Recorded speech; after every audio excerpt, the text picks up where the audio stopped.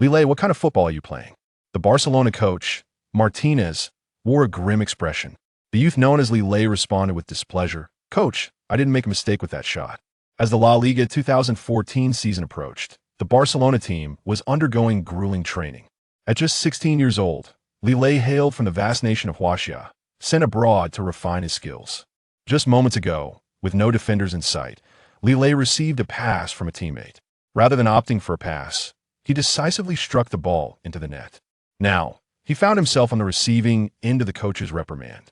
I have told you countless times that upon receiving the ball, you must pass it immediately to the forwards. But I was unmarked. It was a golden opportunity to shoot, Li Lei attempted to explain. Martinez looked at him with disdain. Do you still wish to play for Barcelona? If you do, you must heed my instructions. You are merely a substitute. Your duty is to assist the forwards unconditionally. Am I only worthy of being a supporting character? Li Lei retorted. Haha, indeed. When you step onto the field for Barcelona, you can only be a supporting character, mocked forward Roberto. Even if you have a scoring opportunity, it must be sacrificed for the forwards, added forward Alves with cruel sarcasm. Li Lei's eyes blazed with determination. Is this truly the rule at Barcelona? Coach? Martinez nodded. If you wish to play, you must follow my orders. Unbeknownst to them, Li Lei was a soul reborn. In his past life, he was a football player who met with a severe car accident on his way home. Thinking his life had come to an end, he was unexpectedly reborn in 2014, landing at FC Barcelona. However, despite his previous experience, this new body was astonishingly unfit. Fortunately, the football dream system appeared. Yet, this system could only be activated through actual match participation. Li Lei could not leave. He chose to stay and find an opportunity to play. 3 days later, during a match between Barcelona and Sevilla. This is disastrous. Barcelona's forward Roberto has been brought down. The match is temporarily halted. The commentator shouted hysterically. Coach Martinez's face was a stormy shade. Substitute forward Alves, get ready to play. He called repeatedly, but there was no response. Coach, Alves just had a high fever and has been taken to the hospital. Another substitute defender explained. Of all times, he falls ill just when we need him the most. We must send a forward onto the field immediately. What are we to do? Coach, this is the most crucial relegation match for Barcelona in 2014. What now? Perhaps we should send a defender in. Nonsense. Do you think our defenders are all-rounders? That would be a complete waste of a slot. Coach Martinez's gaze fell on substitute Li Lei. Li Lei, can you take the field? As soon as he spoke, Li Lei stood at the sideline. If I go on, can I play as a forward? Martinez, in utter exasperation, nodded. I don't expect you to score, just maintain the draw until the end of the match. Elated, Li Lei stepped onto the pitch. At that moment, the system notification chimed. Ding. The football dream system is activated, awaiting commencement. Ding. System automatically activated. New player reward, chest 1. My heavens. The legendary system had finally manifested. Li Lei possessed not only the sensitive nerves of an athlete, but also remarkable reaction speed. It turned out he'd been training on the football field extensively every day and indulging in time travel novels before bed. What he once thought to be mere fiction was now unfolding in reality. Upon entering the game, Li Lei remained composed, his eyes gleaming with the light of victory. With the score at 11, the outcome of this match would determine which team faced relegation. Li Lei, remember, do not rush into attacks, just hold on until the match concludes. Martinez cautioned earnestly to NCE on the field. Li Lei's gaze fell upon the enormous clock. Goodness, less than 2 minutes remaining. As he glanced around, he was taken aback by the several thousand spectators watching the match. As a colossal event, it was indeed a surprise for Li Lei. At this moment, a tall and imposing youth approached him. Isn't this the infamous waste, Li Lei? They've resorted to sending you, garbage, onto the field? It seems Barcelona has run out of options. Captain, we've surely got this win in the bag. Li Lei merely turned to a teammate. Is this guy really that arrogant? That's their captain, Beto. His hurricane-like shots are formidable. He was the one who injured our forward just now. Leave it to me. Let's show them what Barcelona is capable of. Li Lei replied with a cold smile. His teammates looked at him in astonishment. Is this kid really serious? I think so. Pass him the ball, let him attack, as the embarrassment will be his. The ball was passed directly to Li Lei. What? Why is the ball coming to me?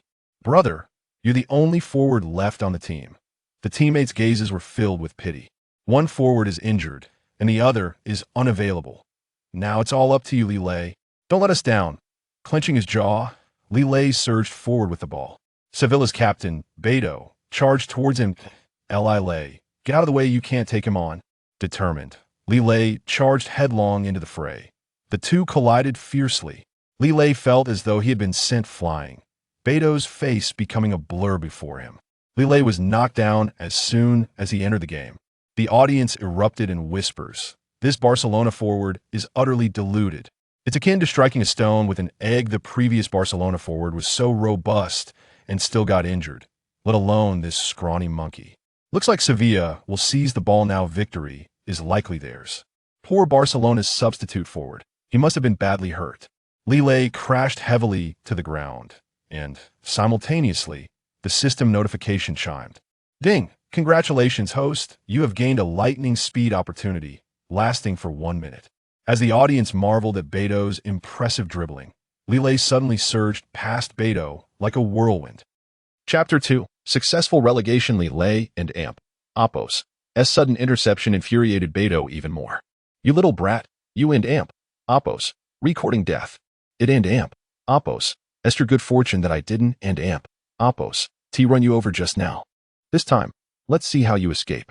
Beto charged violently towards Li Lei, leaving his teammates in a state of shock. Li Lei, are you out of your mind? We are clearly no match for Beto. Why risk your life? With your slender frame and the meager salary the coach pays you, it's hardly worth it. The spectators roared in dismay. Fool, isn't he just asking to be knocked down? What on earth is happening with the Barcelona forwards? Do they have to lose so miserably? I can end Oppos. T be a Barcelona fan anymore. It and Oppos. That's just too heartbreaking. Beto smugly fixated on his opponent, but curiously, at the moment of impact, Li Lei vanished. Beto was taken aback. As he scanned the field, his foot was suddenly robbed of the ball. In a flash, Li Lei snatched it away with astonishing speed. This kind of momentum was something Beto had never encountered before. Damn it, where do you think you and Oppos? Rerunning. Beto pivoted, trying to chase after Li Lei. However, his massive strides failed to keep pace with Li Lei's nimble form. The audience was left astounded. What is going on? What is Beto doing? That slender monkey from Barcelona just stole the ball. How did he manage that? Could it be that Beto deliberately let him go? Perhaps he simply can't catch up. Realizing he could not overtake Li Lei, Beto barked at his teammates. Defenders, you must stop that Barcelona forward. Don't worry, Captain, we'll show him our strength. One defender will suffice. One defender sluggishly attempted to intercept Li Lei, only to find himself tumbling head over heels. Unyielding, he muttered, that kid is just lucky to have gotten past me. Two more defenders launched a violent interception, but they could only trail behind. Watching helplessly as Li Lei faded from their view, their gaze fixated on the numbers emblazoned on his back. In the blink of an eye, Li Lei had outmaneuvered all the defenders. The crowd erupted in excitement. This Barcelona substitute forward is incredible. He is taking on the entire Serbian backline by himself. Now, this is going to be thrilling. Do you think he can score? With a run like that, he is likely to struggle against the goalkeeper. Li Lei gritted his teeth, pushing on as the countdown from the system echoed in his ears. Yet, he was still over 10 meters from the goal. If he reached the goal line, his acceleration skill would dissipate, and he might not even have the strength to shoot. Gazing at the goalkeeper, who was poised to pounce, Li Lei made a difficult decision. Just as his Barcelona teammates sensed hope, Li Lei suddenly collapsed while advancing. Instantly, laughter erupted among his teammates. Oh no, Li Lei is out of steam. It seems he's merely a bronze player, incapable of becoming a champion. Missed opportunity, Barcelona is done for. A draw means our elimination. Meanwhile, the Serbian goalkeeper burst into laughter, darting swiftly from the goal. Fool, you can end Oppos to even handle such a straightforward shot. The audience murmured in disappointment. What sort of pathetic forward does Barcelona have that he trips over himself? It's utterly frustrating. He is like mud that one T-stick to the wall. Poor Barcelona forward. He squandered the chance to turn the tide. Beto displayed a triumphant expression. As long as it remained a draw, the Serbian team would secure their relegation. The face of Barcelona coach Martinez turned a ghastly shade, and he smashed the cup in his hand onto the ground. Damn Li Lei. This player from Huaxiao finds football far too challenging. Just as the goalkeeper was about to make contact with the ball, Li Lei's prone figure suddenly sprang upright. The ball zipped through the goalkeeper's legs. All eyes fixated on it as it spiraled towards the Serbian goal. Even Beto of the Serbian team gaped in astonishment. That little brat. I didn't expect him to pull such a trick. It was too late to say anything. A whirlwind surged into the net. The ball spun relentlessly within, accompanied by the referee's whistle. Goal confirmed. The crowd was left in awe. This was simply an unparalleled goal, indeed a spectacular world-class strike, thankfully. I captured it on camera. Who would have thought this latecomer was adept at disguising his true capabilities, cleverly clinching victory? I could never have imagined that Barcelona would emerge victorious in the end. I lost everything in this match. Damn Barcelona. In the stands, a tall man incessantly snapped photos, scrutinizing each one while emitting sounds of admiration. Li Lei remained unaware of this. Everything had surpassed his expectations. Just then, the system notification finally chimed. Ding. Congratulations to the host for scoring. Reward of 1,000 points. Li Lei felt a wave of disappointment wash over him. What good are these points? Host reminder. Scoring will yield corresponding rewards, and points can be exchanged for various physical attributes. Li Lei was taken aback as the system displayed his physical attributes. A panel appeared before him. Host, Li Lei. Stamina. 10. Offensive awareness. 30. Ball control. 20. Dribbling. 20. Passing. 10. Set pieces. 10. Heading. 10. Speed. 20. Endurance. 15. Shooting. 1. Defense. 20. After reviewing these statistics, Li Lei's heart sank. If the maximum for these attributes is 100, then the condition of his body is utterly dismal. After contemplating for a moment, Li Lei resolved to exchange his 1,000 points for 100 shooting points. If his shooting skill could be rapidly enhanced, he would have a greater chance of scoring whenever the opportunity arose. A flash of white light enveloped him, and the shooting skill index instantly upgraded to level 2. Ding. Congratulations, host, your shooting technique has surpassed level 2.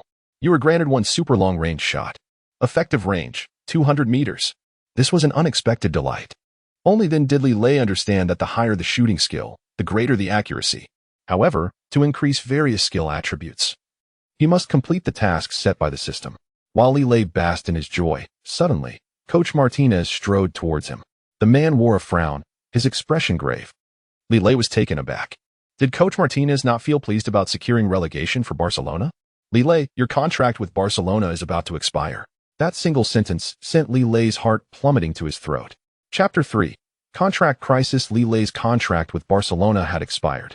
Despite having just contributed a magnificent goal to the team, Coach Martinez was unable to make any decisive choices. He was merely a coach. The true authority rested with the president of the Barcelona club. Coach, the contract has expired, but it can be renewed. Li Lei's heart was tumultuous, yet his face remained composed. However, as for the president, Martinez spoke with evident difficulty. The teammates nearby immediately perked up upon hearing this. It's truly unfortunate. Even though Li Lei has successfully helped the team avoid relegation, his contract has expired. One moment of brilliance cannot outweigh consistent performance. Indeed, after all, the physical prowess of Huaxia individuals pales in comparison to us Europeans, who are tall and robust. In the face of our strength, you Huaxia people are simply at the bottom. These derisive comments flooded into Li Lei's ears, igniting a flicker of anger within him. Clenching his fists, he declared, Coach, I wish to meet the president. Martinez gazed at him in astonishment, thinking, surely, you cannot be serious? Your contract has expired, and your overall performance has not been impressive. Even if you approach the president, the outcome will remain unchanged. As long as there is a 1 in 10,000 chance, I will strive for it. Who says we Huaxia people are inferior to you Europeans? Li Lei insisted, his fists tightening. At this moment, the teammates cast disdainful glances at him. You merely talk a big game. You have never prevailed in physical confrontations. That goal was merely a stroke of luck, not a true reflection of your ability. During training, you are hardly our match. Li Lei responded with a cold smile, that is only because I have yet to awaken. Once a Huaxiao person awakens, how could you inept individuals hope to rival us? This statement sparked fury among all present teammates. If you're dissatisfied, we can settle this now. Indeed. If you wish to remain on this team, how can you play without our cooperation? Scoring one goal does not make you remarkable. It was merely a fluke. As the tension between the teammates and Li Lei escalated, Martinez moved to intervene. Just then, a phone rang. Martinez recognized the number and became anxious. It was a call from the president of Barcelona, John. With a mix of trepidation, he answered the call. President, is there something you need? I heard that Li Lei and Oppo's contract has expired. As soon as the words left his mouth, beads of sweat formed on Martinez and Oppo's forehead. He had no time to wipe them away. "President, I understand your intent. I will have him leave immediately." The teammates, upon hearing this, immediately broke into smiles. It seemed the president's judgment was astute. Once this Huaxia individual was gone, their strength would only increase. Indeed, let him leave. I wouldn't even bother passing the ball to him. These individuals were indeed tearing down the bridge after crossing it, and Li Lei felt compelled to argue with them. However, with the president calling, it was likely he was about to be released from his contract. Just as Li Lei prepared to confront the president, Martinez and Oppo's expression shifted. "Boss, what did you say? Renew the contract despite it being expired?" The teammates, who had been fanning the flames of conflict, were instantly dumbfounded. They turned their gazes toward Li Lei. Could this fellow truly secure a renewal? Incredibly, the president was considering retaining him due to a single goal? Unbelievable. Surely the boss must have had too much to drink. Upon hearing this, Li Lei straightened his posture. This was the president's endorsement. It seemed staying with Barcelona was indeed the right choice. However, Martinez's expression grew serious once more. "Boss, I will certainly convey your intentions to Li Lei." After carefully hanging up, he turned his attention to Li Lei. "Li Lei, today you are exceptionally fortunate. The president was impressed by your splendid performance and has decided to give you an opportunity. Thank you, President, for this chance. I will certainly play well. However, the president stated that if you wish to renew your contract, your salary must be reduced," Martinez said, each word deliberate. This was akin to a thunderclap. For Li Lei, who had come to this foreign land with his wife and child in pursuit of greater opportunities, his current salary of 100,000 yuan barely allowed for survival in Spain. If the salary were to decrease further, what would be the point of remaining at Barcelona? The other teammates immediately erupted in glee upon hearing this. Of course, even if the president retains him, it is merely an act of charity. 100,000 yuan barely keeps one above the poverty line in Spain. It's like giving a beggar a few coins. This fellow has no future. What does it matter? Outside of staying with Barcelona, does he have any other options? Li Lei's momentarily relaxed heart tightened once more. "Coach, I have decided to speak directly with the president." Martinez, expressionless, spread his hands. "As a Huaxia individual, it is already a privilege for Barcelona to offer you a chance. Do not be so choosy. This is not about being choosy. Without my goal, Barcelona would have been relegated," Li Lei argued. "I cannot influence that. The president is in a good mood today. Otherwise, he would have simply kicked you out of the club." Martinez disregarded Li Lei and Oppo's plea. At this moment, Li Lei spoke up again. "Please do not insult our resolve to play football, nor should you look down upon us. After all, you are the weaker ones in this sport. Indeed, what are you so proud of? When it comes to physical confrontations, you are finished." The teammates resumed their taunts, prompting Li Lei to respond with a chilling tone. "Today, I will prove to you that Huaxiao individuals are not inferior in football to any nation. Merely boasting is futile. If you have the ability, let us compete today. Yes, let us see you take on 10 of us by yourself." They maliciously provoked him, assuming Li Lei would surely decline. After all, the odds were bleak for one person against 10. Even Coach Martinez regarded Li Lei with a pitying gaze. This fellow had drawn the ire of many. Even if he remained on the team, he would be isolated. Just when everyone thought Li Lei would surely concede, he calmly replied, "I accept your challenge. Allow me to showcase my strength." Chapter 4. Lessons learned from Barcelona. Li Lei audaciously challenged 10 teammates, an act that was deemed extraordinarily audacious by Martinez. He quickly approached Li Lei, advising, "You must think this through. If you accept a pay cut, you may remain at Barcelona." Li Lei, however, remained resolute, declaring, "Even in defeat, I shall not regret my decision. As a man, one must strive for their dreams." This unwavering stance elicited laughter from his teammates. "If you lose, you must leave Barcelona immediately. Without you, our team shall thrive even better. This is akin to striking a rock with an egg. You are overestimating your capabilities. Can one person truly overcome 10? At that moment, the atmosphere within the club became tense. Led by goalkeeper Jerson, the players quickly formed a defensive line, provocatively gesturing towards Li Lei. "You can only break through from the other half," they taunted. "I find that impossible, after all. There are 10 of them in front of him. Moreover, our goalkeeper is exceptionally skilled. It seems inevitable that this Huaxiao man will be expelled." Unperturbed, Li Lei stood firm in his half of the field, reflecting on his journey abroad marked by discrimination and unfair treatment from his Spanish teammates. The club president's proposal of a pay cut felt like a personal affront, and this confrontation represented a battle for his dignity. A fierce determination radiated from Li Lei as he advanced towards his 10 Barcelona adversaries. The ball was thrown directly at his feet by Martinez. With poise, he controlled it. Yet he remained stagnant in the face of the 10 defenders. Look, that kid must be regretting his decision. He should concede now. At least he can retain a modicum of dignity. Laughter erupted. Huaxiao people simply cannot compete. Suddenly, Li Lei and Apos' eyes widened in fury. He resolved to unleash his super long-range shot. This might well be the final kick of his overseas career. He opted for the super long-range strike. A surge of power coursing through his legs as he confidently lifted his foot, striking a pose reminiscent of a soaring eagle. His Barcelona teammates regarded him with disdain. What is he attempting? Surely he wouldn't dare shoot from here. What a joke. There's no way he could succeed from this distance. This guy is insane. Merely seeking his own demise. Our defense is impenetrable. Does he really think he can break through? Just as the words left their mouths, the ball was propelled forward with a resounding boom, sending shockwaves through the air of the stadium. The players squinted towards the field, struggling to track the ball's trajectory. What on earth was that? Why can't we see the ball? They could only observe a swirling haze of dust, bewildered by Li Lei's actions. Forget it. We need to focus on our defense. After executing the shot, Li Lei fixed his gaze on the opponent's goal. That strike was nothing short of extraordinary.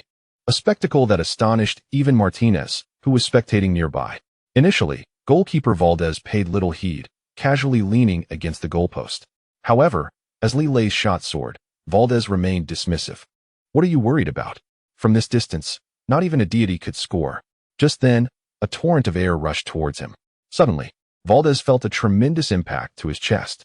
With a thunderous crash, he was struck by the object, letting out a scream as his body was propelled into the net. A collective gasp filled the air, disbelief etched on every face. Astonishingly, the ball had found its way into the net.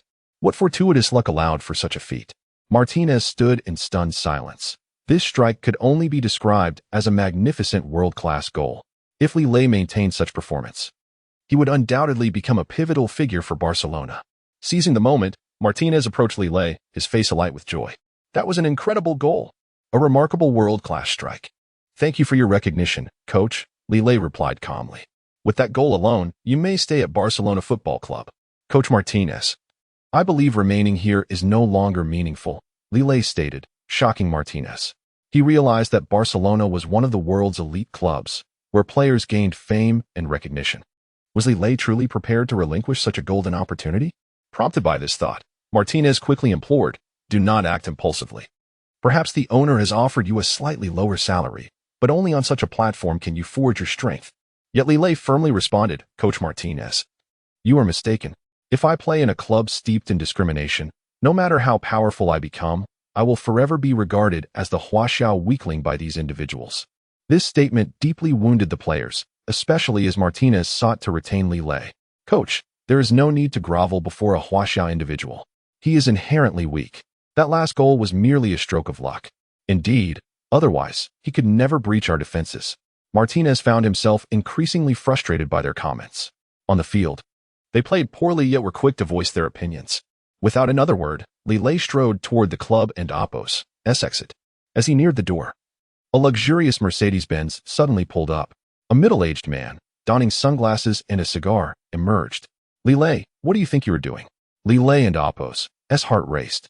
It was none other than Chairman John, the very individual who intended to reduce his salary.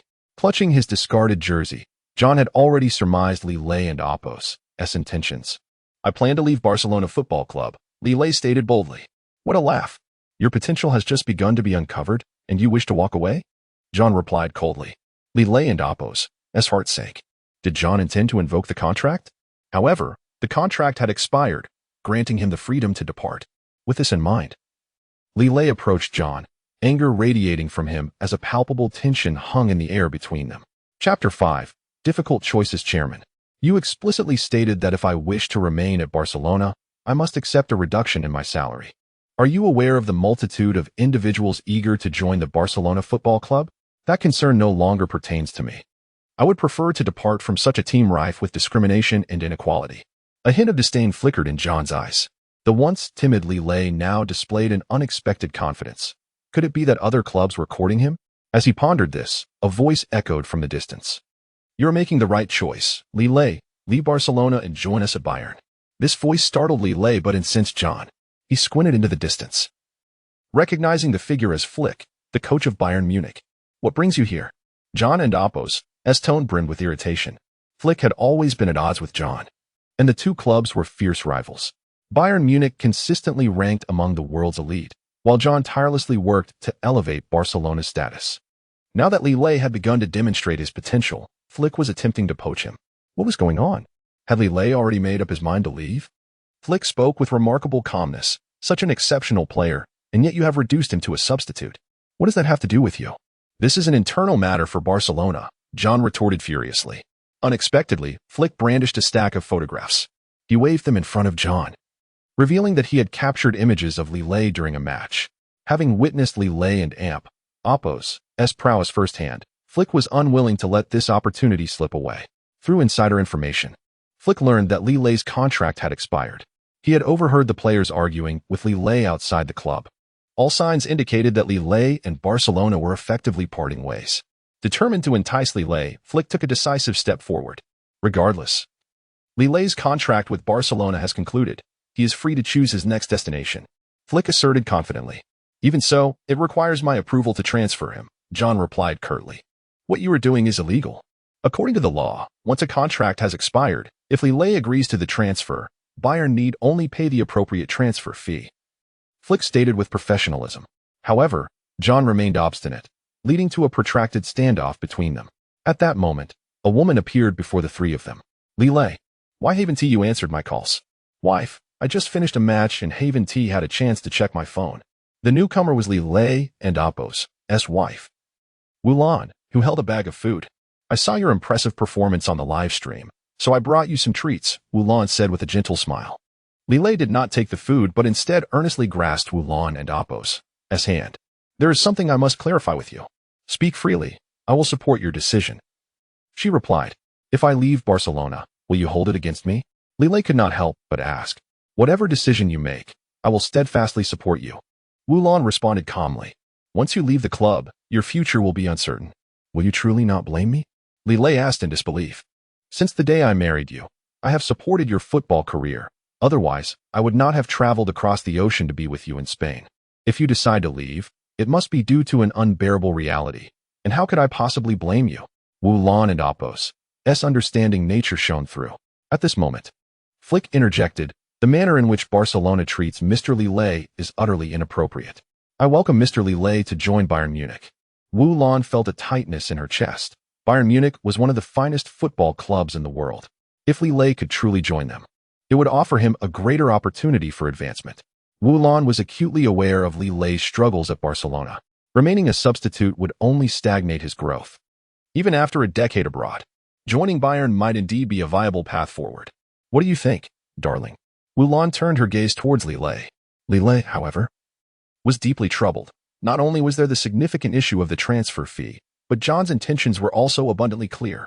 If Li Lei departed Barcelona, John would not easily relinquish his grasp. He would not allow his rival to acquire what he could not. Although John was reluctant to raise Li Lei's salary, Flick was relentless.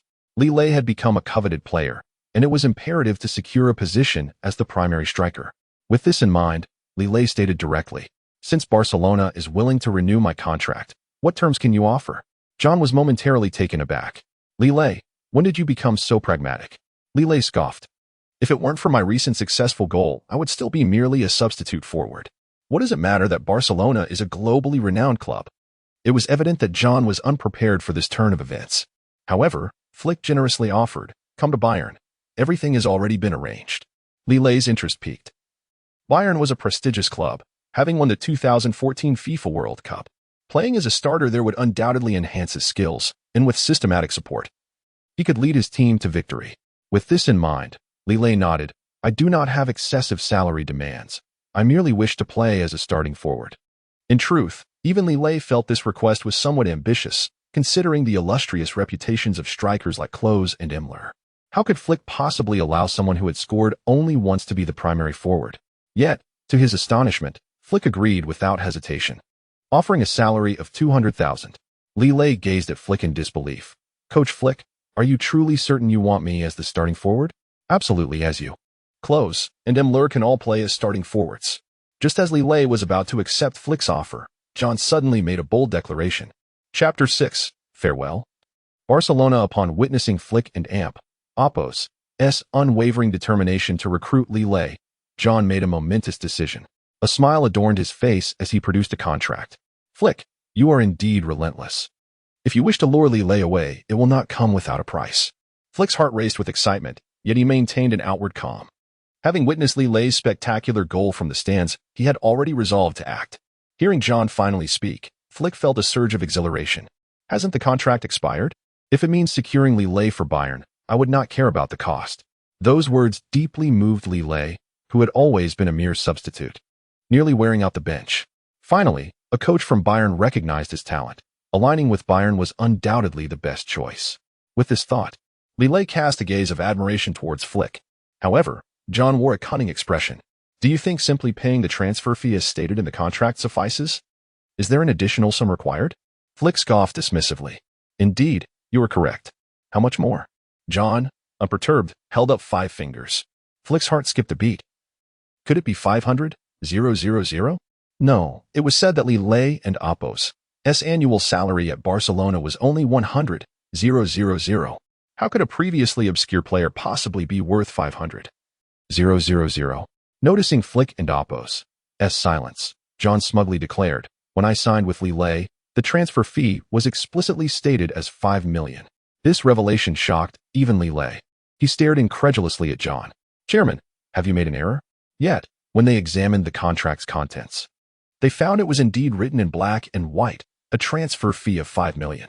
In truth, John had set that figure arbitrarily, never anticipating Li Lei would become a dark horse. Now, seeing Flick and Oppos's intent to poach Li Lei, he thought it a perfect opportunity to inflate the price. Should Flick lack the means, he could easily be deterred. Even if that man possessed such wealth, John would still not incur a loss. Gazing at the radiant smile on John's face, Flick gritted his teeth. 5 million. I accept. Upon hearing Flick's agreement, John's face lit up with joy. Dear Coach Flick, are you truly certain? Indeed, I have given it considerable thought. I can decisively make this decision, Flick stated with resolute conviction. What a pity that the head coach of Bayern is so short-sighted. Do you not believe Li Lei is merely playing a farce? John couldn't resist delivering a final jab. Flick was momentarily taken aback, but quickly regained his composure. Regardless of the nature of Li Lei and Oppos's play, I acknowledge his abilities. This statement struck a blow to John and Oppos's arrogance. However, John quickly retorted, the payment and transfer must be completed by 10 p.m. today. His calculations were astute. If Flick was merely speaking idly, there would be insufficient time. To John's astonishment, Flick nodded and promptly retrieved a check from his pocket. With a flourish, he signed his name and the amount. Observing John's astonished expression, Flick casually brushed his hair back. So what do you think? I am wholly sincere in bringing Li Lei to Bayern. You are ruthless. You will come to regret taking such a worthless player, John exclaimed in frustration. I, Flick, have never regretted anything. Now or in the future, Flick asserted firmly, grasping Li Lei and Oppos's hand. Their hands clasped tightly, and even the clouds above seemed to radiate joy. Li Lei and Oppos's wife, Wulan, was elated to see her husband successfully transfer. Darling, you can finally leave this team that has looked down upon you. Indeed, I am joining the world-class powerhouse, Bayern, Li Lei declared with determination. This is merely your dream. Even if you join Bayern, you will still lack opportunities to play, John sneered contemptuously. On what basis do you say that? Do you truly understand Coach Flick and Oppos's character? Li Lei shot back. You are a nobody at Barcelona. At Bayern, you will be even more overlooked. Do not forget. Bayern is filled with exceptional talent, Klose, the prodigious Neuer, the elite Lahm. How could you possibly replace them? John boasted. Li Lei paused, realizing John had a profound understanding of Bayern. At that moment, Flick burst into laughter. John, you are correct. Once Li Lei joins us at Bayern, how I choose to allocate positions is our internal matter, of no concern to you. This statement left John speechless. In fury, he signed the transfer contract and sped away in his Mercedes. The entire Barcelona club erupted in chaos as teammates rushed to the entrance, incredulous that Li Lei had been signed by an outsider. This is the biggest joke of 2014. This is no joke. I just heard the coach say it. The Bayern coach Flick must be a fool to take a substitute into his team. Even if he is not a fool, he must be a simpleton. Bayern has been severely duped. Any one of us is far superior to Li Lei. Perhaps one day we too will join Bayern. Hearing such remarks from his teammates, Flick merely smiled disdainfully. You all wish to join Bayern? Then prove yourselves by scoring goals. In my eyes, there is no distinction between first-team players and substitutes. Whoever can score is worthy. Flick and Oppo's words silenced the mocking teammates. Li Lei turned to glance at the Barcelona club and Oppo's sign, taking a deep, meaningful breath. Barcelona Football Club. Today I, Li Lei, shall bid you farewell. Henceforth, Bayern will be my home. You're right. Let us set off for Bayern immediately, Lahm chimed in.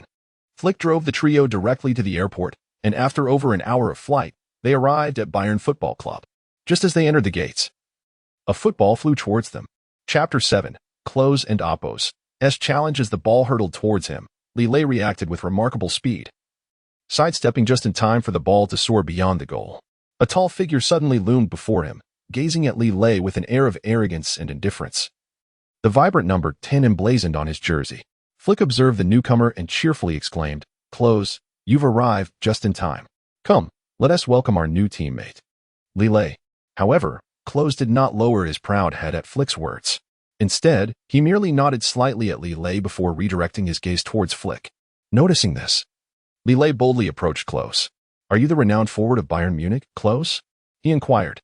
Indeed. And how surprising it is that a mere nobody like you knows my name, Klose replied haughtily. In your eyes, I may be insignificant. Yet I regard myself as a future football star, Li Lei declared, patting his chest with a smile. Klose scrutinized Li Lei with incredulous eyes before revealing a contemptuous smirk. Are all you Huaxiao people this confident? As a Huaxiao individual myself, I must instill confidence in our football, Li Lei asserted, his gaze unwavering. To this, Klose erupted into laughter. If you claim your table tennis skills are impressive, I can't argue with that. But if you think you can become a football star, you might as well wait for your next life. Flick, sensing the tension, immediately adopted a stern demeanor. Klose, is this how you treat a newcomer? He admonished. Klose remained unfazed, responding with a proud chuckle. Coach Flick, I have always respected you, but bringing such a character to Bayern will surely leave many unconvinced. In an instant, Li Lei comprehended that Klose was merely there to provoke him. The players standing behind Klose were undoubtedly the entire Bayern football squad. He had initially thought that this German player would possess a greater respect for the footballing abilities of the Huaxia people. Yet he found the same disdain echoed in Klose's demeanor. Despite Flick's mounting anger, he felt powerless. After all, Klose was renowned for his scoring prowess. A harsh reprimand could lead to a chill in the upcoming matches. He understood Klose and Oppo's temperament. If provoked, Klose would carelessly make errant decisions. Thus, Flick turned to Li Lei, saying, Mr. Li Lei, I apologize for my shortcomings as a coach. Please return to the hotel and rest. I will prepare a welcome ceremony for you tomorrow. With that, Flick gestured politely for Li Lei to leave. Klose wore a look of disdain, holding the football that had just sailed away. Li Lei surprised everyone by stepping forward once more. Mr. Klose, I demand you retract your disparaging remarks about Huaxia football. Klose replied with arrogance, that is not a slander. It is merely stating facts. When has Huaxia ever qualified for the World Cup? His words ignited Li Lei and Oppo's fury, and he unleashed a torrent of retorts. Do not presume that Huaxia football was inept in the past or is now. Mere words are of no consequence. Our Bayern team's philosophy is to stand alongside the strong. Klose stood tall, exuding confidence. Li Lei recognized that Klose and Oppo's skepticism stemmed from a lack of faith in his own abilities. It became evident that in order to join Bayern Munich, he would have to first confront Klose. If he did not showcase his true skills, this insufferable German would remain unconvinced. Seeing the escalating tension, Flick intervened. Mr. Li Lei, you've traveled far today. Better to rest and join us for training tomorrow. Klose interjected mockingly. Listen to our coach. Otherwise, you might lose face. Li Lei, however, was undeterred, believing that he must confront Klose if he wished to gain entry into Bayern. Unbeknownst to Flick, the news of Li Lei's arrival at Bayern had been leaked by FC Barcelona, who aimed to isolate him within Bayern, leaving him with no option but to return to them when he faltered. Unfortunately for Barcelona, their scheme was flawed. Li Lei responded directly to Klose's provocation. Coach Flick, I appreciate your concern, but for a footballer, fatigue is non-existent. Indeed, now that sounds like a true footballer, Klose remarked with a knowing smile. Once Li Lei accepted the challenge, all the players would certainly aim to humble him. With their cohesive teamwork, they would surely overwhelm Li Lei. To Klose's delight, Li Lei boldly declared, "Mr. Klose, since I have agreed to showcase my skills today, are you prepared to accept the challenge?" Klose eagerly nodded. "You are right, Mr. Li Lei.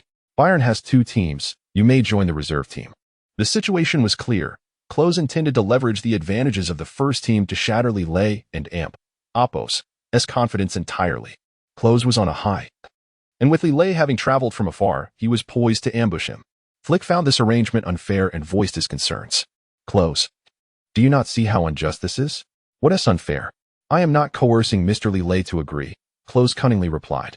Li Lei, oblivious to the trap he had fallen into, smiled nonchalantly. "Since I have proactively accepted the challenge, shall we proceed to Bayern Football Club now?"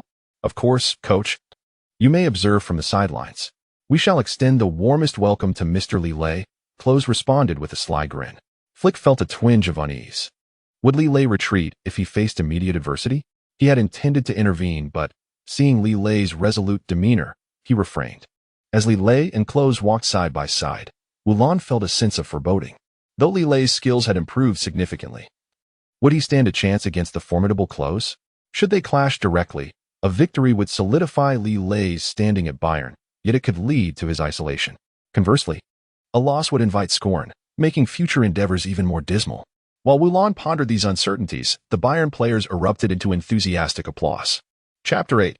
The 2 teams of Bayern. The thunderous applause from all the players took Li Lei by surprise.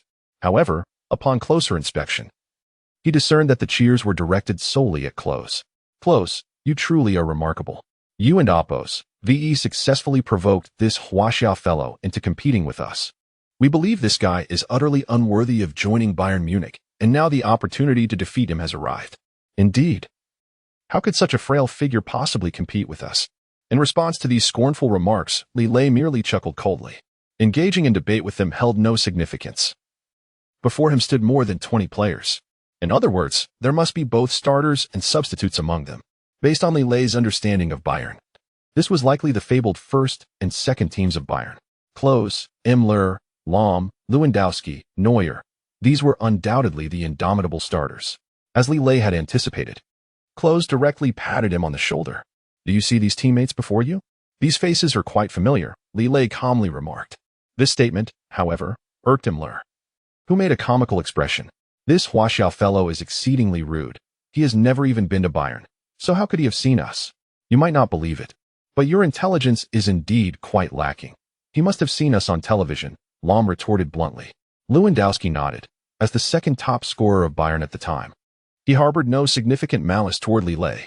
Nevertheless, despite his silence, the others continued to mock him incessantly, especially the goalkeeper Neuer, who sneered contemptuously, spinning the ball between his legs. "Klose, since you've invited this fellow in, what are you waiting for?" Li Lei, being exceptionally shrewd, immediately grasped Neuer's implication. Although he sensed this was a treacherous trap, having entered, he felt no fear. He could not afford to wait for these individuals to articulate the conditions of the match. He would take the initiative. With this thought, Li Lei felt considerably more relaxed and raised his voice. "It is said that Bayern players are world-class athletes with a clear sense of victory and defeat. Your analysis is quite on point, but even if you flatter us, it holds no weight, as it cannot alter your fate of being expelled from Bayern," Klose replied with a grin. Yet Li Lei paid Klose no mind and strode directly to Lahm. Gazing at the captain of Bayern before him, Li Lei's mind sparked a new idea. "Captain Lahm, I trust your word holds weight." His statement astonished everyone. Lahm's status as Bayern's captain was shrouded in secrecy. A person who could always turn the tide in critical moments would not easily be recognized by outsiders. Lahm stammered, "I believe you must be mistaken. Who told you I am the captain of Bayern? By virtue of the charming aura you exude, I, Li Lei, also recognize you as the captain of Bayern." Li Lei replied with unwavering calm. Lahm, upon hearing this, clearly felt pleased, a smile gracing his face. "You wouldn't and Oppos, be swayed by mere compliments, would you, Lahm?" Neuer suddenly mocked Lahm. Lahm did not respond, but stepped aside. Neuer glanced at Klose. "As Bayern's top scorer, you must ensure this Huaxia fellow is thoroughly defeated." Klose smiled slightly, preparing to speak. However, Li Lei preemptively interjected, "I am merely a newcomer to Bayern. After all, I possess a certain awareness Newcomers must adopt the demeanor of a novice and unconditionally obey the captain's commands. Klose replied directly. However, if I am a newcomer, I also possess the right to choose. Li Lei and Oppos's assertiveness was undiminished. Neuer and Oppos's interest in Li Lei and Oppos's proposition was evident. Do enlighten us on your intentions. According to Bayern and Oppos's regulations, to join the starting lineup, one must compete against us. Li Lei smiled slightly, his gaze shifting to the other players on the field. His eyes fell upon the dashing young lad Jitsu. However, according to Jitsu's jersey number, he too was a substitute. Who could have anticipated that he would become the one to score the decisive goal against Argentina in the World Cup? Since he encountered Jitsu, Li Lei decided to shift from a passive stance to an active one, resolutely pulling Jitsu to his side. Since a match with Bayern is inevitable, I choose to fight alongside the second team. Upon hearing this, Klose and Müller immediately erupted in laughter. Flick, standing nearby, felt a wave of anxiety. Was Li Lei somewhat foolish? He could have directly proposed to compete against the starting players instead of the substitutes. If that were the case, Flick would have wholeheartedly supported him. Yet now, this promising hand had been squandered by Li Lei, and Flick could do nothing but fret. Just as he was about to step forward, he was restrained by Lewandowski. Coach, this sort of match is indeed more interesting. Lewandowski, what do you mean? Playing against a weaker team, if they score, wouldn't that be even more amusing? Müller burst into laughter upon hearing Lewandowski's suggestion, realizing he was not merely a peacemaker, but rather a mischief maker. Indeed, how could a weaker team possibly have a chance against us? The combined worth of our starting players is nearly 100 million, while those substitutes. The starters mercilessly mocked the substitutes. At this moment, Li Lei rose to their defense. To be frank, while your market value is impressive, it is unjust to belittle the substitutes. Hearing Li Lei speak on their behalf, the substitutes' eyes sparkled with newfound hope, particularly Jitsu, who immediately stepped forward to stand with Li Lei. Mr. Li Lei is correct. Football knows no clear boundaries, and there is no need for you to ridicule him or us. Klose sneered, a player who has never scored a goal, and today he dares to speak up? Perhaps he has found a kindred spirit. Müller laughed heartily. As Jitsu was about to retort, Li Lei suddenly pulled him back. Chapter 9. Jitsu united with that. There was no need for further discussion. Let the match commence, Li Lei stated with an impassive expression. Klinsmann raised his arms in a triumphant call, and immediately, a multitude of first-team players gathered around him, a dazzling constellation of talent. In stark contrast, Li Lei's side appeared rather lackluster. Apart from Jitsu, who possessed a modicum of fame, the rest were mere substitutes who had never graced the field. Upon hearing that Li Lei intended to involve them in the match, the players' discontent erupted. If you wish to play, why drag us into it? Are we not humiliated enough? We're accustomed to sitting on the bench already. It's one thing to embarrass oneself. To drag a whole team into it is another matter entirely. The opposing goalkeeper had rarely conceded a goal, while the second team and Oppos's keeper trembled at the sight of the ball. All signs indicated that Li Lei's second team was destined to lose. Initially, Jitsu brimmed with confidence, but upon listening to his teammates' disparaging remarks, his spirits sank considerably. Witnessing this, Li Lei felt a surge of anxiety.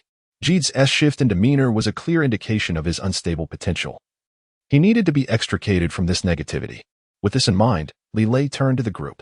As a Chinese individual, I have traveled thousands of miles to play football in Europe. I am fortunate to have encountered Coach Flick, and I shall not squander this opportunity. Why is a Chinese person causing a ruckus in Europe? Indeed, if one cannot excel in their homeland, what shame must they endure abroad? Frankly, the physique of you Chinese is not suited for football. In physical confrontations, you are at a disadvantage, they retorted, faced with their scornful comments. Li Lei could not help but laugh heartily. Honestly, I have contemplated your concerns, yet I have a companion who disagrees with my departure. Who do you refer to? Klinsmann asked, perplexed. Li Lei confidently pointed to his own feet. This companion believes in no myths. He only trusts in his own strength. Realization dawned on Klinsmann, and he clenched his fists tightly. Since you are so obstinate, I shall unleash my full force today. Flick naturally assumed the role of referee. He was loath to witness a brutal clash between the two teams, yet he recognized it as a means to enhance his players and amp Oppos's skills. This was an opportune moment to gauge Li Lei's true abilities, a dual-purpose endeavor. Regardless of the outcome, Flick would resolutely retain him. Li Lei took his place among the substitutes and decisively positioned Jitsu at the forefront as a striker. It was Jitsu's first time assuming this role, and he was at a loss. Though he had witnessed Klinsmann's numerous successful assaults on the opponent's goal from the bench, He was now unsure of how to initiate an attack. Taking a deep breath, Jitsu awaited the sound of the whistle. With the whistle blown, Jitsu surged forward with the ball. For Li Lei, there was no urgency to attack just yet. He intended to observe how Klinsmann initiated a counterattack, seizing the opportunity to intercept the ball when the opponent was unguarded. Li Lei's focus was entirely on Jitsu, who, by all accounts, should possess talent. However, his adversary was Klinsmann, a striker with ample experience. At this moment, Germany had yet to implement LW's tactics, providing a chance to exploit their weaknesses. As Jitsu advanced with the ball, Klinsmann charged forward with fierce determination. In the face of Klinsmann, Jitsu faltered, and Klinsmann seized the moment to intercept the ball. Within moments, he passed it to Müller, who excitedly advanced with the ball. Yet, before he could revel in his triumph, an opponent came rushing toward him. By the time he grasped the situation, the ball had already been taken from him. All the players were left dumbfounded. What is wrong with this Chinese player? How does he know our playing patterns? He must just be lucky. Quickly, stop him. Müller, bewildered, had lost the ball and was still trying to comprehend what had transpired when Li Lei had already brought the ball into Klinsmann's half. Müller, you fool. How could you pass the ball to him? Klinsmann shouted in despair. Müller, realizing his folly, began to chase Li Lei frantically. Li Lei's focus remained solely on the goal. After all, scoring was the only avenue for him to earn rewards from the system.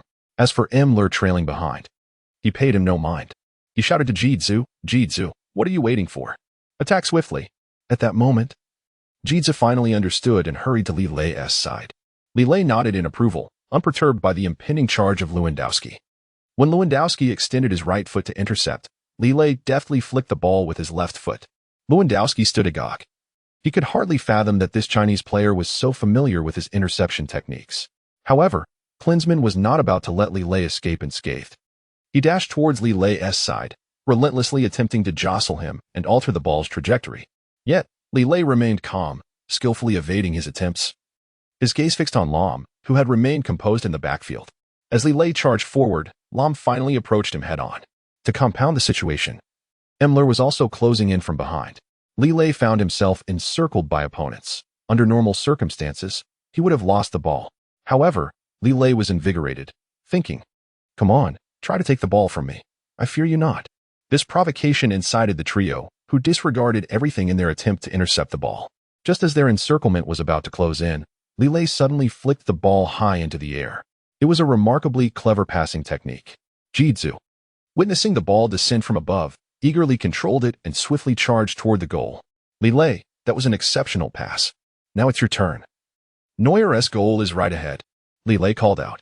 Klinsmann and his companions, realizing the ball had been played out, surged toward Jitsu once more. At this moment, Li Lei found himself completely unguarded, a glimmer of hope illuminating his eyes. On the opposite side of the goal, there were no defenders in sight. All the opponents were focused on Jitsu, who now faced immense pressure. Standing before the seasoned Neuer, Jitsu began to tremble. With a resounding crack, he took his shot. The field echoed with the gasps of the players, but suddenly, a figure appeared on the other side of the goal. Chapter 10. I will break through the door. Jitsu's shot was, in essence, a narrow-angle attempt. Confronted by the formidable goalkeeper Neuer, he struck in a moment of disarray. It was hardly surprising that Neuer easily anticipated the direction of the ball. With a disdainful smile upon his face, he lunged towards it. Jitsu. That shot was utterly feeble. Just as Neuer seemed poised to catch the ball beneath his chest, Li Lei surged in from the opposite side. In a flash, he deftly intercepted the ball right before Neuer's eyes. The suddenness of the play left Neuer momentarily stunned. By the time he attempted to react, it appeared to be too late. In an instant, Li Lei was ready to shoot, aiming directly for the near post. The previously smug expressions on the faces of Klose and his companions shifted to disbelief. What was happening? Why were the defenders still dawdling? They needed to rush to intercept. How could they allow this young man, Li Lei, to advance unchallenged? They hurried towards the goal, trying to block Li Lei's shooting angle. Li Lei found himself facing a daunting decision. If he shot forcefully, the ball was likely to collide with the defender's legs, thereby squandering a golden opportunity.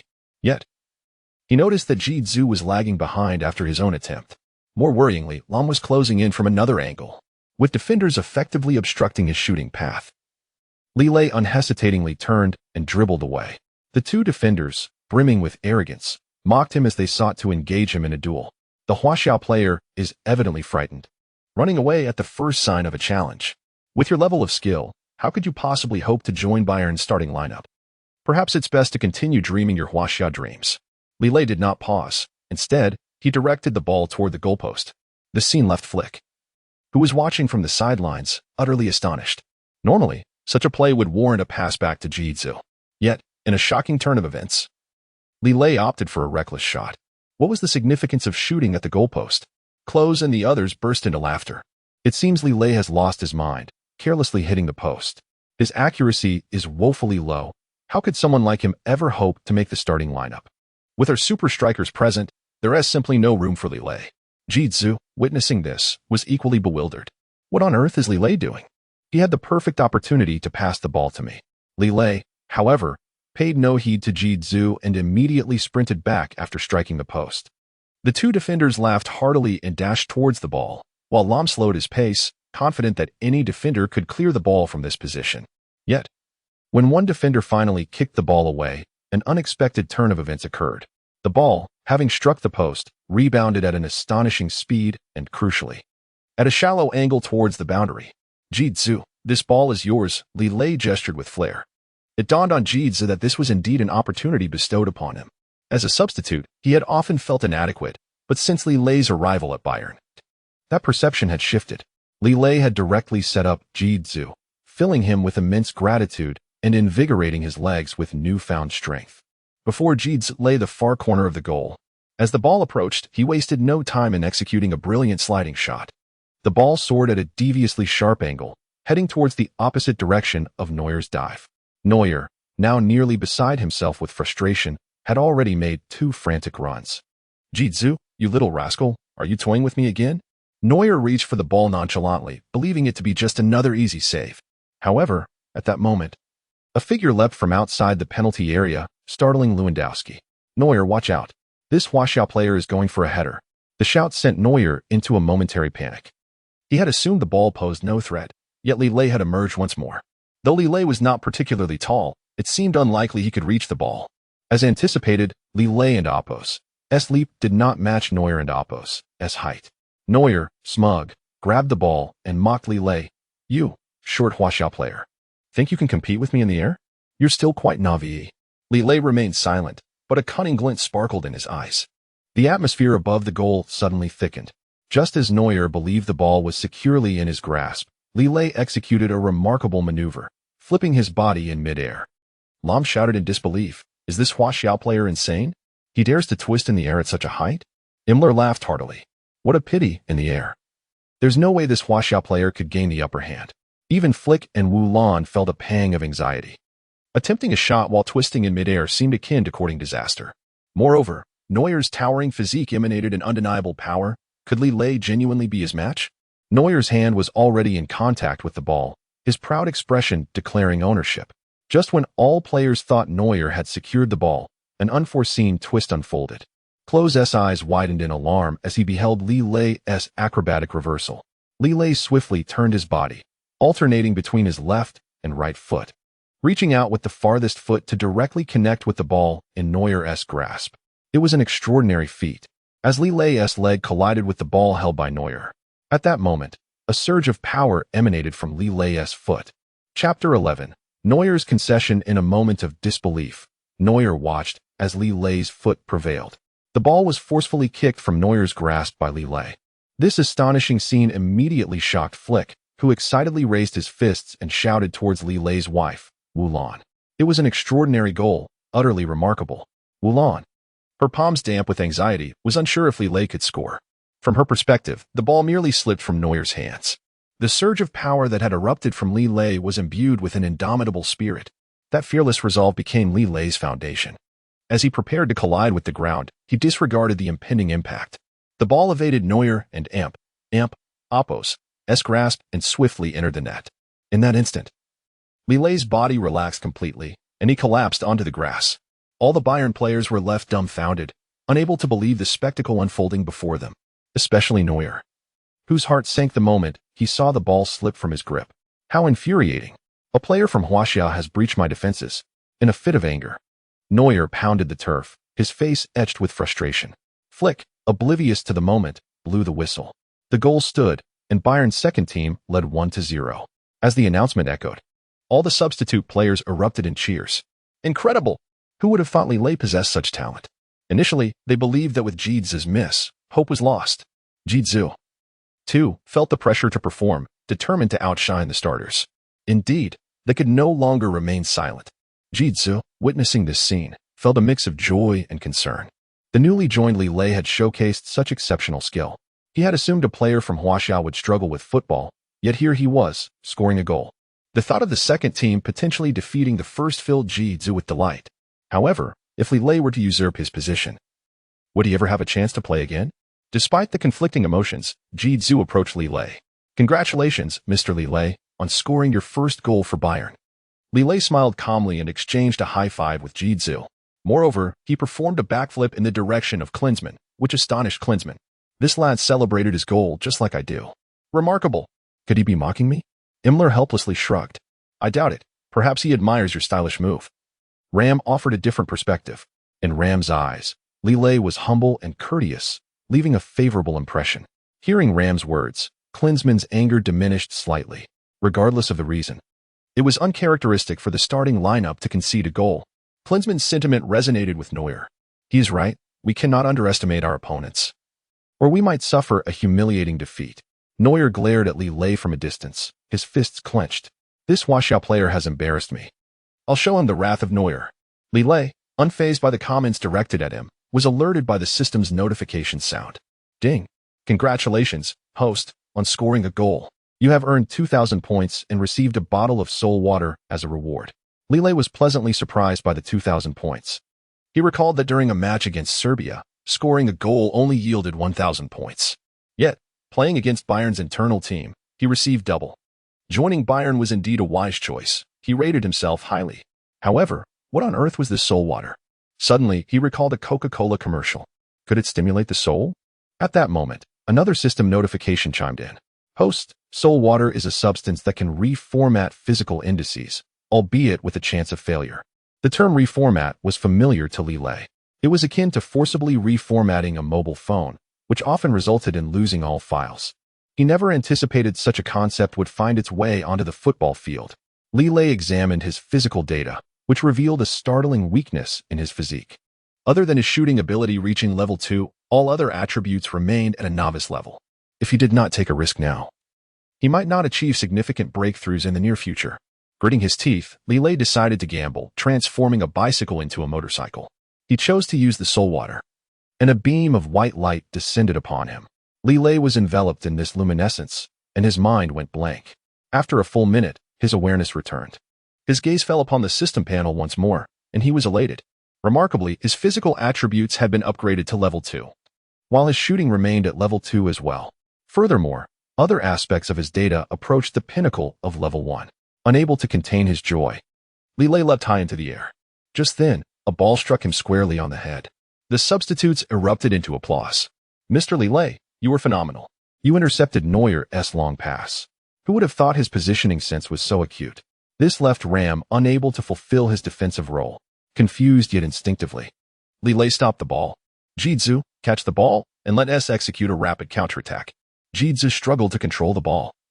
Yet he was pushed back several steps by the force. He could hardly believe the sudden increase in power behind Li Lei's kick. Mr. Li Lei, could you possibly ease up on the power of your next pass? Jizu asked, somewhat embarrassed. Li Lei was astonished by this remark. He scrutinized his body closely, noting no apparent changes. The force he had just exerted was merely 1/10 of his potential. Could this be the astonishing effect of the soul water? With this thought in mind, Li Lei quickened his pace, surging towards Jizu.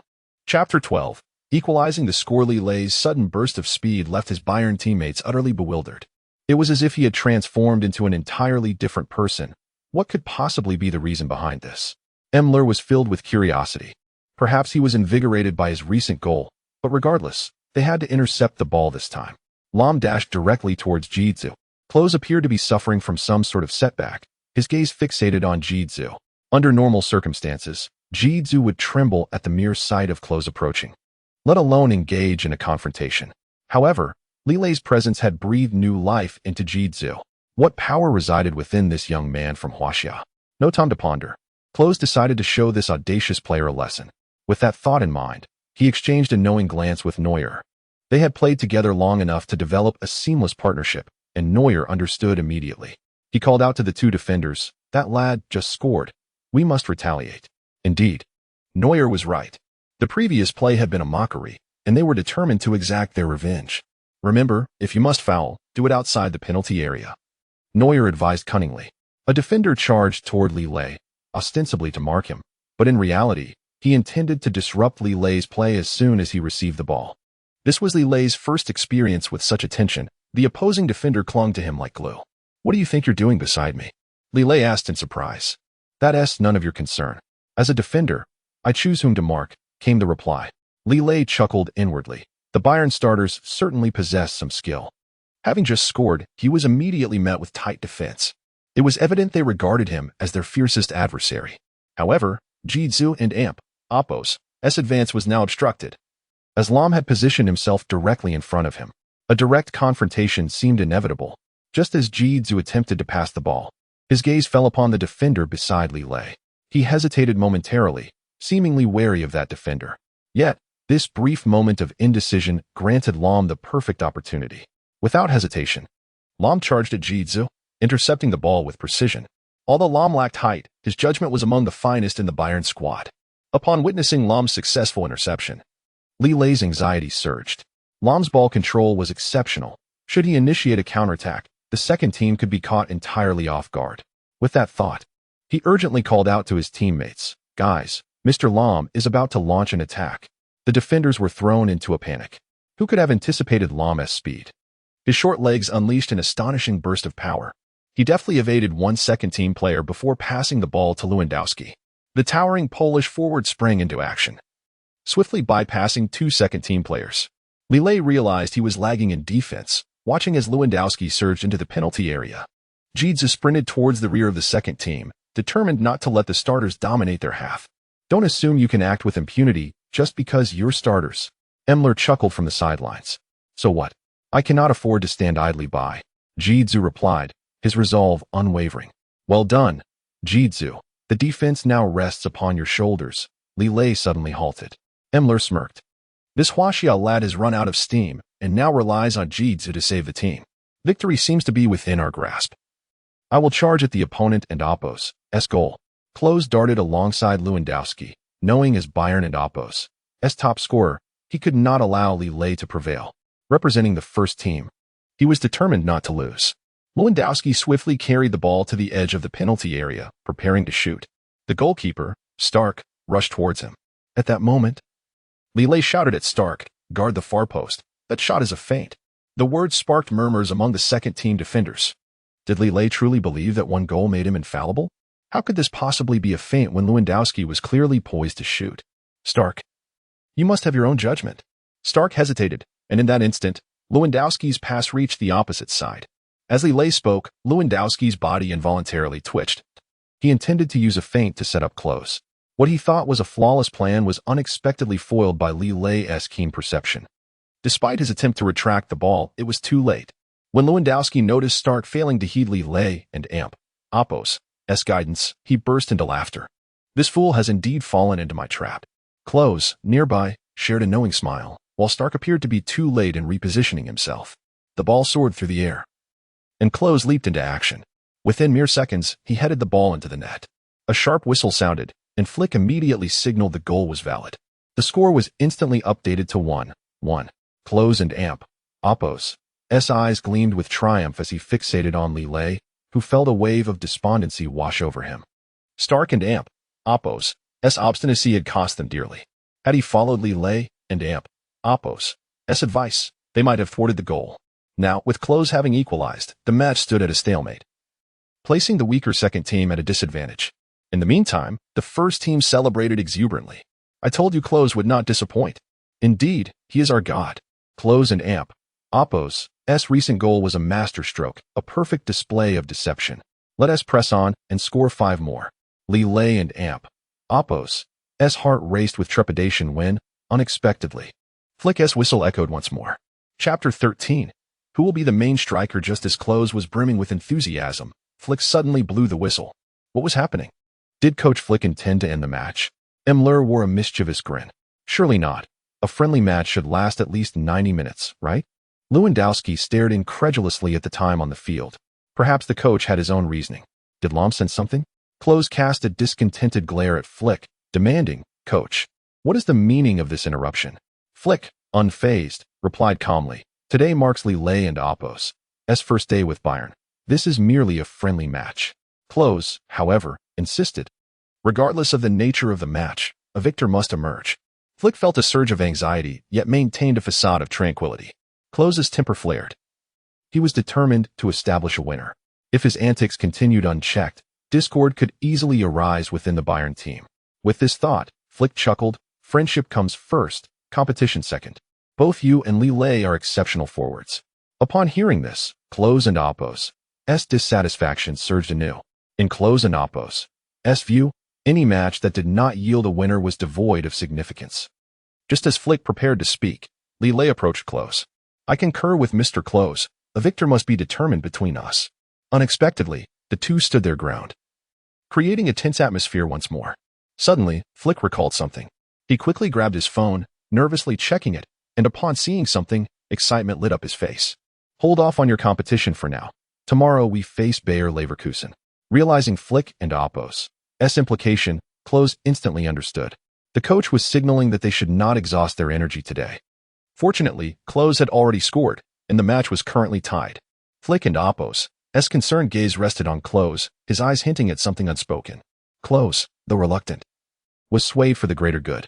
"If it weren't and amp, Oppos's, T for tomorrow and amp, Oppos's match against Leverkusen, I would undoubtedly defeat you." Expecting Li Lei to concede, Klose was taken aback when Li Lei became even more aggressive. "That's not a valid reason. If your stamina falters today, I could easily take the striker position tomorrow." This statement ignited vehement protests from the assembled teammates. "Was ja, you just joined the team and already wish to compete with Klose for a striker's position?" Müller chuckled. "Indeed, such actions will only hasten your downfall. Klose had been with the team for quite some time. What right did a newcomer have to challenge him?" Lewandowski was equally astonished. Even if Klose were fatigued, he, Müller, and Lewandowski were more than capable. There was no need for Li Lei to step in. Listening to the players and Oppos's remarks, Coach Flick fell into deep contemplation. Their arguments held merit. It was indeed premature for Li Lei to claim a starting position. If he were to advocate for Li Lei now, it would surely provoke outrage. Should Müller and Lewandowski collectively refuse to play, the match would become exceedingly difficult. Klose and Oppos's standing within Bayern was extraordinarily solid, and he was well liked. Li Lei was acutely aware of this. At that moment, a new idea struck him. "Coach Flick, it seems you all have misunderstood my intentions." Müller made a face. "Was ja, are you not competing with Klose?" "Indeed, we will not tolerate such behavior," Lahm added, unwilling to back down. The first team was almost entirely in support of Klose, while apart from Jidzu, the second team had not clearly backed Li Lei. Jidzu raised his voice. "Li Lei has performed remarkably well. He absolutely deserves a chance to play as a striker." "Nonsense. Klose is our idol," Lewandowski countered loudly. As tensions escalated, Flick, as the head coach, attempted to mediate, yet was repeatedly thwarted by the fervent debate. If this discord continued, it seemed the two teams would be irreparably fractured. Just then, amidst the heated exchange, Li Lei suddenly stood up. "Mr. Jidzu, thank you for standing up for me." Jidzu smiled sheepishly. "Li Lei, that's the least I could do. You're doing quite well, far better than those indifferent teammates." Li Lei gazed at the silent members of the second team. "If a lion leads a pack of sheep into battle, even in defeat, there will be valor. However, if a sheep leads a pack of lions, the outcome could be devastating." Li Lei was profoundly disappointed by his teammates' lackluster performance and resolved to be forthright. "Coach Flick, as my mentor, you must grant me the opportunity to play." Li Lei's words struck Flick with a pang of sorrow. Had Li Lei truly faltered? Bayern players must embody unwavering spirit. With this in mind, Flick raised his voice. "Li Lei, as a newcomer, possesses remarkable vision and does not engage in petty rivalry." Hearing this, Klose grew increasingly displeased. Since Li Lei and Oppos's arrival, Flick had seemingly elevated him. Klose could not tolerate this and retorted, "Coach, you cannot show favoritism. Just because he scored a single goal, does that mean he replaces me?" Before Flick could respond, Li Lei waved his hand dismissively. "Mr. Klose, I believe you have misunderstood." "Misunderstood? How could this be a misunderstanding? You and Amp, Oppos, VE clearly targeted me, Klose shot back. Yet, Li Lei remained unperturbed. He simply exhaled deeply, gazing at the sky for a long moment before returning his focus. Noticing Klose and Amp, Oppos' rigid expression, Flick sank deeper into worry. Li Lei smiled gently. You have indeed misinterpreted my intentions. I only wish to be a starter, regardless of the position. Upon hearing this, the other players erupted in disbelief. This Huaxia was truly peculiar. He seemed unconcerned about which position he started in. How foolish. What if Coach Flick assigned him as a defender instead of a forward? Calmly, Li Lei proposed a solution that astonished everyone present. Chapter 14. The 20th jersey. Is there still significant reform to be expected upon the arrival of the Chinese players at Bayern? Lewandowski was amused, tugging at his jersey with vigor.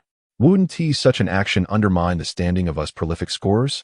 Klinsmann did not express outright dissent regarding this proposal. In truth, within his heart, he harbored a sense of anticipation for this formation without a designated striker.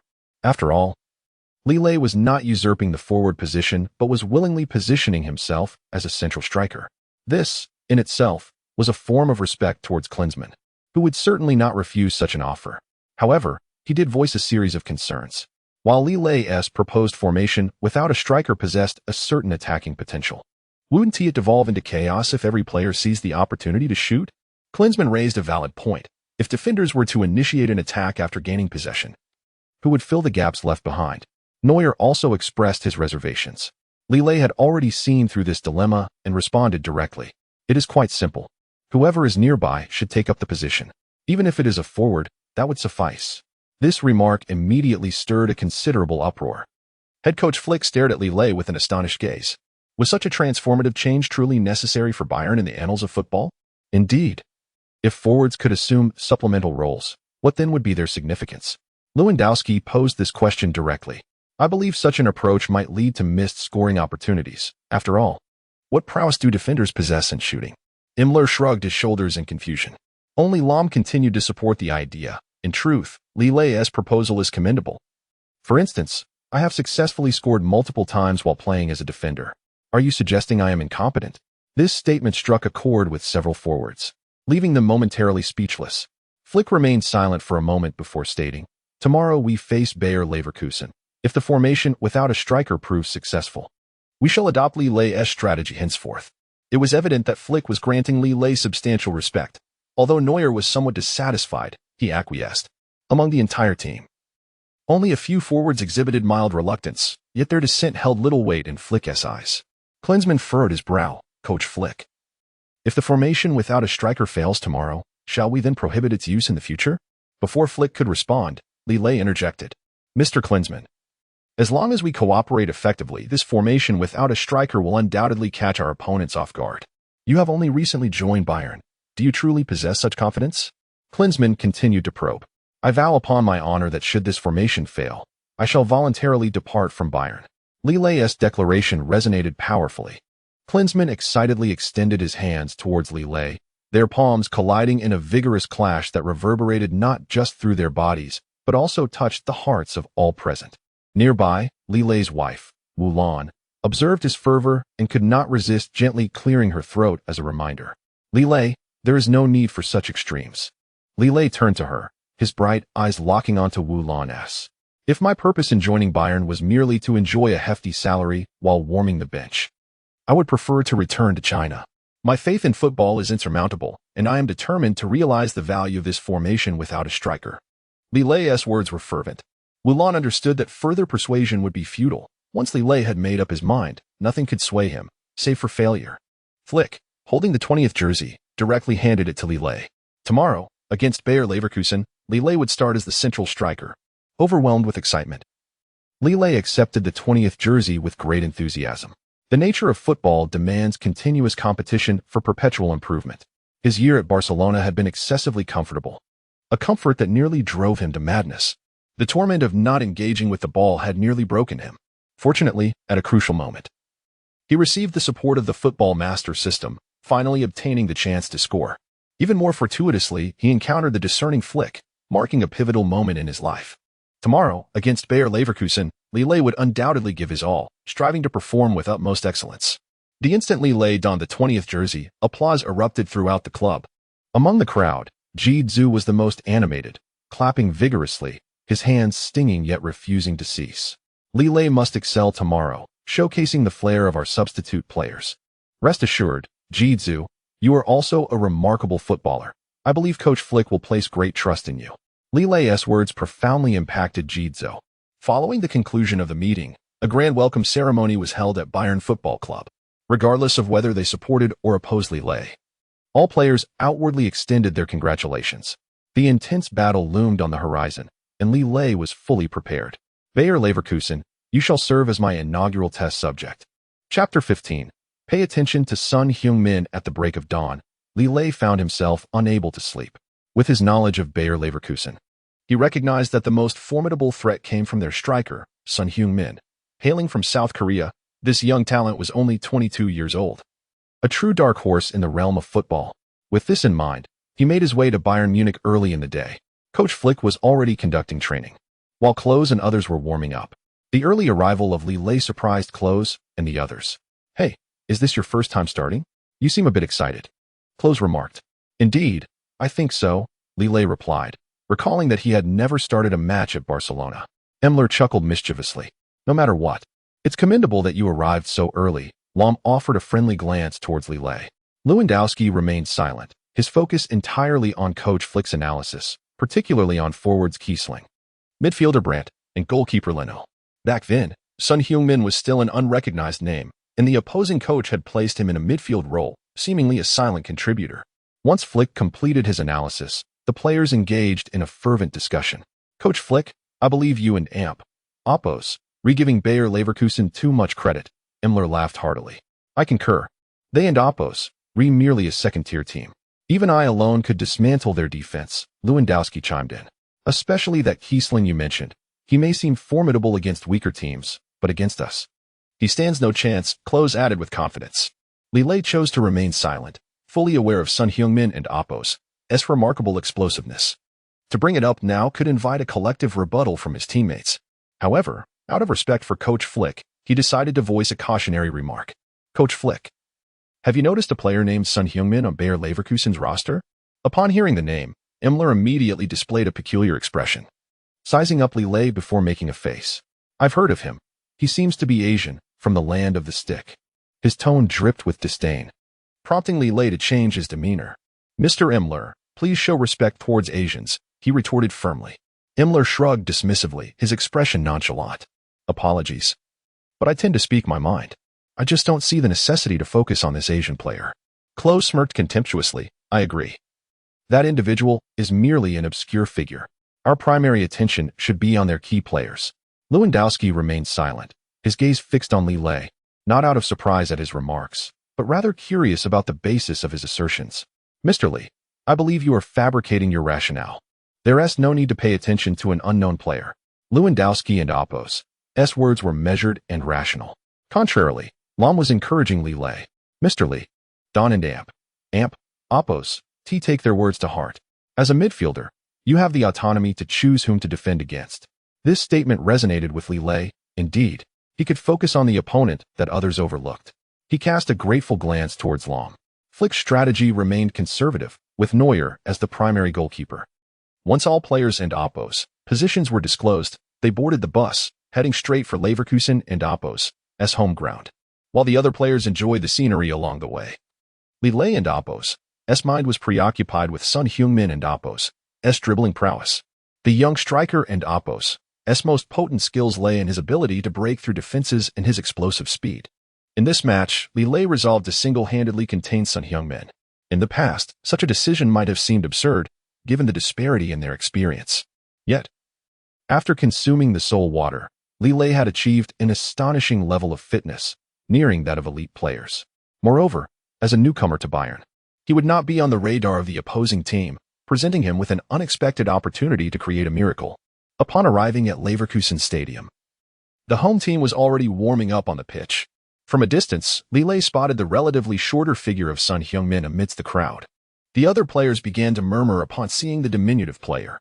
Is that the Son Heung-min you mentioned? Can such an odd player really pose a threat to us? Perhaps it's just a case of Koreaphobia, a common fear among us Huaxia people. Surely, Li Lei won't make the same mistake in this match. Li Lei dismissed their chatter, fully aware that Sun Heung-min played in midfield but favored taking on the role of a winger. His ability to execute flank breakthroughs was immensely dangerous. Resolving not to engage further with his teammates, Li Lei directly proceeded to warm up on the pitch. Soon, he caught the curious glances of the Leverkusen players. I and Amp, Oppos, VE heard Bayern has recruited a Huaxia player. Could that be him? He looks rather frail, perhaps we underestimated him. Regardless, it and Oppos, advantageous for our team. The more chaotic Bayern is, the easier it will be for us to defeat them. Using the warm-up as a pretext, Li Lei swiftly approached Sun Heung-min. Though they were not very close, he could distinctly sense the vigor emanating from Sun. I heard you are also from Asia.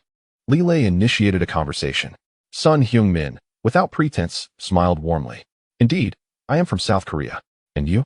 From Huaxia? Li Lei nodded confidently, earning Sun and Amp, Oppos' admiration. In the past, Huaxia players were often reluctant to engage with Koreans. The fact that this Huaxia player initiated the conversation carried significant weight. We will be opponents on the field shortly. I look forward to witnessing your prowess, Sun Heung-min humbly stated. I too wish to experience the true strength of Asia's number one. Li Lei responded, their eyes locking with an intensity that foreshadowed the impending contest. At that moment, the referee's whistle pierced the air, signaling the start of the match. Chapter 16, The Strength of the Dark Horse. The two teams swiftly established the order of attack and defense, with Bayer Leverkusen winning the kickoff.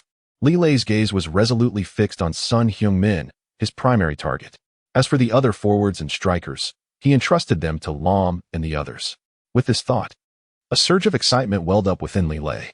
This was his first confrontation with Asia's top player, and he absolutely could not allow himself to be overshadowed in spirit. Leverkusen and Amp, Oppos' forward, Ki Ling, towered over others, his eyes brimming with arrogance. As the referee and Amp, Oppos' whistle pierced the air, he surged forward with the ball. However, unlike before, Bayern's three forwards also engaged in the fray, catching Ki Ling off guard, his expression filled with bewilderment. Damn it, weren't their forwards only supposed to focus on attacking? He exclaimed, perplexed. Indeed, something feels off. Another forward, Demirci, replied. The two hastily exchanged passes, but unfortunately for them, Klose swiftly intercepted the ball. Before they could reclaim possession, Klose had already dashed into Leverkusen and Oppos' half. Li Lei silently commended Klose, recognizing him as Germany and Oppos' premier forward.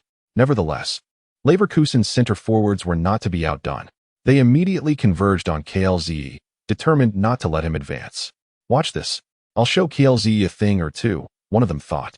Klose, seemingly unfazed by the approaching defenders, was unaware that Sun Heung-min was stealthily closing in. When Li Lei noticed Sun's proximity to Klose, he immediately heightened his vigilance, calling out, Klose, beware of Sun Heung-min behind you. Initially dismissive, Klose's demeanor changed when he turned to pass the ball, only to have Sun intercept it. Klose was now sweating profusely, urgently calling out to Emler. Emler, get that Korean's ball. Emler, unhesitant, executed a sliding tackle in a bid to block Sun's path. Yet Sun's reflexes were lightning fast. His eyes were already fixed on Ki Ling ahead. With a beautiful long pass, the ball arced gracefully toward Ki Ling, who shouted in elation, well done, Sun Heung-min. That was brilliant. However, before he could savor his excitement, Lewandowski was charging toward him. You underestimate us, Bayern. Let me show you Lewandowski's prowess. As the ball descended, the two leapt into the air in unison. This time, they collided evenly, and the ball plummeted to the ground. Demirci dashed toward the dropping ball, unguarded by any Bayern players. This is my chance, Neuer, here I come. Suddenly, a figure appeared beside Demirci, executing a delicate short pass that landed perfectly at Lahm and Amp, Oppos' feet. Demirci stood in shock. The player who had just intercepted his ball was none other than the Chinese athlete, Li Lei. You dare to take my ball? He fumed. You can only blame your lack of awareness. Your attack has already faltered, Li Lei retorted dismissively. The ball reached Lahm without a hitch, who, instead of passing back, surged forward into the opponent's half. This unexpected maneuver sparked immediate chatter among Leverkusen's players. What's going on with Bayern? Isn't Lahm a defender? Why is he advancing? They wondered. Baffled by their coach's strategy, a defender should be easily intercepted, they speculated. This might actually allow us to launch a counterattack. The spectators were equally perplexed.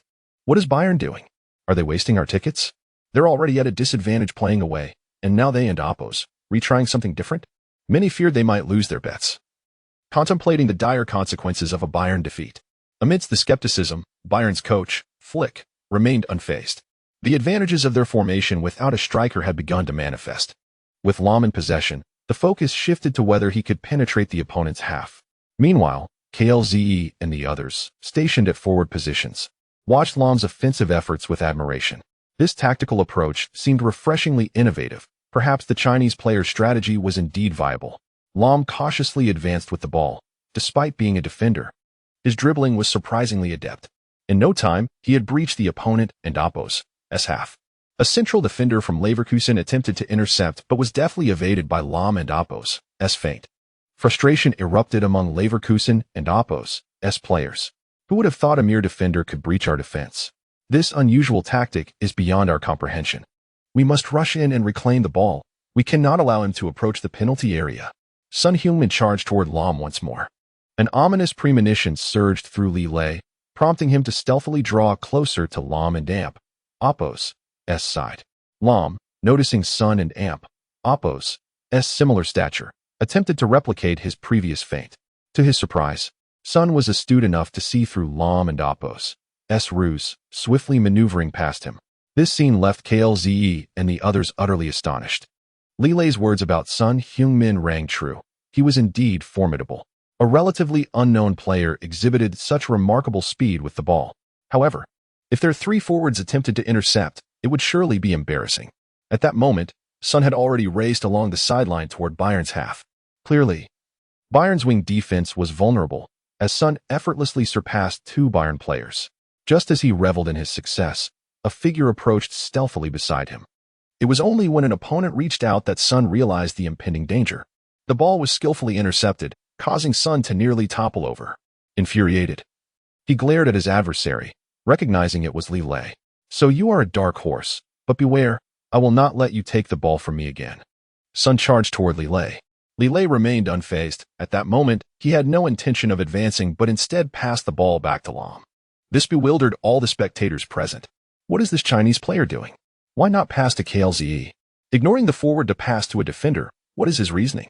Faced with the crowd's skepticism, Li Lei simply turned, leaving them with the sight of his jersey number 20 as he continued the game.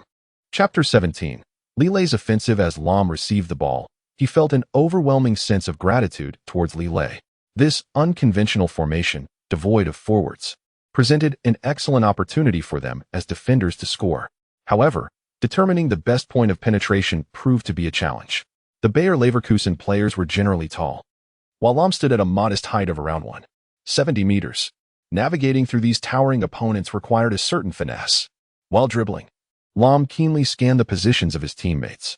At that moment, Klose and Lewandowski were sprinting toward him with remarkable speed. Lahm, feel free to advance with the ball. We've got your back, Klose shouted enthusiastically. Indeed, Lahm, do not bear any psychological burden.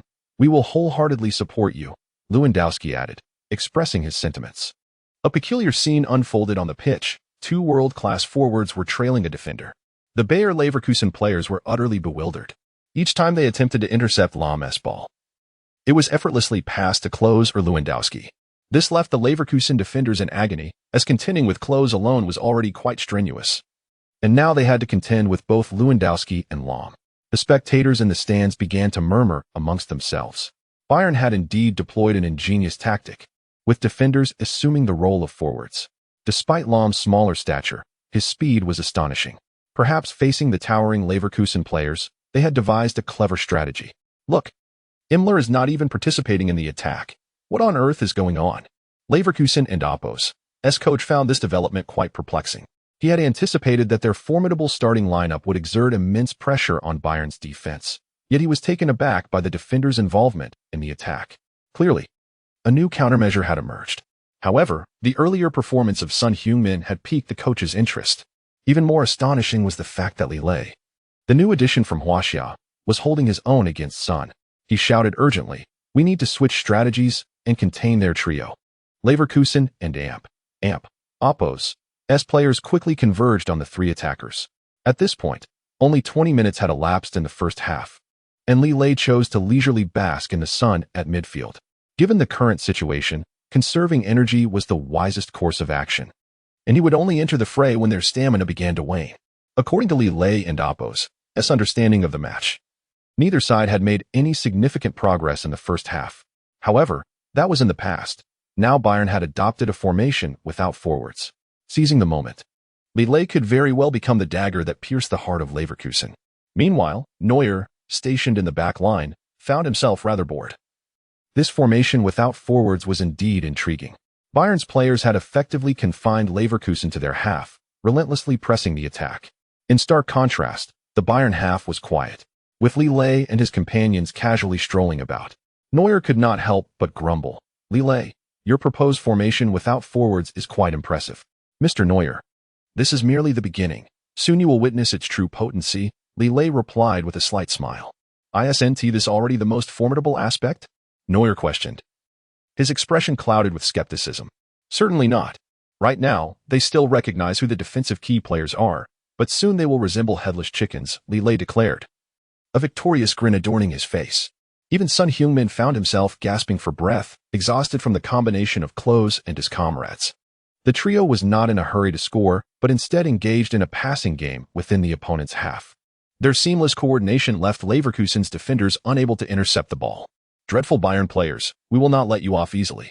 They could scarcely believe that the trio was passing instead of shooting. What on earth were they up to? Were they merely attempting to toy with them? The behavior of Klose and his companions successfully incited the ire of Leverkusen and Oppo's defenders. As the first half approached the 40-minute mark, the spectators grew bored and began to play on their phones. This match had been utterly lackluster, with neither side managing to score. Although the ball remained at Bayern and Oppo's feet, it held little significance. What value did such a match possess? In truth, it was not that Klose and his companions lacked the desire to break through. Rather, the opponent and Oppo's defense was exceptionally tight. Far off in Bayern and Oppo's half, Müller was reluctant to join the attack, harboring his own ulterior motives. He intended to conserve his energy, waiting for the right moment to impress Flick. Let the two forwards bask in the limelight. At the crucial moment, Müller would be ready to step up. As the first half drew to a close, a figure suddenly charged from Bayern's half. When the Leverkusen players realized who was approaching, astonishment washed over their faces. "Look, that Huaxiao player is coming," they exclaimed incredulously. "Is he here to amuse us? Does he truly believe he can touch the ball?" They found it utterly laughable and were eager to witness the spectacle. Beside them, Son Heung-min noticed Li Lei and Oppo's speed increasing and immediately sensed trouble. The other Leverkusen players remained indifferent, but Son pursued Li Lei. The spectators were equally puzzled by Son's actions. Why would he chase after an unknown Huaxiao player? Surely, it was an attempt to settle a score, but Son's speed was bound to surpass that of Li Lei. Finally, an exciting scene unfolded. Perhaps this would be the highlight of the last few minutes.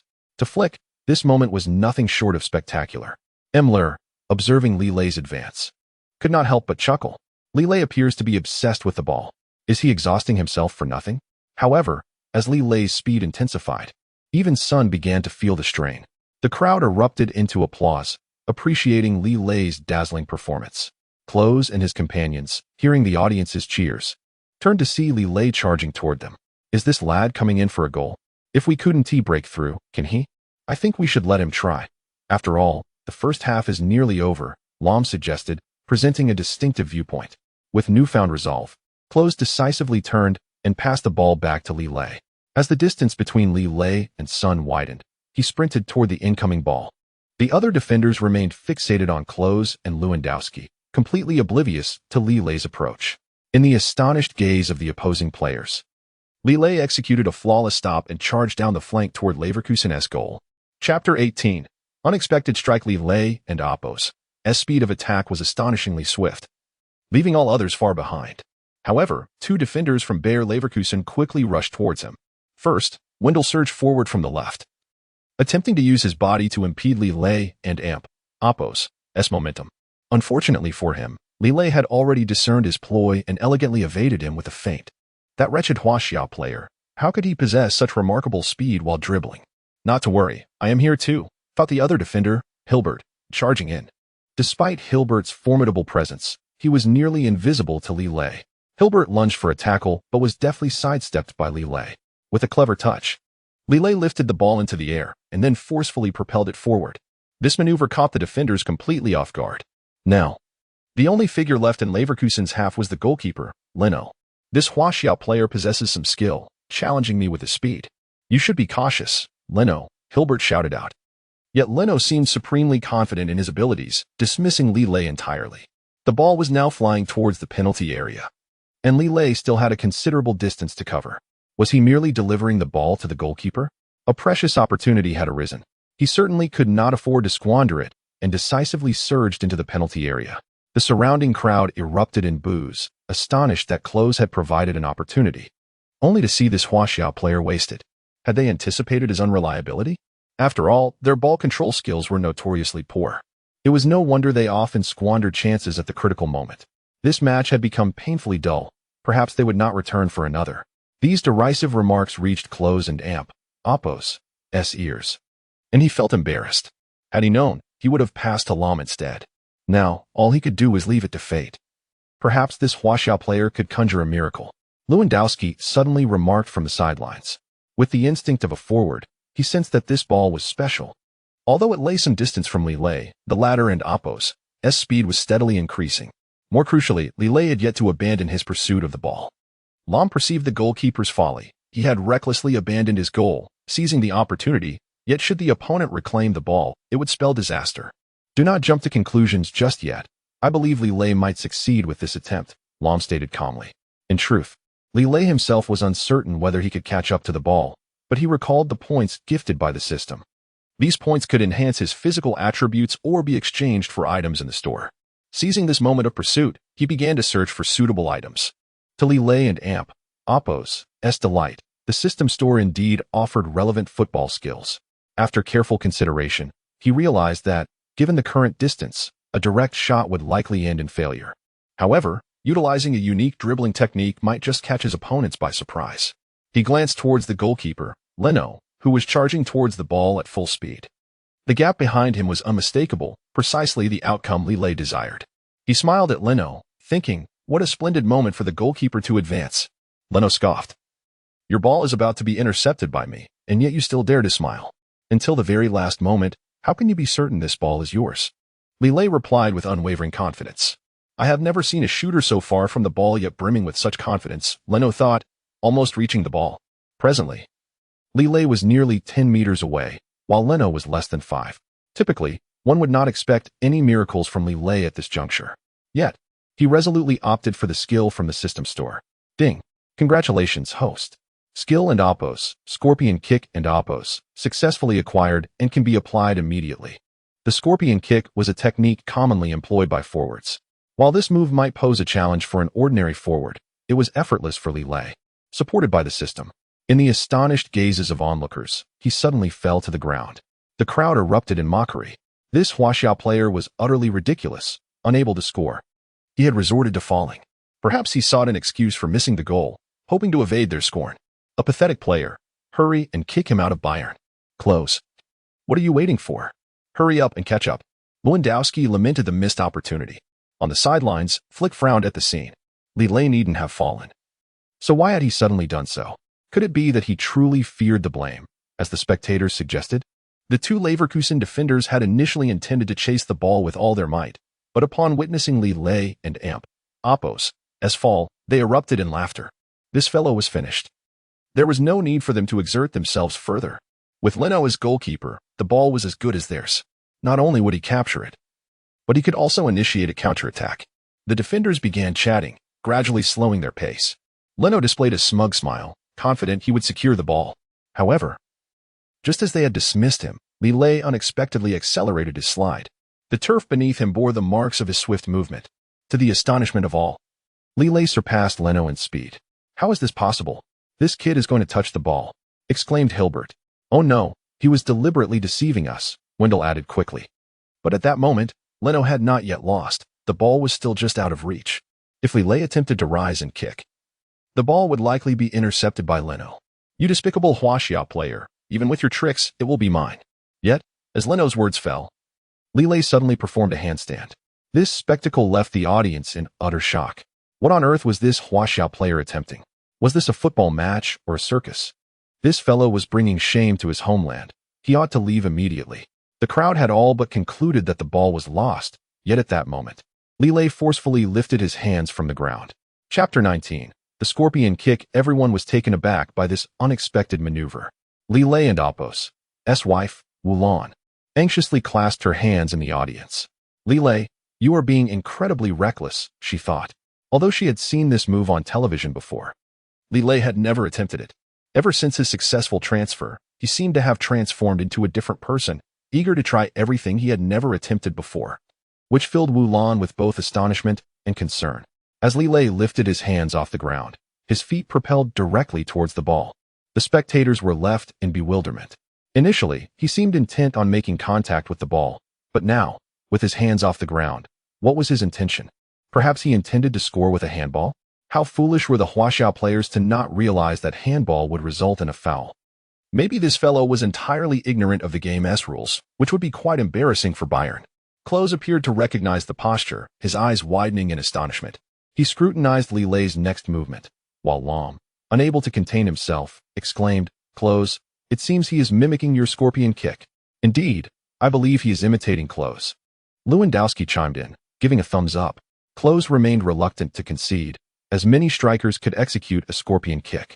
However, during the last match, Klose had triumphed over his opponent with this very classic move. Was it possible that this newcomer from Huaxiao was attempting such a challenging maneuver right away? If his hand support was insufficient, he risked serious injury. Though Klose harbored little fondness for Li Lei, he understood that should Li Lei sustain an injury, it would undoubtedly dampen Bayern and Apos' morale. With this thought, Klose shouted, "Li Lei, do not attempt such a move. You risk fracturing a bone. Pass the ball to me. I will handle the scoring." Klose's loud entreaty bore no fruit. Li Lei's focus was solely on the goal, in full view of the audience. His hands lifted into the air, and he did not rush to kick the ball but instead elevated his body to obscure the goalkeeper Leno and Apos' line of sight. Seizing the moment while Leno was caught off guard, Li Lei decisively struck the ball, propelling it high into the air, sailing over Leno and Apos' head. This dazzling display instantly captivated the onlookers. Is this Huaxiao man performing acrobatics? How does he possess such remarkable skill? Some spectators dismissed it as mere flair, believing it could not lead to a goal. "Leno, what are you waiting for? Retrieve the ball." Two defenders rushed towards Li Lei and Apos' sides. However, it was too late. Li Lei was intent on scoring. At the moment he was upside down, he noticed the countdown on the big screen. Less than 2 minutes remained, and this shot could determine the score of the first half. Despite Klose and Apos' concerns and the murmurs of the crowd, Li Lei remained composed. He seemed unfazed by Leno and Apos' impending challenge. As the ball ascended, Leno leaped into the air, thinking, "Do you really believe a mere scorpion kick can breach my defense? You underestimate me, Leno." The audience, witnessing Leno's elevated form, erupted with excitement. "I told you, Leverkusen's goalkeeper is no ordinary player," they exclaimed. "He has devised a strategy to counter the scorpion kick, truly impressive. Leno, you must stop this ball." Head coach Flick watched with trepidation as Li Lei's shot neared interception. If Leno thwarted this attempt, they would lose a golden opportunity for a one-on-one. This was likely the last chance of the first half. Klose sighed in disappointment. Li Lei is destined to fail. His scorpion kick has been anticipated. What if you were in his shoes? Could you score? Lewandowski jested. Even I couldn't and Apos' succeed. The goalkeeper has blocked the shot's trajectory, Klose replied helplessly. "I believe the opportunity is not yet lost," Lahm suddenly exclaimed. He clearly observed that Li Lei and Apos' body was still ascending, and his other foot was now poised to strike the ball. Utilizing the same technique, he alternated between his left and right feet. While Leno had successfully intercepted the shot from Li Lei's left foot, the rebound was met by Li Lei's right foot, which unleashed an astonishing strike. All Bayern players erupted in cheers. "This is absolutely spectacular," they exclaimed, recognizing the prowess of Huaxia and Apos' martial arts, particularly the scorpion kick. Yet, this was no ordinary scorpion kick. It was a double-headed scorpion kick. The Bayern players fervently hoped for a goal, while the Leverkusen players wished for the ball to veer out of bounds. Leno exerted every effort to block it, but the ball sailed past his shoulder. Despite his attempts to drop and kick the ball away, he fell short. The two defenders sprinted desperately, but the ball was just a fraction too swift. Though Li Lei had landed, his gaze remained fixed on the soaring ball. The force may not have been substantial, but it was undeniably heading towards the goal. At that moment, all spectators and Oppo's eyes were glued to the airborne ball. The defenders were powerless to intervene, and goalkeeper Li Lei sprawled on the ground. Suddenly, a figure emerged in Leverkusen and Oppo's half. As the crowd recognized his identity, gasps filled the air. During the tussle for the ball, the swift figure was none other than South Korean player Son Heung-min. Realizing the urgency, Li Lei sensed a looming crisis as Son sprinted towards the ball. He had only exchanged for the scorpion kick skill, not an acceleration boost. Son was closing in on the ball, and even if Li Lei attempted to pursue, he would be too late. The seemingly guaranteed goal was now in jeopardy as Son rapidly approached. The audience held their breath in anticipation, pondering the outcome. That Korean player runs incredibly fast. Can he intercept the ball? It remained uncertain. The ball and Oppo's speed continued to diminish, and Bayern appeared poised to squander yet another opportunity. Yet, Li Lei remained undeterred as he suddenly noticed a subtle shift in the ball and Oppo's trajectory. Chapter 20. We are unyielding to the outcome. Son Heung-min, with remarkable agility, endeavored to obstruct the ball. Just as he seemed poised for success, the ball's trajectory inexplicably altered, initially advancing in a straight line. The ball suddenly drifted as Son attempted to block it. The spectators had already experienced a series of astonishments. Did the ball possess sentience? How could it evade him? It was nothing short of extraordinary. Son Heung-min's speed was unparalleled, yet the ball astonishingly dodged him. Would it find its way into the net? It was difficult to ascertain, as Li Lei's kick appeared exceptionally enigmatic. At this moment, Coach Flick was equally tense, unable to predict the ball's fate. From his vantage point, it seemed Son had effectively blocked it, yet gasps erupted from the direction of Klose. The ball had indeed surpassed Son Heung-min. It appeared Bayern would finally score. Lewandowski was gradually becoming animated. Meanwhile, Lahm remained silent, his gaze fixated on the ball. The last obstacle, Son Heung-min, could only helplessly watch as the ball drifted forward. Li Lei could no longer exert any further force. All hope now rested on the ball itself. Quickly, shatter the net. Himmler shouted from behind. I believe this ball is destined for glory. My goalkeeper Neuer has judged it correctly. The ball, laden with the anticipation of all, continued its trajectory toward the goal. Just as it seemed destined to breach the net, the referee's whistle pierced the air. The first half has concluded, the referee announced loudly. As his words fell, Li Lei's shot had already found the back of the net, instantly inciting discontent among Bayern fans. The ball from Huaxia had clearly entered. Why was the score not adjusted? This was a grave injustice to Bayern. The ball had crossed the line before the end of the half. Bayern should be awarded the points. Faced with such unreasonable demands, the referee remained indifferent. On the other side, Bayer Leverkusen supporters erupted in cheers. That was too close. A second later, and we might have conceded. They exclaimed, God bless Leverkusen. We shall prevail. That Huaxia player is nothing but a jester. Even if the ball was remarkable, what of it? It still didn't count. Klose, furrowing his brow, remained silent, his eyes revealing profound anger as he approached Coach Flick. Coach, why are you silent? This is clearly an injustice to our Bayern team. Himmler vocally protested. It was Li Lei who scored. Why isn't the score adjusted? I feel the referee is biased towards Leverkusen. This is unfair, Neuer lamented continuously. At that moment, Flick remained silent, his gaze fixated on the ball from moments prior.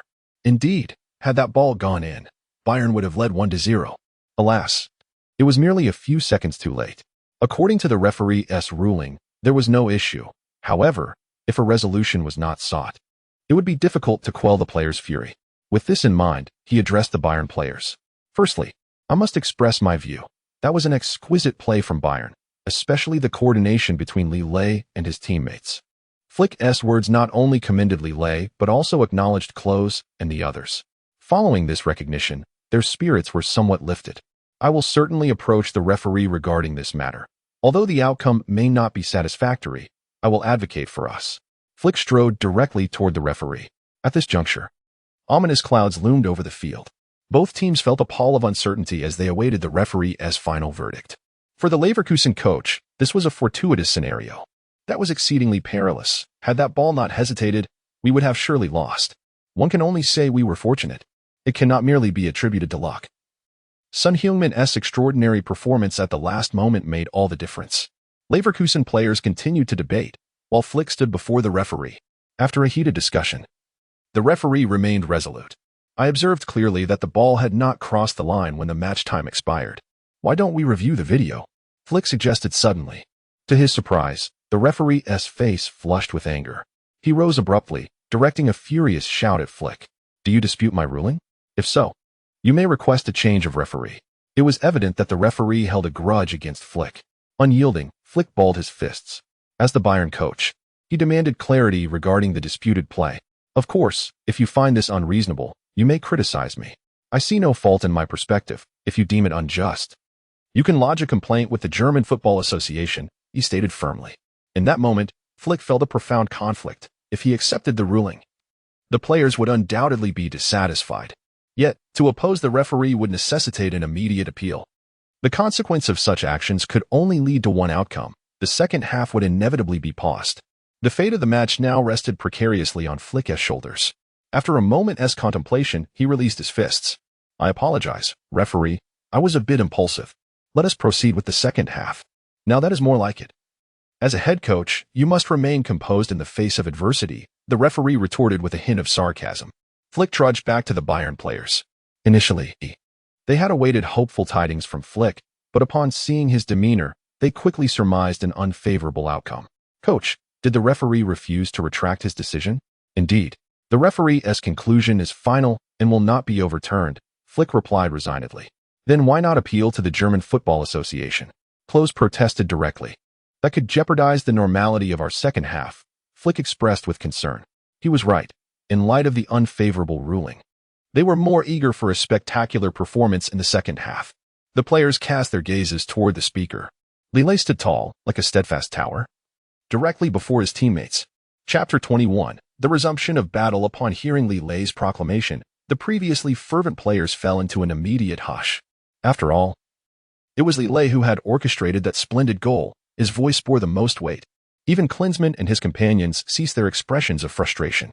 Li Lei, you've just cost yourself a goal, Imler jested. Well, it's my first match. Even if I don't score, gaining everyone's recognition is still quite commendable. Li Lei responded with a modest smile. I believe Li Lei and Oppo's performance has been remarkable, particularly in our coordination, Lahm remarked, giving Li Lei a thumbs up. Indeed. What brought Li Lei the greatest joy was the acknowledgement from his teammates. Goals could be reclaimed, but trust was priceless. Though Klinsmann did not directly commend Li Lei, his initially hostile gaze softened considerably. Li Lei had not usurped his position as the primary striker. Rather, he had assisted Lahm. Had fortune favored the trio, they might have found the net earlier. Since Li Lei himself was indifferent to that missed opportunity, the others felt similarly unconcerned. Contemplating this, Klinsmann feigned a friendly smile, his hand trembling with suppressed joy as he patted Li Lei on the shoulder. In that case, you must continue to excel in the second half. Despite the absence of consolation or motivation, Li Lei felt content. As the second half commenced, Bayer Leverkusen emerged with renewed vigor. Particularly, forward Son Heung-min exuded a palpable intensity. As the team switched sides, Son Heung-min brazenly raised his middle finger at Li Lei as they brushed past each other. You, a Huaxiao man, will never rise in the Bundesliga, he taunted. Flames of anger ignited in Li Lei and Oppo's eyes as he unceremoniously mimicked the iconic bow and arrow stance. What you, a Korean, can accomplish, I, a Huaxiao man, can match, and I shall do so even better. Their gazes locked, signaling the imminent clash. Neither side made player substitutions. But Leverkusen had shifted Son Heung-min to the forefront, where he sought Li Lei's whereabouts, only to find him still stationed as a center forward. Look. That Huaxiao man has been relegated to midfield. We finally have a chance to win, Son Heung-min boasted. Indeed. While we may have been on the back foot in the first half, we must take the initiative in the second, Kiesling added, as Delmike readied himself for an attack. Conversely, Bayern's half remained relatively tranquil, with Li Lei leisurely strolling through midfield again, much to the audience's discontent. What has happened to Bayern? Why doesn't he Flick position that Huaxiao man as a forward? They murmured in frustration. It's utterly unfair. The previous threatening shot came from him. Why not utilize him more? The rising clamor left Flick visibly anxious. He was acutely aware that this entire strategy had been drafted by Li Lei. Initially, he believed this formless formation would be riddled with flaws. To his surprise, they nearly breached Leverkusen's defenses in the first half. Flick found himself increasingly intrigued by this unconventional setup. The second half would hinge on the synergy of these players. Li Lei's humility had, to a degree, honored Klinsmann and the others. If Li Lei could find the back of the net, Flick could seamlessly position him as a forward. In such a scenario, the ever-eccentric Müller would undoubtedly be the first to be sidelined. At that moment, the referee's whistle pierced the air, and Messi surged forward with the ball. Strangely, this time he opted not for a central breakthrough, but rather advanced from the flank. This unexpected maneuver even startled Neuer. Everyone, take heed. Their forward is attacking from the side. Lahm instinctively positioned himself to the right of the goal. Rest assured, with me, Lahm, he shall not prevail, Lahm confidently declared. Indeed, maintaining such a defensive posture would solidify their back line. Yet, just as Lahm prepared to remain on the right flank, Li Lei dashed over. Mr. Lahm, allow me to take this position, but you are undoubtedly suited for the forward role. Why venture to the defense? Lahm inquired, puzzled. Because that Korean provocateur has challenged me, and I must confront him directly. Li Lei revealed his true intent. To his surprise, Lahm erupted with laughter. You truly are a dutiful Hwasha man, one who believes in settling scores. You are mistaken, Mr. Lahm. I am a magnanimous man, yet I cannot shy away from such malicious taunts, Li Lei asserted, confidence radiating from his gaze. Upon hearing this, Lahm nodded in agreement and retreated to the left flank. In the blink of an eye, the defensive line transformed into a partnership between Li Lei and Lahm. Müller, stationed at the forward line, chose to assist Klinsmann and Lewandowski, the two principal strikers of Bayern. As for Müller, he could easily dominate against weaker teams. While Müller surged forward, he called out to Messi ahead. Dare to challenge me, Müller? Yet Messi ignored him, continuing his advance. When confronted by Bayern's defenders, he unhesitatingly passed the ball to Kiesling. Their coordinated play along the sidelines was remarkably harmonious, and for a moment, Bayern's defenders appeared to struggle. Isn't our collaboration seamless? Messi grinned at Kiesling. Of course. With our experience, we are bound to outmaneuver their defenders, Kiesling replied, glancing ahead. However, before long, Li Lei's countenance appeared before them. A fierce rivalry ignited as the two Leverkusen forwards exchanged glances, directing the ball behind Li Lei. Astonishingly, they opted to evade Li Lei, sending the ball straight past him. Bayern's other defenders were still deciphering the situation when a swift figure dashed past Li Lei. Li Lei's expression tightened, and he hurriedly turned to pursue the ball. Chapter 22. A familiar scheme seizing the opportunity while the three were engaged in a tussle, Son Heung-min swiftly darted behind Li Lei. This unexpected maneuver certainly caught Li Lei off guard, yet he did not relax for an instant. Like an arrow released from its bow, he instantly began to pursue Son Heung-min. You wish to challenge me one-on-one? Li Lei and Oppos' icy gaze pierced through to Son Heung-min. I've already mentioned that our previous encounter was merely a fluke. In this half, I shall not let you escape. Son Heung-min reciprocated with an equally fierce demeanor. Without exchanging further words, the two charged towards the ball. Observing this, Klose and the others realized that Li Lei intended to seize the forward position. Klose remained stationary, while Müller boldly lunged towards Son Heung-min. Facing Li Lei was not an option at this moment. At the very least, he had to appear focused on Son Heung-min. Müller, let me take this ball. I intend to give this Korean brat a lesson, Müller shouted at Li Lei. Upon hearing this, Li Lei and Oppos' mind began to race with realizations. Although Müller appeared somewhat comical, he was far from trivial. Throughout the first half, he had conserved his energy, but now he was likely to unleash his full potential. Müller, with his long legs, gradually closed the distance to Son Heung-min. Klose, witnessing this, cheerfully waved at Müller. Well done, you can handle that Korean brat. The spectators erupted in cheers. Müller, you've finally sprung into action. We didn't buy tickets for nothing. We must not let a Korean player breach our goal. Now is the perfect moment to defeat the Koreans. These remarks mocked Son Heung-min, yet he refused to yield. Despite his brief tenure at Bayer Leverkusen, he had garnered a significant following. Observing Son Heung-min's relentless sprint, his fans expressed their heartfelt support. Son Heung-min, we wholeheartedly back you. No matter where you run, you are the best. Please be cautious and avoid direct confrontation with that monster Müller. Showcase your style. Do not let us down. The fans' cheers invigorated Son Heung-min, prompting a renewed burst of speed. However, Müller was determined not to yield the ball easily. He executed a decisive kick that thwarted Son Heung-min's advance. Their feet rapidly crossed paths on the ground. A resounding thud echoed as both players struck the ball simultaneously. Yet Son Heung-min employed an unexpected trick. In the instant they both retreated, he deftly pulled the ball away. What was even more astonishing was his audacious attempt to shoot from the spot, over 50 meters away from Bayern's goal.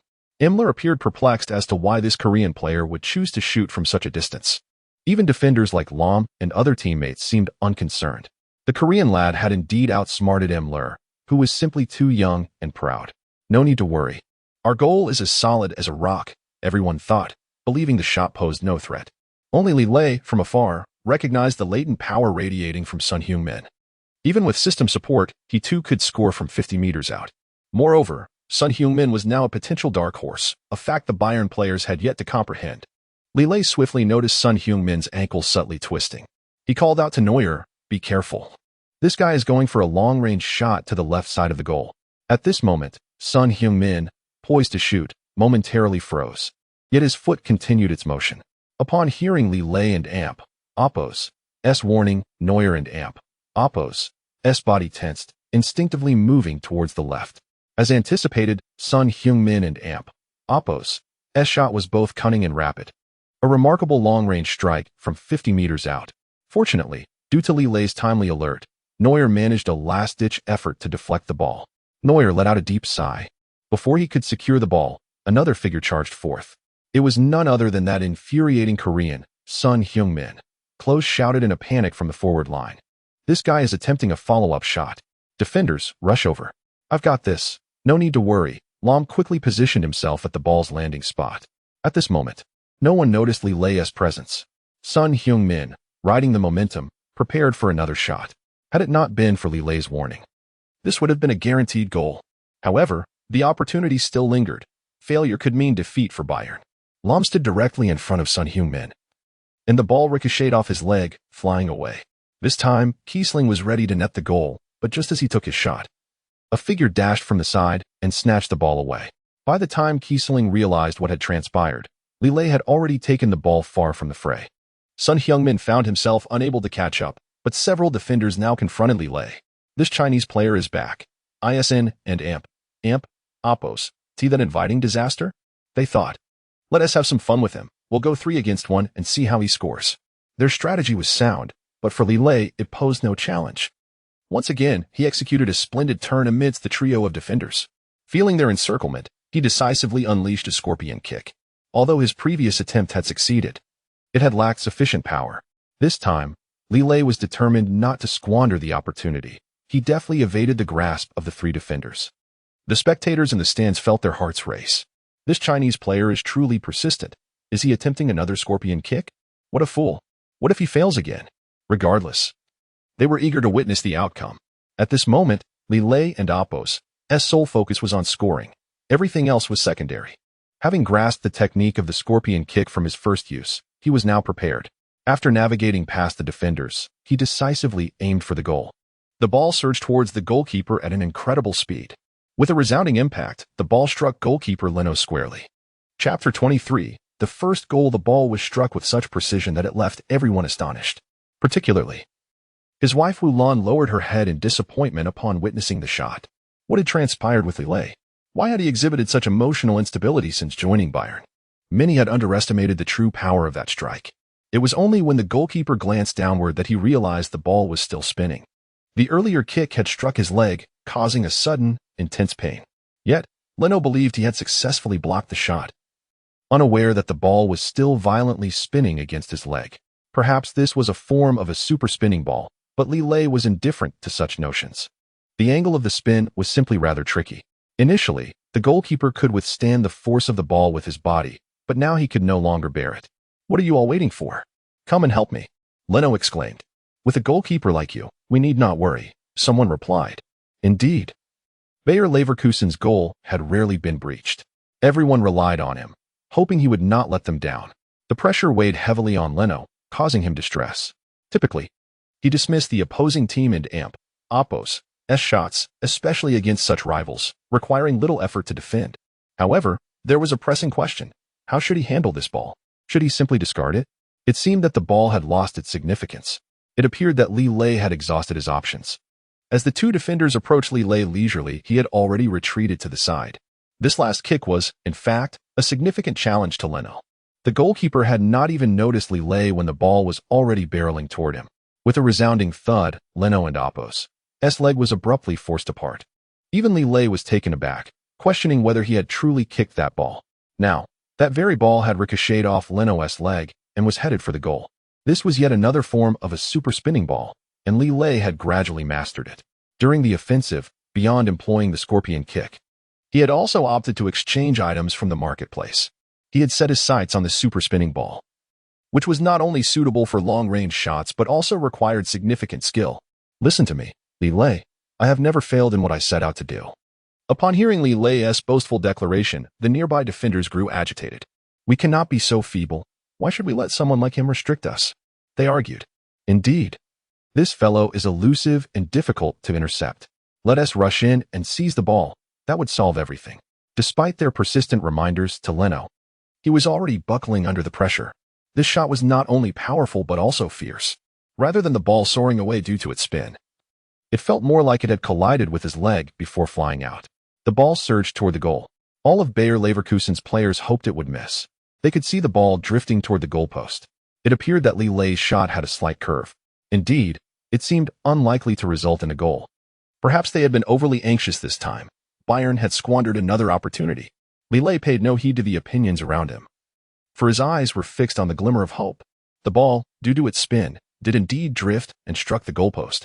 In Li Lei's perspective, the goalpost shook violently from the impact. This intense shake caused the ball to rebound once more. The spectators could not help but burst into laughter. The skill of this Chinese player was evidently lacking. Hitting the goalpost would surely become a jest for Bayern. It seemed that Bayern had missed their chance. Head coach Flick anxiously watched the ball, silently praying for a goal. After deflecting, the ball rushed straight toward the net. At this moment, even goalkeeper Leno was rendered speechless. What kind of shot is this? There was no time for further commentary as the ball rolled into the net at a narrow angle. All Bayern fans fixated on the referee, who did not immediately signal but instead ran toward the goal. This only heightened the suspense. Was the shot to be deemed invalid? If so, it would indicate a bias against the Chinese player. This time we cannot afford to let the referee off the hook. We must demand an explanation. The referee observed the ball for a moment before signaling to the assistant referee. This time, the assistant referee carefully reviewed the video replay and nodded in affirmation. The referee blew the whistle and announced loudly, "The goal is valid. The score is now 1:00. Bayern leads." This proclamation was akin to a grand revelation, instantly igniting a fervor among the crowd. The Chinese player had indeed scored. It was nothing short of miraculous. In his debut in Germany, he had seized the opportunity. Regrettably, the goal was not secured by Müller, but was instead claimed by the Chinese player. What do you think? Scoring a goal is indeed commendable. Some female fans even raised whiteboards emblazoned with Li Lei's name high above their heads. Li Lei, you are our idol. Applause surged like a tidal wave toward Li Lei, yet he remained humble. Just then, a system notification chimed. Ding! Congratulations, host. Successful shot. Earned 2,000 points. 1 aerial header. Regardless of the type of reward, it was remarkably beneficial for Li Lei. Points could be redeemed for physical attributes, and he needed to seize the opportunity for an aerial header. Bayern and Apos' teammates flocked to congratulate him. Particularly, Lahm rushed forward and embraced Li Lei. Outstanding performance, Mr. Li Lei. This kick has secured our victory. It's nothing. This is merely my first goal, Li Lei chuckled heartily. However, Klose coldly extended his hand to Li Lei, saying, "Congratulations." Li Lei. With a mind free of distractions, Li Lei was solely focused on scoring again. Just wait and see. I will show you the prowess of Chinese football. Chapter 24. Triumph over adversity. The successful goal by Li Lei dealt a significant blow to the Bayer Leverkusen team. Particularly, Son Heung-min found this outcome utterly unacceptable. I believe that goal was offside, he asserted. I concur. The referee has clearly shown favoritism towards them. The head coach should file a complaint with the officials. Another player chimed in. We cannot allow that player from Huaxia to act so brazenly. All the team members unanimously agreed that the head coach should intervene in this matter. However, the coach understood that the previous goal was, in fact, not offside. Yet, succumbing to the players' protests, he reluctantly approached the referee. At that moment, the Leverkusen coach encountered a particularly awkward situation. As soon as he approached, the referee promptly stated, "If you are here to contest that goal, you might as well turn back." "But why can't I express my concerns?" The coach retorted. "There is nothing to discuss. That goal was unequivocally valid." The referee replied with resolute firmness. The Leverkusen coach was met with a cold shoulder and returned to his half, embarrassed. The players, noticing the coach and Oppo's troubled expression, quickly guessed the outcome. It seems we must find a way to breach their defense, one suggested. Indeed, we were in a favorable position. But now we are on the defensive. Let us keep up the pressure and see how they respond. Son Heung-min and Kiesling prepared to fight side by side. Yet, for Bayern Munich, this was becoming less significant. Although Klose harbored some grievances over Li Lei and Oppo's goal, Bayern was still in the lead. It seemed Li Lei had gained an advantage this time. Klose kept a vigilant eye on Li Lei and Oppo's movements, determined not to let him seize another opportunity. During a brief pause in play, Klose, Müller, and Lewandowski had reached a secret consensus. Whenever they encountered the ball, they would unhesitatingly pass it to Klose.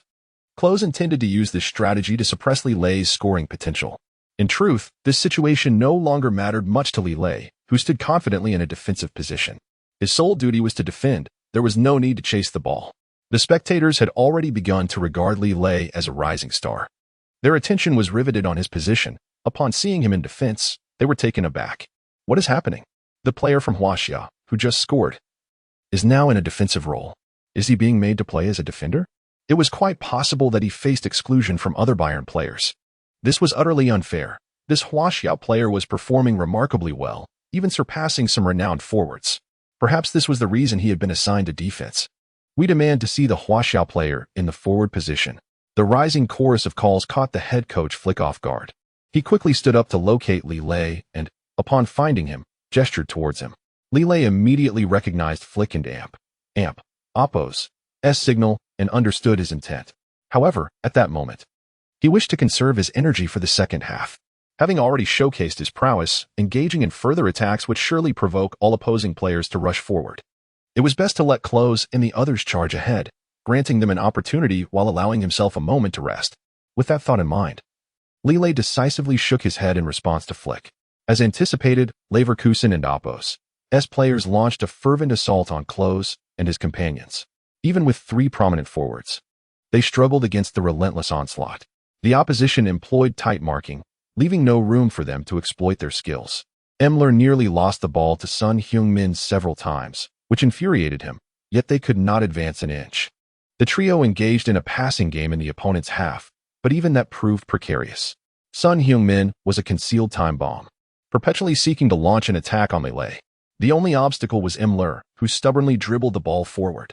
Why not attempt to get past me directly? Son Heung-min taunted. What does it matter? Right now, I have no desire to outmaneuver you. I merely wish to pass, Müller retorted with a smirk. That indicates you are a coward, too timid to face me. You are inferior to us Asians, Son Heung-min provoked. Müller fell for the bait and angrily charged at Son Heung-min while dribbling. This time, he was not alone. Kiesling joined in the effort to intercept him. The two converged, and Müller found himself heavily tripped, crashing to the ground. However, the referee did not call a foul, and Son Heung-min seized the opportunity to snatch the ball away, both players beaming with victorious smiles as they raced towards Bayern's half. Just as Lahm sought to initiate an attack, Li Lei dashed forward. Son Heung-min, let us see how you fare against me today. It's you again. This time I will surely get past you and score, Son Heung-min muttered through clenched teeth as he advanced with the ball. The two were on the verge of a direct confrontation. At that moment, Li Lei feigned movement once more. Son Heung-min was astonished to see Li Lei lose his balance. Just as he prepared to mock him, he realized that even in falling, Li Lei had managed to obstruct the ball beneath Son Heung-min and Oppo's feet. Son Heung-min attempted to break through forcefully, only to discover that Li Lei's strength was formidable. This was the result of Li Lei's relentless physical training. Having significantly increased his strength level, with his enhanced physical prowess, Li Lei triumphed in the confrontation against Son Heung-min. Klose, it and Oppo's your turn now, Li Lei exclaimed as he secured the ball and delivered a powerful pass to Klose. Klose was taken aback by Li Lei's unexpected generosity, feeling a pang of guilt as he received the ball and surged towards the opposing half. Following a dazzling personal breakthrough, he executed a brilliant back pass, allowing Lewandowski to score effortlessly. Ultimately, the match concluded with a decisive score of 2-0. The referee's authoritative announcement marked the end of the game. We have triumphed. We defeated Leverkusen 2-0. The exhilaration surged as Son Heung-min and Li Lei and Oppo's eyes locked, igniting a fierce competitive spirit between them. Li Lei, mark my words. One day we shall face off in a duel.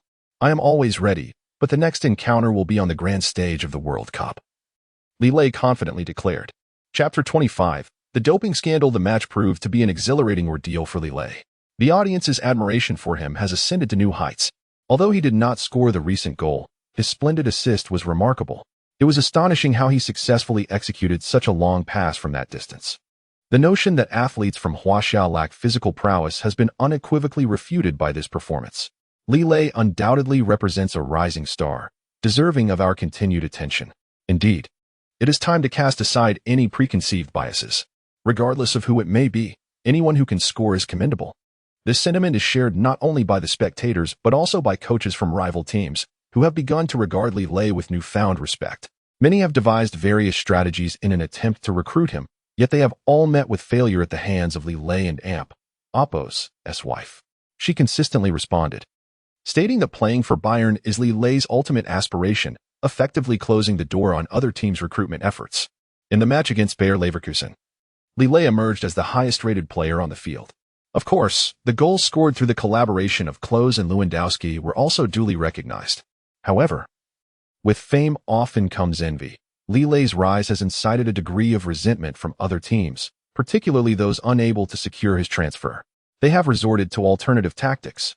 For Flick, Li Lei and Amp, Oppo's performance was nothing short of exceptional.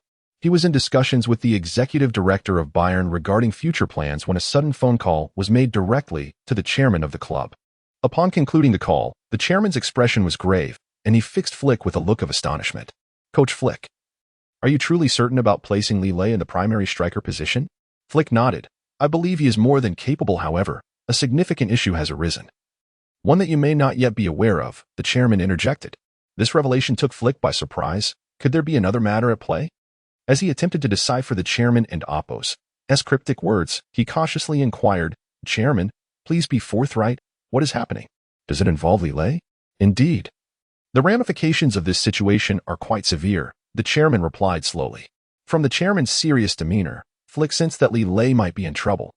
After the chairman collected himself, he finally divulged the truth. Flick listened, initially bewildered, until the final conclusion clarified the matter. After a moment of silence, he spoke, Chairman, are you implying that Li Lei is under investigation for doping? Precisely. This call was from the German Football Association. What evidence do they have? Is it merely baseless accusations? Flick expressed his disbelief.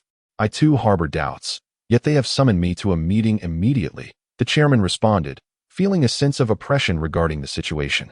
While he held Li Lei in high regard and supported Flick and Oppo's intentions to position him as a forward, the association and Oppo's mandate was absolute and must be adhered to. The chairman departed swiftly, leaving Flick in a state of anxious turmoil. He promptly contacted Li Lei, who was currently enjoying a shopping outing with his wife Wulan and their child. They were engaged in lively conversation when Flick and Oppo's call interrupted. Did you need something yesterday? Li Lei queried, puzzled. After all, Flick had granted him a half-day off to spend quality time with his family. Had something urgent arisen within that brief hour? After a moment of silence, Flick posed a grave question. Li Lei, did you engage in any actions that contravene the competition's regulations prior to the match? Li Lei was taken aback. Coach, what do you mean? Are you suggesting that I have engaged in unethical competitive behavior? Not necessarily. But the association has issued a new memorandum, Flick articulated slowly. What is happening? Li Lei began to grasp the seriousness of the situation. Is the German Football Association objecting to Huaxiao players scoring goals? With a heavy tone, Flick revealed, someone has reported you for alleged doping. These words detonated within Li Lei like a bombshell, igniting a surge of anger within him, causing his body to tremble with agitation. Observing his distress, Wulan grasped his arm. Li Lei, what is going on? Li Lei took a moment to compose himself, shaking his head in response. It's nothing. Coach Flick merely wishes to discuss a matter with me. Are you concealing something from me? Speak the truth. Despite the call still being active, Li Lei gestured for Wulan to remain silent and continued, Coach, as a Huaxiao individual who has traveled thousands of miles to play in Europe, do you truly believe I would jeopardize my opportunity through doping? Of course, I do not believe you would. However, there has been a report against you, and we must rely on factual evidence, Flick replied, sensing Li Lei's emotional instability. Li Lei asserted resolutely, Coach, I have a clear conscience. Let them say what they will. Yet, Flick reminded him, In the German Football Association, once someone is reported for doping, cooperation with their investigation is mandatory. Then I shall await their inquiry. I, Li Lei, am unequivocally innocent, he declared, ending the call abruptly. Only then did Wu Lan realize the gravity of Li Lei and Oppo's predicament regarding the doping scandal. This entire affair stemmed from rival coaches and Oppo's inability to recruit Li Lei, leading them to spread malicious rumors. Now that the matter had escalated to the German Football Association, Li Lei would face a complex ordeal ahead. He would not only contend with the association and Oppo's investigation, but also undergo urine tests and medical examinations. Li Lei and Oppo's concern did not lie with the investigation itself. Rather, he was apprehensive about the upcoming matches. The imminent clash between Mainz and Bayern loomed, and any involvement in the doping scandal could tarnish his reputation. Nevertheless, Li Lei remained unfazed by the situation. The German Football Association is known for its efficiency, and within a day, they had produced a written report regarding Li Lei and Oppo's investigation. After a series of assessments, the German Football Association ultimately reached a conclusion. The moment the chairman and Flick laid eyes on the report, they erupted in joyous celebration. Li Lei is finally in the clear. You are free to go. This matter is temporarily resolved, announced the president of the German Football Association. However, just as they were about to escort Li Lei away, he suddenly hesitated to leave. Chapter 26. I aim to top the scorers list. Li Lei's actions left Coach Flick momentarily stunned. Li Lei, come with me quickly. This is not a suitable place, Flick whispered, just as the clouds of discontent had begun to dissipate from the face of the German Football Association and Oppo's president. They quickly returned upon seeing Li Lei's refusal to leave. Coach Flick was no fool. His intentions were to safeguard Li Lei. Unfortunately, Li Lei's temper flared again. He could not tolerate any unwarranted hostility directed at him. With a gentle shake, he freed himself from Flick and Oppo's grasp and declared loudly, your investigation into me has concluded. Yet I have not used any performance-enhancing drugs. Will there not be a public apology?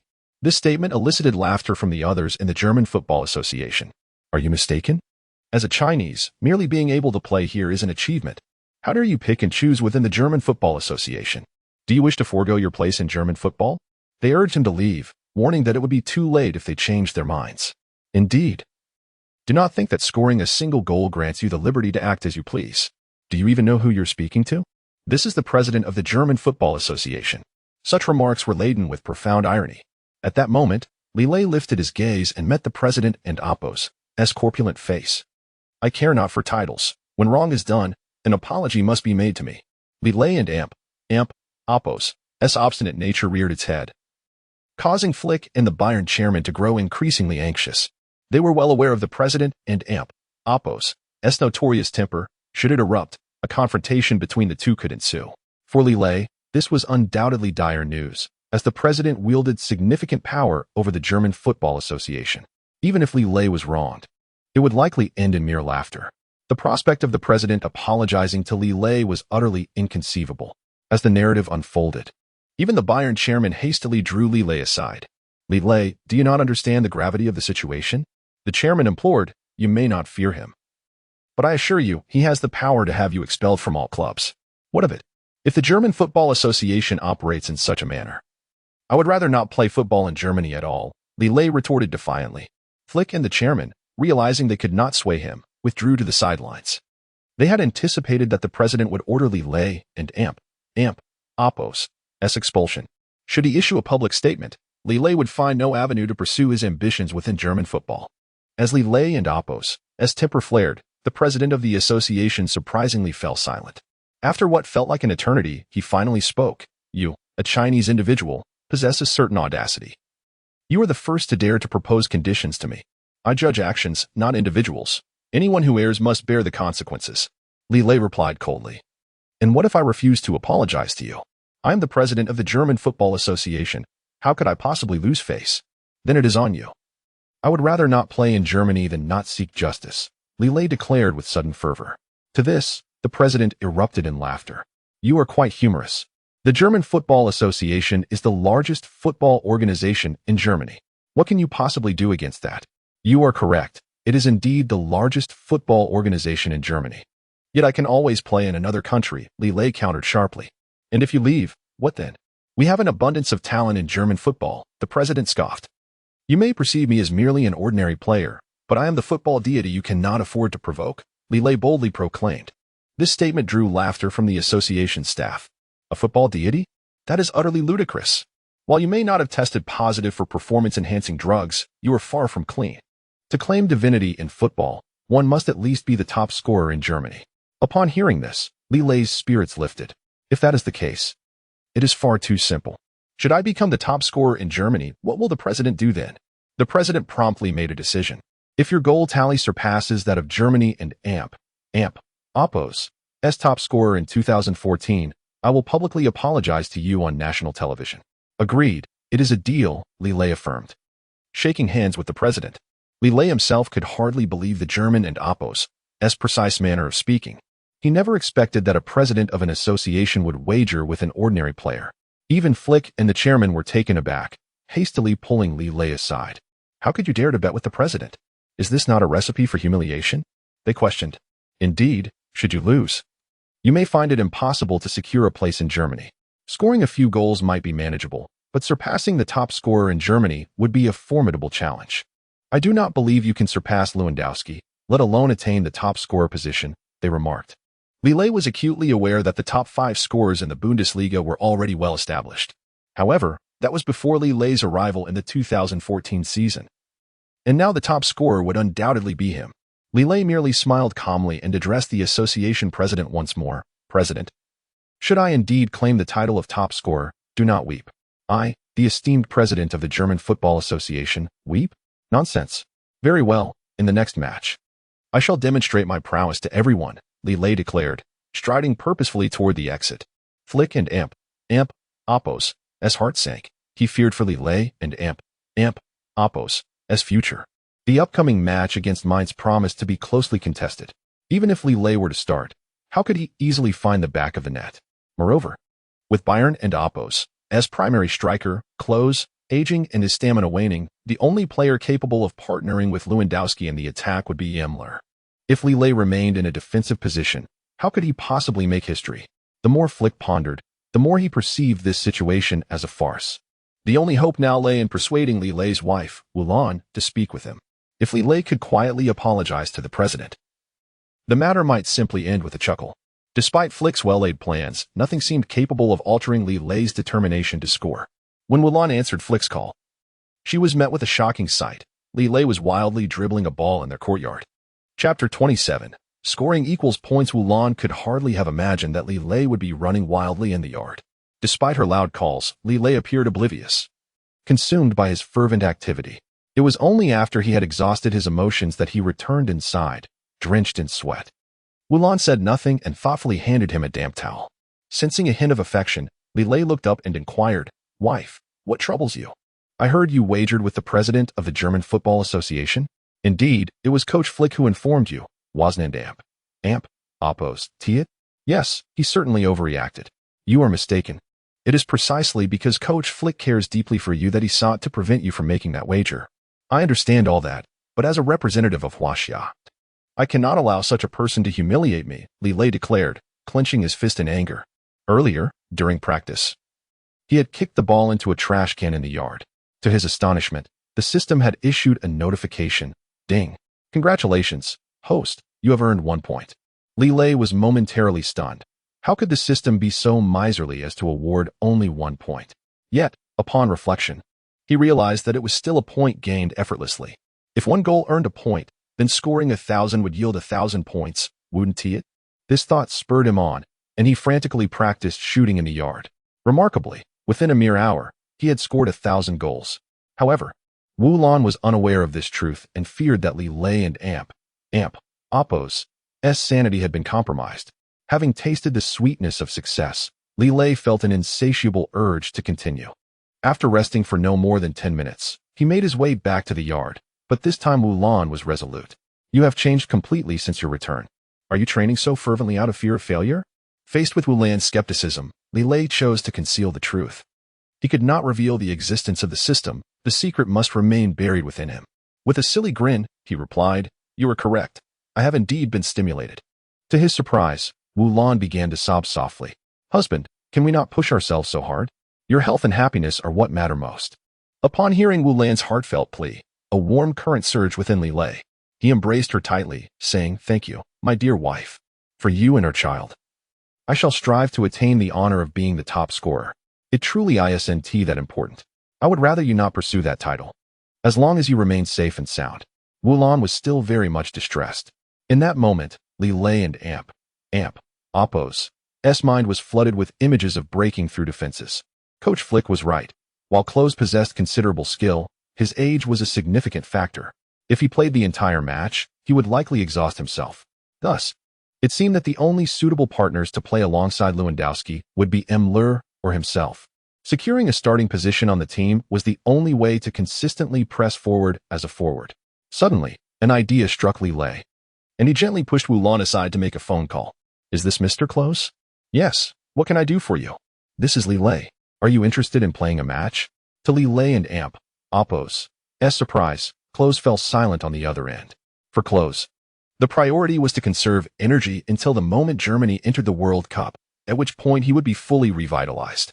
Upon receiving Li Lei and Oppo's invitation again, Klose understood the implication.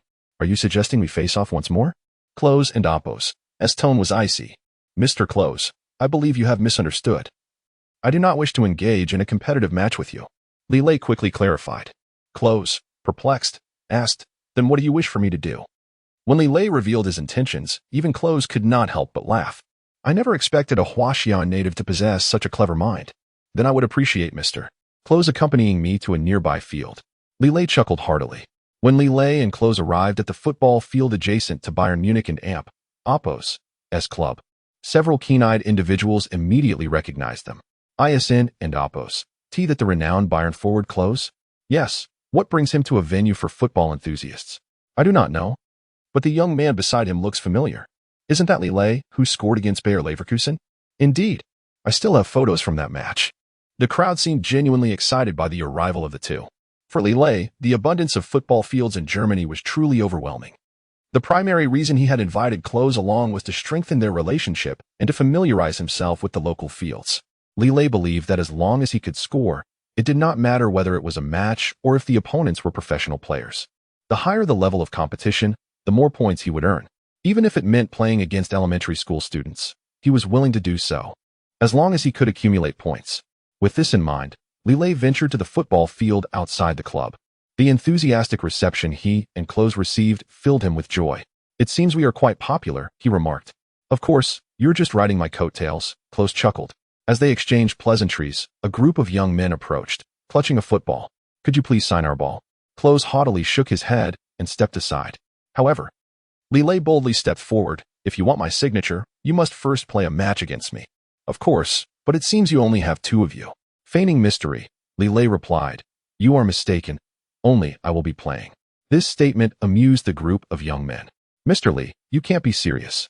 How can one person take on five of us?" "Mr. Li, you are quite humorous." Despite their laughter, Li Lei maintained his stance. "The match will consist of me alone." The players glanced at Klose, who remained silent in support of Li Lei. This bolstered their confidence. "Such a match is indeed intriguing. Are you not afraid of losing?" Li Lei laughed heartily. "I fear you might end up in tears." The atmosphere on the field instantly shifted as the match was poised to begin.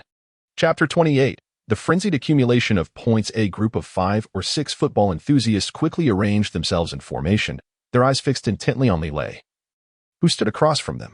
This individual was undeniably audacious, daring to confront our quintet alone. Perhaps he believed that his recent goal had granted him the right to underestimate us. Although we were mere amateurs, we certainly held the advantage in numbers. Li Lei remained composed on the opposite half of the field, unfazed by the mounting pressure. Even Klinsmann, who stood on the sidelines, felt a twinge of anxiety at the unfolding spectacle. In his prime, he would have never boasted about being able to take on 5 opponents single-handedly. Yet here was this audacious player from Huaxia, openly challenging 5.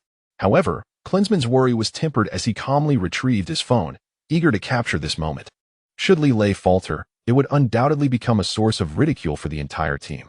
As Li Lei observed the opposing players finalize their formation, he bellowed, "Now that you're ready, bring the ball." His commanding presence momentarily stunned the opposition. Soon after, a green-haired youth surged forward with the ball, declaring, I will not be stopped by you. Li Lei, undeterred by the charge, prepared for direct confrontation. As the green-haired boy closed in, Li Lei charged forward, resulting in an astonishing collision that left Klinsmann aghast. Li Lei, are you out of your mind? With your physique, you cannot hope to withstand such an encounter. The nearly 2-meter-tall green-haired youth smirked, confident in his superiority. Let me show you that there are always stronger opponents. However, to everyone and Oppo's astonishment, it was the green-haired boy who was sent sprawling aside after their fateful clash, his face a portrait of disbelief. How is this possible? This Huaxiao player has knocked me down. Without missing a beat, Li Lei seized the opportunity and advanced into the opponent and Oppo's half.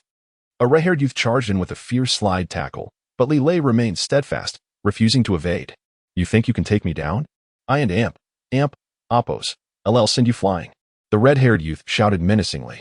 Yet, his attempt was futile, as his leg met Li Lei and Oppo's like a mountain, failing to impede his progress. With a swift motion, Li Lei sent the red-haired boy hurtling away. This is impossible. When did the physique of Huaxiao players become so formidable? The red-haired youth crashed heavily to the ground. Klinsmann, witnessing the spectacle, could only marvel. This was not a foul, but a legitimate challenge. Li Lei pressed on without pause, continuing his relentless advance. The remaining two youths, sensing the urgency, charged at him together. Li Lei and Oppo's gaze was fixed on the goal. Despite their ferocity, he had already devised a strategy. As they closed in, he unexpectedly darted between them, sending both boys tumbling. It was a display of sheer dominance, leaving Klinsmann in stunned silence. What is happening? Is he not afraid of injury? Rest assured, Mr. Klinsmann, I will breach their goal, Li Lei proclaimed with unwavering confidence. The final youth stood resolutely outside the penalty area, skeptical that Li Lei could score. He anticipated that Li Lei would advance further before attempting a shot. To his surprise, Li Lei launched a strike from the edge of the penalty area without hesitation. The goalkeeper leapt into action, only to fall for a feint, leaving the goal wide open. In a swift exchange of feet, Li Lei unleashed a powerful long-range shot, effortlessly breaking through the defenses of the five boys. They collapsed to the ground, gasping in astonishment. Is this guy cheating? How can he be so formidable? We seem to be on entirely different levels. His physical prowess is astounding.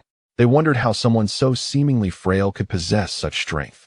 As they lamented their defeat, Li Lei and Oppo's mind registered the system and Oppo's prompt. Ding. Congratulations, host, you have earned 10 points. His spirit soared. It turned out that every goal scored against the amateurs awarded him points. This was far more enjoyable than merely shooting at an empty net. Today would be a day of unrestrained scoring. With renewed vigor, Li Lei called out to the enthusiasts. One goal is not enough. Let us keep playing. This declaration ignited their ire. That last goal was merely luck. We refuse to believe you can maintain this level of prowess. We will defend the honor of football enthusiasts. Mr. Klinsmann, please record this. The tension was palpable. Klinsmann felt a mix of embarrassment and anticipation as he realized he had already captured images of Li Lei's shots. Li Lei, seemingly impervious to fatigue, continued to dominate the field. Despite their best efforts, the football enthusiasts could not match his skill. In less than an hour, Li Lei had scored an astonishing 20 goals, amassing a total of 200 points. As the match wore on, the young players found themselves utterly exhausted, sprawled on the ground, gasping for breath. This guy is not human. He single-handedly outperformed 5 of us within an hour. Li Lei, maintaining his remarkable stamina, showed no signs of fatigue. Klinsmann could only stare in disbelief, pondering the identity of this extraordinary Huaxiao player. What could account for such superior physicality? Li Lei, now shedding his shirt, approached Klinsmann with a calm demeanor. Chapter 29. It doesn't matter to be a substitute. As Li Lei approached, Klose quickly took out his phone. Li Lei, you were simply remarkable. I captured your brilliant shot. Indeed, you are a great teammate. Mr. Klose, will you be playing tomorrow? Li Lei inquired directly.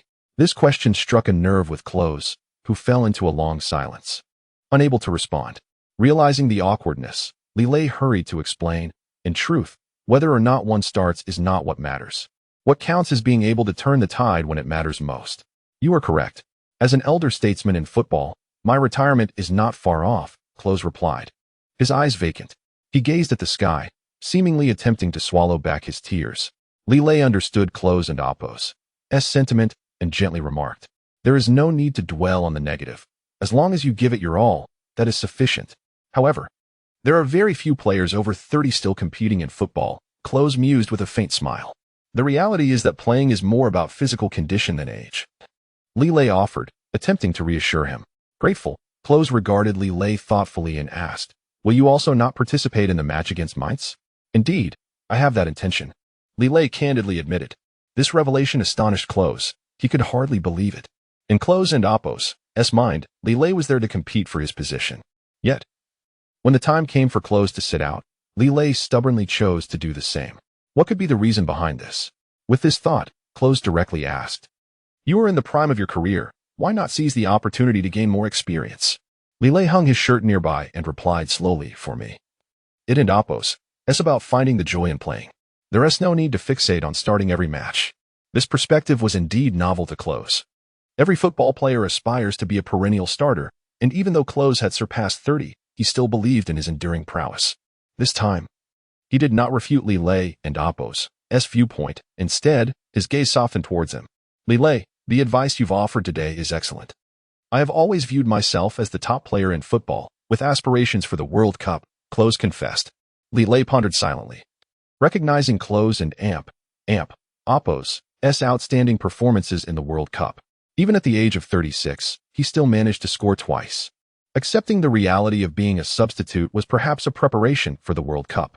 Li Lei, however, held a favorable view of Zhu and voiced it. Zhu is a vibrant player and a dark horse. As soon as Li Lei finished speaking, Klose erupted into laughter. "You are right. Zhu is not only youthful but also exceptionally skilled. I believe he will shine on the World Cup stage. Every player in the club is a good teammate. It matters not the position they play." Li Lei reiterated his strategy of playing without a forward. At that moment, Klose remained silent, instead drawing a diagram in the dirt. The content depicted the strategy of playing without a forward, which surprised Li Lei. It appeared Klose had a quiet appreciation for this formation, but had not previously expressed it. Klose meticulously sketched the positions of each player, acknowledging, "The advantages of this formation are considerable. I am curious how you conceived it." Seeing the questions etched on Klose and Oppo's face, Li Lei smiled generously. "Of course, my suggestion to play without a forward stems from a bit of self-interest. As a new player at Bayern, I would surely be at a disadvantage if we were to have a fixed striker." "Your forthrightness is commendable," Klose remarked, unusually giving him a thumbs up. "Too kind. I merely seek to avoid regrets in life," Li Lei said, gazing into the distance. "As a Chinese individual playing for a top-tier club like Bayern, it speaks volumes about your remarkable abilities," Klose expressed sincerely. "Indeed, Europeans often believe that we Chinese lack the physicality for football. Every match, I strive to prove that we can excel," Li Lei replied with increasing fervor. Klose and Oppo's perception of this Chinese player began to shift, his prejudice gradually dissipating, replaced by admiration. Especially when he observed Li Lei competing with several youths, it was evident he had a physical advantage. At this moment, Klose felt no need to conceal his thoughts. "Mr. Li Lei, I believe you possess a certain skill in physical confrontations." True to his reputation, Klose effortlessly pinpointed the essence of the matter. Li Lei, however, had no intention of revealing the truth to Klose. Instead, he sought to playfully mislead him. "One should not judge by appearances. Beneath my seemingly fragile exterior lies immense strength." As soon as he finished speaking, Klose unexpectedly stood on the field, leaving Li Lei bewildered. "Mr. Klose, what does this mean? Since you possess boundless strength, are you not brave enough to challenge me, regardless of how long you've played?" Klose and Oppo's eyes sparkled with mischief, expecting Li Lei to refuse. Knowing the toll of physical exertion would lead to inevitable defeat, Klose was taken aback when Li Lei readily agreed. Without hesitation, they commenced their duel. With neither pausing for breath, Klose took a shot from a distance, effortlessly scoring a goal. Li Lei responded in kind, proving to be Klose's equal. However, as soon as Li Lei scored, the system rewarded him with 30 points. He was beginning to grasp the scoring system in informal matches. Each goal typically earned him several points. After exchanging goals, Klose chuckled, "It seems you have made strides in your long-range shooting. Still not quite matching your prowess, Mr. Klose. I will need your guidance moving forward," Li Lei admitted with a shy smile. "How about your free kick skills, Mr. Li Lei?" This question struck a nerve. He had been focused on enhancing his physicality and shooting statistics, while free kicks had become a weakness. Li Lei chuckled awkwardly, about to respond when he suddenly spotted Lahm running toward them. Chapter 30. Neuer concedes a goal. Li Lei, I have been searching for you for quite some time. And I finally found you, Wu Lan said, panting slightly. What is it, my dear? Is something the matter? Li Lei inquired, his curiosity piqued. It and Oppos, as time to rest. Coach Flick just called, she replied. Is there some kind of change? You will be starting in tomorrow and Oppos, match against Mainz, Wu Lan stated directly. Klose and Oppos, expression darkened immediately, and his gaze towards Li Lei became fierce. Observing this, Li Lei quickly clarified, that is merely Coach Flick and Oppos' one-sided wish. I will be a substitute tomorrow. Klose could hardly fathom that Li Lei would willingly accept the substitute role. In truth, Coach Flick had already contacted Klose, requesting him to sit on the bench under the pretext of conserving energy for critical moments. Klose felt immensely uncomfortable, yet now witnessing Li Lei, this foolish lad, also content to warm the bench with him, a glimmer of joy crossed Klose and Oppos' face. He extended his hand, and Li Lei grasped it firmly. On the following day, as Flick reviewed the starting lineup, he was astonished to discover that Li Lei was seated alongside Klose on the bench. Li Lei, what is going on? Why are you not starting? Flick asked with concern. Well, coach, I wish to observe Mainz and Oppos' tactics and enter the fray at the opportune moment, Li Lei explained. Flick appeared perplexed by Li Lei and Oppos' rationale. Have you thought this through? Many players are eager to start. His gaze shifted toward Klose, suspecting him of meddling. Flick and Oppos' expression was stern, yet Klose seemed somewhat displeased. Coach, is it not satisfactory that Li Lei and I are both on the bench? Klose remarked. Despite the anger simmering within him, Flick refrained from directing it toward Klose, recognizing his importance to Bayern. Instead, he unleashed his frustration on Li Lei. You have truly disappointed me, Li Lei. I aim to develop you into a super striker. Hearing Flick's words, Li Lei remained unperturbed, responding calmly. Thank you for your guidance. Coach, I am merely taking a moment to rest and gain insight into the opponent and Oppos' strategy. As the saying goes, and Oppos, know thyself and know thy enemy. And you shall win all battles. And Oppos, Li Lei and Oppos' words left Flick feeling humiliated, yet the other players were delighted. They never anticipated that this Chinese player would voluntarily sit as a substitute. It was truly remarkable. Klose was on the bench to recuperate, while Li Lei seemed to be a fool. Regardless, as long as he posed no threat, they were content. In this match, they aimed to score relentlessly, thus diminishing Li Lei and Oppos' presence. With Lewandowski and Müller on the field, scoring was assured. Flick then turned his attention to Lewandowski, the team and Oppos' second striker. Lewandowski. This match hinges on you, and Müller. Rest assured, coach, we will breach Mainz and Oppos' goal. Müller chuckled heartily. Lewandowski merely glanced at Klose on the bench without replying. The absence of his comrade left him with an unsettling void. As dark clouds gathered in the sky, a light drizzle began to fall. Li Lei observed the scene with joy. The experience of watching the match was delightful, especially alongside Klose, which enhanced the atmosphere. Klose, watching the match with you is truly enjoyable. Indeed, today our teammates should secure an easy victory, Klose replied with a slight smile. He had already gathered enough information to ascertain that none of Mainz and Oppos' players were particularly skilled. However, Li Lei and Oppos' gaze was fixed on the forward Sato. Memories surged forth, and he recalled something significant. This relatively unknown Sato had scored previously. Yet, the match had just commenced, and the situation appeared favorable for Bayern. Müller had swiftly advanced into the opponent and Oppos' half, confidently charging towards the goal. However, his momentum was halted as three defenders swiftly closed in, intercepting the ball. To everyone in Oppos' astonishment, Sato and another forward executed a swift counterattack into Bayern and Oppos' half. Klose, filled with surprise, remarked, how can Sato possess such remarkable thrust? I had never taken note of this player before. Perhaps he is not just powerful, he might also be fortunate, Li Lei mused, subtly implying that he hoped to exploit the opponent and Oppos' half at a crucial moment. Li Lei called out to Neuer, Mr. Neuer, please maintain your focus while guarding the goal. Neuer, with an air of arrogance, replied, you need not worry. Few players can breach my defenses. The other players chimed in with mockery, Li Lei. You and Oppos, not even on the field. What authority do you have to direct us? Without you, our task will likely be even easier. Indeed. Soon you will witness how we dismantle their defenses. Just then, Sato surged forward with the ball, Rather than taking a shot, he passed it to the other forward, Gates. Without hesitation, Gates prepared to shoot. In that instant, Li Lei shouted towards Neuer, "Neuer, watch out for Sato. He is about to shoot." However, Neuer disregarded Li Lei and Oppo's warning, focusing solely on Gates. With a resounding thud, Gates struck the ball, but his target was not the goal. Instead, it was Sato on the flank. In a flurry of movement, Neuer hurriedly shifted from the center to the right. Then, in a shocking turn of events, as Neuer hurriedly transitioned, his legs were not yet closed.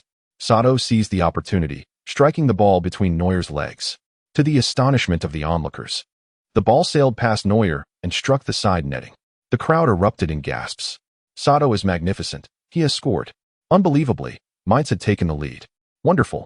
It seems our victory is assured, a piercing voice echoed in Li Lei and Oppo's ears, prompting him to rise instantly. Chapter 31. Free kick goal. All the players of Bayern were left in a state of shock. What just happened? How could such a goal possibly be scored? Neuer's performance today was far from stellar. He actually conceded a goal. Soto managed to find the gap, proving to be quite perceptive. We were trailing behind. We needed to reclaim our points immediately. Everyone in Oppo's gaze was fixated on Müller and Lewandowski. However, to their dismay, the opposing team had nearly all their defenders concentrated on the two of them. No matter how hard they pressed, it seemed futile. On the substitutes bench, Klinsmann stood up nervously, even contemplating stepping in himself. Yet there was someone even more anxious than him, who boldly approached head coach Flick. "Coach Flick, I request to come on in the second half." "Li Lei, it's not up to you when you get to play," Flick replied, his eyes filled with disdain. He was undoubtedly anxious after conceding the first goal, but he could not indulge Li Lei's temperament. Had this young man not refused to start, perhaps the situation would not be so dire. Flick intended to direct his frustration towards Li Lei.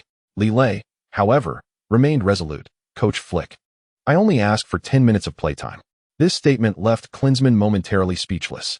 Was Li Lei out of his mind? If he was so eager to play, why only for 10 minutes? Even Flick stood there perplexed. He could not fathom Li Lei's reasoning. Why did his request sound so peculiar? "In 10 minutes, I can score 2 goals, Li Lei asserted confidently. Klinsmann burst into laughter. "Mr. Li, that is the most ridiculous joke I've heard today." Flick pouted. "Are you jesting with me? You think you can score 2 goals in 10 minutes? Lewandowski and Müller are struggling to break through. What gives you such confidence?" Li Lei and Oppo's gaze was fixed on the opposing goalkeeper, Yade. He had noticed that Yade was left-footed, while Li Lei excelled at shooting towards the right corner. If he could exploit this rapid play to throw Yade off balance, success was within reach. Yet, he could not reveal this insight to Klinsmann and continued, "Coach Flick, I hereby present you with a challenge. If I don't score 2 goals within 10 minutes, you may punish me as you see fit." Flick's eyes lit up at this declaration. "You said it. I'm eager to see how this young man from Huaxiao plans to score 2 goals in 10 minutes. Klinsmann felt no jealousy but rather sympathy for Li Lei. How audacious to openly challenge the head coach. Was he trying to get himself benched permanently? Klinsmann feigned concern. "Coach, please don't take Li Lei's words to heart. He is merely joking." Before Flick could respond, Li Lei interjected, "Klinsmann, I am not joking. I speak with utmost seriousness. Fine, it's a deal. If you fail to score 2 goals, you shall sit on the bench for the rest of the match." Flick declared sternly, intending to teach Li Lei a lesson about humility. Klinsmann was delighted to hear this, yet he pretended to advise Li Lei, "Li Lei, I urge you not to be so impulsive. A steady approach is wiser. Apologize to the coach, and this will all be forgotten." However, Li Lei was resolute and refused to heed anyone and Oppo's counsel. The first half ended with a score of 1-0.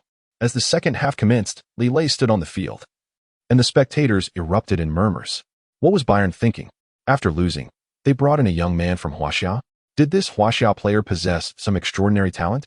Perhaps Flick intended to shift the blame onto him, which seemed quite insidious. This young man from Huaxiao was truly pitiable. Mainz was certainly on the path to victory. Li Lei paid no mind to the murmurs around him. He simply turned to Lahm. "Mr. Lahm, once you regain possession, pass the ball directly to me." Lahm nodded in agreement. "Understood, that will be our tactic." As the match began, Müller and Lewandowski surged forward into the opposition's half. As Li Lei had predicted, Soto intercepted the ball once again, excitedly charging toward Bayern's defense. Yet this time, Li Lei collided with him, sending him sprawling, and the ball was lost. Before Soto could recover, Li Lei was already racing toward Mainz's half. How could he be so fast? It was almost supernatural. Was he on performance-enhancing drugs? Regardless, He could not be allowed to pass so easily.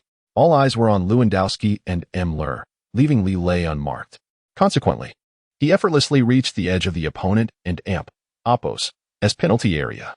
The two defenders scrambled to cover him, but one defender and Oppos's attempt resulted in Li Lei falling to the ground. The referee rushed over, blowing the whistle. The Mainz defender raised his hands innocently. I didn't touch him.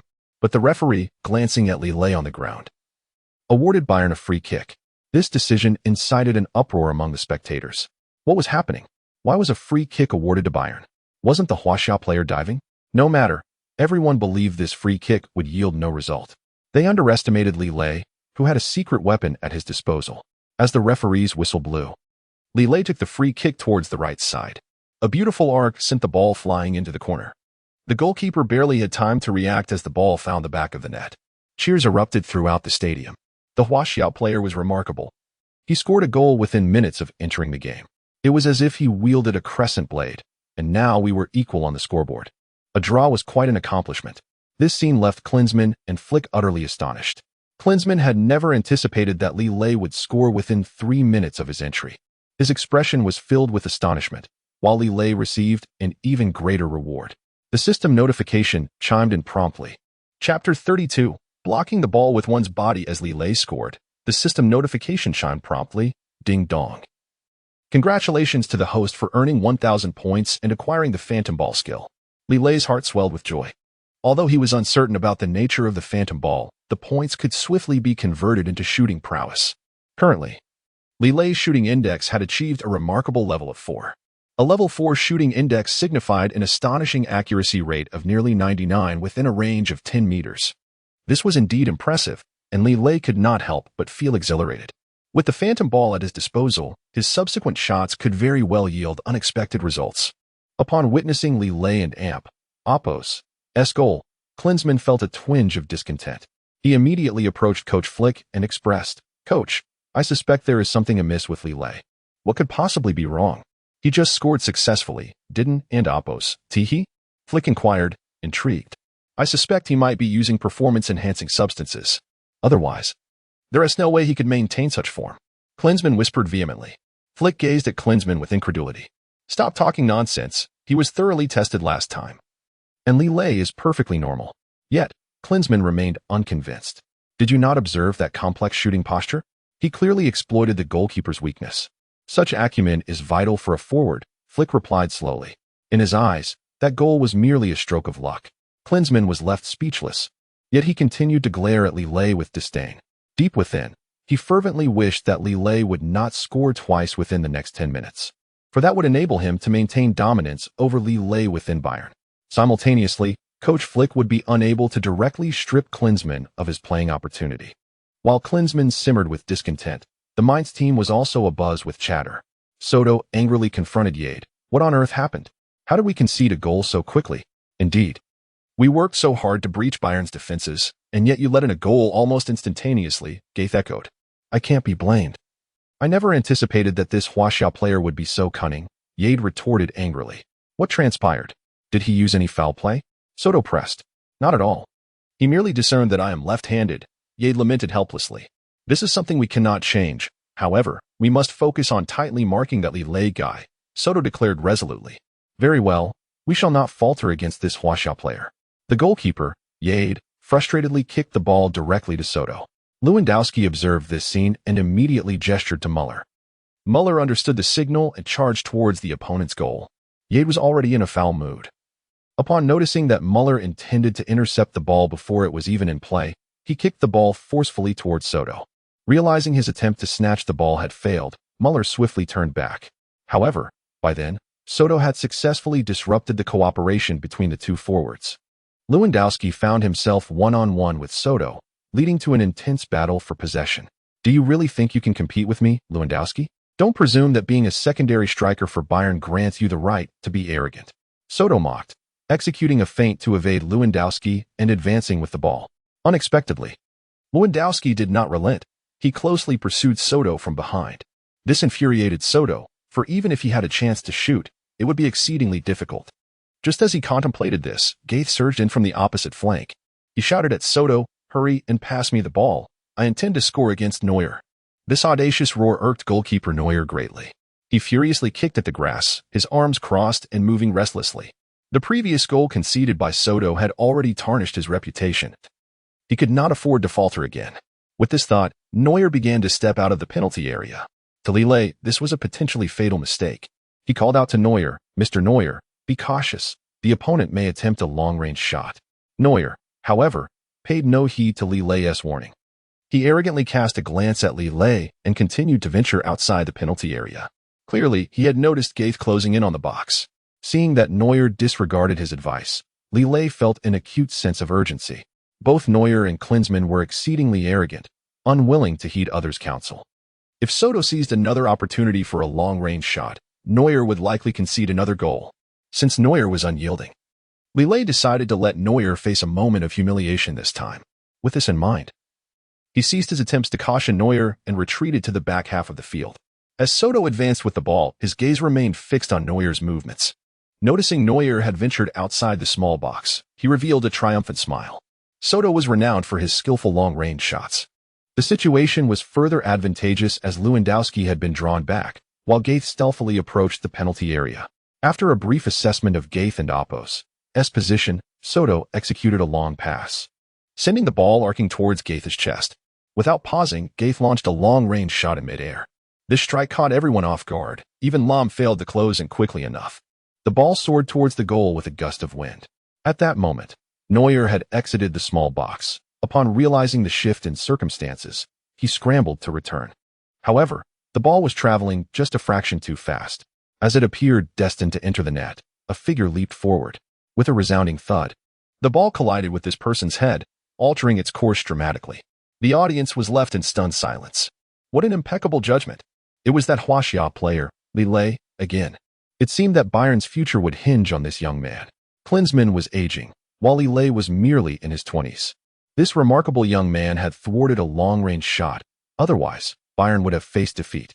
As everyone buzzed with discussion, Li Lei promptly kicked the ball towards Lahm. "Lahm, pass it to me at once," Li Lei urged as he darted into the opponent's half. At that moment, Mainz's half was nearly devoid of defenders. Everyone had committed to an all-out offensive. Li Lei's rapid entry caused immediate panic among them. The lone remaining defender in the back half charged towards Li Lei, just as Lahm sent a long ball towards him. As the defender and Li Lei were about to collide, Li Lei suddenly vanished from view. Chapter 33. The Phantom Ball. The sudden disappearance of Li Lei left everyone in astonishment. What on earth happened? Where did that Huaxia player go? It was clear he was just attacking with the ball moments ago. Perhaps he was knocked away by the opposing defender. It is quite possible, at this moment. None of us knows what transpired.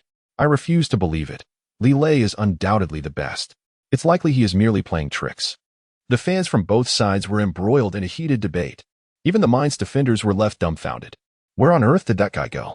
Just a moment ago, we were about to collide. At this time, Soto and Klose hurried back, and upon seeing that the goal remained intact, they both breathed a sigh of relief. However, it wasn't Oppo's long before they swiftly resumed their search for Li Lei. Could it be that Li Lei has taken flight? Who knows? That fellow never plays by the rules. Meanwhile, Klose was reveling in the moment. How could Li Lei have vanished so suddenly? It seems that the desire to score 2 goals within 10 minutes has been thwarted. Just as he spoke, Flick suddenly pointed towards the sky and exclaimed with a smile, "Li Lei truly is remarkable. He jumps so high." Following Flick and Oppo's gaze, Klose was astonished to discover another figure in the air. At the moment they were about to collide, Li Lei had leapt into the sky. Flick's exclamation immediately captured the audience's attention, prompting many to pull out their phones to capture the spectacle above. It was extraordinary. He could certainly win a high jump competition. Indeed, he must have jumped at least 2 meters high. This could easily qualify for a Guinness World Record. Li Lei remained silent in midair, for he knew it was time to execute the phantom ball. Though unfamiliar with this technique, he was determined to give it a proper kick this time. The opposing goalkeeper was momentarily stunned, and upon hearing the crowd's cheers, he quickly looked up. The sunlight was intense, making it nearly impossible to discern Li Lei's direction. Even the defenders, as well as Soto, were baffled. They hurriedly retreated towards the goal. Surely, this fellow would attempt a shot. Soto was the more astute of the two. Following his lead, Klose dashed towards the goal. At that moment, Li Lei chose to employ the phantom ball. In an instant, the sunlight intensified even further. Just a second ago, the blinding light was aimed at the audience, but now it transformed into several dark figures. What is happening? Has the opponent's activity frequency accelerated so drastically? I only caught a glimpse of his silhouette. Where did he actually go? I don't know. We must quickly adjust the camera angle and capture every moment. This is bound to be headline news. The stands were in disarray, and Flick was sweating profusely. It was the first time he witnessed such a spirited display of play in midair. The most astonishing aspect was whether that swaying figure was indeed conjured by Li Lei. Could it be that this Huaxia player possesses some sort of magic? They had previously played poorly, yet now they appeared so formidable? As Flick pondered this, Klose suddenly gasped as he looked at his phone. He hurriedly brought the device to Flick and Klose, with a voice trembling in disbelief. Klose described the reality displayed on his screen. Flick and Klose clearly saw multiple images of Li Lei on the phone. Klose struck Klose's phone in disbelief. Surely, this cannot be real. Perhaps it is an illusion. Don't panic. It must be due to the overwhelming sunlight, Klose suggested. I believe Klose is correct. But this is advantageous for us at Bayern, Flick mused. His mindset was the most serene, regardless of whether this ball would score. Li Lei had already captured the spotlight in the air. The audience's phones and cameras clicked incessantly. This alone would ensure Bayern's football team would make headlines the following day. Flick shouted to the sky, Li Lei, hurry and take the shot. Let everyone witness your prowess. This call bestowed infinite strength upon Li Lei in midair. He silently counted to 3 and then unleashed a powerful kick. Now, the goalkeeper faced a perplexing situation. Moments ago, Li Lei had appeared as multiple figures, yet upon receiving the ball, it too seemed to multiply. The goalkeeper, flustered, shouted to Soto. Soto quickly blocked the right corner of the goal. No, that ball clearly went to the left corner. Nonsense, it was aimed down the middle. You all are mistaken. The ball was directed towards the flank. For individuals perceived the ball heading in 4 different directions. What on earth is happening?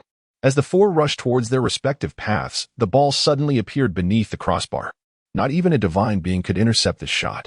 With a resounding thud, the ball struck the back of the net. The audience fell silent, awaiting the referee and Oppo's whistle. The referee, eyes wide in disbelief, fixed his gaze upon the ball nestled in the net. He gestured to the assistant referee, who scrutinized the video playback several times. There was no doubt about it. The goal was valid. The referee, brimming with excitement, whistled. Goal confirmed. The current score is 2-1. The crowd erupted in jubilation, especially the Bayern fans, who waved their flags with fervor. The Huaxia player is indeed extraordinary. He scored an impressive goal. What kind of shot was that? How could the trajectory be so elusive?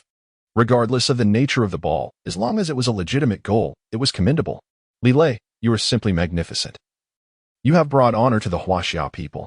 The Bayern substitutes embraced each other in celebration. Only Klose sat dazed on the bench. That fellow actually scored. And he did so within 10 minutes. Indeed, it seems Li Lei has grasped the nuances of the game. Flick approached, fully aware of the wager he and Klose had made, and sought to console Klose. This meant Li Lei could now start at any time. Klose pounded his head in despair. Flick, however, cryptically remarked, I believe your perspective is rather limited. Li Lei will not compete with you for a starting position. Klose gazed at Coach Flick in astonishment. What I perceive in this Huaxia player is a unique spirit. What spirit?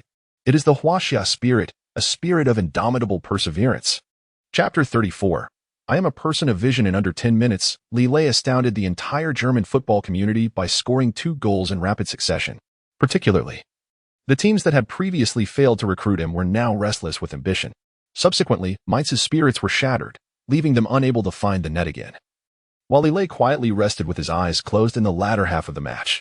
As anticipated, upon the conclusion of the game, Li Lei was the first to approach Flick. Coach, I have fulfilled my promise, he declared. Flick nodded with delight. You are the pride of the Huaxia people. You are also Bayern's lucky star. These 2 accolades filled Li Lei with immense joy. Compounding his excitement, the system rewarded him once more after his successful strike. Ding. Congratulations. Host, you have earned 1,000 points in a one-time skill, ground strike. The skills bestowed by the system increasingly felt almost supernatural. Nevertheless, Li Lei remained composed, opting to allocate his points to enhance his shooting index. His effective shooting range had now extended to 15 meters, with nearly perfect accuracy. Achieving such results was far superior to augmenting other indices. At this moment, his greatest desire was, of course, to gain Flick's recognition. Coach, since I have accomplished this, how will you arrange my future playtime? Flick's response was astonishing. You may play whenever you wish. Li Lei nodded in satisfaction. This was precisely the outcome he desired. He did not relish being a constant starter, as that would not truly reflect his significance. This approach also facilitated a better rapport with Klose. Despite having the system as an aid, should any issues arise with it, he would find himself playing in the dark. Klose, a world-class striker, had goal tallies that surpassed even Ronaldo's. How could Li Lei afford to offend such a talent? He knew he must cultivate a good relationship with Klose. With this in mind, he approached Klose first, extending his hand swiftly. Klose was taken aback by Li Lei and Oppos's unexpected magnanimity and slowly reciprocated the gesture. Congratulations, Li Lei. You truly scored 2 goals in 10 minutes. I owe it to you, Mr. Klose. Without your encouragement, I could not have achieved this. Li Lei deftly attributed his success to Klose. Himmler erupted in laughter nearby. Mr. Li Lei not only possesses remarkable skills but is also quite humble. Indeed. Unlike some who score and forget their surname, Ram quipped from the side. Lewandowski joined in the laughter directed at Himmler. At that moment, a figure approached Li Lei. To his surprise, the individual extended his hand. Li Lei, that last goal was thanks to you. Had you not intercepted, our goal would surely have been breached. Neuer. It was nothing. Everyone can misjudge at times, Li Lei quickly replied.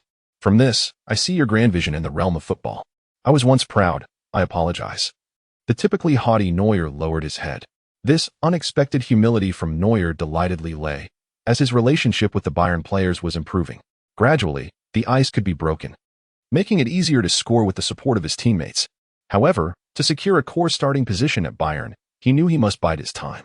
The next day in Oppos's headlines prominently featured Li Lei, with a photograph so clear it even captured the trajectory of his goals. This surprised Li Lei, as he had not clearly seen how the ball entered the net.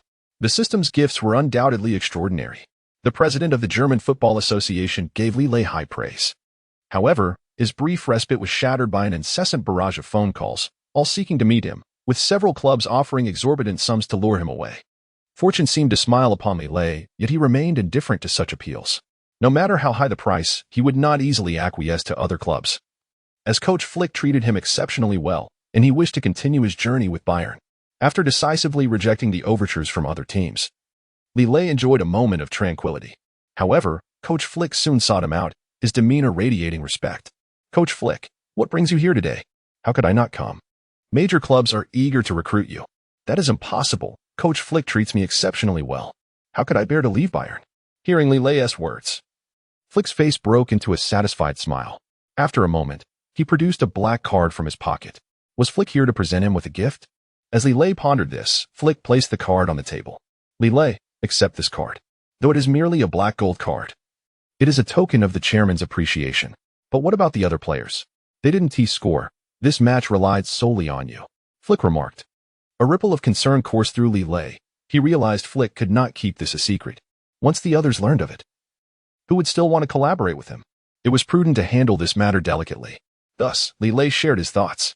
Flick was taken aback. Li Lei, do you truly wish to proceed this way?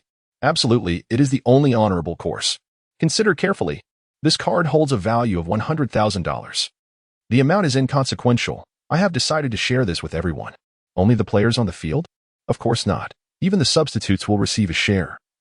And you will too, coach. Li Lei's words filled Flick with gratitude as he clapped Li Lei on the shoulder. I underestimated you, Li Lei. The players I share the pitch with are all brothers. Each has given their all, and each is exceptional. Beside them, Wulon beamed at Li Lei's generosity. The following morning, every player received a special gift. Chapter 35, Teach Me the Ground Shot. All the team members received a check, although it was less than 5,000 each. Their faces radiated joy. When they learned that Li Lei had chosen to distribute the bonus equally among them, their astonishment grew. They had not anticipated such magnanimity from a Huaxia individual. In the past, they had underestimated him. Henceforth, they resolved to engage with him more amicably. Indeed, the act of sharing one's bonus with teammates was quite remarkable. For us Germans, such a gesture is rather challenging. Yet, Klose, sitting nearby, carelessly tossed his check onto the table. Himmler, observing this scene, swiftly snatched the check. Klose, are you offering that check to me? Himmler beamed with delight. Klose ignored him, directing his gaze towards Li Lei in the distance. Presently, Li Lei was brimming with confidence, a smile illuminating his face. However, Klose, a key player on the team, still found himself on the bench. Time, the relentless adversary, had indeed taken its toll on Klose. Despite his verbal defiance of aging, his body remained candidly truthful. Who would have thought I would have to share this Huaxia man and Appos? That's money. Klose mused. What of it? We are teammates. Sharing it is of no consequence, Himmler generously replied. You, my friend, are nothing but a sycophant, Klose retorted harshly. What does being a sycophant have to do with it? It's equally divided among us, so it matters not. Himmler laughed heartily. Seeing Klose neglect his check, Himmler swiftly seized it and dashed over to Li Lei. Li Lei, thank you. Next time I score and earn a bonus, you shall have your share as well. Thank you, Mr. Himmler, Li Lei replied with an understanding smile. Li Lei's eyes then fell upon Klose, who remained silent. In truth, Li Lei had no intention of belittling Klose, for he still wished to witness Klose's prowess during the World Cup. At this moment, Li Lei had a crucial task, to swiftly comprehend the nature of the ground shot. Although he had seen such shots on television, he had never executed one himself. He was uncertain about the optimal angle to enhance the accuracy of his shots. The simplest approach now was to seek Klose and Appos' guidance. In fact, Li Lei's intention was to provide Klose with a chance to redeem himself after Himmler had snatched the check. He slowly approached Klose. Mr. Klose, I have a matter I would like to consult you about. Klose responded curtly, your skills are quite adequate now. You hardly require my instruction. Though taken aback by this dismissal, Li Lei bore no resentment. There is a type of shot that I believe would pique your interest, though I am not particularly adept at it. The mention of football instantly transformed Klose's demeanor. The phrase football knows no borders rang true. Klose was solely interested in the game. What shot is that? The ground shot. Surely, Mr. Klose is familiar with it? Li Lei inquired. What? You wish to attempt such a shot? Klose's expression turned incredulous. Indeed, as a player, one must be willing to try every type of shot, Li Lei chuckled. Klose hesitated to respond, aware that executing such a shot posed significant challenges. It required not only strength but also precise angles and distances. He rose slowly, his gaze fixed upon the field. The ground shot is indeed quite difficult. Although you are improving rapidly, I feel it may be challenging for you to master.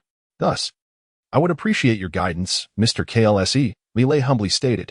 Nearby, Flick, intrigued by Li Lei's mention of the shot, approached. Li Lei, we have only heard of this shot. Very few have attempted it. I believe Mr. Ronaldo once executed a shot of this nature. Li Lei intentionally emphasized Ronaldo and Appos' name, hoping to provoke Klose into attempting the shot himself. As anticipated, Klose, who had previously been indifferent, perked up at the mention of Ronaldo. There is more than one Ronaldo in this world. There is also Klose, he asserted. I concur, although I have only seen Mr. Ronaldo perform such a shot. Li Lei reiterated. Without further ado, Klose seized the football from Flick's hands and sprinted toward the field. The onlookers were left bewildered, uncertain of Klose's sudden motivation. What has gotten into Klose? Why venture to the field during a break? I wonder if he and Li Lei are wagering again? This promised to be entertaining. How would a duel between the two unfold? The crowd eagerly followed Klose to the field. Li Lei, not wishing to miss this opportunity, hastened after him. The grass was still damp from a recent light rain, but such an obstacle was trivial for Klose. He approached a spot approximately 20 meters from the goal, carefully measuring his position before settling on it. Ignoring whether Li Lei had caught up, he aimed for the goal and took a shot. To Li Lei's astonishment, the ball did not fly directly toward the goal. Instead, it skimmed the ground. The shot spun rapidly, barely hovering above the surface, and, at the critical moment, executed adrift. As Li Lei watched the ball curve into the net, he leaped in joy, exclaiming, Mr. Klose, your skills are truly extraordinary. It's nothing. With a few practice sessions, you can master it. Klose replied with a smile. In truth, he was reluctant for everyone to learn this technique. He merely wished to execute it once. When Li Lei contemplated seeking further instruction, Klose arrogantly walked away, believing that without direct guidance, Li Lei would never learn. However, Klose failed to realize that Li Lei had traversed from another realm. Even with such a swift shot, Li Lei had already captured its essence. He felt an overwhelming sense of joy, for he now understood how to execute this shot. With the right position and the system's assistance, scoring was inevitable. In the upcoming match, he would demonstrate what Huaxia football truly entailed. Calmly standing before the goal, Li Lei decisively struck the ball. The ball arced gracefully into the net, eliciting admiration from his teammates. That was splendid, but it wasn't a ground shot. Himmler laughed heartily. Li Lei remained silent, his gaze following Klose as he departed. Chapter 36. Hertha Berlin. In this encounter, Bayern Munich faced off against Hertha Berlin. Li Lei was not inclined to start, as he recognized that this team would likely not pose a significant challenge. Compared to Bayern, it seemed that Hertha lacked prominent players. From the lineup, he only recognized one name, Ramos, while the others were largely unknown to him. Coach Flick observed Li Lei closely, and upon hearing his reluctance to play, he nodded in understanding. Since Li Lei preferred to stay on the bench, he would remain alongside Klose. Klose, however, showed clear displeasure at this decision. If he was not allowed to play against a weaker team, how could he achieve his goals? With this thought in mind, Klose earnestly pleaded, "Coach Flick, I believe I should be given the opportunity to play against such a weak opponent. Perhaps I might score a few goals inadvertently." Flick smiled at Klose's assertion. "I am well aware that such teams are child's play for you, but these opportunities should be afforded to the newcomers." His words were clearly directed at Klose, as he did not wish for Klose to score excessively. Ever since Klose had targeted Li Lei, Flick had felt that Klose was being somewhat inconsiderate. Keeping him on the bench for a couple of matches was intended to temper his arrogance. Upon hearing this decision, Klose and Oppo's expression soured. "Coach Flick, if I am to merely sit on the bench, I might as well not participate in the next match."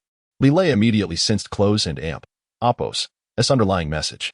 Clearing his throat, he remarked, "Mr. Klose, perhaps we could both enjoy a little more time resting on the bench." Klose was puzzled by Li Lei and Oppo's intentions. Did he merely wish to keep him company on the bench? He could not outright dismiss Li Lei's suggestion, as it stemmed from good intentions. "Li Lei, you might find the bench comfortable, but I feel quite restless. I understand your perspective. But wouldn't it be better to let Jitsu gain some experience against such an inferior team?" Li Lei smiled. Jitsu, overhearing this, felt a surge of gratitude towards Li Lei, sensing that his time on the bench might soon come to an end. However, Coach Flick remained silent upon hearing the suggestion. He had previously observed Jitsu and Oppo's play. The young man was indeed promising, but could falter under pressure. Substituting him might disrupt the synergy between Müller and Lewandowski. With this in mind, Flick responded with a smile, "We are employing a no-striker formation. If we manage to score several goals in the first half, we can afford to bring in new players in the second half." His message was clear. Jitsu would not be given a chance in the first half.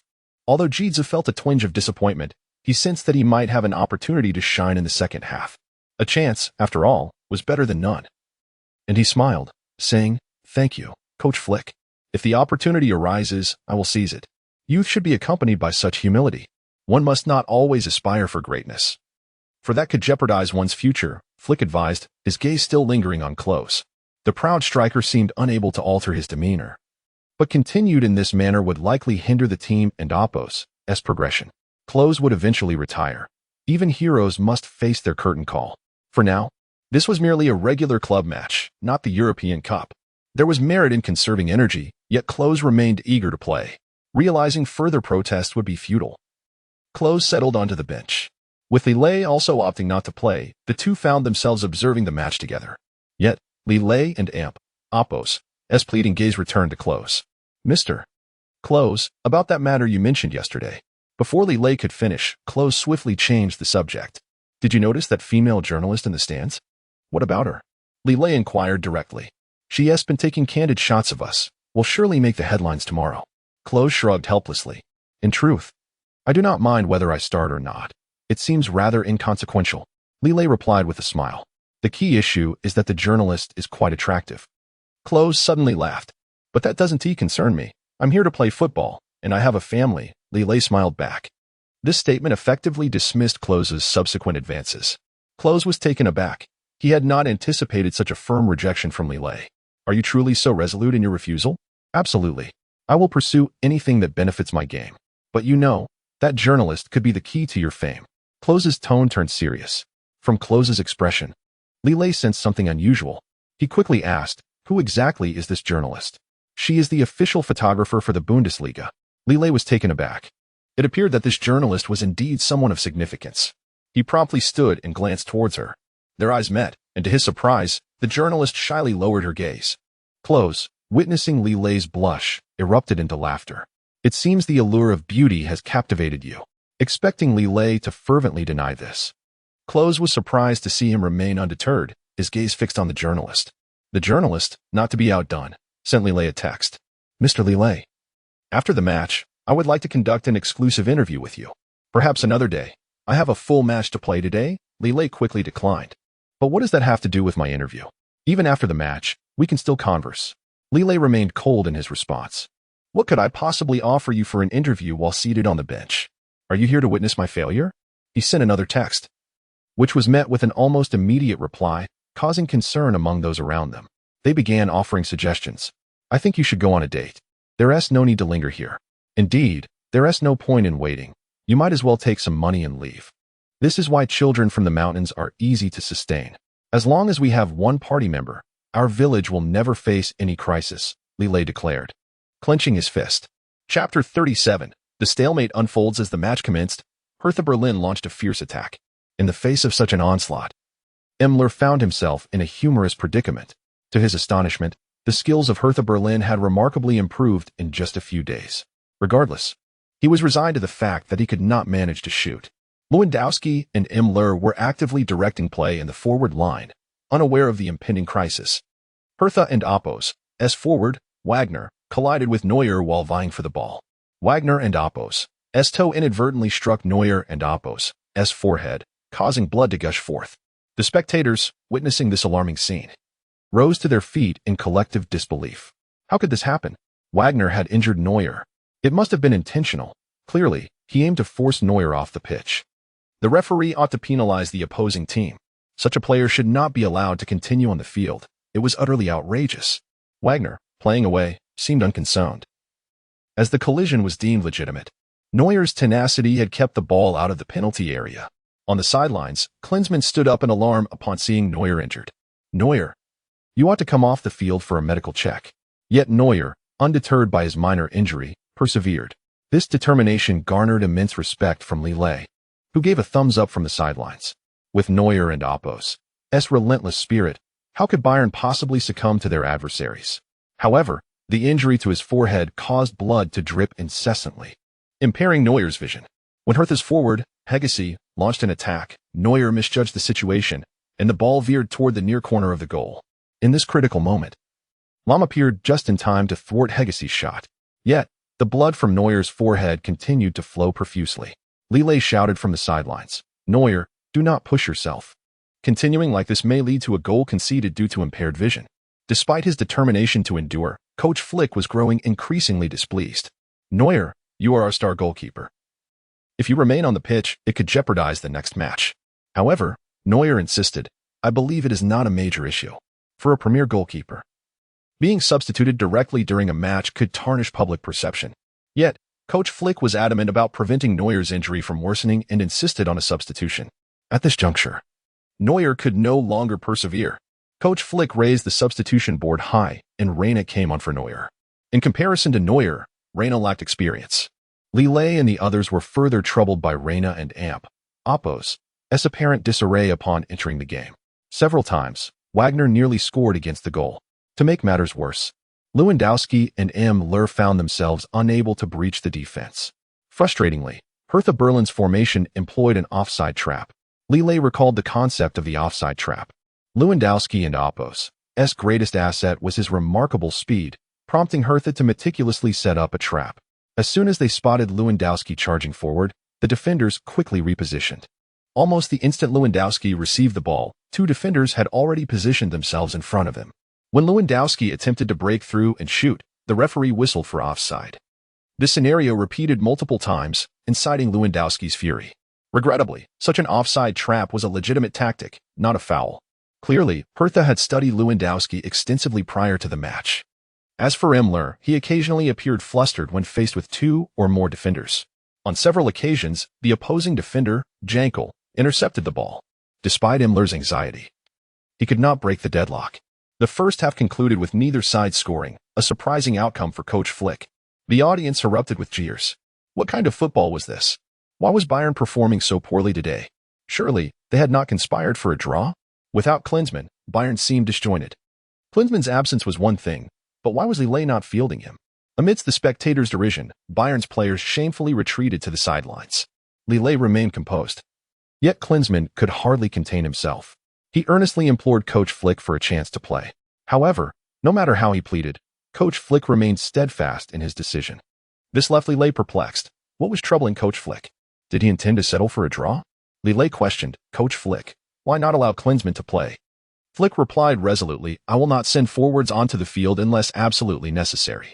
But Neuer is injured, and our goal is not impregnable. Li Lei expressed his concern. No worries. We have yet to concede any goals. The second half will continue to focus on defense, Flick replied calmly.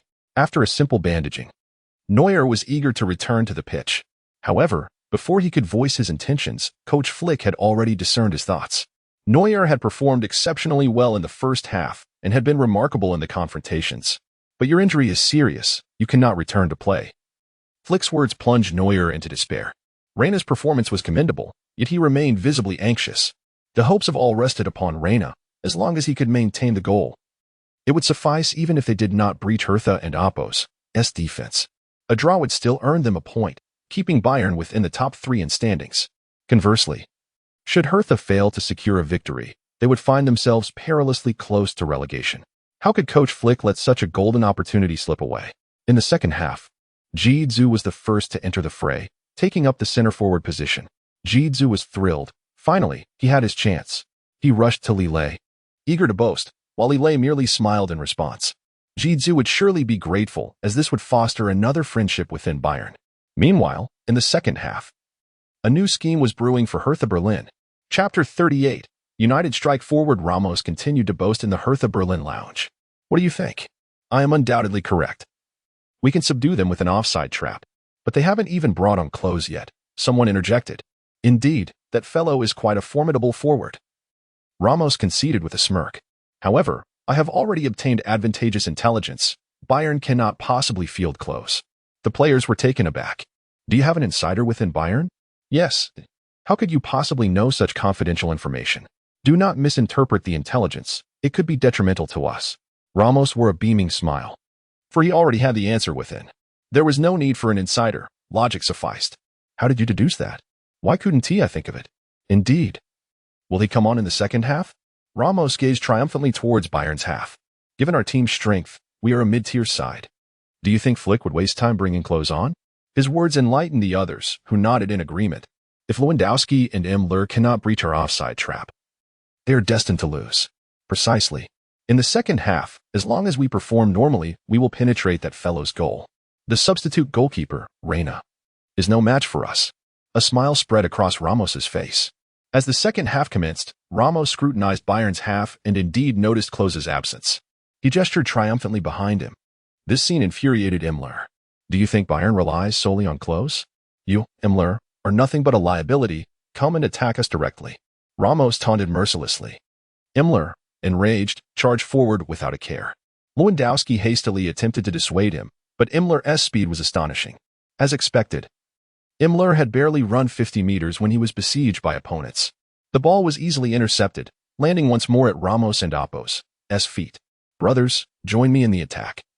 This time we must breach Bayern's goal. Understood. We shall give Bayern a lesson they won't forget. Coach Flick, witnessing Hertha Berlin easily intercept the ball, immediately scolded Müller. At that moment, Li Lei intervened, halting Flick. Coach Flick, now is not the time to berate Müller. We must find a way to counter their attack. Fortunately, I have arranged for Ji-Zhu to come on. Let us see if he can make an impact. Flick held on to a glimmer of hope. Yet, as Ramos advanced with the ball, Flick realized he had underestimated the situation. The synergy between Ramos and Wagner was impeccable. As Ji-Zhu approached, Ramos swiftly passed the ball to Wagner, who struck from 20 meters out. The audience was astounded. What is happening with Hertha Berlin? Why shoot from such a distance? They pondered, perplexed. After all, they were up against Bayern Munich.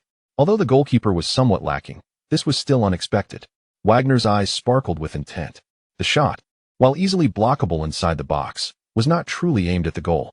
As anticipated, goalkeeper Reina easily deflected the ball. Bayern's defenders continued to praise him. Reina, your performance is outstanding. Though you rarely play, you have certainly made an impact this time. Hertha Berlin's path to victory against Bayern appeared daunting. However, that statement was only half true, for the ball had not gone out of play. At that moment, Ramos's figure rushed forward, outpacing Lahm, and directed the ball toward the far corner. Allow me to demonstrate my curling shot. Ramos struck the ball fiercely. Reina scrambled to his feet, diving towards the far corner. At that moment, Li Lei noticed a critical issue. He shouted to Reina, "Reina, you need not dive far, for they do not intend to shoot." Hearing this, Reina hesitated but ultimately continued to dive towards the far corner. After all, he had discerned their shooting intent. How could he casually alter his course? Furthermore, Li Lei was merely a forward, lacking in goalkeeping expertise. Reina exerted all his effort, and though he nearly reached the ball, it was just a fraction too late. Ramos and Opos' shot spiraled toward the goal. With a resounding thud, the ball struck the goalpost. Reina wiped the sweat from his brow as the ball rebounded toward the center. Li Lei shouted to Lahm, "Lahm, hurry to the center and intercept the ball. Otherwise, it will be too late." Before Lahm could react, a foot shot out from behind. Wagner executed a swift sliding shot. Despite Lahm's desperate attempt to intercept, he was a moment too late. He could only watch helplessly as the ball soared into the net. The referee's whistle pierced the air. The goal was valid. Hertha Berlin led 1-0. This goal extinguished the flames of victory in the hearts of Bayern fans. What a disgraceful display. What is wrong with Bayern? How could they allow this weak team to score? Are they throwing the match? This is utterly disappointing. Bring Klose on, or we are doomed. The chorus of angry shouts spurred Flick on. Yet, he remained composed, believing the situation was not as complex as it appeared. Nonetheless, he cast a look of admiration towards Li Lei. "Li Lei, how did you discern that they were not aiming to shoot?" "Quite simple. If they truly intended to shoot, why would I need to alert the goalkeeper?" This statement enlightened Flick. The truth was, while Hertha Berlin and Opos' overall strength was not formidable, their teamwork was remarkably cohesive. In contrast, Bayern had devolved into disarray. Li Lei remarked coldly, "What do you propose we do? Perhaps I should substitute you." Unexpectedly, Li Lei shook his head. "This match does not require either Klose or me on the field. I merely need to direct the strategy." Klose, nearby, scoffed at Li Lei's audacity. Flick could never agree to such an outrageous request. However, to everyone's astonishment, Flick unhesitatingly concurred with Li Lei's perspective. Chapter 39. Countering the Offside Trap. Listen up. From this moment forth, you must heed Li Lei's guidance. Coach Flick proclaimed earnestly. Beside him, Klose furrowed his brow instantly. "Coach Flick, I believe you are leading Bayern into a perilous pit." "What do you mean by that?" A substitute player gesticulated from the bench. "Don't you think this is detrimental to the morale of the players on the field?" "I firmly believe it is not," Flick asserted. "After all, Bayern is currently in a remarkably precarious phase. If we cannot adjust our tactics promptly, our forwards may fail to score, and our defenders will struggle to thwart the opponent's advances." Flick was resolute. He endorsed Li Lei's strategy, convinced that Li Lei's ability to score consistently in the opponent's net must stem from a unique insight. Li Lei stood in Flick's stead, a sight that astonished the audience. What was happening at Bayern? Why was a substitute directing the game? It seemed as though the fates conspired against Bayern. It appeared they were on a downward trajectory, and Hertha Berlin was poised for victory. Perhaps Bayern was deliberately conceding to Hertha, given their current lead in points. Not necessarily. Who would willingly accept defeat? Li Lei's fervent desire for command stemmed from a recent system notification. Ding. Notification to the host. Directing players to score will also yield points and rewards. This revelation brought Li Lei immense joy. If this were the case, wouldn't it be a windfall? The timing was perfect, and he could play the role of acting coach, a stroke of fortune indeed. Nevertheless, as it was his first time in this position, he resolved to proceed with caution. He approached the sidelines and waved to Lahm. Lahm, already possessing a favorable impression of Li Lei, rushed over. "Lahm, when you receive the ball, do not pass. Charge forward with it." Lahm looked astonished. "But we have forwards. Have you not noticed that their ball handling patterns are completely decipherable?" Li Lei replied with a smile. "I understand. We shall catch them unawares. Moreover, when you approach the opponent's goal, do not shoot prematurely. Are you suggesting I should pass back to the forward? If you encounter an interception, remember to return the ball to Lewandowski. What comes next? Should I shoot, or will Lewandowski? If they employ the offside trap again, you must pass back swiftly. The quicker, the better. I understand. This time, we shall breach their defenses." Lahm signaled in Opos. "Okay, and Opos." Meanwhile, the ball remained unplayed in Reina and Opos' hands, his heart heavy with remorse. As he realized the previous goal had been an intentional trap, had he heeded Li Lei's advice, the outcome might have been different. He felt he had let the entire Bayern team down and dared not lift his gaze. Yet, Li Lei's voice called out from the sidelines. "Reina, do not be overly self-critical. You still have ample opportunity. The second half has just commenced. Reina stared at Li Lei in disbelief. Do they truly not blame me? I just conceded a goal. What does it matter? Football is our dear friend. Furthermore, everyone has off days, especially when the opponent has set a trap. Reina looked at Li Lei with gratitude. All right, this time I will follow your instructions. Reina aimed for Lahm's position and sent a powerful kick. Upon receiving the ball, Lahm did not pass to Neuer on the wing, but surged forward into the opponent and Oppo's half. This spectacle shocked the spectators. What is happening? How is a defender advancing with the ball? It seemed Bayern and Oppo's forwards were unable to break the deadlock, prompting this unexpected shift. It was puzzling in a time of crisis. Why not deploy the key players? Even the coach had been temporarily replaced by someone from Huaxia, truly unprecedented. Lahm felt a thrill of joy. It appeared Li Lei and Oppo's strategy was indeed sound. The opponents likely underestimated him, providing an opportunity to exploit their defense. Lahm effortlessly maneuvered past 3 defenders, approaching the edge of the penalty area. As 3 central defenders charged at him, he thought, I refuse to believe a mere defender can surpass us 3.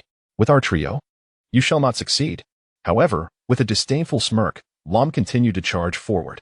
Just as the 4 players were about to collide, Lahm unexpectedly turned and passed the ball to Lewandowski. Come on, get the ball to the wing, Lahm shouted. The central defenders, realizing the danger, rushed towards Lewandowski, who was elated to have the ball returned to him. He sprinted towards the opponent's penalty area as the 3 defenders closed in once more. After contemplating for a moment, he decided on a long pass. Lahm, I've reached the designated position. The rest is up to you.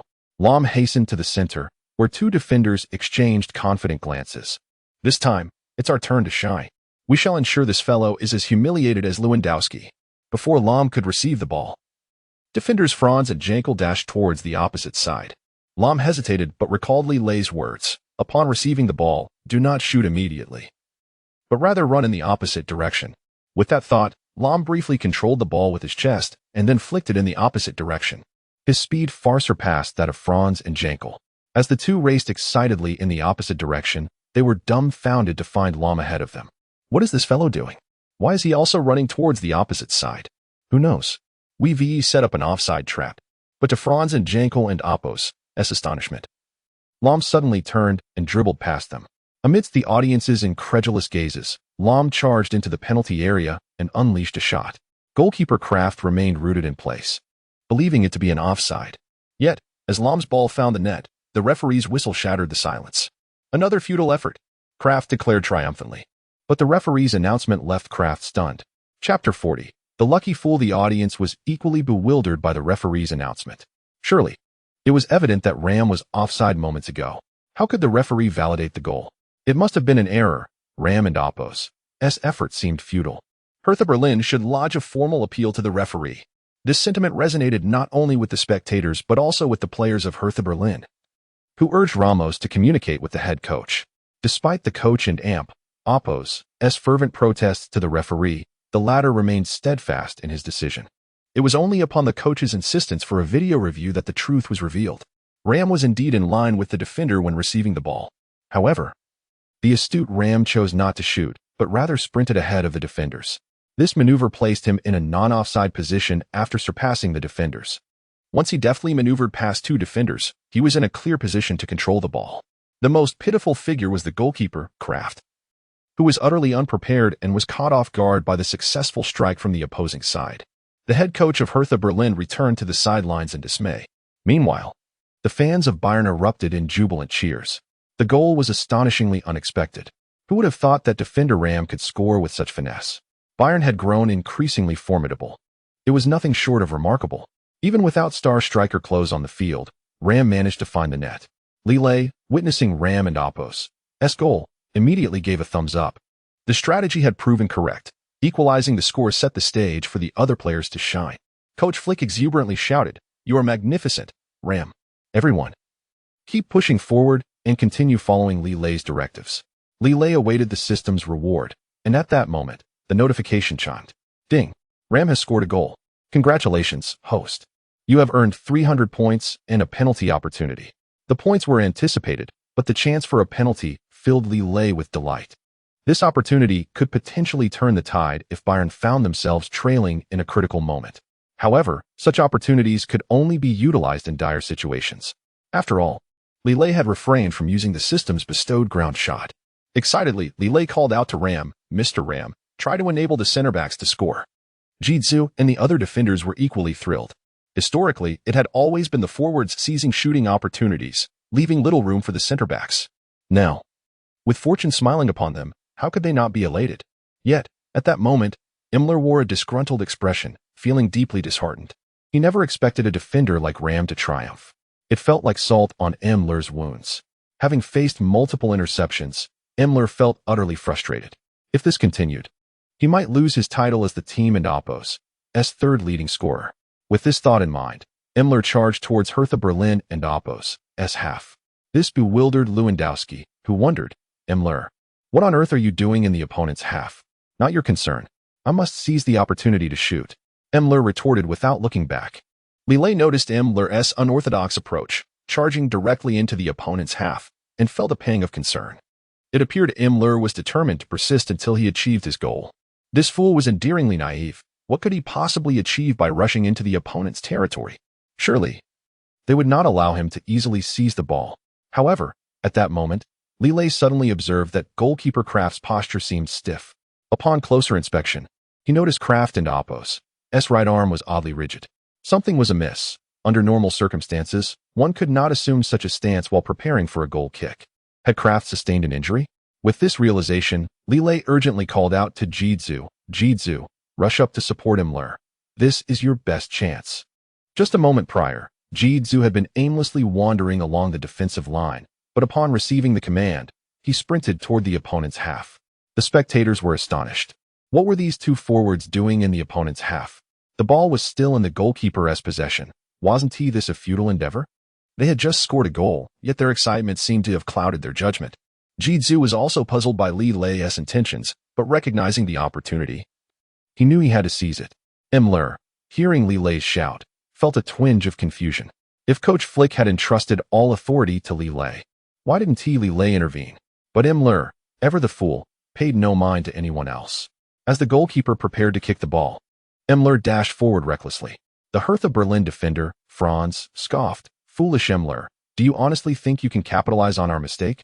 Yankel, standing nearby, mocked, "This guy is a total fool. He is not worth our attention." They dismissed Imler completely, and of course, they paid no heed to the approaching Jitsu. Yet, as goalkeeper Kraft initiated the pass, an unexpected turn of events unfolded. His right arm suddenly shot with pain, causing him to lose focus, and the ball veered off course. Intended for the center, it unexpectedly drifted toward the left flank. Imler fortuitously sprinted towards that direction, a smile breaking across his face. "This ball is mine." Yankel and Franz, still caught up in the spectacle, suddenly realized the gravity of the situation. "You two fools, why aren't you stopping Imler?" Franz exclaimed. "Stop him? He has no chance of getting the ball." Yankel laughed. "Exactly. I'm just waiting for Kraft's pass." But as Franz turned to look, he saw the ball heading toward Imler, and no defenders were in sight on the left side. The two were momentarily dumbfounded and hurried towards Imler. Imler, unwilling to squander such a golden opportunity, executed a sliding shot. With a whoosh, the ball soared toward the right side of the goal. Even a fool could see that Kraft had clearly injured his right arm. As expected, Kraft scrambled desperately to the right, but his arm could not respond in time. With a resounding thud, the ball nestled into the left side of the net. The entire audience rose in astonishment. The goal was valid. Bayern led 2-1. Chapter 41.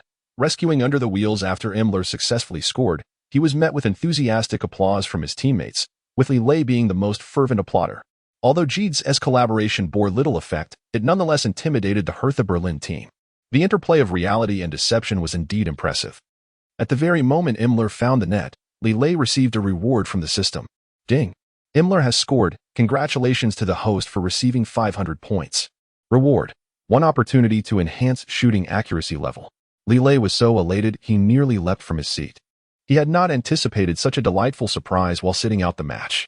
Instantly, he clicked to enhance his skills. With a thunderous crackle in the air, Li Lei and Oppo's shooting index soared to level 5. His shooting range extended to 30 meters, and with no defenders in the way, his accuracy could reach an astounding 99. Li Lei reveled in his coffee on the bench, contemplating that another goal would grant him an upgrade in physical attributes. This experience of effortless gains was simply marvelous. Unfortunately, after conceding 2 goals, Hertha Berlin fought tooth and nail to resist. The match concluded with a score of 2-1. As the referee announced the result, every player on Bayern erupted in jubilation, leaping to celebrate. What a splendid victory for Bayern. Indeed, this triumph was hard-won. Without the goals from Lahm and Neymar, defeat might have been inevitable. All my goals were orchestrated by the interim coach, Li Lei. Lahm chuckled shyly. Neymar, with a playful expression, added, "If it weren't for Li Lei's strategy to distract the opponents with Jitsu, I wouldn't have scored." The accolades flowed towards Li Lei, leaving him somewhat overwhelmed. It wasn't Apos, it's only my achievement. Without everyone and Apos, as collective effort, we would have lost. Jitsu, though not scoring, appreciated his valuable opportunity to play. He gratefully shook Li Lei's hand. "Dear Coach Li, when will I score a goal?" "That depends on your own abilities," Li Lei replied with a smile. Unbeknownst to them, Klose left the pitch in a dejected state. As the team's main striker, he found himself in such a predicament after Li Lei's arrival. That insufferable Li Lei even aspired to the role of assistant coach.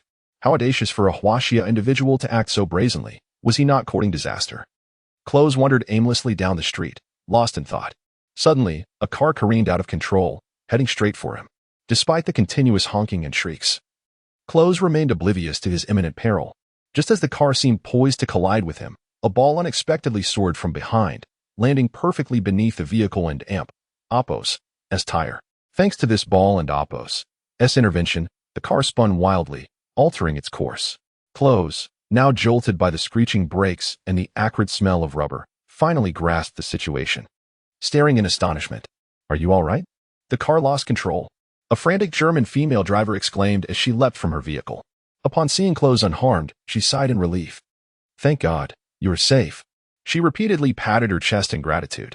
Klose did not respond. Instead, he gazed at the tire where a deflated soccer ball lay wedged. Who could possibly have kicked the ball to such a precise angle?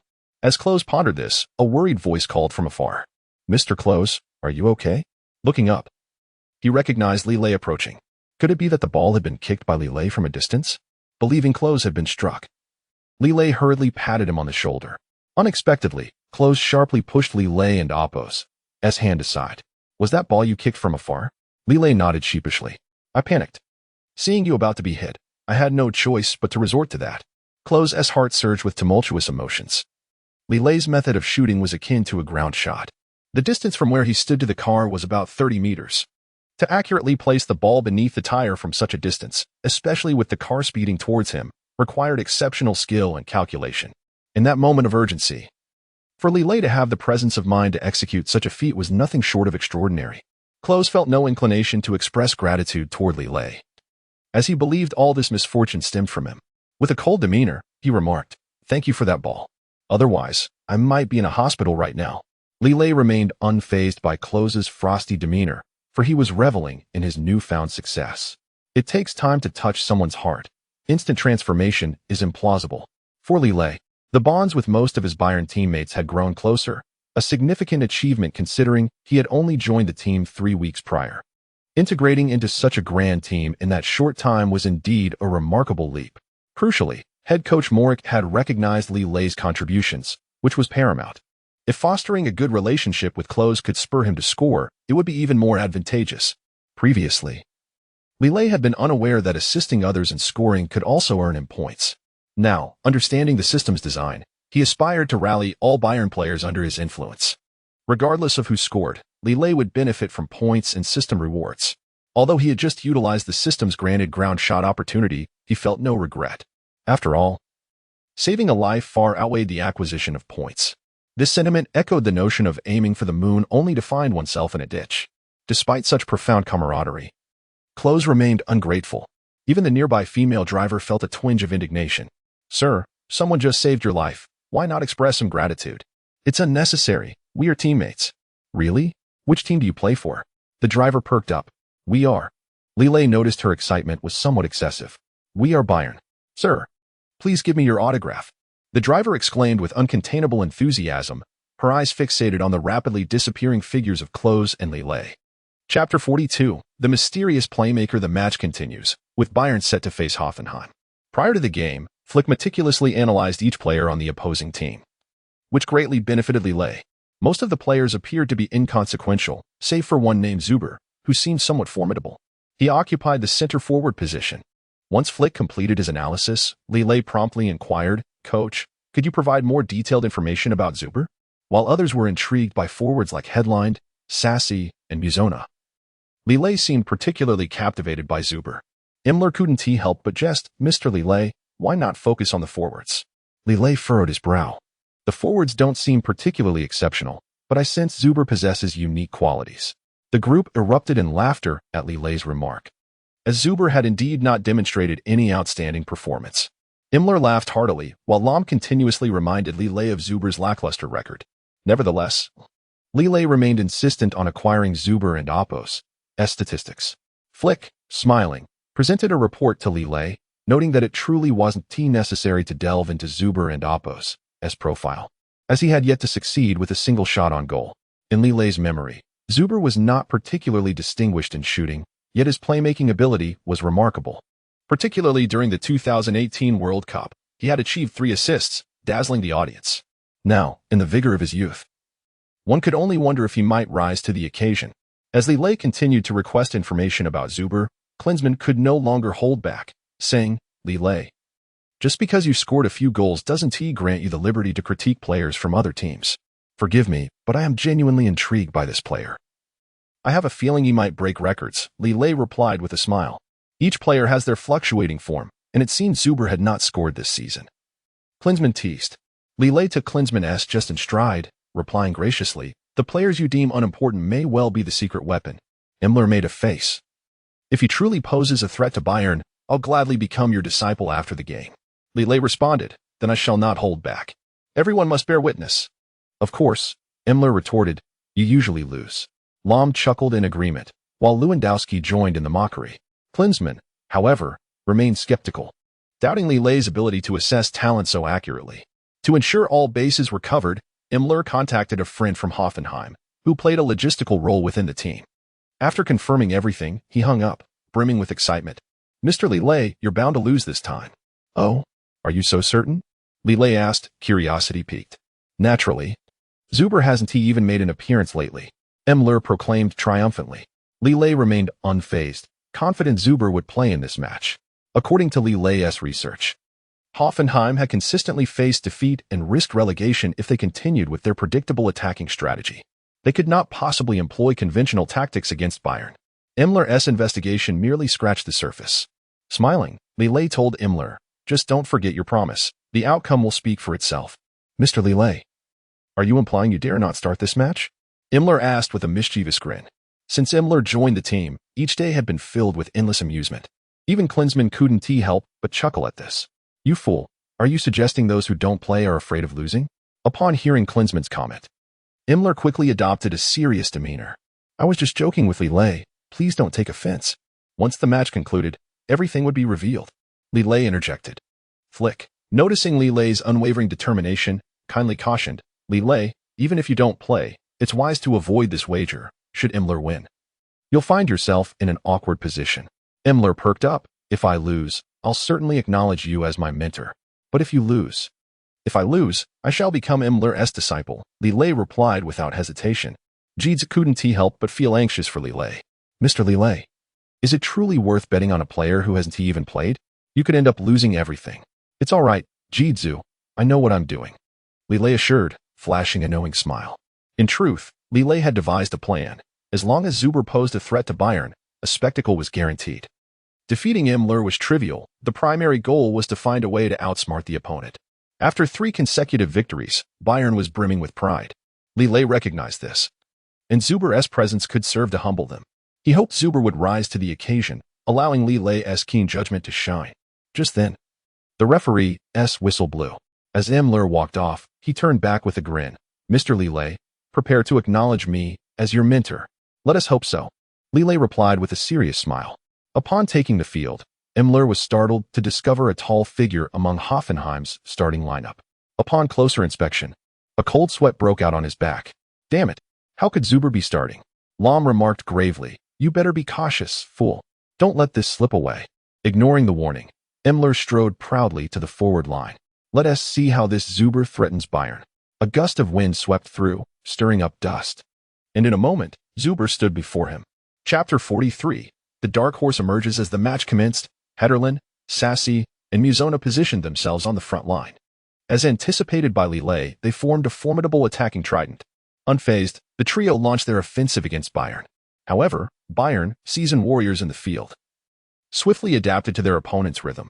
The only shortcoming lay in the presence of Reina as their goalkeeper. Though he had acclimatized to the pace of the game under Li Lei's encouragement, he was still undeniably inferior to Neuer in goalkeeping skills. On the bench, Neuer, bandaged and anxious, was deeply concerned about the unfolding situation. He closely monitored Reina and Apos' performance. "Coach, Reina appears to be exceedingly tense," Neuer remarked. "I and Apos, you noticed that too. But your injury has not improved. You absolutely cannot take the field," Flick replied firmly. Though Neuer felt urgency, he was powerless to act. For Flick was merely acting out of concern for him. If he insisted on playing, it would render him ungrateful.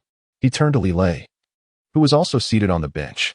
"Mr. Li Lei, how do you assess Reina's performance in this match?" Li Lei nodded. "One must learn to trust their teammates. He is undoubtedly capable." With that, he shouted encouragingly towards the pitch, "Reina, give it your all. You are the best." This fervent call stirred something within Reina. He silently bolstered his resolve to guard the goal steadfastly. At that moment, Hoffenheim's three forwards had surged towards the edge of the penalty area. After receiving a pass, Sassy took aim at the far corner of the net. Reina seized the opportunity and decisively caught the ball. "Your play is far too lackluster. How can you possibly defeat Bayern with such skill?" Sassy said nothing but gritted his teeth in response. "Just wait and see. I refuse to believe your goal is as impenetrable as a rock." Unbeknownst to Reina, a towering figure stood not far from the goal, Switzerland's Zuber. Upon witnessing Sassy's failed attempt, he promptly leaned into whisper tactics to his teammate. However, Reina was determined not to afford them too many opportunities. The ball arced directly towards Müller.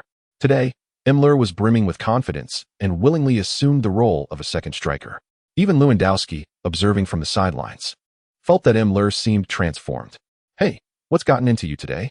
You seem as if you've taken a stimulant." Lewandowski chuckled. "This time, I will prove myself to Li Lei and earn his respect," Müller declared loudly, driven by a fervent desire to attack. "Are you still dwelling on that?" It's evidently Lei was joking. Lewandowski laughed heartily. "I believe that Huaxiao player is not jesting. This time, I shall make him take me seriously." Müller persisted, advancing with the ball. Utilizing his height advantage, Müller deftly maneuvered past a central defender. However, as he turned to push forward again, Zuber suddenly appeared before him. The unexpected presence of Zuber startled Müller, but he quickly steadied himself and pressed on. "I cannot allow Li Lei to win. Zuber is merely a child." Müller encouraged himself inwardly. Unfortunately, Zuber proved to be quite tenacious, closely shadowing Müller. Wherever Müller ran, Zuber was right beside him. Breathless, Müller glanced at Zuber. "Why must you stick to me like this? The ball is mine. I have claimed it."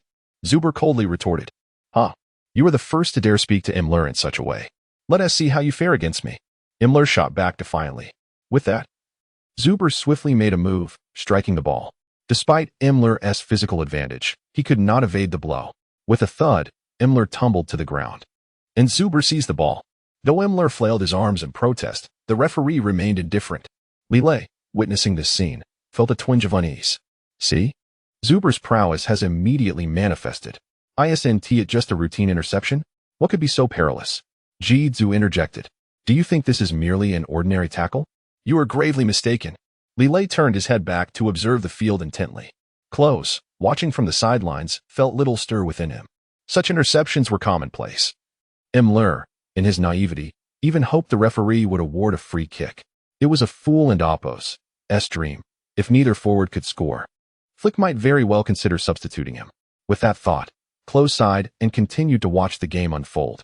After losing possession, Müller, seeing the referee's lack of response, furiously chased after Zuber. "You little brat, you stole my ball. Now I shall take yours."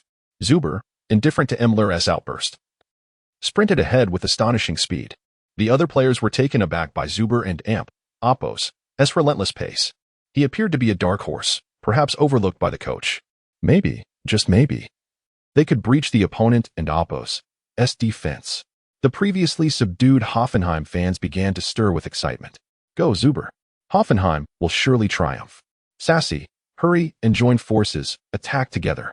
This time, Bayern will undoubtedly concede. Zuber unleashed a burst of speed reminiscent of a sprinter, leaving Müller behind in frustration. Ram swiftly intercept him. He must not enter the penalty area. Calmly, Ram charged towards Zuber. However, the disparity in their physical prowess became evident. After a brief struggle, Ram found himself on the ground. Do you think your frail frame can stop me? Zuber continued his advance. Suddenly, a young defender emerged from the backline. Realizing Zuber could not be halted, he made a decisive move, extending his leg. With a thud, Zuber was sent sprawling, and the ball rolled smoothly to the defender's feet. This player was Boateng, who was elated to kick the ball away, but just then, the referee's whistle pierced the air. Bayern defender Boateng has committed a foul. This ruling resounded like thunder in Li Lei's ears. Chapter 44. Divine assist and breakthrough. The foul committed by Boateng left everyone in a state of shock. What has happened to the Bayern defender? How could such a fundamental mistake occur?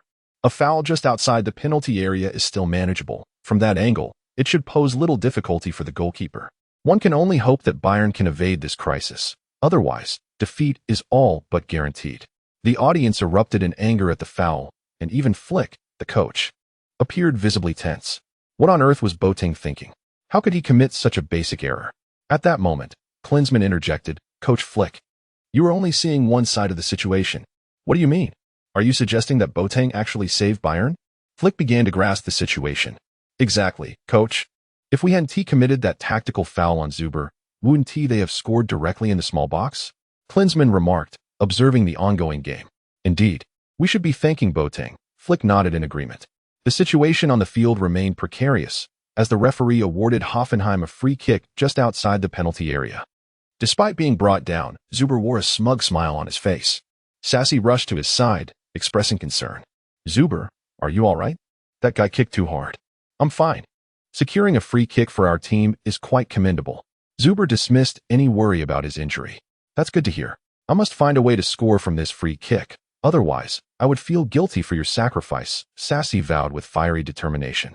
Fortunately, the referee did not issue Boateng a yellow card, a small blessing in an otherwise unfortunate situation. On the sidelines, Li Lei shouted loudly, everyone, stay calm. We just need to effectively cover the flanks. The players on the field were indeed in constant motion. Some may have been reluctant to heed Li Lei's instructions. Yet Lahm followed his lead, positioning himself on the right side of the goal. Others were murmuring doubts. Li Lei's directive seems misguided. We should be defending the center, otherwise. One end oppos. We leave the goal wide open? Never mind that. We will execute our own plan, came the response. At that moment, Lewandowski and Müller chose not to join the defense, lingering near the midfield line. We don't need to rush back. This is an easy task, Müller jested. Of course, but we must remain vigilant. As soon as we gain possession, we must counterattack with utmost speed. Lewandowski resolved. Following the referee's signal, Sassy confidently placed the ball on the spot for the free kick. Upon realizing that Sassy would take the shot, Li Lei felt a pang of anxiety. An image flashed in his mind of Sassy altering his approach at the moment of the kick. With the wall set and the goalkeeper ready, the referee blew the whistle. Li Lei shouted at goalkeeper Reina, quickly guard the left side of the goal. Be alert for Zuber's pass. Unfortunately, his warning came too late. Sassy had already struck the ball. Instead of shooting directly, he swiftly passed it to Zuber. The defending players were taken aback, shouting, quickly intercept Zuber. He is about to shoot. We must block the left side of the goal or they will score. Goalkeeper, you must hold your ground. Do not concede. Chaos ensued in Bayern's defense, but Zuber was already poised for his next move. He aimed for the goal but feigned a shot, passing the ball back to Sassy in the center. Reina, having heard Li Lei's instructions a moment too late, found the ball rapidly transferred to Sassy's feet. Li Lei's heart sank. It was evident that Zuber's assist was masterful. The best playmaker indeed lived up to his reputation, skillfully facilitating 2 passes in an instant. Li Lei shouted again at Reina, but it was already too late. Reina's primary focus had been on Zuber, and as he lunged to save, the ball had changed direction. Regret washed over Reina as he dove toward the center of the goal, but it was futile. Sassy aimed for the center and unleashed a powerful shot, striking what was virtually an open goal with ease. The referee's whistle sounded, signaling a valid goal. Hoffenheim had successfully converted the free kick, leading 1-0. This was a wake-up call, instantly sapping Bayern's morale. Müller and Lewandowski were left speechless, astonished by what had just transpired. How could this happen? Is this truly the case as Li Lei suggested? I am loath to admit it, But that was indeed a divine assist. Their synergy was flawless. It seemed they had underestimated their opponent's capability. While the two lamented, Reina was in agony. Although he hadn't touched the ball, he had landed heavily on his knee. While it wasn't serious enough to force him off the pitch, he felt disheartened. That wretched player, just as Li Lei said, he indeed provided an assist. If only I had listened to Li Lei's advice. Reina pounded the ground in frustration. Meanwhile, Li Lei felt increasingly exasperated. These players are utterly foolish. Why didn't they heed my instructions? Had they followed my plan, we wouldn't have allowed them to score an open goal. Flick and Klinsmann stood silently. Realizing that Boateng's tactical foul had failed to avert the crisis, and Zuber's exquisite assist had breached Bayern's defenses. The seamless collaboration between Sassy and Zuber was particularly striking. Bayern's fans erupted in fury. What is wrong with Bayern? How could they let two unknown forwards score against them? With so many defenders, how could they allow this? It's a disgrace to Bayern. As the fans voiced their discontent, a figure suddenly appeared at the edge of the pitch. Chapter 45. The personnel change crisis. At the moment Bayern found themselves trailing, Klose stepped forward with determination. As he positioned himself at the sidelines, the crowd erupted in fervor. Klose was ready to enter the pitch, and his charismatic presence filled everyone with hope that he could turn the tide against the Hamhausen team. Coach Flick, sensing the urgency, should hasten to send Klose onto the field. Time was of the essence. The stadium resonated with cheers and the excited shrieks of female fans, welcoming Klose's return to Bayern's hallowed grounds. The Hamhausen supporters, however, were undeterred. For us, it made little difference who took the field. As long as Zuber delivered his divine assists, any partnership would suffice. We were resolute in our strategy to dominate the opposing half, irrespective of their forwards. Indeed, if our defense remained steadfast, even Klose would find it impossible to breach our lines. Flick, observing Klose and Oppo's eagerness at the sidelines, began to contemplate the possibility of sending him in. Just as he was about to make a decision, Li Lei appeared beside Klose. Coach Flick, now seems the perfect time to bring Klose into the game, he suggested with a smile. Flick was taken aback. Li Lei was a young man seemingly oblivious to the competitive stakes, willingly relinquishing a chance for Klose. What lay beneath this unusual gesture? Had Klose and Li Lei conspired privately? For Flick, anyone who could score was Bayern and Oppo's savior. Contemplating this, he declared, since Li Lei advocates for Klose and Oppo's entry, let him replace Müller. This pronouncement left Müller visibly dismayed. Why was he being substituted? If not him, how could the game be turned around? Lewandowski, standing nearby, relished the moment, anticipating the seamless collaboration that Klose and he could forge. Müller, in his opinion, was merely a fool, perpetually faltering at crucial junctures. If it weren't for Müller's intercepted shot, would the infamous foul by Boateng have occurred in the second half? Of course, Lewandowski was astute enough not to reveal this truth to Müller, for that would incite a confrontation with Flick. Nonetheless, Müller begrudgingly approached the sidelines, his frustration palpable. Upon seeing the substitution sign, he stormed off the field without the customary exchange of handshakes, leaving Li Lei to witness the tension. Mr. Müller, any words for this situation? Li Lei inquired. Leave me be. I'm already vexed for being substituted. Are you seeking to add fuel to the fire? Müller retorted, his anger evident. This was the first time Li Lei had seen Müller so enraged. It was clear that Klose's entry was not a welcome development for him. Yet, it was Müller's antics that brought a semblance of levity to Bayern. Li Lei, reflecting on the matter, smiled at Müller. Regardless of the outcome, winning or losing is secondary. The vital point is that we must score. As if I needed you to tell me that. Müller snapped back. Then it is settled. For Bayern, it matters not who plays, as long as we find the net. Li Lei continued to press the point. Seething, Müller took a seat beside Coach Flick. Coach Flick, I feel your decision is rather unjust. Flick's expression darkened. The recent goal had placed Bayern in a precarious position, and Müller's actions had contributed to this predicament. How could he complain of unfairness when he was the one responsible? Flick's brow furrowed as he reprimanded Müller. Do you consider yourself a star forward? Even the most renowned forwards are worthless if they fail to score. Müller had anticipated that Flick would refrain from anger, but the barrage of words left him speechless. Every attempt to interject was met with Flick's relentless tirade. Thus, Müller was silenced, enduring the reprimand in silence. Once Flick had vented his frustrations, Li Lei approached with a glass of water. Coach Flick, perhaps you should take a moment to cool down, he suggested softly. Flick's fury had subsided somewhat as he accepted the water. Müller, you ought to learn from Li Lei. Observe his composure. Müller shot Li Lei a glare. But Li Lei remained unfazed, continuing to defend Müller. Coach, one cannot entirely fault Mr. Müller. The number of defenders obstructing that shot was overwhelming. Even a world-class forward would falter under such pressure. Müller was taken aback by Li Lei's defense, his expression shifting from anger to surprise. He had intended to vent his frustrations at Li Lei, but now he found himself reconsidering. Do you truly believe that? Do you see me as a top forward? Müller asked, incredulously. In my eyes, you undoubtedly are a top forward. I am confident that one day you will shine brilliantly, Li Lei affirmed, bringing a smile to Müller's face. Flick recognized that being overly harsh on Müller could lead to unnecessary complications. Müller, remember your playing style. Do not embarrass yourself again, or I shall have no tolerance for it, he warned. Müller sheepishly scratched his head, realizing it was time for a change in his approach to the game. You are right, Mr. Müller. At the very least, you should modify your dribbling technique, Li Lei suggested. In that instant, Müller experienced an epiphany, understanding the necessity of adaptation. He exuberantly grasped Li Lei's hand and rushed to the sidelines. I shall see if Klose can indeed turn the tide. Li Lei remained silent, his gaze fixed on Klose as he sprinted onto the pitch.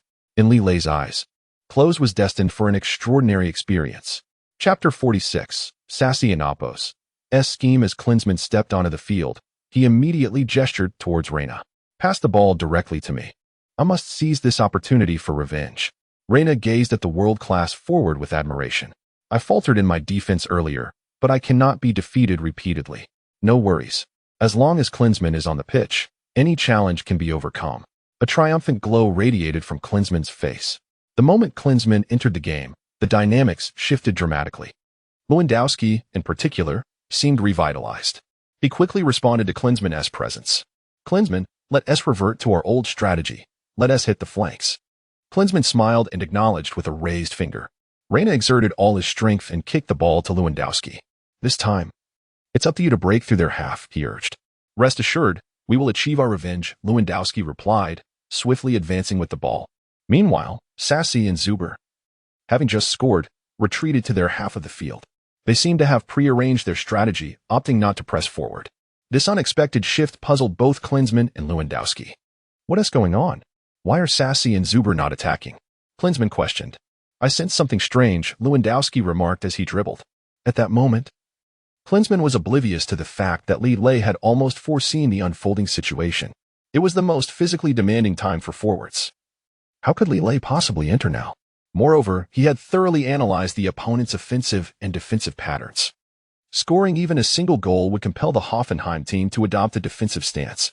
As anticipated, Li Lei observed a significant alteration in the formation and couldn't help but smile with satisfaction, knowing it was the most taxing moment for Klinsmann.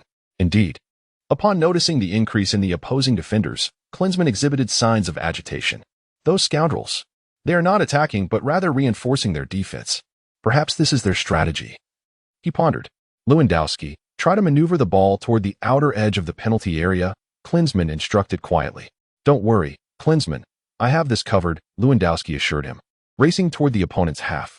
Müller, witnessing the scene, applauded Klinsmann's arrival. I never expected that the moment Klinsmann entered, the game would come alive like this. If you had come on, the situation would have transformed similarly, Li Lei scoffed. I don't understand why you didn't seek to enter the game earlier. Müller candidly inquired. I believe it was my time yet. I'll only step in when all other options are exhausted, Li Lei replied with a smile. Goodness. We are at a critical juncture, and you aren't anxious? Müller exclaimed. Not at all. Only at pivotal moments can I prove my worth as a player. Li Lei declared, his eyes gleaming with the promise of victory. As long as Klinsmann continued to expend the opponent's energy, Li Lei's entrance would be a mere formality. By Klinsmann's principles, he could not afford to slow down. Doing so would mean failing to score. Standing at the sidelines, Li Lei even began to cheer for Klinsmann. This display unsettled Coach Flick. The sight of this Chinese individual cheering for Klinsmann raised questions. Did Li Lei harbor no jealousy at all? In contrast, seasoned Müller was visibly agitated at the prospect of not playing. Yet, Flick found it perplexing that Li Lei remained so cheerful despite not being called upon. Flick stealthily approached Li Lei from behind. Sure enough, Li Lei's voice was the loudest in support of Klinsmann. Li Lei, you truly are a talent, Flick said, patting him on the shoulder. Li Lei turned to see Flick and instantly smiled. I wouldn't call myself a talent, but I will certainly strive for the development of Bayern. Well said. If the situation remains stagnant, I shall send you in, Flick stated unequivocally. Despite his heart brimming with joy, Li Lei maintained an outward composure. After a moment's hesitation, he replied, "It doesn't matter if I play or not. But when the time comes to turn the tide, I will not disappoint." His words resonated powerfully, even moving Flick to tears. "I hope you are right. Regardless of the outcome, Bayern will undoubtedly gain renown." "Coach, you think too much. Our team will surely not lose," Li Lei reaffirmed. While Flick wiped away his tears, Klinsmann, who had been actively dribbling, suddenly seemed distracted. This prompted a sense of foreboding in Flick. "Look, what is wrong with Klinsmann? His speed has suddenly diminished." Li Lei remarked with a chuckle. "I believe it's a decline in stamina," Imler commented. "That shouldn't be the case. Klinsmann must have overestimated his capabilities." Flick consoled. He was eager for the match to conclude, hoping for a victorious outcome. Initially aiming for a 1-0 lead, circumstances had taken an unexpected turn. As the match drew closer to its conclusion, Hoffenheim still struggled to find their rhythm. Aside from that solitary goal, they appeared to have made little progress. As the clock ticked down, Klinsmann was drenched in perspiration. "Damn it, I didn't expect their players to be so swift. Lewandowski, take a breather. Pass the ball to me, and I will advance," Lewandowski urged as he rushed over. Meanwhile, Li Lei shook his head vigorously, remaining unperturbed. He had already discerned the underlying plot. It was all the work of Zuber and Sassy, who were relentlessly depleting Klinsmann's stamina. Tragically, Klinsmann remained unaware of this looming crisis, still endeavoring to breach the opponent's defensive line. Regrettably, his optimism proved misplaced, as Lewandowski, after evading a few defenders, found himself surrounded. "Klinsmann, come quickly to assist me. Their defense is impenetrable," Lewandowski called out in despair. Chapter 47. The failure of the low drive Klose had become the focal point of the match, drawing the attention of the crowd. On one hand, he was relentlessly pursuing his personal goal tally, and on the other, he sought to redeem himself from past humiliations. After enduring several matches on the bench, he was determined not to let this opportunity slip away. With this thought in mind, Klose overcame his fatigue and surged forward with renewed vigor, charging towards the opponent's half. At that moment, Li Lei was fiddling with a watch in his hands, his gaze fixed intently upon it. Imler, intrigued, quickly snatched the watch away. It was an exquisite timepiece, captivating enough to hold Mr. Li Lei's undivided attention. However, Li Lei showed no intention of reclaiming it. Instead, he spoke slowly. "In 10 minutes, Mr. Klose's stamina will deplete to 0. Upon hearing this, Imler made a face, astonished that someone from Huaxia could boast so audaciously. "How could you possibly know that?" he retorted. Li Lei merely pointed to Klose's legs, asserting, "Do you see? His energy is waning, and his pace has significantly slowed." Imler glanced back at Klose, only able to see the number 9 jersey. Regardless of his state, Klose would surely seize any opportunity to shoot. Imler's comment was intended to offer Klose a reprieve. However, this time, Li Lei, who had been modest until now, suddenly adopted a different demeanor. He shook his head vigorously, leaving Imler utterly astonished. The football tactics articulated by Li Lei unfolded before Imler like a detailed map. Feeling overwhelmed, Imler stood up and exclaimed, "Mr. Li Lei, what is so remarkable about this play?" "It's just brute force football, you're mistaken," Li Lei replied with a smile. "Earlier, I attacked with strength, but now the tide has turned. The opponent is attempting to outmaneuver us with finesse." Stunned, Imler realized he was witnessing an entirely new approach to the game. Yet, his eyes remained glued to the watch in Li Lei's hand, which was curious for its lack of hands and any distinguishing features. What was Li Lei truly after? Imler, intrigued, leaned closer and whispered, "Mr. Li Lei, do you think Klose will score?" "Absolutely not. There is no doubt about it," Li Lei chuckled. "Then why not inform Coach Flick earlier?" Imler pressed. "Until the final whistle, one must not concede defeat easily. This applies to every team," Li Lei responded calmly, rising to his feet. His eyes remained unblinking, fixated on the mechanical watch's movement.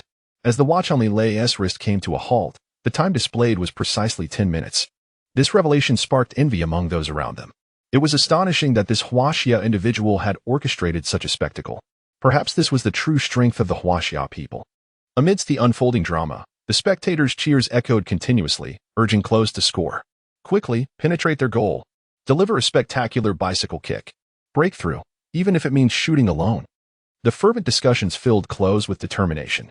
For the sake of the crowd and Oppos's wishes, he resolved not to disappoint them. Upon receiving the ball, Klose advanced rapidly. His eyes locked on the opponent's goal. But as he neared the defensive line, he was taken aback to find his path blocked. The opposing team's four forwards had also congregated at the back, with two tightly marking Klose. Initially intending to pass to Lewandowski, Klose realized that Zuber had already closed in on him.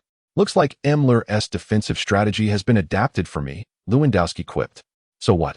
You're unable to shoot now?" Zuber retorted with laughter.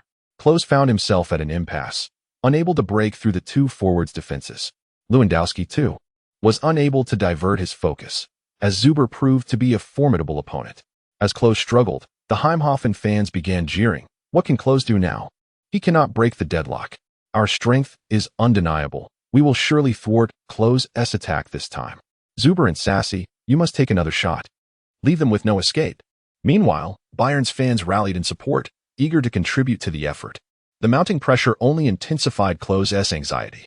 With such fervent support from the fans, failing to score would be a significant embarrassment. However, passing the ball was no longer an option. He had to take a risk. In a swift maneuver, Klose turned and evaded the two forwards. Before they could react, he aimed for the goal and unleashed a powerful long-range shot. The ball surged forward with a low drive towards the Heimhofen goal, astonishing all the players on the field. This time, it seemed certain Klose would score, and they would at least equalize, alleviating some of the tension. They planned to deal with the opposition and secure a draw against Bayern. Yet, despite Klose's well-executed low drive, Zuber shouted, "Kraft, don't lose focus. Block that low drive." Such shots were often easier for goalkeepers to defend against. If they could seal off the path to the goal, Klose's attempt would be futile. True to form, upon receiving the warning, the Heimhofen players rushed towards the goal. All the defenders converged near the goalpost. Unfortunately for Klose, his low drive met its demise, striking a defender's leg and soaring into the air. At that moment, Kraft smirked disdainfully and leaped into action. Just as he prepared to catch the ball, Klose's silhouette appeared near the penalty area. Kraft's eyes widened in alarm as Klose charged towards him, leaping to meet the ball with a powerful header. Chapter 48. Li Lei takes the field. Klose soared into the air, attempting a header that startled Kraft. How audacious of Klose to challenge me in aerial prowess. Kraft leapt high, raising both fists in the air. A resounding thud echoed through the stadium, leaving the audience in shock. It was truly a battle of the skies. To everyone in Oppo's astonishment, Klose, despite his age, still managed to compete for the header. The goalkeeper, indeed, was formidable, daring to confront Klose head-on. Flick rose nervously, believing that Klose had the upper hand in this duel. However, just as everyone assumed Klose was in a favorable position, Kraft leapt slightly higher. His left hand made contact with the ball, forcefully directing it out of play. Li Lei, observing from the sidelines, watched as the ball swiftly altered its trajectory due to Kraft's powerful strike. With a whoosh, the ball whizzed past Klose's shoulder, sailing out of bounds. Klose hung his head in shame, while the audience mercilessly mocked him. It was evident that Klose had aged, unable to withstand intense competition. If he couldn't even contend with a mere goalkeeper like Kraft, how could he still aspire to be a world-class forward? Klose and Oppo's glorious era had come to an end. He was finished. Bayern was destined to lose this match, the score standing at 1-0 as time wound down. The audience and Oppo's cheers only deepened Klose and Oppo's frustration. He had hoped to change the game upon entering, yet nothing had shifted. Instead, his presence attracted more attention from the defenders, who focused their efforts entirely on him. Lewandowski, although Bayern's second striker, was also affected by Klose's struggles. After witnessing Klose lose the ball, Lewandowski immediately offered words of consolation. "Klose, it's all right. Conceding a goal is part of the game, especially when both sides are fighting hard." However, Klose lowered his head in shame, admitting, "This is indeed my fault. I underestimated them. Don't worry, as long as we work together, we can surely break through their defense," Lewandowski encouraged. In truth, less than 10 minutes remained in the second half. The audience had begun to believe that Bayern was surely doomed to defeat. Some fans had even stood up, preparing to leave. This match had lost all appeal. Bayern's loss appeared inevitable. Klose, it seemed, could not salvage the situation. Nor did the other players possess the ability to turn the tide. Just as the audience contemplated leaving, a figure suddenly appeared at the sideline. He stood resolutely, ready to enter the fray. At this critical moment, Flick proposed a substitution once more. Under the watchful eyes of all, Li Lei prepared to take the field, unexpectedly replacing Lahm, a surprising move indeed. How could they substitute the veteran Lahm? Could this newcomer from Huaxia truly alter the course of the game? Uncertain. He might have scored in previous matches, so let us wait and see his performance. Klose felt a pang of sadness at Li Lei's entrance. He knew that if the game remained stagnant, Li Lei would likely score again. Yet, Klose kept glancing at the clock. If Li Lei could create a miracle in under 10 minutes, it would be a significant achievement. With that thought, he glanced towards Li Lei, only to find Li Lei had been watching him intently for quite some time. Though no words were exchanged, a mutual understanding blossomed in their smiles. Upon entering the field, Li Lei immediately approached Klose. "Mr. Klose, that last play was spectacular, but it was just unfortunate luck. Do you truly believe it was merely bad luck and not my age catching up with me?" Klose replied incredulously. "Of course, it's not due to age. It genuinely was just bad luck," Li Lei solemnly stated. This affirmation warmed Klose and Oppo's heart, especially after the audience had thrown icy remarks his way. Li Lei's words served as a reassuring balm. Klose gazed gratefully at Li Lei. "Mr. Li, the spotlight is now on you to deliver a remarkable performance." "I cannot claim to be remarkable. I can only promise to do my utmost," Li Lei humbly replied. This was not mere modesty. Li Lei was indeed prepared for the worst, ready to unleash his secret weapon against Heimhofen. However, he would not reveal his decisive tactics until the final moment. Klose found solace in Li Lei's uncertainty. Whoever took the field would be in vain if they couldn't score. Moreover, Li Lei and Imler had wagered on who would mentor whom, and Klose would be delighted to fan the flames of competition. With this thought, Klose continued. "No matter who has the ball, we must unleash our firepower against their goal. Indeed, Mr. Klose, perhaps the three of us can coordinate our efforts," Li Lei modestly suggested. He understood that Klose would not easily pass the ball to him. Nevertheless, they needed to maintain appearances, putting on a show for Flick. Should Klose fail to pass to Li Lei at a crucial moment, he would expose himself to Flick's scrutiny. Leading only to one outcome, Klose would remain firmly seated on the bench. Hearing Li Lei's intention to collaborate with Klose, Lewandowski couldn't help but chuckle. "Mr. Li, if you truly possess the ability to create miraculous assists, then we can certainly cooperate. Mr. Lewandowski, you are quite astute. It matters not who provides the assist. As long as we can score," Li Lei replied with a grin. "What if we end up in a draw?" Lewandowski suddenly posed a challenging question. Without hesitation, Li Lei answered, "In my eyes, a draw has never been considered." This declaration amused Klose greatly. "Li Lei, I finally understand. You must aim to lose this match." "I concur. Having Li Lei on the field or not makes little difference," Lewandowski teased. Unbeknownst to them, Li Lei's every action was geared towards a spectacular outburst. His gaze was fixed on the opposing penalty area, waiting for the perfect moment. Just wait. A miracle is about to unfold. Chapter 49. Moving forward together, Li Lei's entry onto the field brought unrestrained joy to Kraft, the opposing player. It appeared that Bayern had exhausted all strategies and resorted to sending a slender youth onto the pitch. I shared this sentiment. They were indeed fantasizing about a miracle. Sussy laughed heartily at the scene, yet Zuber wore no smile, his gaze fixed intently on Li Lei. As the match neared its conclusion, the introduction of an unfamiliar face raised many questions. Why was this the case? Zuber was far from an ordinary player. His considerations were far more intricate. Do not celebrate too soon. That fellow has undoubtedly stepped onto the field with a purpose. Zuber's words were indeed startling. However, Sussy, intoxicated by the prospect of victory, retorted with pride, "Zuber, you are being overly cautious. We currently lead 1-0. Indeed, as long as we maintain this until the end, we will secure a narrow victory."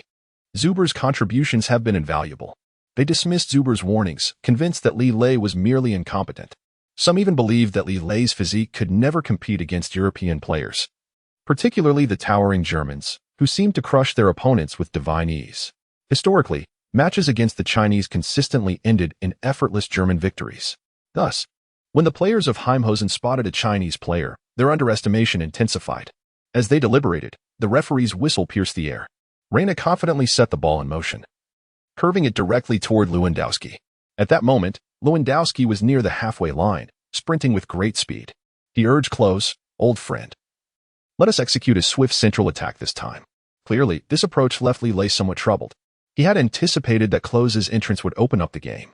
Yet he found Klose and Oppo's mindset rather rigid. The current strategy was dragging Bayern down, and Li Lei could not allow this to continue. Nevertheless, he maintained a calm demeanor, a smile gracing his face. "Mr. Klose, shall we truly break through the center?" "Absolutely, Li Lei. This time we will show them our prowess." Li Lei, however, felt no stirrings in his heart upon hearing these words. What is fated cannot be avoided, he mused, and Klose echoed. You are right. Since we cannot break through from the sides, let us charge through the center swiftly. At this moment, Li Lei felt a surge of joy.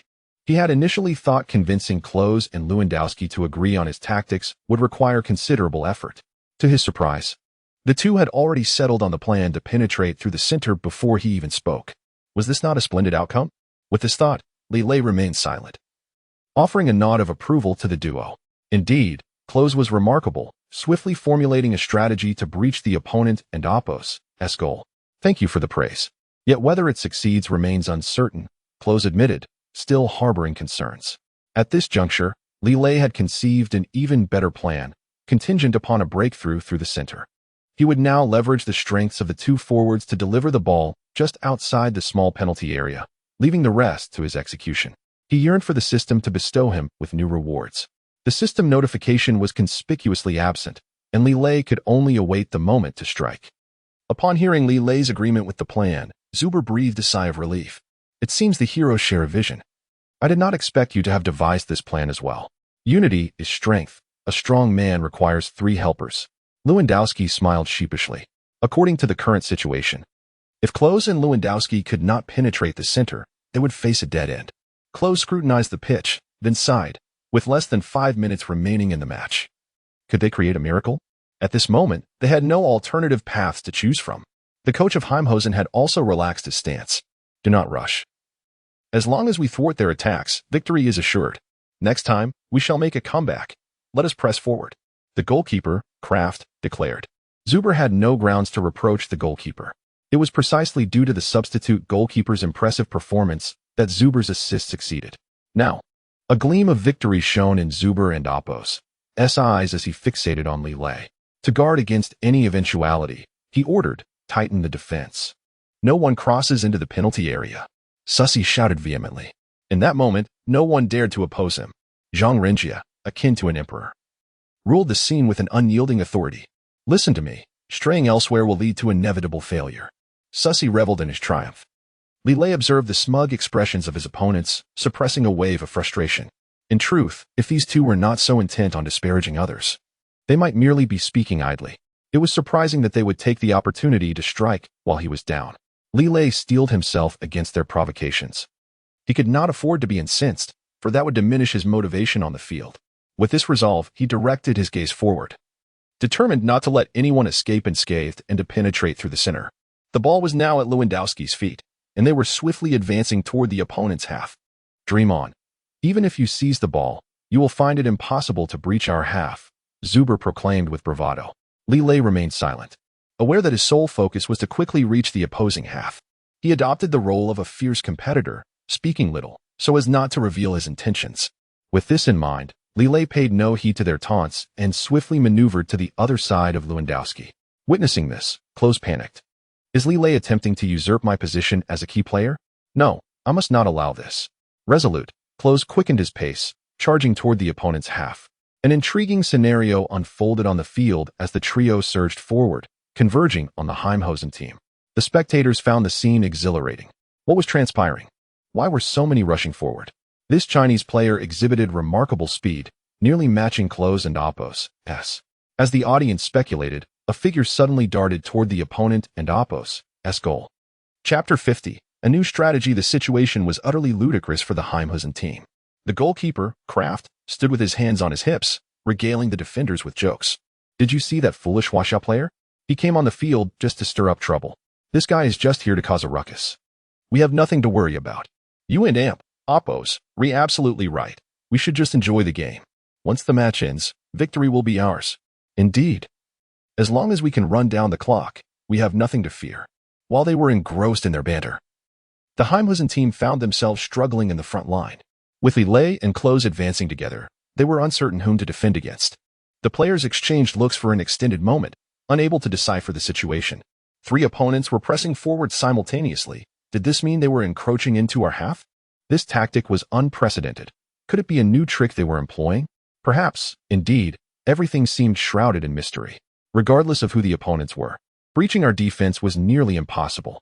With this thought in mind, the 2 central defenders charged directly at Lewandowski. After all, Lewandowski's reputation at Bayern far surpassed that of Li Lei. This alone curtailed Lewandowski's advance. Despite his frustration, he found himself unable to break through. In his exasperation, Lewandowski stamped his feet, yet the opposing central defender lunged forward to snatch the ball away.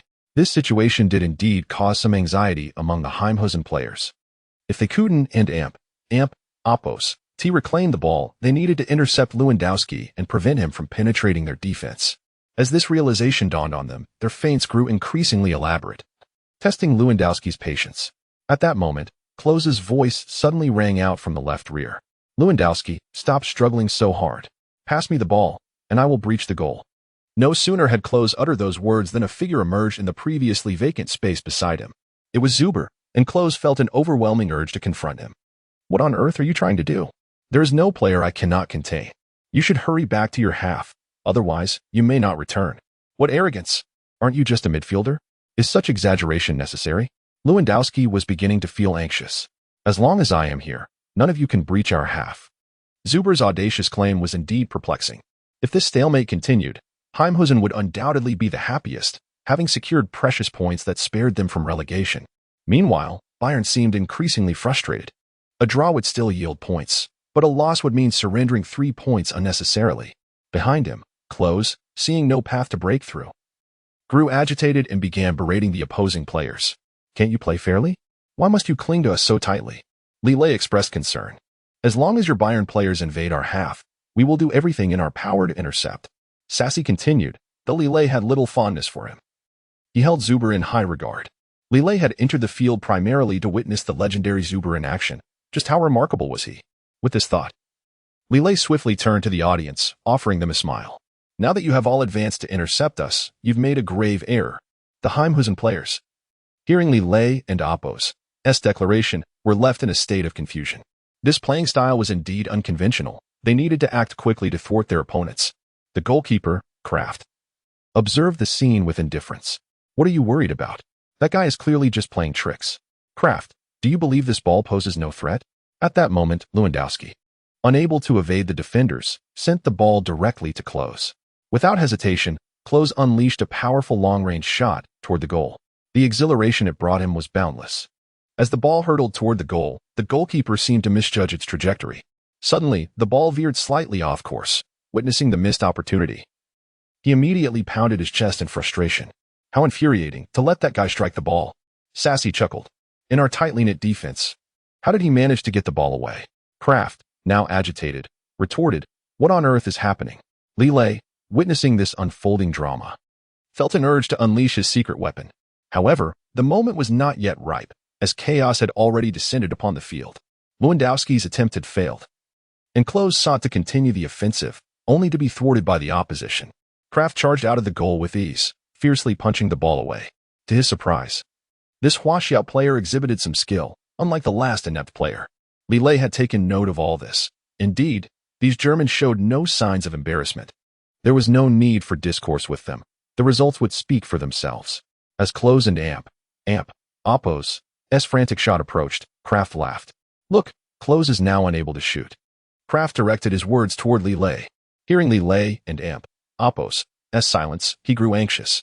It turns out that Huaxiao player is merely a FAAD, incapable of matching our prowess. Kraft and Oppos' taunts no longer fazed Li Lei. Everything they had done was to gather valuable data, enabling them to outplay other clubs. Even amidst such turmoil, Li Lei remained remarkably composed. From a different perspective, he was preparing to strike. As expected, when Li Lei observed the opponent's goalkeeper clearing the ball with a powerful kick, his eyes sparkled with anticipation. The perfect moment has arrived. "Lewandowski, let us charge forward." Li Lei pulled Lewandowski along. Though Lewandowski was momentarily perplexed, Klose seemed to grasp the urgency. "Hurry up. This is our last chance to breach the goal." At that moment, Li Lei was flanked by Lewandowski and Klose, exuding an air of authority. Yet this was not the ultimate move. Li Lei had opted to utilize a special power bestowed by the system. Fearlessly, he charged toward Kraft and Oppos' guarded goal. Despite several defenders awaiting him, they could not obstruct the shot Li Lei was about to unleash. All eyes were on Li Lei. This might just be the moment of miraculous revival. Chapter 51A penalty kick. Li Lei was relentlessly charging forward, his speed increasing with every stride. Observing this, the opposing defenders immediately resorted to their most formidable tactics. With his remarkable pace, they decided that the best course of action was to bring him down right here. After all, they were outside the penalty area, posing no significant threat to our team. Defender Becker lunged at Li Lei with a brutal tackle, having calculated his trajectory. As the blow landed, Li Lei executed a rapid somersault in midair, leaving the audience in sheer astonishment. What was Becker thinking? Wasn't this a blatant foul? It seemed inconsequential, given their position outside the penalty area, thus posing no imminent danger. This tactic was executed superbly, reminiscent of the method employed by Boateng moments earlier. The spectators initially believed Becker and Oppos's approach was entirely permissible. However, they soon realized the unexpected had transpired. As Li Lei rolled in the air, he astonishingly landed right on the edge of the penalty area. To the referee, this foul was deemed particularly egregious. The moment Li Lei touched the ground, the referee sprinted over and decisively brandished a yellow card at Becker. Coach Flick witnessed this unfold, feeling a pang of distress. Li Lei, are you all right? The opponent is utterly despicable. If the injury is severe, we must substitute you immediately. Yet, Li Lei remained unresponsive, lying on the ground. Even Becker stood frozen, taken aback. He had merely executed a tackle, and the opponent was clearly outside the penalty area. Yet, the referee ruled that a foul had been committed at the edge of the area, awarding Bayern a penalty kick. This decision sparked an uproar on the field. Fans from both sides erupted in a verbal battle. Bayern is shameless, resorting to theatrics. What does it matter if they win the match this way? They must be punished. Otherwise, how can football be played in the future? Conversely, Bayern and Oppos's supporters vehemently disagreed. It was Becker and Oppos's foul. Li Lei is the victim. Such players should not be allowed on the field. They might break someone's leg. The anger directed at Becker was palpable, with fervent calls for a red card.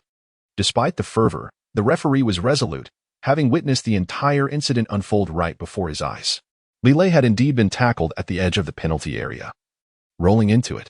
Such a tackle was exceedingly dangerous. A strike to the leg could easily result in a fracture. As Li Lei lay motionless, concern washed over Lahm, Bayern's captain.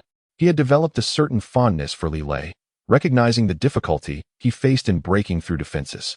If anything were to happen to Li Lei, it would weigh heavily on his conscience. Li Lei, hold on. We must win this match. Lahm shouted to him. Other players rushed to his side. Despite some harboring no fondness for him, they could not allow the opposition to gain the upper hand. Li Lei, how are you? Did you sustain a serious injury from that tackle? Lewandowski inquired with genuine concern. Indeed, if a bone is injured, he cannot continue playing. That would lead to severe harm. Klinsmann pretended to show concern, though he was secretly preoccupied with the penalty opportunity. If Li Lei were unable to take the penalty, it would present Klinsmann with a golden chance. Watching Li Lei lying there, Klinsmann's heart swelled with delight, hoping for Li Lei's incapacitation. Yet just as Li Lei lay on the ground, he suddenly opened his eyes. He understood the gravity of the situation. What had initially seemed like an unattainable opportunity had transformed with the system's gift of a penalty kick. This incident had unfolded right under the referee's gaze. Without the system and Oppos's intervention, such a scenario would have been unimaginable. Initially, Li Lei felt a twinge of guilt for wrongly accusing Becker. However, given that both sides were adversaries and in competition, employing certain tactics was acceptable. If he could seize this penalty kick opportunity, he must score against the opposing goal.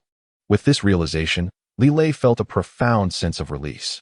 While Lewandowski and Klinsmann hovered nearby, feigning concern, Li Lei was acutely aware of their intentions. Though he appeared unperturbed on the surface, inwardly, he cursed Klinsmann repeatedly. This detestable German had been scheming against him, a betrayal that felt particularly egregious. The more he thought about it, the more he was determined not to cede the penalty opportunity to Klinsmann. Resolutely, Li Lei suppressed the pain in his leg and staggered to his feet. As he stood, a sharp pain shot through him, nearly rendering him unable to straighten his back. The referee approached with genuine concern, asking, "Can you take the penalty?" Gazing into the referee and Oppos's eyes and observing Klinsmann and Oppos's smug expression, Li Lei nodded decisively. In that instant, Klinsmann's face paled, realizing his precious chance had slipped away, all due to Li Lei. Frustrated, Klinsmann turned to retreat to the back half of the field, reasoning that he need not linger since it was not his turn to take the kick. Lewandowski, however, remained, continuing to check on Li Lei's condition. "Li Lei, If you and Oppos really unable to go on, let us take the penalty. With a glimmer of hope in Lewandowski and Oppos' eyes, Li Lei felt a knot of apprehension in his stomach. He was uncertain whether relinquishing the kick would earn him the system and Oppos' reward. At that moment, the pain in his leg intensified. As Li Lei hesitated, Coach Flick approached the sidelines. Li Lei, if you can take this penalty, you must make it count. The unwavering tone of Flick instilled confidence in Li Lei. Flick and Oppos' steadfast support was a rare and invaluable thing. With this thought, an immense strength surged through Li Lei and Oppos' aching legs. The fire of determination burned brightly in his eyes. I will breach the opponent's goal. Chapter 52. The curled ball Kraft fixated nervously on Li Lei's legs. He understood that the moment of truth had arrived. However, if this injured Huaxiao player were to take the penalty, there might still be a glimmer of hope. After all, this fellow had just endured a significant blow, likely unable to straighten his legs. He continued to smile derisively at Li Lei's curled-up limbs. Beck, there is no need for you to blame yourself. He certainly won T-score. Really? Kraft, I can't shake the feeling that this is precarious, Beck admitted, a hint of concern creeping into his voice. It's fine. I am the star goalkeeper of our team. There is no way I will lose easily, Kraft reassured him, continuing to speak. Amidst the fervent gazes of the spectators, Li Lei indeed began to stir.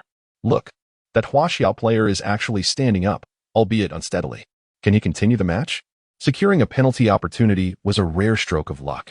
All that mattered was scoring. Huaxiao player, you must muster all your strength. In truth, Li Lei felt a surge of confidence. Just as he selected the penalty kick option from the system, an unexpected surprise arrived, a painkiller. With this in hand, Li Lei felt fearless. As long as his leg held up, there was hope to shatter this confinement. However, Cruz watched with a gleeful malice, ready to seize the penalty kick should Li Lei falter. Li Lei, the referee is urging you. Can you take the penalty? No worries, Mr. Cruz, I will definitely score. Li Lei steadied himself. At that moment, the entire crowd erupted in cheers. What spirit could possibly inspire this Huaxiao player to rise? After all, I had tackled him. He should not be able to continue playing. If he took the penalty, would he even score? It was hard to say. I believed his legs were barely holding him up. It depended on what Bayern's coach had to say. Coach Flick gazed at Li Lei with unwavering conviction. I believe in you. You are the pride of Bayern. These words ignited a thrilling excitement within Li Lei. He struggled to position himself at the penalty spot. Referee, I can take this penalty. Please grant me this opportunity. To everyone's astonishment, the referee extended a thumbs up toward Li Lei. Your spirit is commendable. I wish you good fortune. As the referee's whistle pierced the air, all eyes were fixated on Li Lei, who had already targeted the near corner of the goal. In that fleeting moment, he struck decisively. The kick was as swift as lightning and packed with power. The goalkeeper, seeing Li Lei's stance, believed he had chosen the correct angle. Kraft lunged toward the far corner of the goal. Foolish Huaxiao player, do you think you can breach my defenses? He sneered as he dove for the ball. Kraft nearly grasped the ball with his hand. What a formidable goalkeeper. Effortlessly catching the ball. How could a player fail to score even a penalty? Such a level of play was hardly worthy of Bayern. Yet, to everyone's shock, the ball did not follow its anticipated trajectory toward the far corner. In that instant, it veered dramatically. Instead of flying toward the intended target, the ball executed an unexpected curve. Kraft, who was poised to catch it, was left bewildered. What is happening? How can the ball still curve? Other players shared his astonishment. What is going on? Is there truly a miracle unfolding? Kraft, bewildered, questioned. What are you doing? The crowd was in an uproar, unleashing their frustration. What kind of kick is that? How can the goalkeeper not catch it? It's simply bizarre. This ball must possess some extraordinary technique. On the sidelines, Flick could hardly contain his joy, for he finally saw a glimmer of hope. Li Lei was indeed a rising star, and Bayern had a chance. On the substitute bench, Jitsu and Lahm stood up in unison. Finally, there is hope. Li Lei might just break a record. What kind of shot was this? It was certainly not a standard curve. How did Li Lei execute it? I must seek his guidance in the future. All eyes were now fixed in astonishment on Li Lei. In that moment, Li Lei too was exhilarated, watching everything unfold. The ball sped into the net with remarkable velocity and an uncanny angle. The crowd erupted in euphoria, especially Bayern's fans, who cheered wildly. This was the first penalty scored by a Huaxiao player in Bayern's history. Truly unbelievable. This Huaxiao player must have performed a miracle. It was likely that we could not comprehend his execution. There were many calculations to be reconsidered. At that moment, Coach Flick was euphoric, never expecting the match to end in a draw as time dwindled. In that instant, Flick shouted with fervor, "Li Lei, you are the pride of Bayern. And that will never change." Li Lei felt an intense pain in his leg, for the painkiller's effect was waning. Yet, in the face of the goal he had just scored, he entered a state of sheer ecstasy. He had scored, proving that a Huaxia player could indeed stand toe-to-toe with anyone. At that moment, the system's prompt chimed in, "Ding. Congratulations, host. You have earned 1,000 points and a chance for a header goal." While the 1,000 points were expected, the opportunity for a header goal delighted him. He slowly made his way back to Bayern and Oppo's half, acknowledging his teammates' continuous congratulations with a subtle smile. Only he understood the sacrifices made and the pain endured in this match. He swiftly allocated the 1,000 points to enhance his shooting coefficient. Now, Li Lei's effective shooting distance had reached 35 meters, though his accuracy remained at 30. Li Lei felt content. After all, improving various coefficients required multifaceted development. Just wait and see. Li Lei, shall undoubtedly become the greatest dark horse within Bayern. Chapter 53. Transported to the hospital. Ultimately, Bayern secured a hard-fought draw. Despite the result being merely a stalemate, Coach Flick was exceedingly pleased, acknowledging the commendable performance of the team. "Had it not been for Li Lei, we would have undoubtedly faced defeat," remarked Lahm with sincerity. "I concur," added Jidzu, joy radiating from him. "As substitutes, we too take immense pride in Li Lei." The rest of the players joined in, showering Li Lei with congratulations. However, Li Lei was barely holding on, feeling his strength waning. As Coach Flick enthusiastically patted Li Lei on the shoulder, he suddenly collapsed, rendering the Bayern camp chaotic. "Hurry, call for an ambulance. We must ensure Li Lei receives the best care," urged Flick. "What are you waiting for? Dial the emergency number." Taking matters into his own hands, Coach Flick carried Li Lei as he dashed toward the exit. Although Li Lei was a burgeoning football star, his physique remained rather frail. Flick effortlessly bore him in the direction of the ambulance, astonishing the other players, especially for Klinsmann, who, witnessing the scene, could only shake his head in disbelief. "It seems my position as the primary striker is once again precarious," he thought. "You need not fret too much, Klinsmann. Li Lei's performance was merely a one-time occurrence." Lewandowski reassured him. Neuer, resting at the sidelines, approached. "Klinsmann, there's no need for self-reproach, as opportunities are inherently unpredictable. Had I not been injured and taken to the field, that goal would not have been scored." Neuer's words provided some encouragement. Yet doubt began to creep into Klinsmann's mind. Though all were Klinsmann's good teammates, an increasing number were gravitating toward Li Lei. Just moments before Li Lei and Oppo's condition deteriorated, many players had rushed to assist him, including Coach Flick, who excitedly carried him away. This fostered a sense of jealousy within Klinsmann, who resolved that one day he would find a way to embarrass Li Lei to reclaim his standing within Bayern. In the ambulance, Coach Flick was anxiously tending to Li Lei, with Jidzu and Lahm seated beside him. "Do you think Li Lei will be all right?" Jidzu inquired, worry etched on his face. "It's likely that Li Lei sustained a serious injury, having exerted himself too forcefully during the penalty kick." Flick sighed deeply. Internally, he wished Li Lei had refrained from taking such risks, but the outcome was now unavoidable, and regret was futile. Under the care of the medical team, Flick discovered the severity of Li Lei and Oppo's leg injury. "That wretched Becker has caused this. It is utterly infuriating," Jidzu exclaimed, clenching his fists. "It was indeed an accident." "After all, Becker is an exceptional defender," Lahm sighed beside him.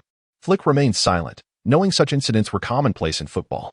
Encountering a slightly more skilled defender might have resulted in merely being knocked to the ground. Yet this time, Li Lei had been tackled directly on the leg. Flick's gaze was fixed nervously on the medical personnel. "Surely, Mr. Li Lei will be all right? To allow him to continue playing with such a severe injury seems rather cruel," one of the medical staff replied without looking up. Flick remained quiet, aware that further discussion was futile. "How long do you think it will be before Mr. Li Lei can return to the field?" Flick inquired tentatively, which provoked an irritated response from the medical team. "As coaches, you are concerned only with when the player can return to play. Why not focus on his health?" One staff member retorted. "We have been deeply concerned for Mr. Li Lei and Oppo's well-being." "You have misinterpreted our intentions," Jidzu interjected. "Indeed, our coach holds high hopes for Mr. Li Lei," Lahm added. "If concern were genuine, how could you let his injury persist to this extent? Had the injured player not fainted, you would likely have allowed him to continue." The medical personnel expressed their frustration. I have never encountered a player who fainted from a single tackle, so I am unsure how to proceed, Flick said, filled with anxiety. This entire incident was a mere accident, one that Flick found hard to accept. If this match resulted in Li Lei never being able to step onto the pitch again, it would be a profound regret. Flick nervously touched Li Lei's wound, which had almost penetrated the football sock, blood dripping incessantly. Noticing Flick's silence, the medical staff continued, in the future, the injured must refrain from strenuous activity, otherwise it could hinder the healing of the wound. Thank you, doctor, for your care of Li Lei. I will certainly heed your advice, Flick replied humbly. In the blink of an eye, they arrived at the hospital entrance. As they hurriedly transported Li Lei into the intensive care unit, he suddenly moved his fingers. Don't take me off the field. I can still play, he murmured, bringing tears to Jitsu and Lahm's eyes. It was astonishing that even in unconsciousness, Li Lei still thought of football. Perhaps this young man truly could work miracles. Our priority now must be to treat Li Lei's injuries, Flick declared. Li Lei suddenly clenched his hand tightly. Despite everyone and Oppo's attempts to pry it open, they were unsuccessful, leaving the medical staff perplexed. How can we stop the bleeding if he is so tense? This will only exacerbate the situation. Perhaps there was only one method to make Li Lei release his grip. Jitsu suddenly stood up. This is a serious matter. We must not joke, Lahm cautioned earnestly. I am not jesting. Since Li Lei is fixated on football, we can use that to our advantage, Jitsu said, a smile breaking across his face. Before Flick and Lahm could comprehend his plan, Jitsu dashed out the door. Shortly after, he returned, not alone, but carrying a heavy object. All eyes were fixed upon it. Will this truly persuade the patient to release his grip? One of the medical staff asked curiously. I am confident it will, Jitsu exclaimed with a smile. Chapter 54. Physiotherapy for tension. To the astonishment of all, Jitsu entered with a football. The medical staff was left in a state of bemusement, caught between laughter and frustration. What on earth are you doing?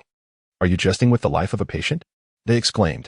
Indeed, I find it perplexing how football players have come to this, they continued, urging him to remove the unsightly object. Yet, Jitsu was resolute, stating, as physicians, you are undoubtedly professionals, but as a football player, I too am a specialist. What do you mean by that? Are you truly confident that this will relax the injured party? A medical staff member questioned. Trust me, our coach will support this endeavor, Jitsu replied, casting a playful glance at Flick. The coach, albeit awkwardly, managed to smile, fully aware that this method aimed to stimulate Li Lei and Oppo's reflexes. Perhaps, as a footballer, the proximity of the ball would elicit a natural response. Flick, observing Jitsu and Oppo's earnestness, felt compelled to acquiesce. I believe this warrants a trial. As it could indeed aid in treating the injured, he conceded. Upon hearing Flick's endorsement, Jitsu leapt with joy, exclaiming, I knew Coach Flick was the finest in the world. With you as our coach, victory is assured. Enough chatter, let us first attend to Li Lei and Oppo's injuries, Flick retorted, his expression serious. Jitsu promptly executed his plan, instructing the medical personnel to step aside. The football lay less than 10 meters from Li Lei. Jitsu and Oppo's intention was grounded in precision, and although beads of cold sweat formed on his brow, he remained steadfast. This was a moment for Jitsu to express his gratitude to Li Lei for his guidance. As a substitute forward, kicking the ball into Li Lei's hands from a distance of 10 meters should pose no challenge. Flick directed the medical staff to position Li Lei centrally, facilitating Jitsu's endeavor. Lahm stood ready on the opposite side, tasked with the simpler job of relaying the ball should Jitsu fail to make the target. The weight of expectation pressed upon Jitsu. Jitsu, are you prepared? The moment to kick the ball has arrived, Flick commanded. No sooner had he spoken than the ball shot forth like an arrow towards the center. A collective breath was held as everyone watched with bated breath. Even if the kick missed, it would merely be a failure. Yet for Jitsu, this was a do-or-die moment, for Li Lei's well-being rested upon it. As anticipated, the ball landed perfectly in Li Lei and Oppo's hands. Remarkable. I had no idea Jitsu possessed such accuracy, Flick exclaimed with delight. Jitsu, eyes focused intently on the ball, witnessed an unexpected turn of events as Li Lei instinctively rose, his hands reaching out towards the ball. With a mere flick, Li Lei struck the ball, sending it soaring to the other side. Lahm jubilantly intercepted the ball and signaled an okay gesture to Jitsu. The medical personnel rushed over, equally astonished. Who would have thought that what we could not resolve medically could be remedied by a mere football? They mused. It appears we must have more faith in the principles of physics. In future cases, we shall invite you all again. Jidzu, slightly embarrassed, chuckled, acknowledging that this was merely a gamble that paid off. Once the ball was kicked, Li Lei and Apos' hand muscles indeed relaxed, and his entire body followed suit, entering a state of profound ease. The medical staff swiftly assisted him onto the treatment bed. After their efforts, Li Lei and Apos' bleeding finally ceased. Following the X-ray examination, the personnel exhaled in relief. Flick approached the medical team with urgency. What is the status of Li Lei's injury? The staff's solemn expressions indicated the gravity of the situation. Had you arrived any later, what would have happened? Would there have been a risk to life? Jidzu inquired anxiously. To their surprise, the medical team burst into laughter, leaving Jidzu and Lahm bewildered. Doctor, what is the joke? How can one laugh at a time like this? They asked. Suspecting the happiness stemmed from Li Lei and Apos' recovery, the staff jested. Had you arrived half an hour later, the patient and Apos' wound would have ceased to bleed. Upon hearing this, the tension that hung over Flick dissipated. So you mean Li Lei is out of danger? Indeed. He should be fine. There is no damage to the bones. Merely a superficial injury, the doctor reassured them, allowing their worries to fade. Li Lei, once you awaken, you one and Apos' escape. You and Apos' still be playing in the match. Jidzu said, patting Li Lei and Apos' shoulder with enthusiasm. Such a promising forward must be utilized wisely, Flick added, equally animated. After the medical staff finished their bandaging, they entrusted Li Lei and Apos' care to the three of them. Half an hour later, Li Lei finally stirred. I feel so exhausted. I've slept soundly. Upon opening his eyes, he noticed Flick, Lahm, and Jidzu beside him. Confusion washed over him. How long had he been asleep for these three to be present? He regarded them quizzically. How long have I been out? Why are you all here? You were merely asleep for a short while. Are you feeling better now? Jidzu replied, maintaining his playful demeanor. As Li Lei attempted to speak, he suddenly realized he was lying on a hospital bed, leaving him utterly perplexed. Li Lei glanced at Flick and Lahm, his eyes filled with questions. No need for inquiries. We are heading back to Bayern Munich immediately, Flick smiled. Back to the club? Are we still going to play? Li Lei and Apos' expression revealed his uncertainty. You shall soon discover. It's a delightful surprise. Flick chuckled heartily. Chapter 55. The strange blind man. Li Lei felt a tumult of anxiety within. What could the surprise that Coach Flick mentioned possibly be? During his brief stay at the hospital, his wife, Wulan, had called him countless times. Her concern for him was unmistakable. Perhaps this was the greatest success of a football player. However, it perplexed him that Wulan had not come to visit him at the hospital directly, leaving Li Lei with a sense of disappointment. What could Wulan be doing at home? Did she care only for their child? Or did she believe that his well-being was insignificant? Li Lei was unable to comprehend this, especially since Wulan had always been a devoted homemaker and would not neglect such matters. Li Lei and Apos' injuries were not severe, and after a mere 4 to 5 hours at the hospital, he returned home. He had intended to inquire gently about Wulan and Apos' whereabouts and any potential issues. But to his shock, she did not answer his calls, deepening his unease. What was wrong with her? Had he, in his pursuit of football, overlooked her feelings, prompting her to harbor other thoughts? The unsettling news stories and short videos he had seen flooded his mind, and he could not shake the fear that betrayal could befall him. A wave of inexplicable sorrow washed over him. Was it truly impossible to balance football with a loving marriage? This realization weighed heavily on his heart.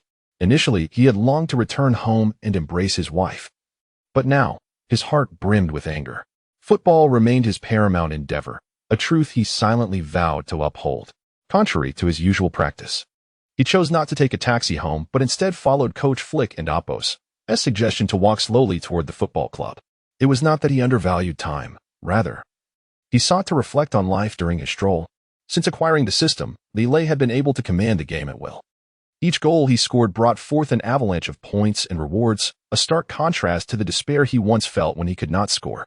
Yet, the thought of family troubles cast a shadow over his modest success.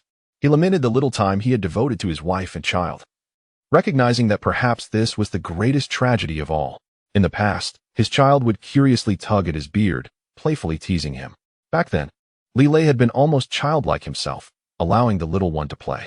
Even though the tugging of his beard brought a slight sting, He reveled in that joy. Now, however, he meticulously shaved every day, and even his child had lost the joy of such playful interactions. Perhaps he had spent too little time with his family. Li Lei pondered deeply about how to rectify this in the future. Lost in thought, he found himself walking towards the football club when he encountered a man wearing sunglasses. The sight of someone wearing shades in broad daylight struck him as odd. However, upon noticing the guide dog by the man's side, he quickly understood. Although the man had a handsome face, he was, regrettably, blind. Intrigued, Li Lei approached him for a closer look. "Hello, sir. My name is Li Lei. Greetings, Mr. Li Lei. What brings you to me? I am simply curious. Most blind individuals use a cane along with their guide dog, yet you do not. Why is that?" "I have a habit of not allowing obstacles in front of me," the blind man replied with a sense of nostalgia. "Forgive me, sir. I was unaware," Li Lei said, taken aback by the profound dedication displayed by the blind man, who clung to his former beliefs despite his blindness. Li Lei felt a surge of respect and admiration for him. "You are truly someone I admire." To his surprise, the blind man appeared flustered, tears welling at the corners of his eyes. This unexpected display startled Li Lei. Had his words inadvertently wounded the man's heart? He quickly grasped the blind man's hand, saying, "I sincerely apologize if my words have caused you pain." "No, your words have stirred up my fond memories of football," the blind man replied, his sadness deepening. Li Lei was momentarily at a loss for words, but then an unusual thought occurred to him. "Sir, do you have any unfulfilled wishes?" "I have many wishes, but one stands above the rest." "What is it?" Li Lei inquired, his curiosity piqued. "One day, I wish to play a football match for Bayern Munich," the blind man expressed, his eyes sparkling with longing. Upon hearing this, Li Lei felt a wave of relief. He knew what he had to do next. Meanwhile, within the Bayern Munich club, Coach Flick anxiously checked his watch.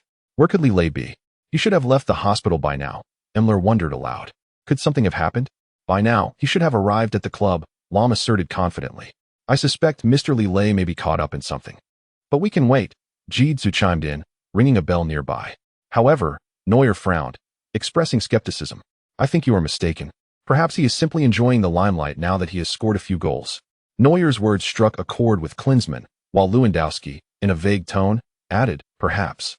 But we should wait for the outcome. Li Lei might be getting too full of himself," Boateng added with a hint of disdain. Coach Flick furrowed his brow, refusing to believe Li Lei was that kind of person. Just as the discussions grew heated, the club's doors swung open, and the arrival of a figure left the players utterly astonished. Chapter 56. The anniversary debacle. Upon seeing the newcomer, Coach Flick was immediately taken aback. "Li Lei, who exactly have you brought with you? Wasn't it specified that you were to come to the club alone? This is Bayern Munich. Entry is not granted to just anyone. What is going on? Have you perhaps injured someone?" The players began to murmur among themselves, while Li Lei remained silent, maintaining a gentle smile. Beside him, the blind man nervously grasped Li Lei and Amp, Oppos's hand, unfamiliar with the situation and unaware that they were at Bayern Munich Football Club. Once the chatter subsided, Li Lei smiled and introduced, "This is my new friend, Mr. Jefferson." Coach Flick, still bewildered, scrutinized Jefferson and realized he was blind. Could it be that this was a dear friend of Li Lei's? Perhaps he had simply brought his friend along for companionship. With this thought, Coach Flick inquired with genuine concern, "Li Lei, is your injury all right?" "Thank you for your concern, Coach Flick. My injury has mostly healed," Li Lei replied gratefully. "This is indeed a wonderful occasion worth celebrating. What is the background of your friend?" Coach Flick shifted to the main topic. Li Lei glanced at Jefferson and then, with a serious expression, replied, "He is a blind friend I encountered on my way here." At that moment, the ever-impish Emler chimed in, "Mr. Li Lei, Bayern Munich has invited you to a celebration today, not to bring along guests. I mentioned earlier that Li Lei has become rather inflated in ego, disregarding the coach's requirements." Klinsmann commented, pouting. Seeing Li Lei arrive with a blind man made him feel uneasy. However, Lahm and Jidzu held a different view, welcoming Jefferson warmly. "Mr. Li Lei and Amp, Oppos's friend is undoubtedly our friend at Bayern as well," they asserted. "Indeed, how could we Germans not accommodate a blind friend?" Neuer remarked coldly. "Under normal circumstances, it might be acceptable, but today is not that day. Mr. Li Lei, are you not aware that today marks the 70th anniversary of Bayern Munich's establishment?" Boateng suddenly interjected. His words jolted Li Lei, and he recalled the significance of the day. Based on his understanding of football clubs, such anniversaries typically involved only internal personnel. He had not been informed in advance. Clearly, Coach Flick intended to surprise him. This sense of ritual signified Li Lei and Oppos's integration into Bayern Munich. Yet, he had inadvertently brought a blind man, which could potentially mar the occasion. Feeling embarrassed, Li Lei turned his gaze towards Coach Flick. "Coach, I sincerely apologize. I was unaware that today was the anniversary of Bayern Munich." Coach Flick did not respond, but continued to observe Jefferson, leaving Li Lei feeling increasingly uncomfortable. Standing awkwardly in place, Klinsmann, noticing Coach Flick's silence, understood the gravity of the situation. "Li Lei, your actions have clearly saddened the coach. Perhaps it is best for your blind friend to leave." "Indeed, it is quite generous of the coach to allow you entry on such an important anniversary," Neuer added. Lewandowski, however, remained silent, scrutinizing the blind man's eyes hidden behind sunglasses. "Why does this blind friend seem so familiar to me?" he pondered. Müller, ever the jester, burst into laughter. "Lewandowski, you cheeky flatterer, surely you and Oppos mistaken him." But Ram and Oppos' expression turned grave, filled with surprise as he asked, "Friend, are you not Mr. Jefferson, who once played for Bayern?" This statement caused a ripple of astonishment. Klinsmann and Oppos' eyes widened in disbelief. Jefferson had once been a sensation at Bayern, adored by fans worldwide. Yet, he had vanished without a trace, leaving even the club's chairman puzzled about his disappearance. Now, standing before them was a blind man claiming to be Jefferson, sparking Klinsmann's doubts. Jefferson and Oppos' facial muscles twitched involuntarily. "I believe you must be mistaken. There is no player named Jefferson from Bayern. You are merely looking at a blind man named Jefferson." Instantly, Klinsmann and the others breathed a sigh of relief. Müller playfully approached Jefferson, amusing the guide dog, which was decidedly unfriendly towards him, but Müller remained undeterred. Witnessing this scene, Li Lei and Oppos' pent-up anger erupted. "I do not understand how you treat a blind friend. I brought him here to fulfill a dream of his. If he could play a match at Bayern during his lifetime, it would mean the world to him." This proclamation left everyone present in stunned silence. What? Is this some sort of international joke? A blind man wishes to play a match. Is that not preposterous? Indeed, a blind man playing football would make headlines nationwide. Others chimed in mockingly. Shall we be labeled as bullies of the disabled? Despite the ridicule, Li Lei remained resolute, having witnessed the blind man's unease. If he were to abandon Jefferson now, the latter would surely feel despondent. However, while the players expressed their opinions, Coach Flick remained silent, further unsettling Li Lei. Did even the coach not welcome Mr. Jefferson? "If you do not welcome Mr. Jefferson, then I shall take my leave with him," Li Lei declared boldly. Klinsmann was elated by this statement, exclaiming, "What a pity it would be for you to leave. Do not let a blind friend impede your football career." But Li Lei responded firmly, "I do not believe this reflects Bayern Munich and Oppos' hospitality." Turning to leave with Jefferson, a deep voice resounded from behind. "Li Lei, not only can you not leave, but Mr. Jefferson cannot leave either." Li Lei was taken aback, astonished by Coach Flick's words. What could this possibly mean? Turning around, he saw Coach Flick slowly approaching Jefferson. Chapter 57, Blind Man or Star. Li Lei was taken aback by Coach Flick and Oppos' resolute words. Could it be that Coach Flick intended to deliver a serious reprimand? Perhaps this was warranted, especially since Li Lei was oblivious to the significance of the day and had brought along a stranger. Ashamed, he lowered his head, bracing himself for the impending storm from Coach Flick. To his astonishment, however, Flick disregarded him and instead grasped Jefferson's hand firmly. "Old friend, it is so wonderful to see you again. How have you been?" This scene instantly shocked everyone present. The ever-quirky Müller exclaimed, "Coach, you can and Oppos be mistaking him for someone else, can you?" "Indeed, Germany is vast. You must have made a mistake," added Boateng. Klinsmann and Lewandowski remained silent, observing the unfolding situation. Flick was typically a composed individual, rarely displaying strong emotions, but today was uncharacteristically different. Could it be that this man before him was truly Jefferson, the missing footballer described by Lahm? Li Lei stared at Coach Flick in disbelief, his gaze filled with a mixture of awe and anticipation. "You truly have mistaken me. I am not the footballer Jefferson," the blind man continued to explain. Yet, Coach Flick interrupted him, rolling up his sleeve with determination.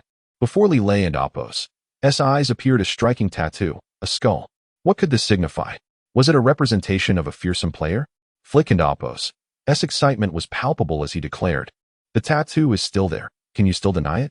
The blind man's lips moved several times, but but no words emerged. At that moment, Lahm rushed forward. "You are indeed Jefferson. How have you been? What has happened to your eyes?" The blind man and Apos' lips struggled to form words, yet silence prevailed. Li Lei suddenly understood. If Jefferson's identity was confirmed, he must harbor some unspeakable secret. He grasped Jefferson's hand and said, "I did not realize you were the esteemed Mr. Jefferson they speak of. But if it is indeed you, there is no need for denial. Today, a day of significance, would undoubtedly be more splendid with your presence." Li Lei and Apos' words drew yet another round of mockery from Imler. "Li Lei, consider your precarious standing at Bayern. Do you really wish to bring in an outsider?" This time, however, Imler found no support, as the others chose silence. In disbelief, Imler turned to Klinsmann. "Klinsmann, what is the matter? Why do you not voice your opinion? I believe this gentleman before us could very well be the former football star, Mr. Jefferson." "How could that be? He is merely a blind man. He could never play football," Imler insisted, reveling in his own misguided confidence. Yet, at that moment, the blind man, Jefferson, suddenly exclaimed, "Indeed, I am the former footballer Jefferson." This revelation left Imler utterly flabbergasted, his expression a mix of confusion and disbelief. "You must be joking. Today is not April Fool's Day." Klinsmann, pushing Imler aside, stepped forward to shake Jefferson's hand. "Mr. Jefferson, you were once my most revered football player. Today, you have returned as a king." Upon hearing Klinsmann's warm greeting, Li Lei felt a wave of relief wash over him. He had not anticipated that the blind man he brought along would turn out to be a former football prodigy. Memories of Jefferson flooded back, recalling a formidable striker who had once dominated the field. What had transpired in his life to lead to such a tragic state? This remained a mystery, and Li Lei decided not to pry further, respecting the man's privacy. With Jefferson's acknowledgement of his identity, Coach Flick excitedly pulled him toward a chair. "Old friend, what has happened to your eyes? After you went missing, we searched everywhere for you." Tears welled in Jefferson's eyes as he shook his head, clearly reluctant to recount the painful past. Lahm, witnessing this moment, quickly interjected, "Coach Flick, since today marks a commemorative occasion for Bayern Football Club, and we are reunited with an old friend, along with Li Lei's presence, is this not a triple blessing?" Klinsmann felt a pang of discomfort. Lahm had become quite the sycophant. His words not only praised Jefferson but also catered to Li Lei. What had Li Lei done to garner such flattery from Lahm? Clearing his throat softly, Klinsmann stated, "Mr. Lahm's sentiments reflect the thoughts of all our teammates. Mr. Jefferson, we warmly welcome you." Other players joined in, applauding in celebration. At that moment, Imler appeared like a clown, awkwardly glancing around. Eventually, he approached Jefferson, hastily explaining, "Mr. Jefferson, you were once a football deity. I was merely joking earlier. Please do not take offense." "Not at all. Your words are not without merit. That was merely a bygone era. Presently, I am merely the blind man Jefferson," he reiterated, emphasizing the term blind man. Li Lei felt a sudden jolt in his heart. If Jefferson had once been normal and had suddenly lost his sight, there could only be a few explanations. Suddenly, Li Lei recalled Jefferson and Apos' notorious fondness for alcohol. Could it be that his blindness was linked to excessive drinking? With this thought, he interjected, "There is no need for us to dwell on Mr. Jefferson and Apos' past. Since he acknowledges his identity as a blind man, let us accept it." This statement, however, displeased Lahm. "Li Lei, I believe this is disrespectful to an elder." "Indeed." "Li Lei, he is a senior figure at Bayern, and your words seem inconsiderate," Jeeds chimed in, expressing his discontent. Many felt that Li Lei's comments were rather cold-hearted. As the group debated, the blind man, Jefferson, suddenly declared with joy, "Li Lei is indeed an emotionally intelligent individual from Huaxia. You are the future star of Bayern Club." This proclamation instantly heightened the atmosphere in the Bayern Club, thick with tension. Chapter 58, a special match. Jefferson's remark instantly thickened the air with tension, particularly affecting Klose, who felt increasingly disheartened upon hearing those words. How could Jefferson, having seen Li Lei for the first time, leap to such a decisive conclusion? Klose, now as restless as an ant on a hot stove, meticulously scrutinized any hint of unfavorable news. At this moment, the ever-quirky Imler swiftly chimed in, "Mr. Jefferson, you make a valid point regarding the rising stars, yet in terms of prowess, Klose undeniably holds greater strength." "Indeed, Klose is our pride at Bayern," Neuer quickly added. While Lewandowski remained silent, his expression bore a hint of uncertainty. Coach Flick, upon hearing this, wore a delighted smile but pondered for a moment before stating, "Whether it be Li Lei, Klose, or any other player, they all represent the pride of our team. This statement provided some solace to Klose, reaffirming that the coach possessed a sense of fairness. However, Mr. Jefferson adjusted his sunglasses and retrieved an object from his pocket. As the crowd recognized what he had brought forth, astonishment rippled through the group. Jefferson unveiled a medal, the illustrious Golden Boot, a symbol of the highest honor in football. Its brilliance illuminated the room, particularly capturing Klose's wide-eyed attention. "Mr. Jefferson, is this the highest honor you achieved in your career?" "Indeed. I have kept this medal in my pocket. The true trophy resides at home," Jefferson replied, cherishing the medal. Li Lei felt a pang of nostalgia for a football enthusiast. This was a bittersweet reminder of the past. Especially after Jefferson had lost his ability to compete, the pain he bore was incomprehensible to others. Moved by the moment, Li Lei stepped forward and grasped Jefferson's hand. "Mr. Jefferson, wasn't it your wish to play one last match with Bayern?" Jefferson replied, visibly excited. "Precisely. That is my heartfelt desire." Li Lei did not respond immediately, but turned his gaze towards Coach Flick, who nodded firmly. Clearing his throat, Flick announced, "Today marks the anniversary of Bayern's foundation, and it is also a day for new stars and old friends to unite. Let us engage in an extraordinary event. Coach Flick, we will wholeheartedly support this." Lahm was the first to express approval. "Indeed, I believe we should play a match alongside Mr. Jefferson," Jidzu quickly concurred. Klose, though not opposed, pondered whom Jefferson would partner with. Who would be willing to play alongside someone with impaired vision? He hesitated to voice his thoughts, but Neymar, ever the jokester, was the first to break the silence. "I agree, Coach Flick, but please, don't put me on the same team as Mr. Jefferson." Neymar comment incited a wave of laughter. "Neymar, you're quite clever to avoid Mr. Jefferson. What does that imply?" Lewandowski seized the opportunity to critique Neymar. "Yes, your actions are rather unethical. Don't you wish to share the field with the once great Mr. Jefferson?" Lahm quickly chimed in. Neuer, with a glint in his eye, interjected, "I can play with anyone. After all, I am merely a goalkeeper." All eyes turned to Neymar, who scratched his head in embarrassment. Known for his straightforwardness and playful antics, he now found himself in an awkward predicament. Seeking solace, he glanced at Klose, hoping for a reprieve. To his surprise, Klose staunchly supported Jefferson. "I believe Neymar is being somewhat foolish. Why would he not want to partner with Mr. Jefferson? Such behavior is clearly inappropriate for a third-tier forward." Neymar found himself isolated once more, but Li Lei stepped in. Neymar's perspective has merit. "He is simply more direct," Li Lei stated with a smile. Grateful, Neymar's impression of Li Lei shifted positively. Not one to miss an opportunity, he approached Jefferson.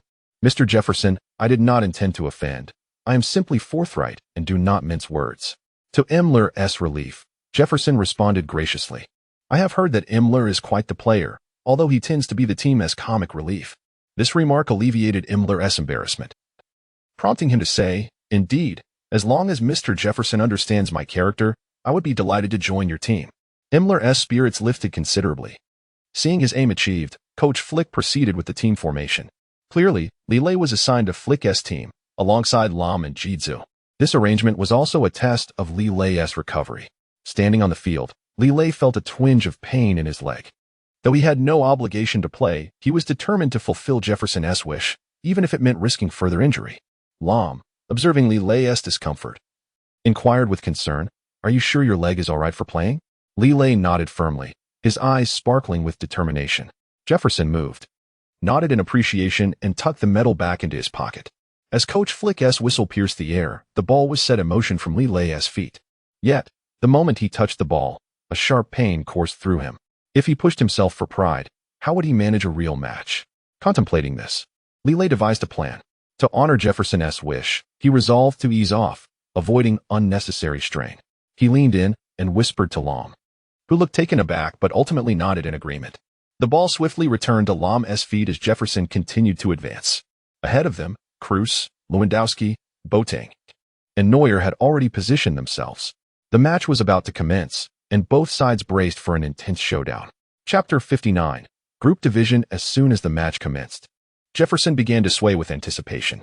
Given the exceptional nature of this contest, his guide dog proved to be of little assistance. Initially, Jefferson felt considerable anxiety, as he was indeed participating in a competitive event. Despite his humble demeanor off the field, once he stepped onto the pitch, he transformed into a different individual.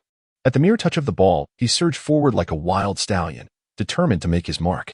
However, the opposing players were not inclined to show him any leniency, particularly Klose, who had already conferred with Neuer, Lewandowski, and others. They had no intention of granting any favors simply because Jefferson was visually impaired. Rather, they sought to exploit the opportunity to undermine Li Lei. As Jefferson dribbled the ball, he soon found himself confronted by Boateng. The latter's tackles were ruthless, showing no mercy. Predictably, Boateng easily dispossessed Jefferson of the ball, nearly causing him to tumble. Following the interception, Boateng gleefully gestured an OK sign towards Klose, a sight that did not escape the notice of the foolish Neymar, who burst into laughter. "Boateng, you scoundrel! How could you treat Mr. Jefferson like that?" On the football field, there are no exceptions. Seizing the ball is paramount. Boateng, filled with pride, proclaimed, "It's all about winning." Yet, his triumph was short-lived. Before he could savor it, a swift figure dashed towards him. Lahm, with astounding speed, reclaimed the ball with a deft touch. Still dazed from his previous actions, Boateng was caught off guard as Lahm quickly passed the ball back to Jefferson. Though Jefferson had been momentarily disheartened, the sound of the ball rolling back to him ignited a spark of excitement. At this moment, the guide dog seemed to sense the urgency, positioning itself right in front of the ball. Recognizing the dog and Oppo's location, Jefferson tightened his grip on the leash. "This time, we shall play together." Li Lei, watching from the sidelines, felt tears welling up. This was an embodiment of an extreme passion for football. If the guide dog were capable of emotions, it too would undoubtedly excel at the sport. Seeing Jefferson regain possession, Boateng's animosity intensified. Since Coach Flick had not explicitly instructed them to show leniency towards Jefferson, Boateng was determined to make his next tackle even more impressive. "This time, I will not let the ball slip by easily." Yet, Jefferson was unyielding as well. "Feel free to use your skills to take the ball from me. I will not harbor any resentment." Boateng's confidence swelled further. "Excellent, Mr. Jefferson. This is the true spirit of football we aspire to." Coach Flick observed the unique match with a blend of astonishment and mixed emotions. If this game served as a form of training for Mr. Jefferson, it was equally a contest of wills between Li Lei and Klose, both vying for a core position within Bayern. However, Flick felt a sense of reassurance knowing that Li Lei had several reliable teammates by his side. Although Neymar had temporarily joined the attack to please Jefferson, he was still a bit of a wild card. Regardless of his antics, all teammates understood his character. Presently, as Li Lei advanced with Jefferson flanking him, Flick felt a swell of pride. "What a remarkable young man. If he can truly become a rising star, it would bring me immense joy." Yet, a flicker of concern crossed his mind. Boateng and Oppo's earlier mindset reflected the thoughts of other players. Having previously received a yellow card, he was unlikely to hold back. Sure enough, Boateng charged at Jefferson again, this time with even greater ferocity. However, in the moment of impact, Jefferson deftly passed the ball to Li Lei. Boateng and his teammates were left stunned. They had not anticipated Jefferson and Oppo's remarkable ball control. "Incredible. How can you sense the ball and Oppo's direction without seeing it?" Jefferson replied with an expressionless face. "Although I cannot see the ball, I can hear it, and that is sufficient." Li Lei, understanding Jefferson's perspective, recognized that for a blind individual, auditory perception must be exceedingly acute. Seizing the rare opportunity, Li Lei refused to let it slip away. Determined to test the header opportunity provided by the system, Li Lei surged forward, disregarding the pain in his legs. Observing this, Klose could not help but laugh. "It seems Li Lei is in fine form today. His legs appear to be just fine. Let me challenge him and see who prevails," Lewandowski declared, charging directly at Li Lei. This time, Li Lei did not evade. Instead, he engaged in a fierce collision with Lewandowski. Their legs intertwined, and Li Lei nearly lost his balance. Yet, with remarkable resilience, he executed a clever maneuver, flicking the ball away just as they collided. Lahm, with great finesse, surged in from behind, propelling the ball forward. Lewandowski stood dumbfounded, having not expected Li Lei to possess such skill. Yet, for Klose, Lahm and Oppo's ball control was practically invisible. Regardless of how Lahm maneuvered, Klose had a method to counter it. Like lightning, he charged towards Lahm. "Old friend, my esteemed captain, I will not let you pass." Lahm remained silent, redirecting his focus to the right.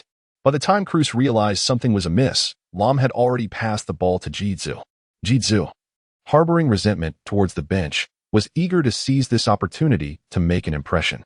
As a forward in his 20s, his stamina was abundant. Realizing the impending threat, Klose scrambled to intervene, but he was slightly behind in speed.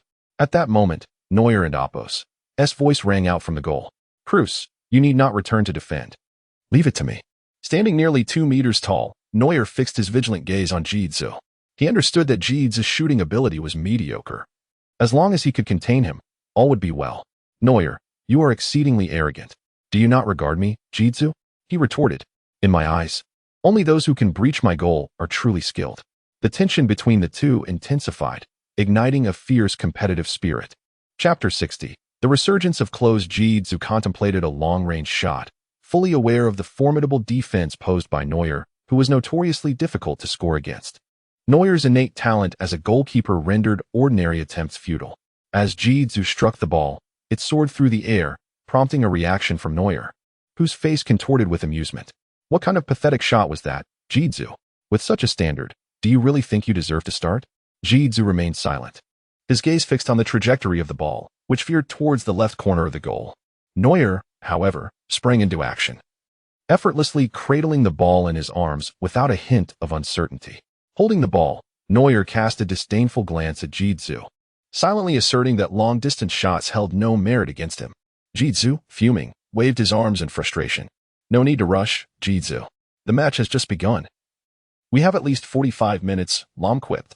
In truth, Lahm was acutely aware that breaking through Neuer's defenses was no simple task, despite Li Lei being a rising star.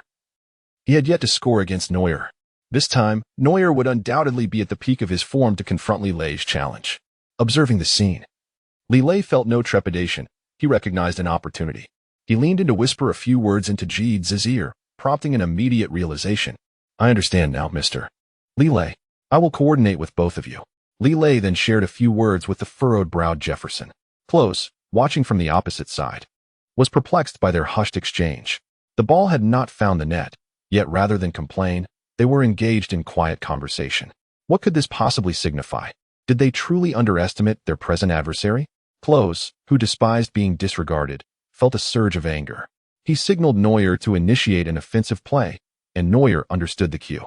With a powerful kick, he sent the ball sailing towards Klose, positioning it perfectly to minimize Klose's running. For an ordinary goalkeeper, such a tactic might seem reckless, but Neuer was well aware of his own strength. His powerful legs could propel the ball swiftly toward the goal. Indeed, there was a time when Neuer launched the ball from his own goal and scored against the opposing team. However, as the unexpected long pass unfolded, Imler grew anxious. What was Neuer attempting? Was he trying to shoot directly? Yet, Lahm remained silent, sprinting toward the ball. Clearly, it was intended for Klose rather than a shot at goal. Imler, incensed, charged after Klose, determined not to allow Neuer's ball to glide effortlessly over his head. That insufferable Neuer thinks everyone is his opponent. I cannot afford to lose this time. Imler and Klose collided in their pursuit of the ball. The height difference between them was stark, with Imler towering over Klose. Imler easily headed the ball away, but Klose, dissatisfied, leapt into the air, executing an acrobatic overhead kick to intercept the ball. This spectacle astonished his teammates. Klose, well done. He can even steal the ball like that. Incredible, it's like witnessing a masterclass in football.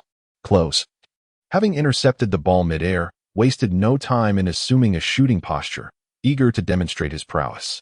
He unleashed a powerful ground strike, sending the ball hurtling toward the net at an almost vertical angle. Lahm raced to block the shot but ultimately failed. What a remarkable ground strike. I couldn't intercept it. Not only Lahm, but even the goalkeeper would likely be unable to stop it. A triumphant expression spread across Klose's face. He had unveiled his trump card. Yet this was merely a friendly match. Klose infused the game with the intensity of a competitive encounter, earning a thumbs up from Flick on the sidelines. Flick, well aware of Klose and Oppo's meticulous nature, knew he would show no mercy, even to a player like Jefferson, who was visually impaired. The ground strike sped toward Reyna's goal with breathtaking rapidity. Reyna attempted to block it with his body, but to no avail. The ball slipped into the net without any doubt. The moment it crossed the line, Klose's teammates erupted with joy. What a magnificent goal! No goalkeeper could have stopped that. This new shooting technique is nearly invincible. Klose, indeed, was a seasoned player, and such skill positioned him as a key asset for Bayern. I was right. Klose takes every match seriously. Yet, for Jefferson, the atmosphere felt stifling. He had not anticipated Klose and Oppo's display of skill in an informal match. Imler, do not be overly concerned. After all, we still have 45 minutes to play, and it's not unusual for the opponent to score first, Lahm reassured him. Internally, Lahm felt a twinge of anxiety, having struggled to accurately gauge the previous shot. Li Lei, witnessing Klose and Appos' ground strike, felt a surge of excitement. Klose had once again executed a remarkable move, and Li Lei had mentally recorded every technique. With this newfound understanding of shooting, Li Lei was determined to replicate such strikes in the future. However, he knew they must mount a successful counterattack. Otherwise, Jefferson and Appos' aspirations would remain unfulfilled. Jefferson, appearing somewhat dejected, lamented, "It and Appos' my fault. I and Appos' dragged you all down with me." Mr. Jefferson, there and Appos' no need for concern. Victory and defeat are part of the game. Moreover, we have yet to counterattack. Li Lei and Appos' eyes gleamed with the light of victory. Despite his legs feeling as heavy as lead, accompanied by waves of pain, Li Lei was undeterred. As long as he could help Jefferson achieve his dreams, that was all that mattered. Football is not solely about scoring, but also about fostering hope. As the whistle blew, Li Lei charged forward, directing the ball towards Neuer and Appos' guarded goal. Neuer and Appos' eyes gleamed with disdain. It was time to teach Li Lei a lesson. "Bring it on. I shall not fear you." Li Lei remained silent, swiftly advancing into the opponent and Appos' half. Chapter 61. United breakthrough. Klose had anticipated a direct confrontation with Li Lei, yet to his surprise, Li Lei chose to attack from an alternative flank, completely bypassing him. In his arrogance, Klose boasted, "I knew you were a coward. If you have the guts, face me head on." "Klose, spare us your taunts. We all know he won and Appos' dare." Lewandowski chimed in, fanning the flames. "You two are merely engaging in idle chatter. It matters not from where he attacks. Breaching my goal will be a Herculean task." Neuer remarked, stretching his limbs nearby. At that moment, Jidzu could no longer tolerate their arrogance. "What are you all doing? This is merely a friendly match. A chance to fulfill Jefferson's wishes. In my heart, there is no such thing as a friendly match. I treat every game with utmost seriousness," Klose declared solemnly. Li Lei remained silent, charging towards the opposite flank, disregarding Klose and the others' provocations, intent on pursuing his own strategy. As for Neuer, the pompous goalkeeper, Li Lei was determined to deliver a resounding blow to his hubris. He always considered himself the world and Appos' greatest goalkeeper, but this time, Li Lei was resolute in making him falter. Noticing Li Lei and Appos' silence, the mischievous Mler chuckled. "Li Lei, we should confront them directly. Only then will they think twice before mocking us. There is no need for that. I merely wish to provide Mr. Jefferson with an opportunity."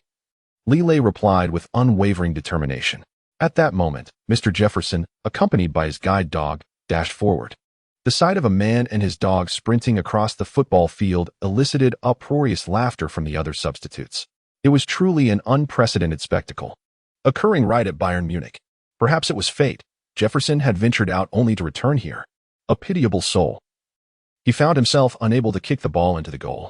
Alas, Li Lei had foolishly chosen to be on the same team as him, inadvertently drawing himself into Jefferson and Appos' plight.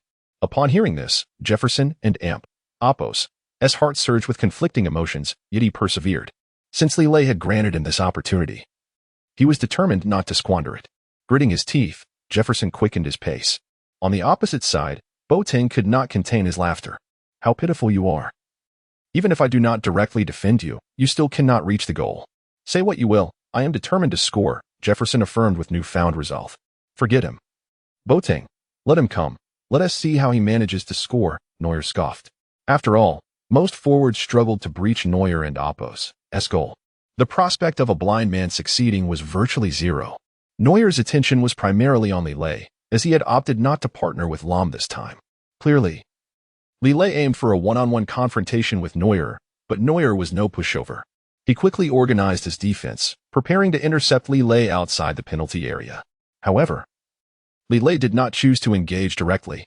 Instead, as he approached the penalty area, he suddenly struck the ball. "Stop him. He might attempt a long shot," Neuer shouted. Boateng rushed in with all his might, but failed to block the ball. It turned out Li Lei had no intention of taking a long shot. He lofted the ball high into the air, sailing over the defenders and Appos' heads.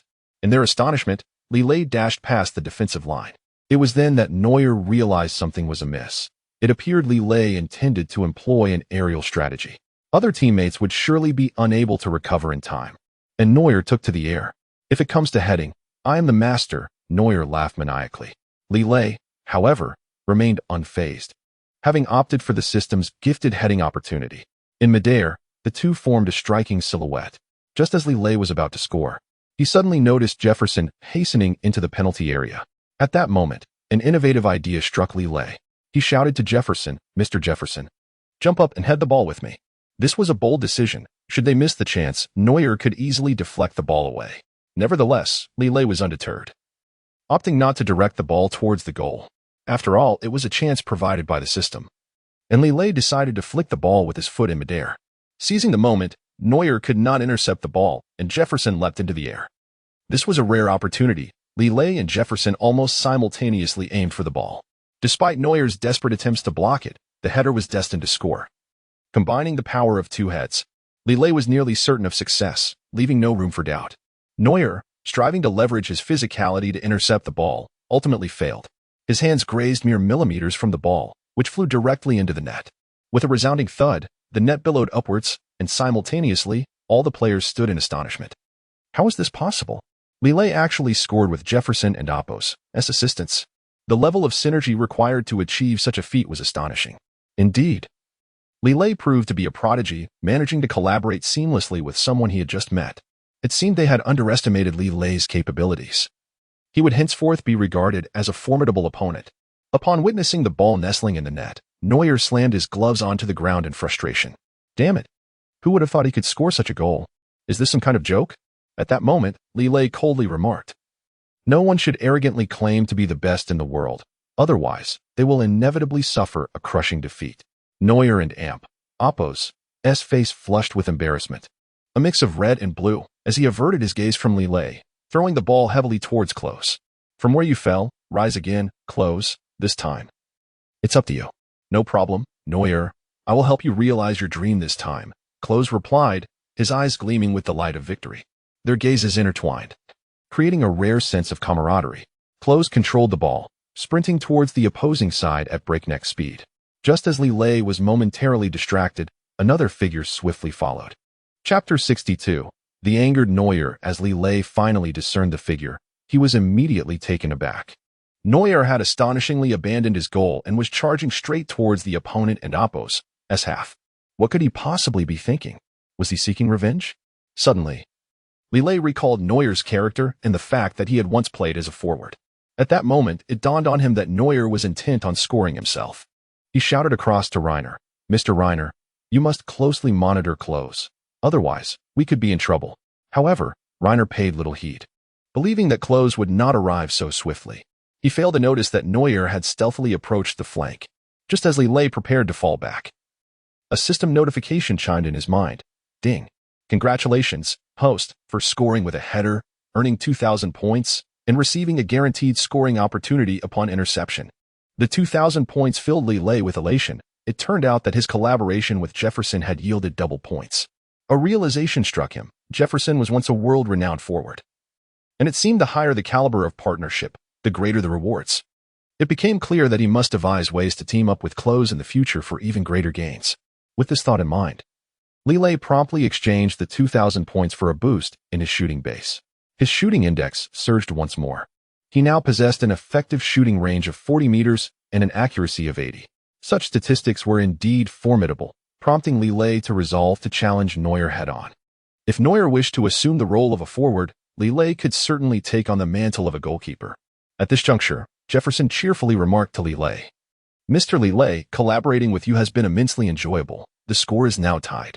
"Not at all, Mr. Jefferson. I merely assisted you in fulfilling your aspiration. Ultimately, it is up to you," Li Lei humbly replied. Jefferson expressed profound gratitude, saying, "It is nearly impossible for a blind man to score alone. That last goal was entirely thanks to your support." Li Lei waved his hand dismissively, smiling. "Not at all. Had you not been able to position yourself accurately by sound, we could not have scored together." Regardless, Jefferson beamed with joy. "Thanks to your assistance, I will certainly deliver a surprise." Unbeknownst to Li Lei at that moment, Jefferson and Oppos' hand was tightly clutching a medal in his pocket. This medal symbolized honor and represented Jefferson and Oppos' dearest possession. As Jefferson gazed at Li Lei, Despite not knowing his true appearance, he sensed a glimmer of hope. The flower of victory seemed to bloom before Jefferson's eyes and linger in his mind. He grasped Li Lei's hand firmly, proclaiming, "You are indeed Bayern's most promising star. I shall support you unwaveringly." Li Lei smiled shyly. Yet his foremost concern remained the opposing goal. Reiner exhibited no reaction. From his angle, it was impossible to miss Neuer and Appos' advance. At this juncture, Li Lei courteously informed Jefferson. "Mr. Jefferson, the match is not yet concluded. I must participate in the defense." Jefferson looked astonished. "Did I hear correctly? You are a forward." "Indeed, Mr. Jefferson. I intend to assist the goalkeeper in safeguarding the net," Li Lei replied as he sprinted towards the opposition. Though Jefferson appeared perplexed, he silently applauded Li Lei and Appos' ingenuity. A true prodigy, he was indeed versatile. Meanwhile, those on the opposing team were thoroughly entertained. Neuer rarely ventured out. When he did, he invariably found the net. With those two long, graceful legs, victory seemed assured. "Cheer for Klose. We must triumph over Li Lei and his team," exclaimed the overly eager Müller, rushing towards Klose. He understood that if Klose successfully passed to Neuer, a goal was highly probable. After all, Müller had witnessed and participated in similar scenarios before. As Klose noticed Müller approaching, he remained unfazed, continuing his advance. "Klose, are you not the slightest bit intimidated by me?" Müller chuckled. "We know each other too well. I am fully aware of your capabilities. How could you possibly keep up with my speed?" Klose retorted arrogantly. Müller, irritated by Klose's arrogance, decided to intercept directly. He swung his long legs, attempting a sweeping tackle. However, Klose had anticipated this move. Deftly lifting the ball over Müller and Appos' outstretched legs, Müller was momentarily taken aback, rendered speechless. Seizing the opportunity, Klose skillfully maneuvered past Müller. "I told you.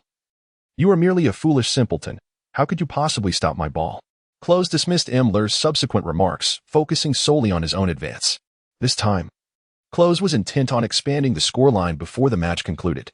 Stealing a glance at Neuer, he noted that Neuer was indeed darting towards the opposite flank, with Lewandowski closely tailing him. This was a tactical maneuver. With proper coordination, they could undoubtedly evade Lahm and Appos' defenses. Lahm stood like a pillar on the defensive line. Klose now viewed him as a formidable obstacle and planned to employ a cunning strategy. "Captain Lahm, this time I won't hold back. I shall bypass you directly." "Bring it on. I, Lahm, am not one to be trifled with," Lahm replied confidently. "Very well, let us engage in a direct duel," Klose declared, accelerating his pace. Lahm, caught off guard, charged at Klose, but in that instant, Klose swiftly passed the ball behind him. Lahm was left utterly disheartened as Lewandowski promptly sent the ball soaring into the penalty area. The speed of that guy was simply astonishing. Lahm, now on the verge of despair, called out to Reiner, "Reiner, be extremely cautious of the combination of Lewandowski and Klose." Upon hearing this, Reiner's eyes widened in terror. It was well known that Klose and Lewandowski were Bayern and Appos' two most formidable forwards. The prospect of their collaboration was truly a frightening scenario. Chapter 63. A difficult interception. Lewandowski and Klose united in their assault towards the goal. Such a scene had long been absent from the Bayern stadium. The players immediately began to extol their prowess. Indeed, the strongest strike partnership had emerged. It was nothing short of magnificent. How many could withstand their combined might? This time, a resounding victory seemed inevitable. Reina was hardly a concern. Li Lei was likely to face humiliation alongside Jefferson. Nevertheless, Jefferson, being a seasoned veteran, was not to be blamed. The embarrassment fell squarely on Li Lei this time. At this moment, Jefferson, despite the outward bravado, felt an undercurrent of worry. He had not anticipated that his arrival at this club would cast such a significant influence on Li Lei. With this thought in mind, he approached Coach Flick directly. "Flick, could we halt the match right now?" "Why? The game is still ongoing, is it not?" Coach Flick was taken aback. A draw would be the best resolution for Li Lei. Otherwise, would I not be a burden to him? Jefferson felt a wave of sadness wash over him. "It's all right. Li Lei is still young, and a little setback is necessary." Coach Flick chuckled softly, understanding that Jefferson feared that Li Lei might bear the brunt of any blame. Would that not have a profound impact on Li Lei and Appos' future? "Jefferson, my old friend, do you still not comprehend the players and Appos' hearts?" Coach Flick countered. "Have we ever shied away from a match? You know this better than I." Flick continued to smile.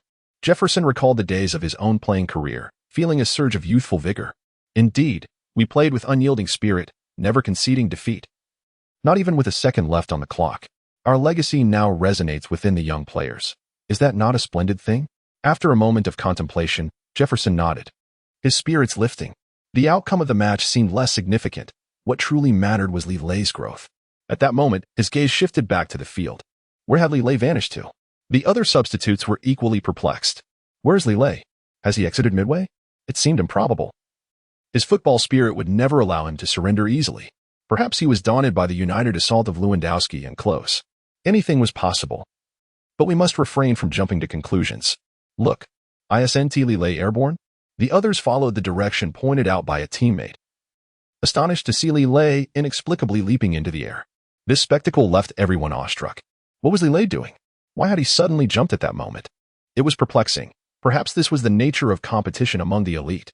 Coach Flick, too, was taken aback, his eyes sparkling with admiration. Li Lei was phenomenal. He had devised such a clever maneuver. On the field, Lewandowski had already advanced to the edge of the small penalty area. At this juncture, Reina made a proactive move, and Lewandowski executed a sharp shot from a tight angle. Reina lightly deflected the ball, but Klose, positioned behind, deftly lifted it aside. Neuer, this one and amp, Oppos, S for you. Seized this opportunity to score. At that moment, Lahm and the others realized that the true threat was not Klose or Lewandowski. Their collaboration was merely to provide Neuer with a scoring chance. If Neuer, the #1 goalkeeper, were present, the opposing shots would be utterly futile. The pressing concern now was Reina's lack of practical experience. He had already fallen to the ground. The ball soared towards Neuer's head, where he now radiated confidence. With me, Neuer, no one shall seize this opportunity, he proclaimed before leaping high into the air, aiming a header at the goal. Yet, this assertion seemed premature. As another figure soared into the air, Neuer gazed in astonishment at Li Lei's silhouette, incensed. Li Lei, when did you jump up here? Even a fool could deduce that the ball was headed your way. Li Lei smirked disdainfully. One cannot afford to be overly polite with a player like Neuer. Such manners would prove ineffective. Now, Li Lei aimed to provoke him, drawing out his utmost potential. After all, Li Lei was eager to discover what the system's granted defensive opportunity entailed. Ignoring everything, Neuer charged into the air, forcefully heading the ball. However, Li Lei did not confront him directly. Instead, he evaded. You coward, I didn't expect you to back down so swiftly. Neuer effortlessly directed the ball towards the goal, only to be astonished to find Li Lei had vanished once more. When he spotted Li Lei again, the latter had already descended to the ground, swiftly sliding towards the goal. The nearby teammates were dumbfounded. What was Li Lei attempting? Was he trying to slide tackle the ball? This method of interception was unprecedented. Truly an eye-opener. Look, Li Lei and Oppos' angle is all wrong. He is about to score. Ultimately, it appeared he would succumb to Neuer's long legs. The team was confident of victory, convinced Li Lei would fail. As everyone believed that Li Lei could not intercept the ball through a slide, another astonishing reality unfolded. Li Lei fully extended his curled legs and executed a roll. It was an unprecedentedly awkward posture. Klose was doubled over in laughter beside him. What kind of divine play is this? Do you truly think such a position can block the ball? It and amp, Oppos, is utterly humiliating. He has truly embarrassed himself. Regardless, the trio and amp, Oppos' collaboration was invincible. Finally, they had struck a blow to Li Lei and amp, Oppos' arrogance, and they relished in their vindication. Just then, as Klose and Lewandowski mocked Li Lei, he suddenly harnessed the strength of his legs to perform an aerial somersault. This maneuver was a gift from the system, and Li Lei and Oppos' eyes widened in astonishment. In midair, his body spun continuously, executing nearly a 360-degree turn. The ball struck Li Lei's head, and he felt a resonating thud. Neuer had unleashed an incredible force. With a resounding thump, the ball was deflected away by Li Lei and Oppos' head. Chapter 64. The corner kick crisis. This scene had not escaped the keen eyes of Coach Flick. He rose to his feet, exhilarated. Li Lei, you truly are remarkable, managing to intercept a seemingly certain goal. The other players, initially unclear about the situation, began to stand as well. What a suspenseful moment it was as Neuer and amp, Oppos' shot was miraculously blocked. Who exactly is Li Lei, capable of executing such a complex maneuver? It appears that the Huaxia people indeed possess martial arts skills. They all seem to be masters of the martial world. Can such techniques truly be effective in football? At this moment, both Klinsmann and Lewandowski were casting anxious glances at Coach Flick. Coach, is this really permissible? Flick responded calmly, why wouldn't it be? As long as no foul is committed, Any form of interception is allowed. Upon hearing this, Jefferson and Apos' face lit up with joy. It seems that this young man, Li Lei, is indeed quite formidable, managing to block a certain goal. Li Lei, I have not misjudged you. Keep it up. Li Lei and Apos' head was still buzzing, but he caught Jefferson and Apos' words. Perhaps this was a form of guidance. He straightened his posture resolutely. At that moment, he was solely focused on discovering where the ball had flown. The ball veered out of bounds, evidently resulting in a corner kick. For Li Lei, this corner kick represented yet another crisis. After all, both Klinsmann and Lewandowski were experts at set pieces. This could clearly be disadvantageous. As Reina witnessed Li Lei's critical interception slide, he felt immense gratitude. He hurried over to Li Lei's side, pulling him up. Mr. Li, are you all right? Thanks to you. We might have avoided conceding a goal. Li Lei shook his dizzy head and made an Apos' gesture. It was my fault. Had I listened to you sooner. We wouldn't Apos' be in this predicament, Reina admitted, feeling somewhat embarrassed. However, it was not the time for apologies, as the opponents were about to take the corner kick. Li Lei stated directly, this moment is indeed perilous. Realizing the urgency, Reina quickly called back Lahm. Captain Lahm, how should we defend this time? Lahm glanced at the player about to take the corner. It was Lewandowski. This fellow was indeed a skilled player, capable of conjuring miracles in critical moments. Klinsmann chose to position himself in the midfield, signaling his intent. What was even more surprising was that Neuer did not retreat to the halfway line, but remained in position. Lahm frowned. This time, it could spell trouble, but I must resolutely stay at your side by the goal. Captain Lahm, you cannot defend both sides alone. Count me in. Li Lei insisted as he rose. Nearby, Jidze, unwilling to be outdone, also joined the defensive ranks. Imler, eager to show off, was about to step in but was halted by Lahm. Imler, I believe you need not join the defense. Why not? Captain Lahm, I am part of the team. Imler replied, visibly displeased. You have your duties. I feel you must focus on a rapid counterattack, Li Lei interjected. Imler, still somewhat confused and eager to inquire further, noticed Li Lei gesturing towards the opposing goal. Turning back, he quickly grasped the situation and nodded, heading towards the front line. This time, Li Lei aimed to deliver a decisive blow to Klinsmann and the others. To execute this corner kick, most of the opposing players had surged forward. Klinsmann awaited anxiously in midfield, while Neuer positioned himself on the flank, with Boateng merely spectating. In truth, there was no reason for such tension. Surely this corner kick would lead to a goal. Be quiet, Boateng. You always falter at crucial moments and cannot possibly stop Li Lei, Klinsmann retorted irritably. That's not fair. I always manage to delay his attacking speed in crucial moments. Isn't that a skill? Boateng continued to boast. Enough of your bragging. You cannot stop Li Lei, Klinsmann declared bluntly. This was an outright insult. Boateng felt a surge of anger, determined to intercept Li Lei decisively to silence him. The ball was lofted high by Lewandowski, aimed directly at Klinsmann. Most eyes were glued to Klinsmann, who was surrounded by eager defenders. Yet, at the moment Klinsmann leaped, he suddenly lowered his head slightly. This left the other defenders bewildered. They watched in disbelief as the ball sailed past Klinsmann, targeting Neuer instead. You and Apos all been thoroughly outwitted. Klinsmann, possess cunning. Klinsmann thought to himself. Indeed, this plan was flawless. Neuer, this ball is destined to score. We are about to take the lead. Let us see what Li Lei can do now. As predicted, Klinsmann's feint had deceived the goalkeeper Reina but had not fooled Lahm. Lahm leapt with great speed, vying for the ball in midair. Unfortunately, Neuer and Apos' height provided him with a significant advantage. He reached the ball first, heading it away. Now, let us see who can save your goal. The ball hurtled towards the far corner of the net with breathtaking speed. Reina, having been fooled by Klinsmann's feint, dove in the opposite direction. Just as the ball was about to cross the line, a figure suddenly dashed forward. Klinsmann's heart sank upon seeing this unexpected player.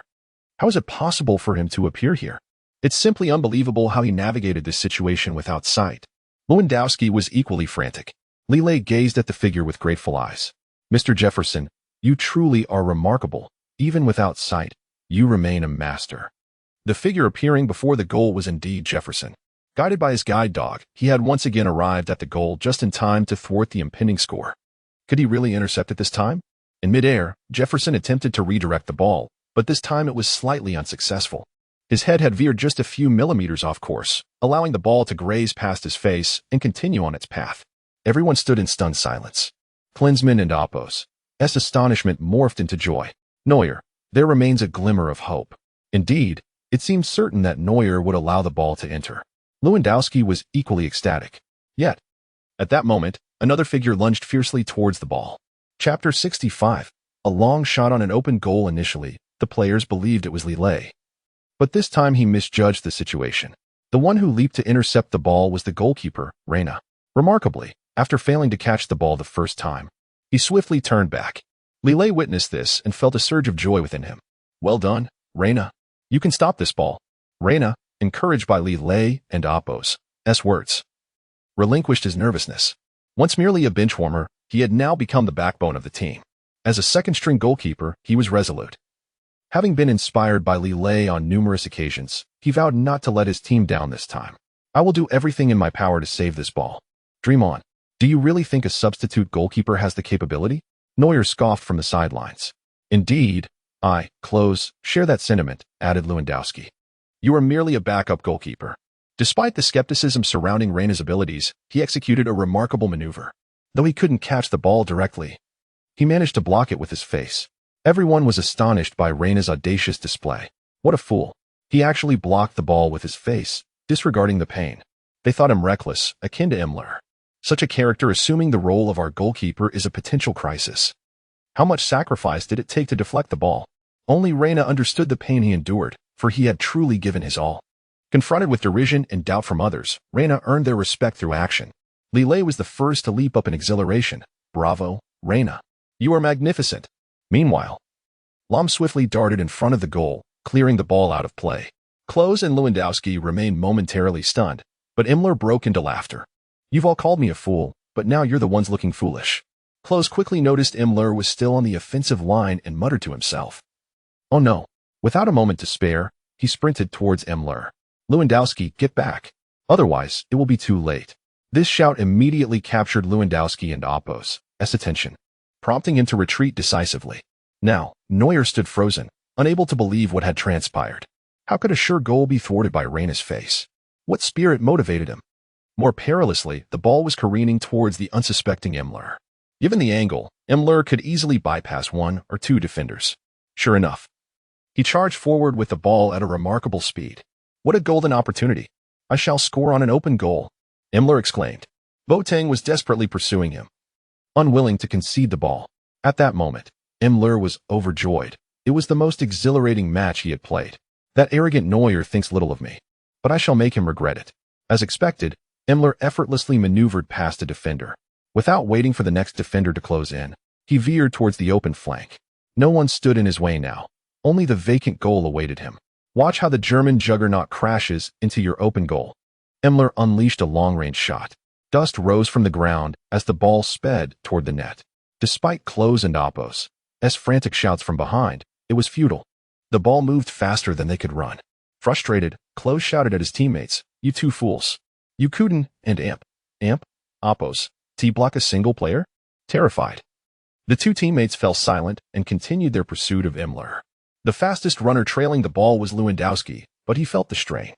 Watching the ball approach the open net was a humiliation for Bayern and Oppos' first team. Realizing this, he threw himself to the ground, attempting to slide and intercept the ball before it crossed the line. This tactic caught everyone off guard, including Coach Flick, who gave a thumbs up. I never anticipated that Lewandowski would employ such a clever strategy. Coach, it seems this goal is a foregone conclusion. Perhaps no matter how fast Lewandowski was, he could not match the ball's velocity. In Li Lei's eyes, the outcome was not predetermined. He had calculated the ball's trajectory. Himmler, intoxicated by the prospect of victory, rushed his decision-making. He could have advanced the ball further, but he chose to shoot prematurely. This hasty decision, coupled with an overestimation of his own abilities, saw the ball slow down significantly, while Lewandowski and Oppos' sliding speed increased. If this continued, Lewandowski would inevitably intercept the ball.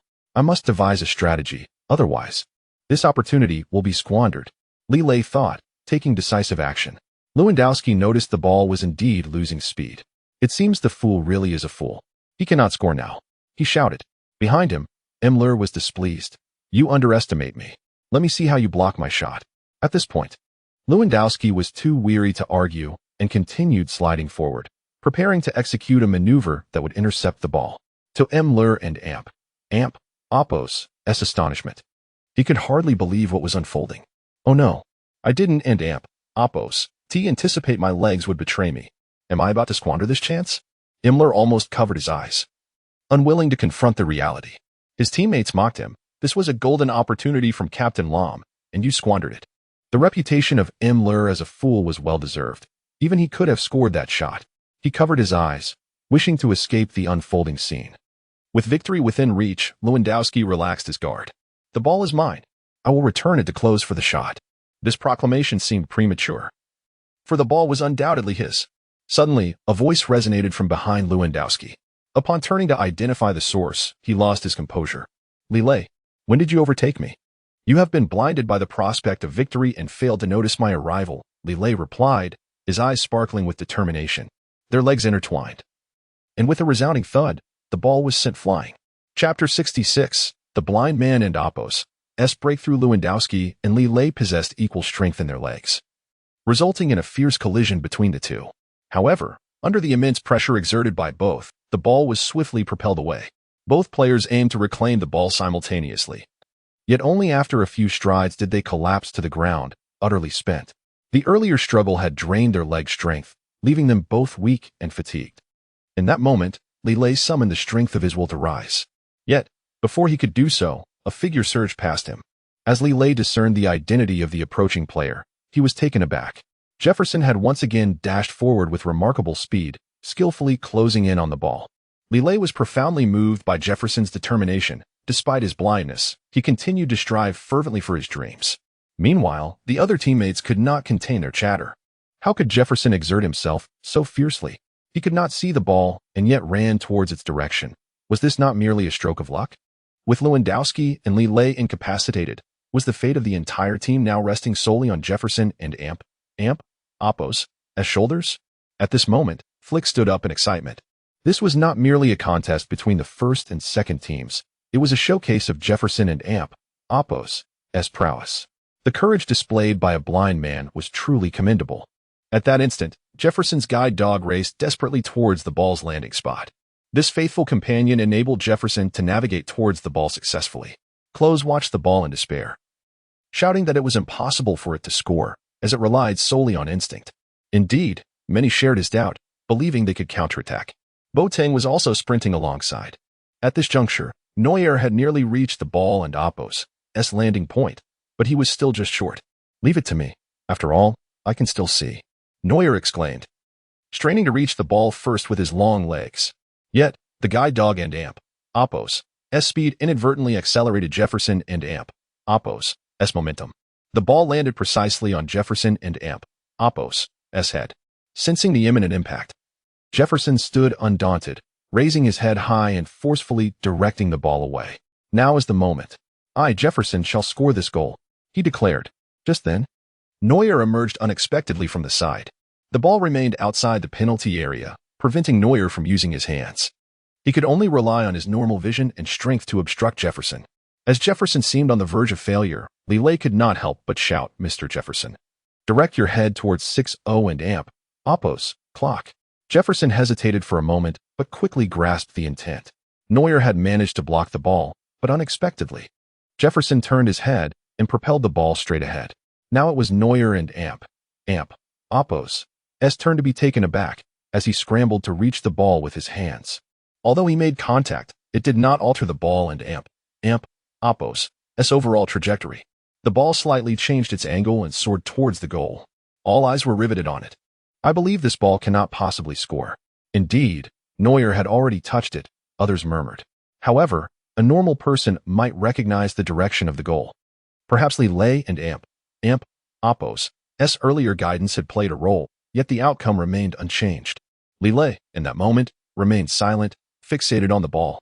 Jefferson's strike had been executed with perfect force and angle. It was evident that professional players could maintain their sense of the ball under any circumstances. Now, Jefferson lay on the ground, yet he awaited Flick's whistle with bated breath. The crowd gasped as the ball, though slightly off, struck the goalpost and ricocheted into the side netting. This was nothing short of extraordinary, Such an angle could yield success. Perhaps it was fortuitous. Yet it undeniably showcased a level of skill. Was the goal to be credited to Jefferson or Li Lei? It was a perplexing question. But one thing was certain. The second team had scored again, leaving the first team trailing. Flick and Oppo's whistle rang out multiple times in excitement. This sound invigorated Jefferson, who promptly leapt to his feet. At last, we have scored again. The goal is finally ours. Indeed, Mr. Jefferson, your aspirations have been fulfilled. Li Lei cheered beside him. Thanks to your assistance, Mr. Li Lei, I could not have scored without you. Jefferson expressed his gratitude. Yet, Li Lei humbly replied, Mr. Jefferson, you are too modest. You scored that goal entirely on your own. This moment deeply touched Jefferson. Unbeknownst to him, Li Lei was enduring significant pain. After sustaining injuries in the previous match, the recent collision had left him battered. However, Li Lei found solace in the system notification that chimed at the moment Jefferson scored. Ding! Congratulations, host, you have earned 1,000 points. Reward, Hercules shooting skill. Just hearing the name filled Li Lei with anticipation. The Hercules shooting skill implied tremendous power. Once within effective range, combined with this skill, success seemed assured. Filled with joy, Li Lei quickly allocated his points to enhance his shooting index. His effective shooting range had now reached 40 meters, with an accuracy of 90. Meanwhile, Klose and Lewandowski were visibly displeased. They watched in frustration as a golden opportunity was squandered, only to be seized by the second team. The most infuriating aspect was that Li Lei had directly assisted the blind Jefferson in scoring an open goal, an occurrence that could easily become a laughingstock. With this thought, Klose angrily punched the air towards the second team and Oppo's goal. The match was not over, and he vowed to retaliate. Indeed, I, Lewandowski, also intend to engage you in a contest of strength. After his clash with Li Lei, Lewandowski had returned to Klose and Oppo's side. Li Lei, subtly dragging his injured leg, finally managed to stand. Despite the excruciating pain, he persevered. Mr. Klose, you were correct. The match is not over yet. The excitement is yet to come. A triumphant smile illuminated Li Lei and Oppo's face. Chapter 67. Klose and Oppo's resolution. Neuer, having endured this setback, found his arrogance somewhat diminished. The goalkeeper and Oppo's proactive approach did not yield the desired results, and instead, he conceded a goal. Frustration gnawed at him, yet he reluctantly retrieved the ball. Is this all you are capable of, Neuer? In the future, ensure you strike at the right moment, Flick admonished him from the sidelines. In days gone by, Neuer would have retorted with a barrage of defiance, but this time he opted for silence. After all, conceding a goal was a significant blunder on his part. With only 10 minutes remaining in the match, the situation was dire for the trailing side. Klose observed as players like Li Lei and Lahm retreated to their half, leaving Geds isolated on the front line. His disdain bubbled to the surface. Even though you lead, I still look down on you, Geds. You have yet to score a single goal. Geds' face flushed with embarrassment. He clenched his fists, tempted to confront Klose. However, reason prevailed over impulse, and he held back. You're right, I have not scored, but once I touch the ball, I will give my all in attack. Indeed, Mr. Geds.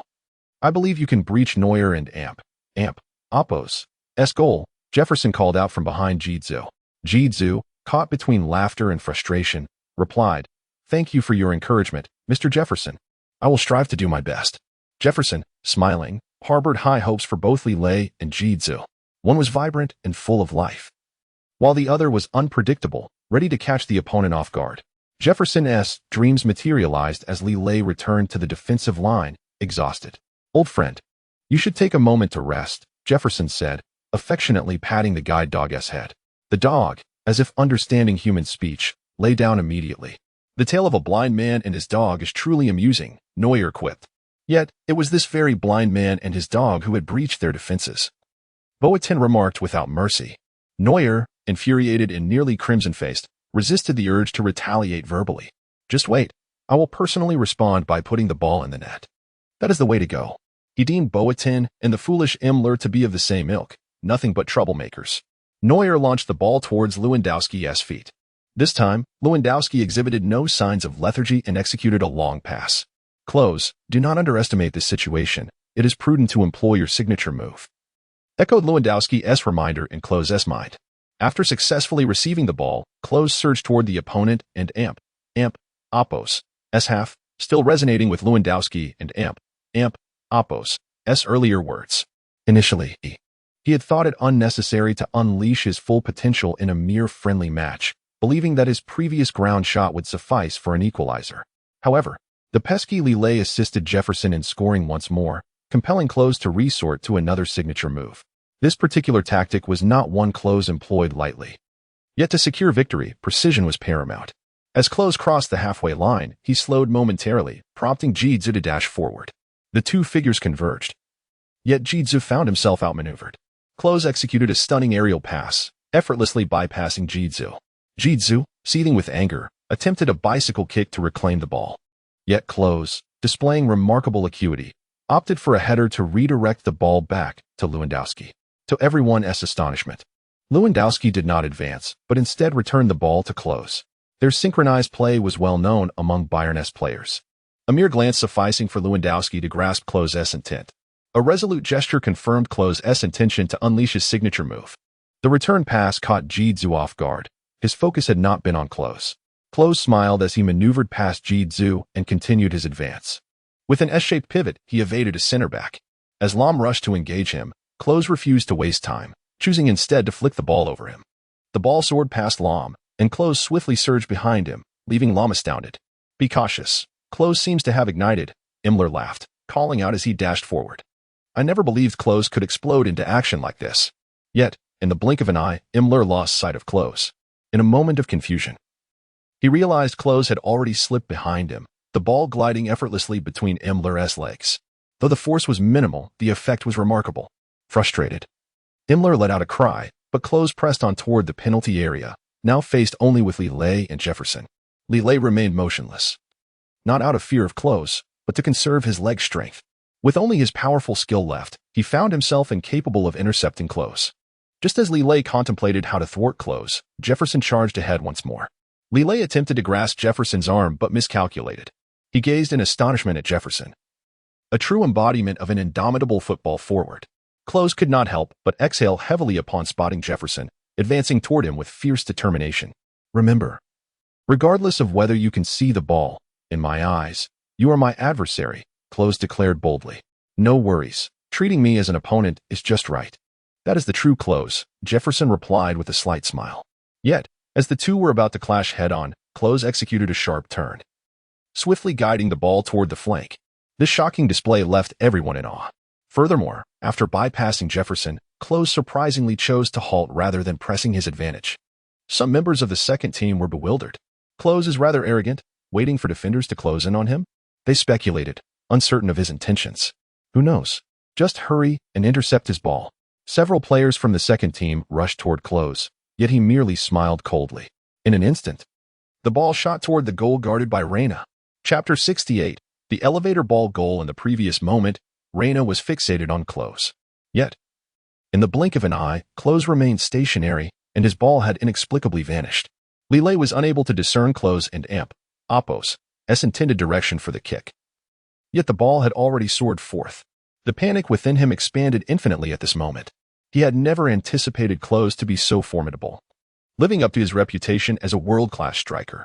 While everyone searched for the ball and Oppos' trajectory, Neuer had already located its position. In a state of alarm, he exited the penalty area, gesturing towards the opposite goal. The ball seemed to be soaring like a bird in flight. It struck me as well. Kicking it that high could very well squander an opportunity. Kuden and Oppos' it? Boateng had failed to grasp the ball and Oppos' trajectory. Not only did they fail to see it, but even Lewandowski and Lahm were equally baffled. Only Klose wore a sardonic smile, awaiting the goal. At this moment, cold sweat beaded on Reina's forehead. This was nothing short of a calamity for him. Just a moment ago, he could not determine the ball and Oppos' direction, yet now it was already soaring over the goal. Initially, Reina felt considerable anxiety, but as he watched the ball ascend ever higher, he found himself laughing. It appeared that Klose had indeed made a mistake amidst their encirclement. He had lost his composure. Indeed, our collective defense seemed to be effective. The foolish Imler laughed heartily. Why do I find this ball peculiar? Why is it flying higher and higher? Lahm was equally perplexed. Yet, a glimmer of insight illuminated Jidzu and Oppos' eyes. If the trajectory continued in this manner, would it not risk flying out of bounds? Klose was a world-class striker, How could he possibly miss it the ball? Could it be that Klose intended to execute such a kick? Contemplating this, Jidze anxiously shouted to Reina, "Reina, be alert for this high ball." To his dismay, Jidze and Amp, Oppos, warning went unheeded.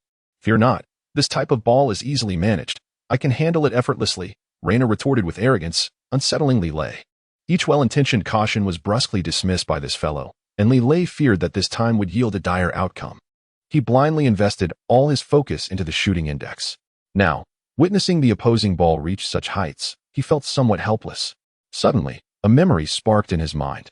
He recalled that the world-class forward Ronaldo was renowned for executing a type of elevator ball, a kick with specific height and arc that would suddenly descend upon nearing the goal. If Klose could also perform such a kick, regardless of how high the ball flew, it would surely drop as it approached the goal line.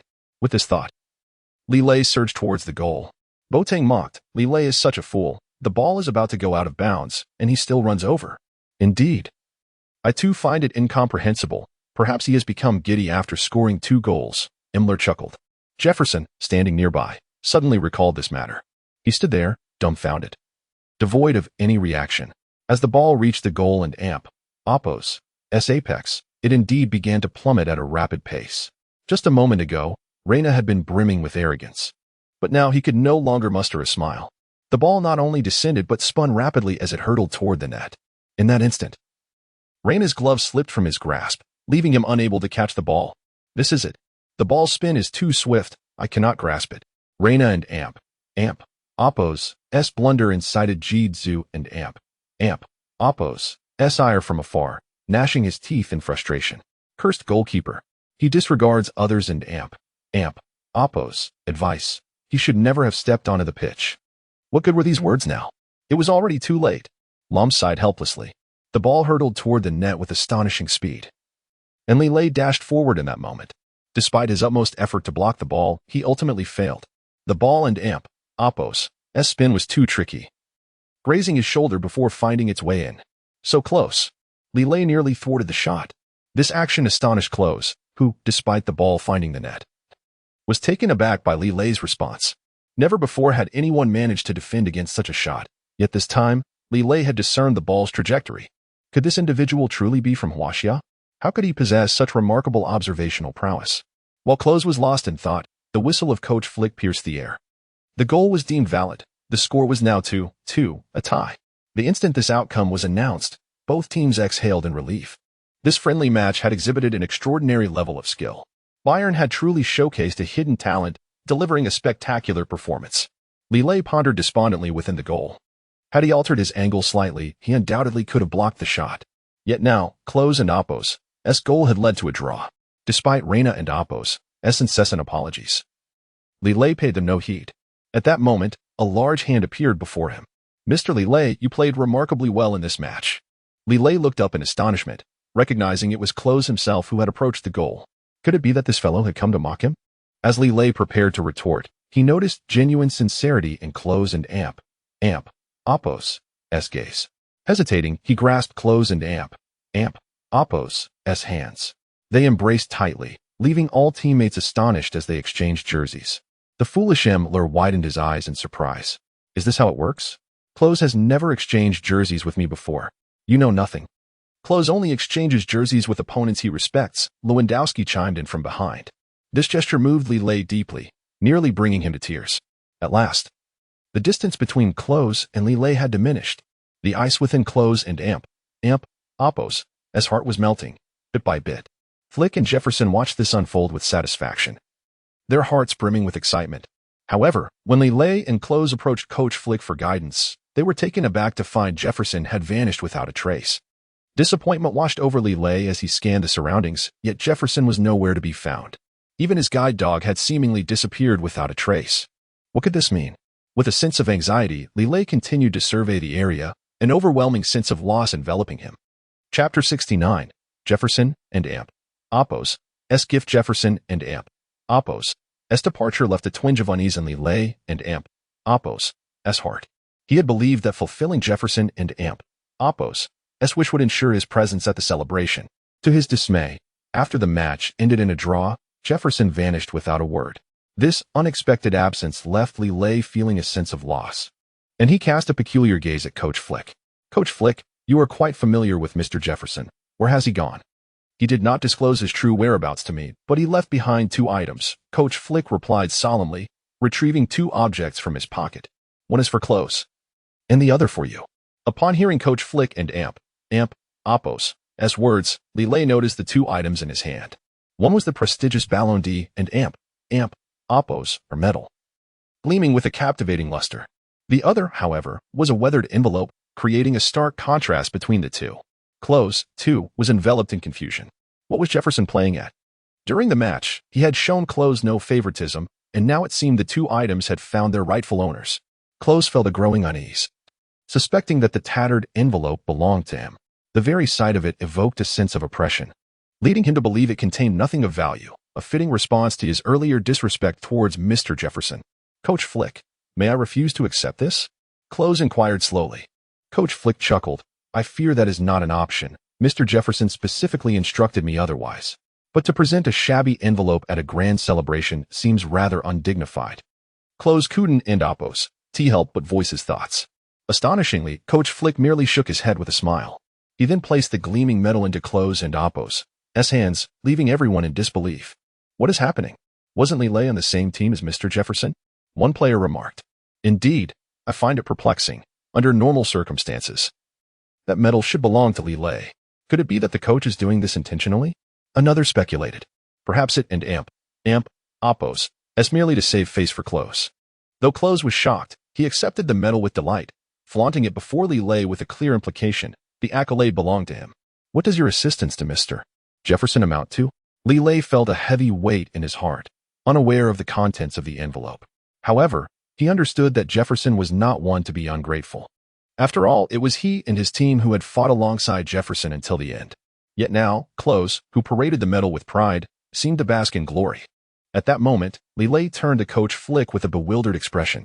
Coach Flick, did Mr. Jefferson truly intend this for me? Indeed. I made sure to ask him several times before he left, Flick sighed. He appeared sincere, prompting a flicker of doubt within Li Lei. If that is the case, I may choose to decline it. That is not permissible. Mr. Jefferson insisted that this item holds great significance for you, Flick stated firmly. This scene prompted further speculation among the teammates. What in Appos' going on? It appears that Mr. Jefferson is either blind or lacking in judgment. Imler laughed heartily. Don and Appos' be absurd. There must be a deeper meaning. Perhaps Mr. Jefferson is simply nostalgic, Jidzu interjected, nodding in agreement. Li Lei, do not be overly disheartened. I believe Mr. Jefferson has a purpose behind this, one teammate reassured him. As Li Lei composed himself, a thought crossed his mind. For Klose, the foremost aspiration was undoubtedly honor. As a world-class striker, he had never once claimed a World Cup title. This was his final opportunity to compete, and performing well in club football was equally essential. In light of his overwhelming pride, Klose would naturally desire the medal. Could it be that Jefferson had considered this when bestowing different items upon them? Li Lei grasped the envelope, feeling its weight. Could it contain cash? He quickly ran his fingers over the envelope, discerning that it was not filled with money. What could possibly compel Coach Flick to insist on its delivery? Rather than lingering in doubt, Li Lei chose to sit on the bench. Almost all the teammates gathered around Klose, snapping photos and showering him with praise. However, Li Lei was indifferent to the commotion. After a deep breath, he resolved to open the envelope. The moment he tore it open, Li Lei was astounded. Inside lay a manual of football techniques. Gratitude surged within him. Although Jefferson was unable to see, he was nevertheless perceptive. He intended to pass on the secrets of the game directly to Li Lei, which was the crux of the matter. While Klose received all the accolades and applause, Li Lei could calmly accept the situation. He swiftly opened the book, committing every technique to memory. Under normal circumstances, this feat would have been challenging, but with the aid of the football master system, his memory was remarkably enhanced. In mere minutes, Li Lei had mastered all the football skills contained within. At this moment, Li Lei felt as if he had been enlightened, his mind clearer than ever. However, on the final page of the book, a few lines were inscribed. If you have mastered all the football secrets, please destroy this book immediately. Below it was Mr. Jefferson and Appos' signature. This bewildered Li Lei. What could this mean? Did Jefferson intend to impart all his knowledge to him? It was indeed a delightful surprise. After much contemplation, Li Lei resolved to honor Jefferson and Appos' wishes. He lifted the book high above his head, exerting all his strength. Amidst the celebratory cheers surrounding Klose, a sudden sound of paper tearing echoed from the bench. Chapter 70. Encounter with Ronnie. The sound of tearing paper drew everyone and Oppo's attention, particularly that of the rather foolish Imler, who was the first to rush over. He stood dumbfounded, staring at the pile of fragments on the ground, unable to restrain himself from uttering a curse. "Mr. Li Lei, what are you doing? Can and Amp, Oppos, do you handle this?" he exclaimed. "Indeed. Is it worth such an outburst just because Mr. Jefferson did not present you with a gift?" Neuer remarked, casting a sideways glance at Li Lei. "I don't and Amp, Oppos, see the necessity. It and Amp, Oppos, es merely a matter of a gift. Why not ask Coach Flick for an alternative?" Ram chimed in from the side. However, at that moment, Li Lei paid no heed to anyone. He executed an astonishing act once again. Having merely torn a book earlier, he now proceeded to shred it piece by piece. In front of all, he exerted every ounce of strength to tear the book into tiny shreds. Despite Coach Flick and Amp, Oppos' desperate attempts to intervene, his efforts proved futile. Li Lei ultimately tore the entire book into fragments. At this point, even the Emperor himself could not restore it. With a sigh of relief, he slowly stood up. "Coach Flick, I wish to take a walk, but the celebration is still ongoing. Don and Amp, Oppos, do you wish to participate?" Coach Flick gazed regretfully at the remnants on the ground. Although he had no idea what was in the envelope, it had become an enigma. Initially, Flick had hoped to gather the torn pieces, perhaps finding a clue. But just then, a sudden gust of wind burst through the door, sweeping away the fragments in an instant. Coach Flick looked on in dismay at the entire scene. "Li Lei, you should stay for the celebration." "Coach Flick, I truly wish to clear my mind. I will participate in tomorrow and Oppos' match as usual." Li Lei replied with a faint smile. "You needn't and Amp, Oppos, be so stubborn. I can simply give you my medal," Klose said, proudly displaying his award. Yet, at that moment, Li Lei resolutely declined. "I will respect Mr. Jefferson and Oppos' wishes and shall not take what does not belong to me. Such a stubborn temperament. One must learn to be adaptable." Imler laughed heartily. Li Lei, undistracted, strode purposefully towards the door. After the intense mental exertion he had just experienced, he felt utterly drained. At that moment, the football master system suddenly chimed with a notification. "Ding! Congratulations, host, you have unexpectedly acquired a secret technique. Reward points, 1,000. This was a delightful surprise. Li Lei promptly allocated the points to his dribbling skills. A flash of white light enveloped him, elevating his dribbling success rate to 20. This indicated that his ball handling ability still required improvement. However, with the assistance of the football master system, Li Lei felt it would be considerably easier. He had ventured outside to breathe in the fresh air and alleviate his fatigue, indifferent to the musings of Klose and the others. Li Lei walked briskly towards the distance. Not far from Bayern Club was an artificial lake. It was now dusk, and many young couples were enjoying each other and Amp, Oppos, accompanied by the willow trees lining the shore. Li Lei paid no mind to any of this, continuing his solitary stroll around the lake. "Mr. Jefferson, thank you for imparting all your secrets to me. I will not disappoint you." Li Lei pondered as he walked. Suddenly, a child came running toward him and bumped into him. To his surprise, the child uttered not a word of apology and immediately dashed off with the ball. Initially, Li Lei intended to confront the child, but upon witnessing the child and Oppos' skillful dribbling, he abandoned that thought. A 7- or 8-year-old German child could dribble so adeptly. It was simply unbelievable in his homeland, where children often attended various tutoring classes. As this realization dawned on him, Li Lei couldn't help but give a thumbs up to the child's retreating figure. However, just as the child was sprinting, he stumbled over something on the ground and fell into the lake with a splash. This scene startled a nearby couple, observing the incident. Li Lei wasted no time and sprinted towards the lake's edge. Upon identifying the location where the child had fallen, he dove in without even shedding his clothes. In his previous life, Li Lei had been an avid swimmer, so rescuing the child was effortless. Water dripped incessantly from him as he pulled the terrified child to safety. The child was so shocked that he couldn't and Oppos to even utter a word of thanks.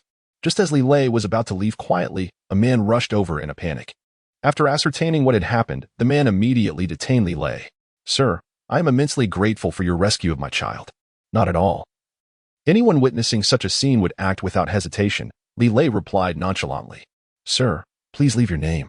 We, the people of Huaxia, typically do good deeds without seeking recognition. In that case, should you ever require my assistance, just call upon me, Ronnie." Upon hearing the name Ronnie, Li Lei was momentarily taken aback. He quickly sought confirmation. Which Ronnie are you? The man smiled. I am the Ronnie who plays for Augsburg. Li Lei and Amp. Oppos. Heart swelled with joy. He never expected to encounter Ronnie, the striker from Augsburg, in this place. He promptly greeted him warmly. Hello. I have long admired your name. Ronnie chuckled shyly. I merely play casually for Augsburg. Li Lei recognized this as modesty. In truth, Ronnie was quite an impressive forward. The fierce battle awaiting them tomorrow now seemed inevitable. However, after meeting Ronnie, Li Lei's initial reluctance to play vanished completely. He was determined to showcase his skills against Ronnie and test the efficacy of the tactics imparted by Mr. Jefferson. To train for 1,000 days is to prepare for a single moment, Li Lei resolved within himself. He shook Ronnie and Amp. Oppos. Hand enthusiastically. I believe we shall meet again soon. With that, he left Ronnie in a state of bewilderment and strode away. As Ronnie watched Li Lei and Amp. Oppos. Retreating figure, curiosity enveloped him. What manner of person was this? What could a Huaxia individual possibly be doing in Germany? Observing Li Lei's gait, Ronnie suddenly experienced an odd sensation.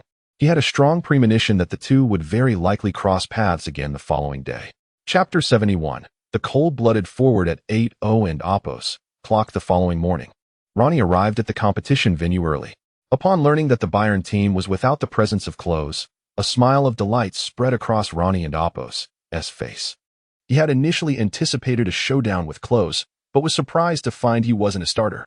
This revelation allowed Ronnie to relax and engage in warm-up exercises on the field. He dismissed the other players, believing that Bayern lacked any formidable opponents. Once the coin toss concluded, Ronnie swiftly returned to his position as a forward. As he peered across the field, he was astonished to recognize a familiar face. His surprise was mirrored by his teammates, Neymar and Hahn, who were equally taken aback. Ronnie, what's wrong? You seem a bit off today, Neymar inquired. Nothing, my friends. I merely spotted an unfamiliar face, Ronnie replied, attempting to mask his feelings. Neymar gazed intently across the field and identified only one individual. Are you referring to that frail young man? Ronnie nodded in affirmation. Hahn burst into laughter. He and Oppos. Merely a substitute player for Bayern, though Ronnie maintained a facade of composure. A tempest brewed within him. To his astonishment, the young man he recognized was indeed the one who had saved a child the previous day. Ronnie wavered, contemplating whether to greet him, but upon noticing the glimmer of victory in the young man and Oppos' eyes, he swiftly altered his mind. Regardless of yesterday and Oppos' events, the pitch was a separate realm reserved for competition. Resolving to focus, Ronnie steadied his thoughts and prepared for the kickoff. At that moment, the mischievous Müller was still joking with Li Lei. Mr. Li, the three forwards across from you seem quite interested, he remarked. It's nothing. Perhaps they are just intrigued by an unfamiliar face, Li Lei replied with a slight smile. Internally, he began to form a new perception of Ronnie. This fellow was indeed cold-blooded. Upon encountering his child savior, he displayed no reaction whatsoever. At the very least, a glance of gratitude would have sufficed. Yet all he received was a frigid stare. Perhaps this was simply the German way of handling matters. Li Lei remained unfazed, ready to engage Ronnie in a contest. In this match, both Lewandowski and Klose were absent from the field. According to Flick, this match was deemed unimportant, allowing the two to leisurely bask on the substitutes and Oppos' bench. Klose, seated on the bench, gleefully fiddled with a medal. I never expected Mr. Jefferson to be this kind to me. Perhaps he sees you as a future star and holds high hopes for you, Lewandowski jested. Yet, I still find this situation peculiar. The player who exerted the most effort on the field, Li Lei, received only a mere envelope, Klose mused. Klose, don't overthink it. Li Lei has already torn that envelope to shreds. I suspect it was out of anger, Lewandowski chuckled. Let us hope so. This match should lack suspense, Klose observed, glancing at the field. The focal point of this match is undoubtedly Ronnie, Lewandowski pointedly remarked, just as Klose was about to respond. He turned to see Neuer on the substitutes bench. Initially believing the match held little suspense, a flicker of concern crept in. Neuer, are you truly not fully recovered for this match? I thought I was fine, but I still feel some pain in the injury during the friendly match. Neuer expressed with regret. Klose said nothing further, instead shifting his gaze towards Reina. As long as Reina performed adequately, the goal should be secure. The referee and Oppos' whistle pierced the air, snapping Klose back to the present. As soon as the ball was in play, Hans surged into Bayern and Oppos' half with astonishing speed. In the blink of an eye, he penetrated deep into Bayern and Oppos' territory, leaving the Bayern players astounded. Boateng immediately charged towards Hahn, attempting a rough tackle to reclaim the ball. However, Hahn and Appos' pace was too swift. Boateng merely caught a glimpse of him before he darted aside. Frustrated, Boateng pursued but could not keep up with Hahn and Appos' agility. Li Lei, witnessing the scene, recalled their trio's playing style. Neymar, Ronnie, and Hahn formed a formidable attacking trident known for their speed. At that moment, Bayern was paying the price for underestimating their opponents. Boateng had fallen far behind Hahn, who continued to accelerate. Despite Boateng and Appos' frantic shouts, he was powerless to intervene. Just then, a figure appeared before Hahn. It was Lahm. The two were nearly evenly matched as Hahn struggled to bypass Lahm's defenses. Growing anxious, Hahn soon saw Ronnie rush in from the side. With a swift pass, Ronnie expertly controlled the ball. Before the two defenders could close in, Ronnie unleashed a shot.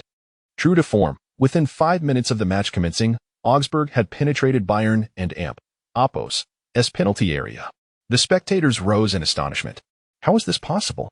Augsburg has managed to take the first shot. What was happening with Bayern's players, allowing the opponents to advance so effortlessly into their half? Augsburg could very well score first. All eyes were fixed on Ronnie, whose shot was nothing short of extraordinary. Without pause, he struck, and to Reyna's disbelief, the ball struck his chest before bouncing away. Before Reyna could react, Neymar dove in to make a shot. The trio's coordination was seamless, prompting shock from Flick as he watched Neymar's attempt at an open goal. The ball curved gracefully and found the back of the net. The referee's whistle signaled a valid goal. The score swiftly transformed to 1-0. Augsburg's fans erupted in a chorus of jeers. It seemed the championship favorites, Bayern, were facing an unexpected setback today. Well done, Augsburg.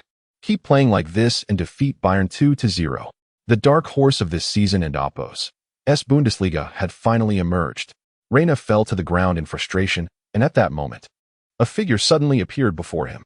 Chapter 72. A precise strike. Reyna was taken aback after conceding a goal. The first person to appear before him was none other than Li Lei. I truly apologize, Mr. Li Lei. I failed to guard the goal, he lamented. It's quite all right. After all, you and Appos, not a deity, came the reply. If only Neuer were here, that goal would never have occurred. Reyna was consumed by frustration. Yet, Li Lei spoke deliberately. Currently, it is the substitute goalkeeper Reyna in goal, not Neuer. Li Lei lingered only briefly beside Reyna before turning and making his way towards the front line. Though his words were few, Reyna grasped their profound meaning. Wallowing in regret after conceding was futile. It was far more prudent to muster the courage for a counterattack. With this thought in mind, Reyna sprang to his feet and launched the ball towards Müller on the forward line. At long last, it was Bayern's turn to strike back. Müller executed a flawless stop and surged forward, but to his surprise, the opposition had already identified him as their primary threat. Center forward Kevin swiftly intercepted Müller, leading to an intense struggle for possession. Müller was taken aback. His dribbling maneuvers had become all too familiar to the adversary. No matter from which angle he attempted to break through, they were quick to thwart him. Sweat beaded on Müller's brow as he pondered the inexplicable outcome. At that moment, a figure darted past him.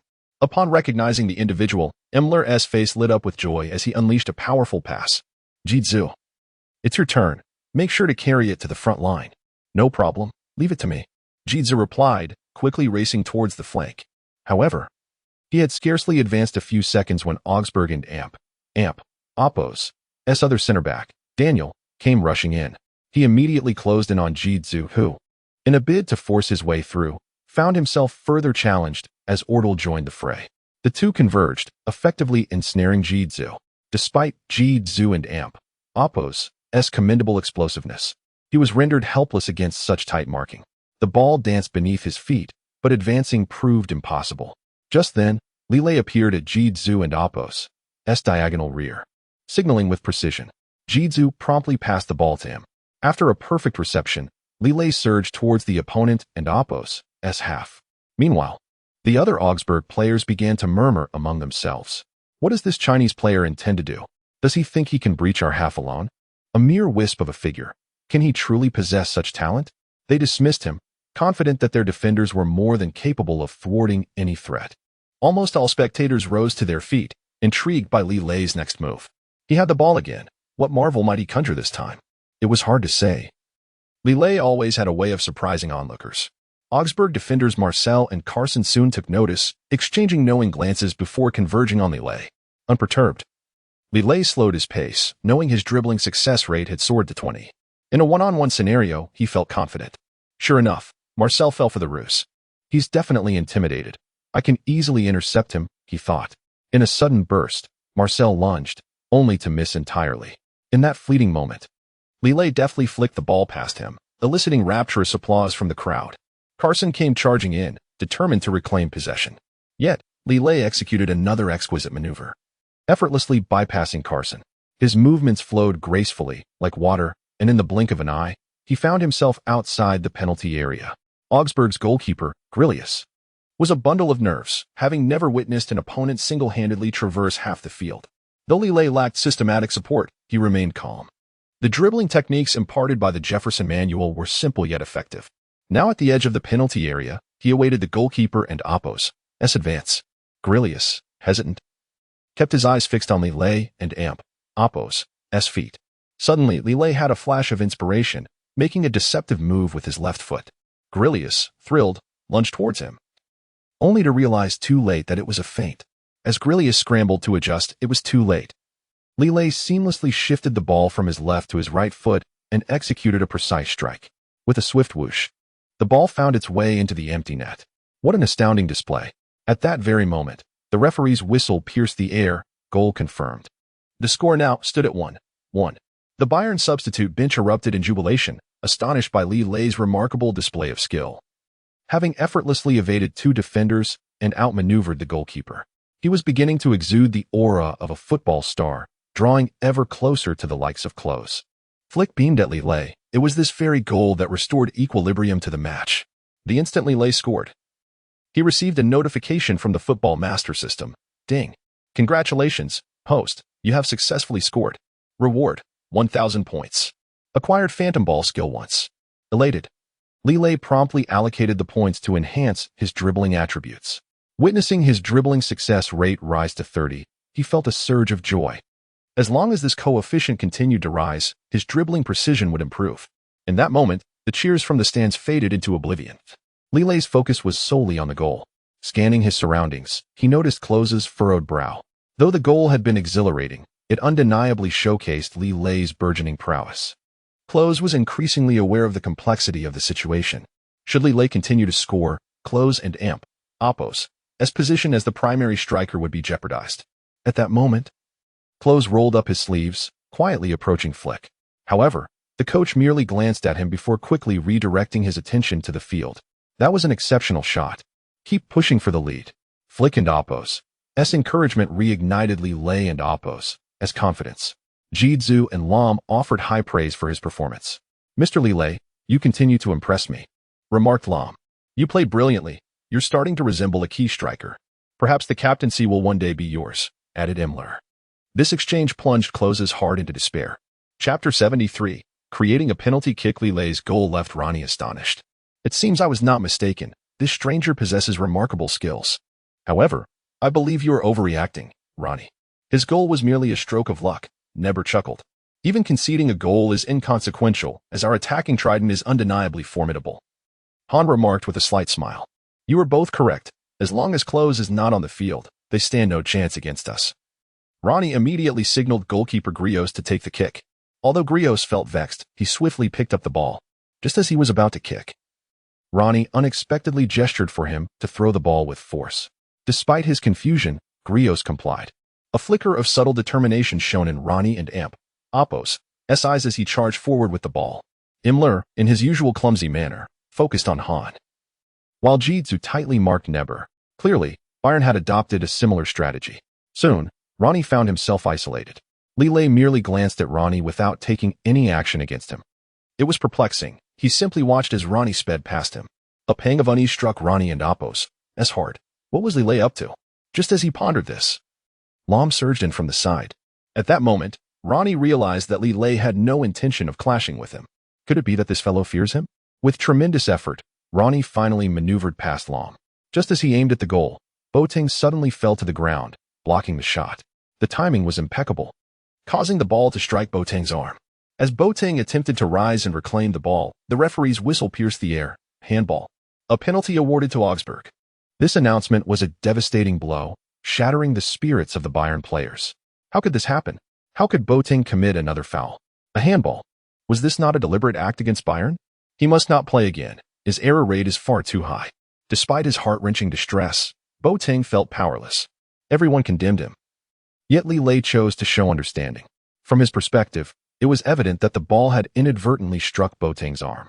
Regardless of the reasoning, any contact with the ball by the arm is deemed a foul. To make matters worse, Boateng's infringement occurred just outside the small penalty area. In that location, a handball foul makes it exceedingly easy for even a novice to score a penalty.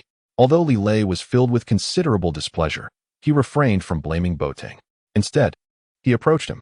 "Mr. Boateng, this is not entirely your fault. Do not let it weigh on your mind." Boateng could hardly believe his ears and asked again, "You truly do not blame me? I just scored a goal, yet I hindered the team. It's of no consequence. Victory and defeat are part of the game. Just adjust your mindset moving forward." Li Lei seemed utterly unconcerned. Meanwhile, Coach Flick was on edge, as the penalty was to be taken by none other than forward Ronnie.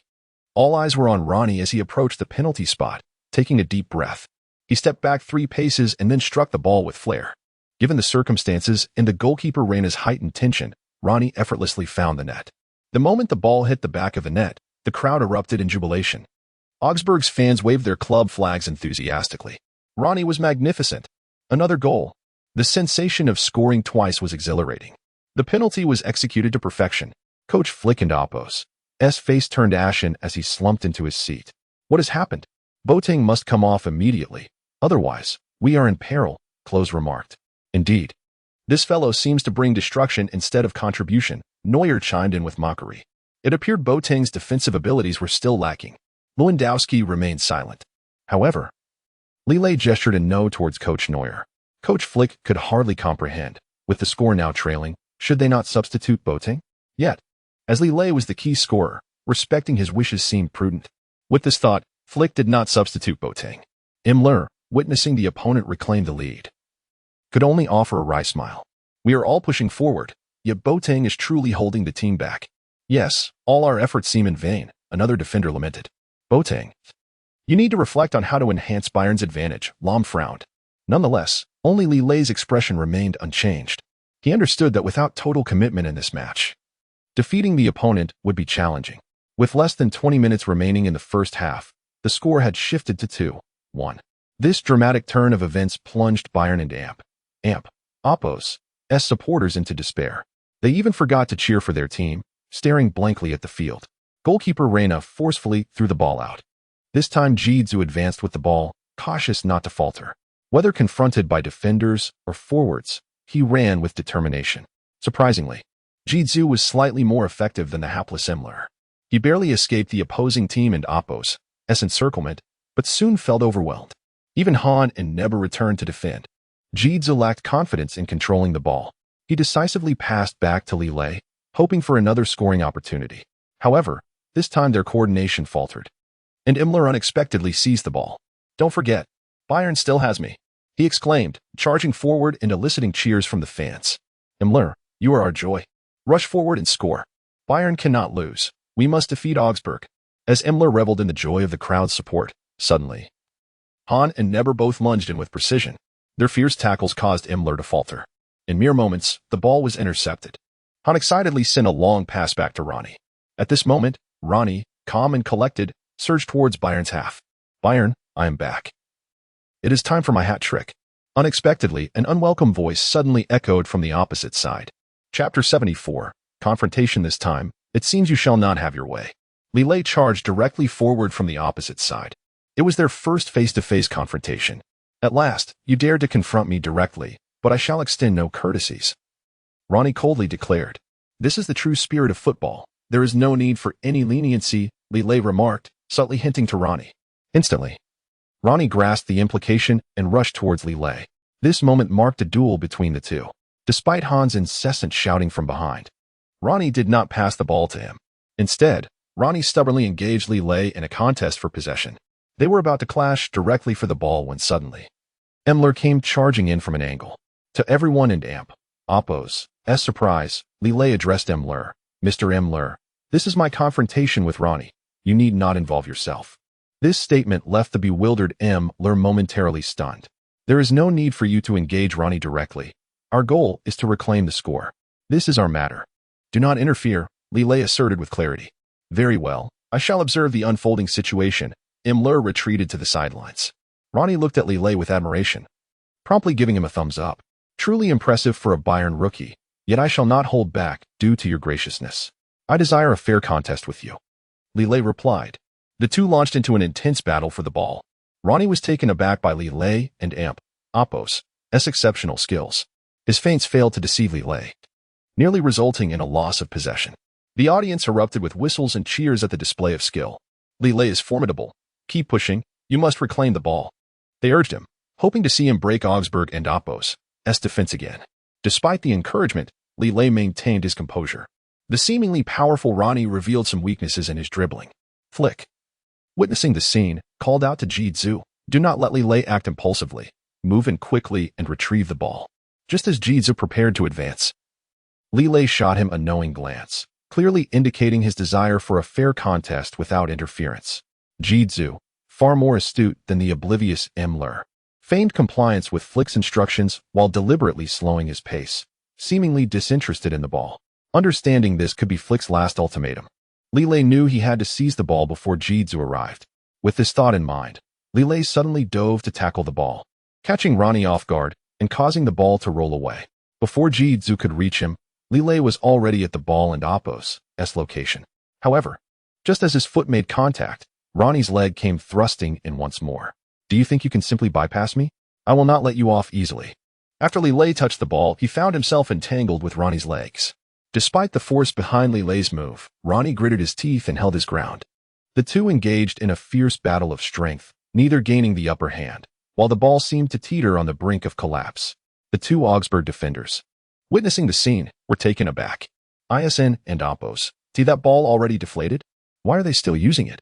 The referee had yet to blow his whistle, indicating the ball remained in play. Li Lei felt a strange sense of ease with the compromised ball. As long as the referee remained silent, the ball was still deemed legitimate.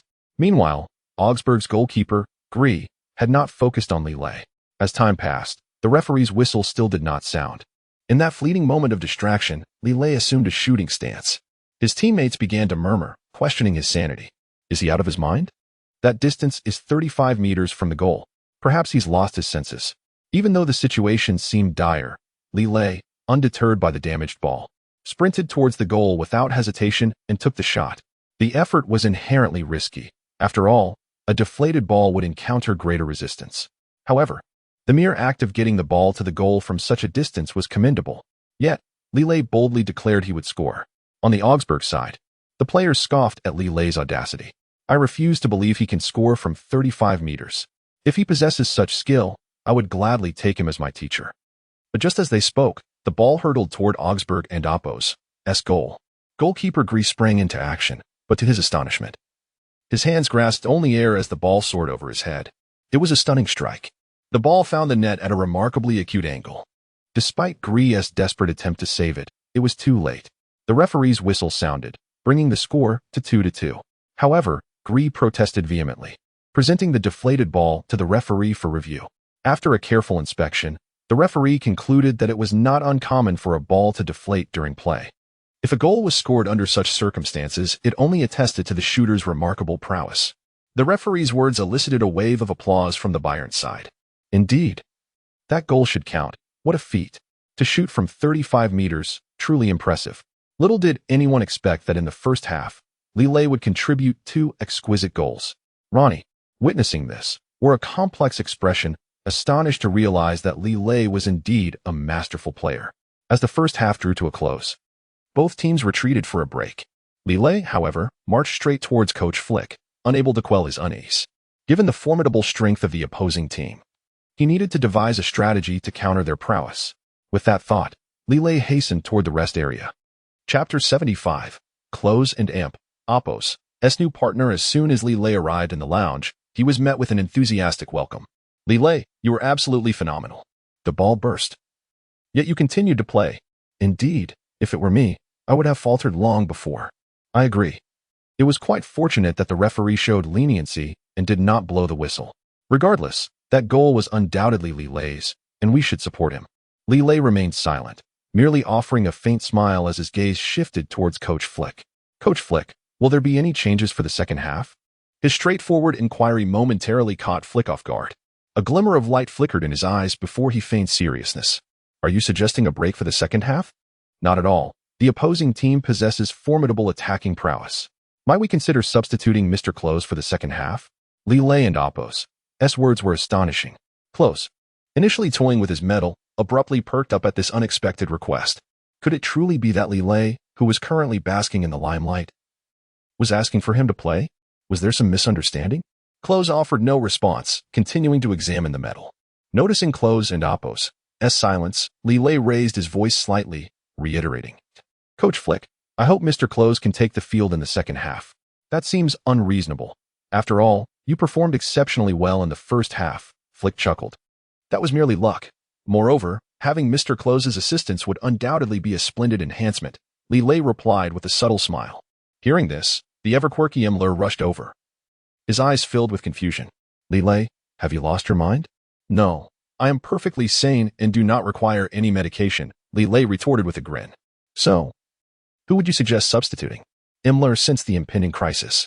As expected, all eyes turned towards him, prompting Imler to shrink into a corner, exclaiming, I neither heard nor saw anything. The teammates erupted into laughter. Klose and Oppo's entry must mean replacing the underperforming forward. Indeed, that has always been our Bayern philosophy. Naturally, Klose would partner with Lewandowski. These remarks left Zhu feeling rather uncomfortable. Why was it Li Lei who articulated this? Most shockingly, Li Lei did not wish to exit the field himself. Did this not undermine Zhu's pride? Unexpectedly, Li Lei shifted his tone, stating, while Mr. Klose and Lewandowski would indeed make a fine partnership, we ought to innovate. The players immediately began to murmur. Could it be that Mr. Li Lei wishes to partner with Mr. Klose? That might not be a bad idea. It could form a golden new combination. Mr. Li Lei seems to be in peak form, which is promising. Coach Flick also turned his attention to Li Lei and nodded in agreement. In that case, let us substitute Imler for the second half. As for Zhu, Flick hesitated momentarily. Li Lei interjected without hesitation. As for Mr. Zhu, let him partner with Mr. Klose for once. This statement profoundly shook Zhu and Oppo's core. He had prepared numerous counterarguments, yet now found himself at a loss for words. It felt surreal. Zhu excitedly approached Li Lei, firmly grasping his hand and shaking it vigorously. Thank you, Li Lei, but I must admit, my skills are lacking. It would be better if you partnered with Klose. However, Li Lei simply smiled. I expended nearly all my energy in the first half. The second half will rely on both of you. Klose, who had been fiddling with his medal, ceased his actions and stood up. No one had ever questioned his partnership with Lewandowski. Was the rule truly about to change? I fear that my partnership with Zhu may not be harmonious, Klose remarked, casting a glance at Lewandowski. Before Flick could respond, Lewandowski interjected, I will comply with the coach's orders. Klose, you must learn to adapt to any partner. Everyone was taken aback. Those words came from Lewandowski. Even Neuer, standing nearby, coughed repeatedly to prompt Lewandowski. Are you feeling all right today, Lewandowski? You are relinquishing your position as the primary forward. Yet Lewandowski remained unfazed, continuing, in truth, the primary forward position is not fixed. Furthermore, the formation proposed by Mr. Li Lei last time, which lacked a forward, is indeed well suited for Bayern. This statement deeply touched Li Lei. It appeared Lewandowski was not as petty as he had seemed. Although he sometimes allied with Klose against Imler and others, his intentions were not malicious. Li Lei beamed. Thank you for your understanding, Mr. Lewandowski. You are absolutely correct. As a top forward, one must learn to partner with anyone. Coach Flick added, Klose, seeing that Lewandowski has no objections, you might as well adapt. Klose, though reluctantly, nodded in agreement. Yet internally, he still held disdain for Zhu. Hearing that Li Lei wished to conserve energy, he had initially thought it was a mere tactic to get himself on the field. Any gratitude he had felt towards Li Lei vanished without a trace. Klose could not believe that Li Lei intended to use this situation to achieve his own ends. Nevertheless, as he prepared to take the field, Klose unexpectedly produced his medal. Coach, let the best player today keep this medal. Klose smiled. To his surprise, he had agreed to partner with Zhu and willingly offered up the medal before stepping onto the field, a feat previously unimaginable. Was it possible that Li Lei's suggestion had moved Klose? Flick calmly accepted the medal, draping it around his neck. If we win this match, I shall host a grand celebration. Really, coach? Imler perked up instantly. Of course, whoever performs best will be the star of the celebration. That bottle of XO will belong to him. Flick chuckled. Imler's eyes widened in astonishment. That bottle of XO is your prized possession. Are you truly willing to part with it today? Absolutely. If we triumph, I would gladly share 3 bottles. Flick replied with a smile. Laughter echoed through the Bayern locker room as the players reveled in their camaraderie. Chapter 76. No goalkeeper as the second half commenced. Ronnie immediately noticed the absence of Li Lei on the forward line. A surge of joy washed over him, but in the next moment, he was confronted with the face of Klose. A bucket of cold water splashed over Ronnie once again. How infuriating. He hadn't anticipated that Klose would still be on the pitch for the second half. Do not fret, Ronnie. His old partner Lewandowski has yet to make an appearance. Hahn remarked with a chuckle. In fact, for Bayern, Augsburg's forward line had effectively transformed into 2. The second half promised to be extraordinary, as Augsburg fortified their defensive line. Ronnie glanced back at the defense before turning his gaze towards Klose. Time had not been kind to Klose. He was no longer the formidable player he once was. You are correct. This time, we must dismantle the partnership of Klose and Ji-Zu, Hahn declared confidently. Indeed. As the whistle sounded to signal the start of the second half, Ji-Zu's pass went awry. He intended to send a long ball to Klose, but overhit it slightly. In the blink of an eye, the ball rolled directly towards the boundary. Klose, displeased, moved to intercept, only to find Hahn snatching the ball away. Without a moment and Oppos's hesitation, Hahn surged down Bayern and Oppos's right flank, while Ronnie whirled like a tempest towards the left. Klose did not retreat. He understood Li Lei and Oppos's intentions. In the second half, Li Lei and Lahm presented themselves resolutely on the backline. That troublesome Boateng lingered on defense as well. The trio formed a defensive trident, poised and ready to confront the advancing Hahn. Hahn caught sight of Li Lei from the corner of his eye. He remained unfazed, instead opting to pass the ball back to Ronnie. Their synergy was seamless, the ball dancing between their feet. In an instant, it reached Bayern and Oppos's defensive line. The eyes of Ronnie and Li Lei met, igniting a spark of combativeness. Fueled by rage, Ronnie felt an exhilarating rush. With a swift motion, he unleashed a shot before breaching the defensive line. What would ordinarily be an unremarkable shot sent goalkeeper Reina into a frenzy. He had never anticipated Ronnie would shoot from such a distance. With the ball already in motion, Reina hurriedly dashed towards it. However, the shot struck the crossbar, failing to find the net. Just as Reina was about to breathe a sigh of relief, Li Lei shouted at him, "Watch out for Hahn." He and Oppos's nearing the edge of the penalty area. At that moment, Reina realized Hahn was indeed closing in on the right flank. With all his might, he leapt forward, colliding with the rebounding ball. Quick as a flash, Reina dove towards the center of the goal. Yet this time, Hahn and Oppos's header veered towards the left corner of the net. The ball penetrated the goal at a perilous angle, brushing against Reina's glove. This exquisite long-range shot provided Hahn with an outstanding opportunity. Foolish goalkeeper, with you on the field. Calamity is inevitable. Hahn taunted Reina after sending the ball into the net. The referee and Oppos's whistle confirmed the validity of Hahn and Oppos's goal, and the stadium erupted in jubilant cheers. Remarkable. Hahn, scoring just 3 minutes into the match, is nothing short of extraordinary. We adore you, you abysmal goalkeeper. Li Lei furrowed his brow, taken aback by Reina's lack of skill. If this continued, Bayern would likely concede many more goals. Li Lei approached Reina, choosing not to offer comfort this time. Mr. Reina, if your performance continues to falter, you may consider leaving the pitch. Reina, taken aback, had never expected such resoluteness from Li Lei. On the substitute bench, Neuer sprang to his feet upon hearing those words. What is Li Lei doing? If Reina leaves, who will take his place? Me? Neuer and Oppos's injury had not completely healed, preventing him from taking the field. Realizing this, Reina thought it improbable that Li Lei would insist on his departure. Thus, Reina continued to voice his grievances to Li Lei. But this time, Li Lei made a momentous decision. The goal remains the same whether you are on the field or not. We can easily do without a goalkeeper. Li Lei's proclamation landed like a bombshell, reverberating in the ears of Lahm and others. Lahm, incredulous, stared at Li Lei. Are you serious? Without a goalkeeper, won't the opposing team score at will? Li Lei's expression remained icy. In that scenario, did the previous play not yield the same outcome without a goalkeeper? At this moment, Reina was unwilling to exit the field. He cast a pleading look towards Flick. Coach, do you two support Li Lei's ludicrous decision? Expecting Flick to deny Reina's exit, Klose unexpectedly fanned the flames. Coach, I believe Li Lei is correct. Had a defender been in place, that shot might have been blocked. The dimwit Imler chimed in from the bench. I think that and amp, Oppos, s right. Why not save the trouble and forego a goalkeeper entirely? To Reina and amp, Oppos, s astonishment. Li Lei's suggestion garnered considerable support. Flick harbored respect for Li Lei and, recognizing his peak form, decided to accommodate his sentiments. With that thought, Flick acquiesced to the decision. Under the watchful eyes of the crowd, Reina trudged off the pitch with his head hung low. A wave of murmurs swept through the audience. Bayern was indeed substituting their goalkeeper. Would Neuer take the field? Neuer was undoubtedly the most formidable in the squad. How could anyone else be chosen? If Neuer stepped onto the field, there would surely be a spectacle.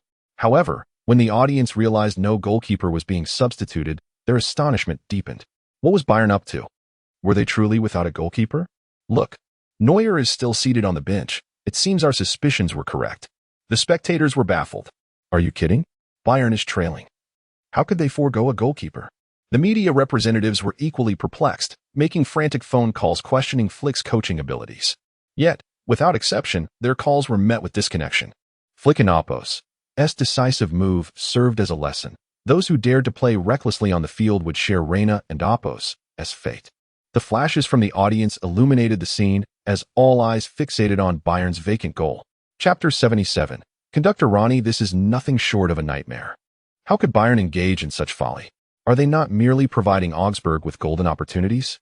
The spectators and Oppos' doubts are utterly futile, particularly Li Lei, who merely cast a cold glance at the crowd before striding towards the defensive line. Mr. Lahm, the entire world is questioning our formation. Let them say what they will. After all, scoring is paramount, Lahm replied nonchalantly. However, it was apparent that Boateng was growing increasingly restless. If we truly abandon our goalkeeper, might we not suffer an even greater defeat? Li Lei shook his head, directly pointing at Reina. Our backup goalkeeper has been utterly intimidated. It will take time to recover. Boateng, brimming with frustration, retorted, it's all that detestable Neuer's fault, constantly claiming injury and refusing to take the field. Yet, Li Lei defended Neuer, understanding that he had indeed sustained a significant injury. Deep down, a strategy was formulating in Li Lei and Oppos' mind. On the surface, it seemed that Bayern's lack of a goalkeeper posed a grave threat, but in reality, it objectively invigorated the entire defensive line. This was precisely Li Lei's intent, to instill a sense of urgency among all defenders. Whenever the opposing team launched an attack, the defenders would fervently intercept. As the saying goes, a child with an umbrella need not run. Today, they had the perfect opportunity to test this theory on Bayern's home turf. Li Lei stood composed on the right side of the defense, with Lahm centrally positioned and Boateng on the left. Up front, Jidzu and Klinsmann were poised to strike. Indeed, Li Lei was playing a high-stakes game.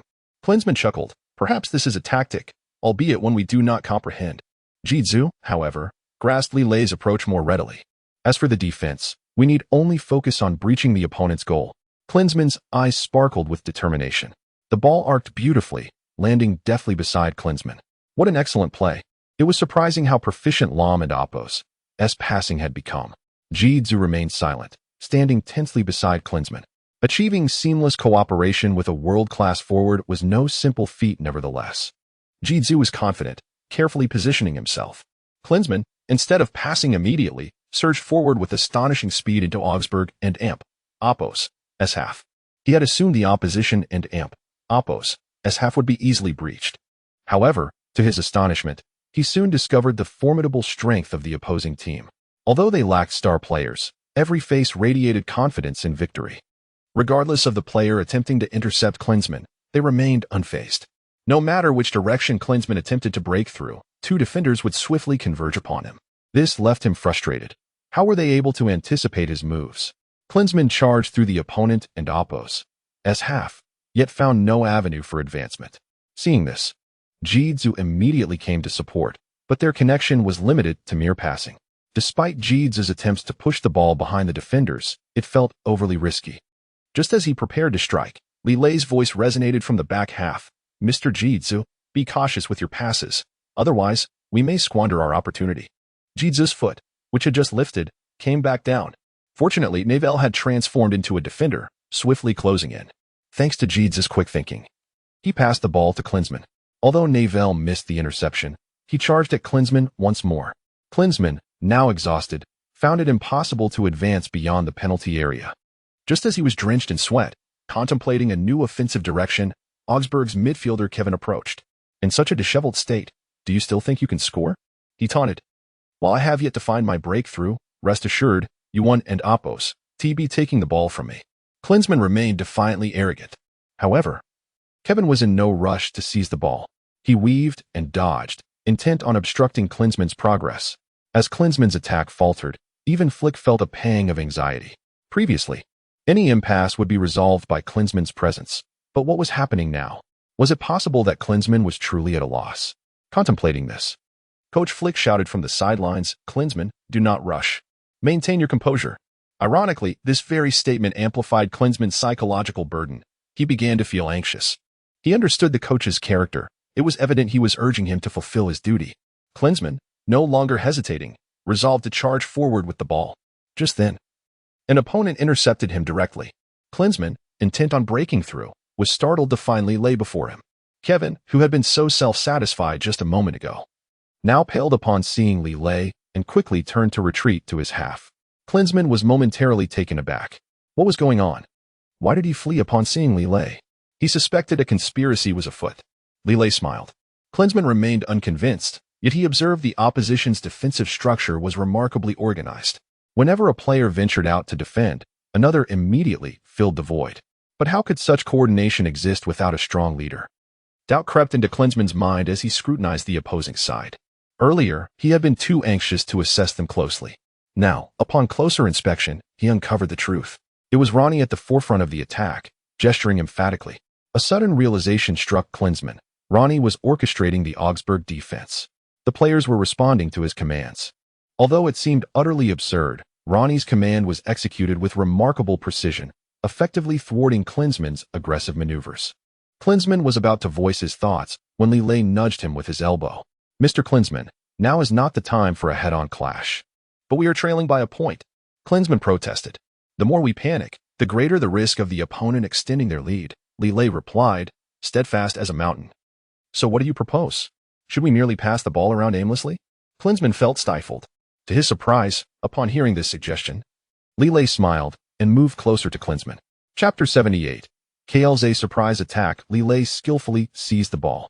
As expected, he and Jidzu began to engage in a passing game within the opponent and Oppos' half. This scene left Klose utterly perplexed. As he stared in disbelief at the unfolding spectacle, his gaze soon shifted towards Coach Flick, whose amused expression at Klose's helplessness was barely contained. Flick refrained from commenting, merely signaling an okay gesture. Klose felt frustrated, unable to fathom the tenacity of his adversaries. This match had become one of the most disheartening experiences of his career. He could hardly believe that Li Lei had teamed up with Jidzu, leisurely passing the ball, seemingly in no rush to attack. What could possibly be their mindset? Had they completely surrendered the match? Noticing Klose and Oppos' in action, Li Lei chuckled. Mr. Klose, our best course of action right now is to engage in a passing game. No way. We should be attacking. Klose remained bewildered. However, Li Lei simply shook his head with a smile, his eyes glinting with mystery. He exchanged passes with Jidzu, showing no intent to advance. The spectators were rife with complaints. What was Bayern doing? They were trailing yet seemed unperturbed about mounting an offensive. Klose appeared equally at a loss. Perhaps Augsburg's defense was simply too formidable to penetrate. The murmurs from the audience reached the Augsburg players, suggesting Bayern had conceded defeat. Klose's impotence left little hope for his teammates. Even the Chinese player, Li Lei, was merely toying with the ball alongside Jidzu. Only Ronnie remained vigilant, fixated on Li Lei's movements. Han joked, Ronnie, there's no need to keep watching. Li Lei poses no threat anymore. Ronnie said nothing, feeling that the situation was oddly suspicious. If the leading team were to engage in a passing game, it might be understandable, but Bayern was trailing and wasting precious time instead. Li Lei must have some ulterior motive. Although Ronnie could not decipher Li Lei and Oppos' scheme, he remained cautious. Just as Klose contemplated confronting Li Lei, the unexpected occurred. Li Lei passed the ball directly to him. Klose. Failing to breach the opponent's defense is not frightening. What is truly alarming is losing sight of oneself. Li Lei's words jolted Klose awake, and he instantly understood. At that moment, Klose pondered a profound question. He was a fierce tiger, yet now beset by a swarm of monkeys. He had been preoccupied with fending off the monkeys and oppos' antics, neglecting his true purpose. As Klose reclaimed the ball, the audience and oppos' hope waned. But Klose had awakened. It seemed he was ready to break through. Indeed, he was our star, destined to score. Yet, as they witnessed Klose's subsequent actions, their anticipation quickly morphed into disillusionment. Klose began to mimic the passing antics of Li Lei and Jidzo. The crowd was stunned. Klose was now engaged in the same passing game. What was going through his mind? Had he lost his senses? Unlike the previous duo, he was now dribbling alone. Hearing the murmurs from the audience, Klose felt a surge of delight. As long as he could confuse the spectators, the opposing players would likely fall for it too. Klose meandered in circles, lacking a definitive direction. This bewildered the Augsburg players. What was Klose up to? This behavior was utterly bizarre. Was he mocking them? Surely there was something amiss. How could spinning in place resolve any issues? Klose simply smiled, maintaining his vigor. Li Lei and Jidzo occasionally supported Klose, and the trio seemed to be enjoying themselves in Augsburg's half, leaving even the referee bemused. He gestured toward Coach Flick, yet refrained from calling a foul, as their actions did not constitute one. The audience's discontent grew. Some stood up, while others prepared to leave. The match appeared to be devoid of suspense. Augsburg was surely on track for victory. Another tedious match loomed, devoid of excitement. Neither Klose nor Li Lei had provided any thrilling moments in the second half. Just as the spectators were about to depart, a sudden shift transpired on the field. Klose, who had been dribbling, abruptly halted. Seizing the moment while the Augsburg players were still unprepared, he unleashed a shot. It was a shocking strike from outside the penalty area. Was he turning this into a farce? Müller, witnessing the scene, shouted in alarm, Klose. That's an atrocious kick. Klose ignored him, for that shot had been a precise low drive, exploiting the moment when the Augsburg defenders were lax. The ball skimmed the ground, darting through the legs of the defenders. A low drive requires exceptional skill and speed. The ball traversed the field nearly unnoticed by the defenders. By the time Ronnie cried out a warning, it was too late. The ball hurtled towards the goal. The goalkeeper, Alex, failed to track its trajectory. When Ronnie shouted for him to pay attention, it was already too late. The ball nestled into the net with a masterful precision. In that instant, the referee's whistle pierced the air. The spectators, poised to leave, halted at the sound. Upon hearing the referee declare the goal valid, they erupted in cheers. Klose had indeed concealed a masterstroke. Remarkably, he had executed an incredibly cunning shot. The goalkeeper and oppos' lack of response indicated the ball and oppos' astonishing speed. Upon witnessing Klose and oppos' goal, Li Lei joyously rushed towards him. It was his timely reminder that had rekindled Klose's fighting spirit. In that moment, the notification sound of the Football Master System rang out. Ding! Congratulations, host, you have earned 2,000 points. Li Lei was elated, excitedly rushing towards Klose. Chapter 79. A Clash of Titans. Klose scored, and Li Lei was the first to extend his congratulations. This scene did not escape Flick's notice, filling him with inner delight. Previously, it always seemed that Klose and Li Lei were at odds, with Klose often sidelining Li Lei. Surprisingly, today, Klose netted a goal thanks to Li Lei and oppos' assist. This was an opportunity that should have been seized by Li Lei, yet he graciously handed it over to Klose. Clearly, Li Lei had been contemplating reconciliation with Klose. Witnessing their warm exchange filled Flick with exhilaration. Come on, everyone. The score is now tied. Meanwhile, the hapless Müller slumped on the bench in disbelief. Klose's successful shot was nothing short of astonishing. What could be impossible? If it were you, could you score? Neuer quipped with a laugh. I certainly wouldn't have taken that shot. It was far too risky, Müller admitted, sheepishly scratching his head. He refrained from directly addressing the goalkeeper's shortcomings, instead shifting his gaze towards Reina. In other words, if faced with a goalkeeper like Reina, perhaps a goal would have been attainable. Müller's words reddened Reina's cheeks with embarrassment. Neuer, noticing this, continued to tease. Indeed, the goalkeeper's skills must improve, otherwise, we risk conceding. Reina remained silent, nearly burying his face in his arms, resembling a timid ostrich in avoidance. Yet, the situation on the field was far from optimistic. As Ronnie and Han were already prepared for action, it seems we cannot afford to relax. Otherwise, conceding a goal is all too likely, Ronnie remarked. You are absolutely right. We must score again in the final moments, Han affirmed, his gaze fixed on the opposing goal. The climax of this match was only getting more thrilling, and Ronnie was determined to prove the strength of the Augsburg team. The goalkeeper, Olex, felt an overwhelming sense of shame, unable to face Ronnie and Han. However, Ronnie's gentle voice cut through the tension. Olex, what are you waiting for? Conceding a goal is not the end of the world. But, Captain, you truly don't blame me? That last goal was due to my carelessness, Olex said, incredulously lifting his head.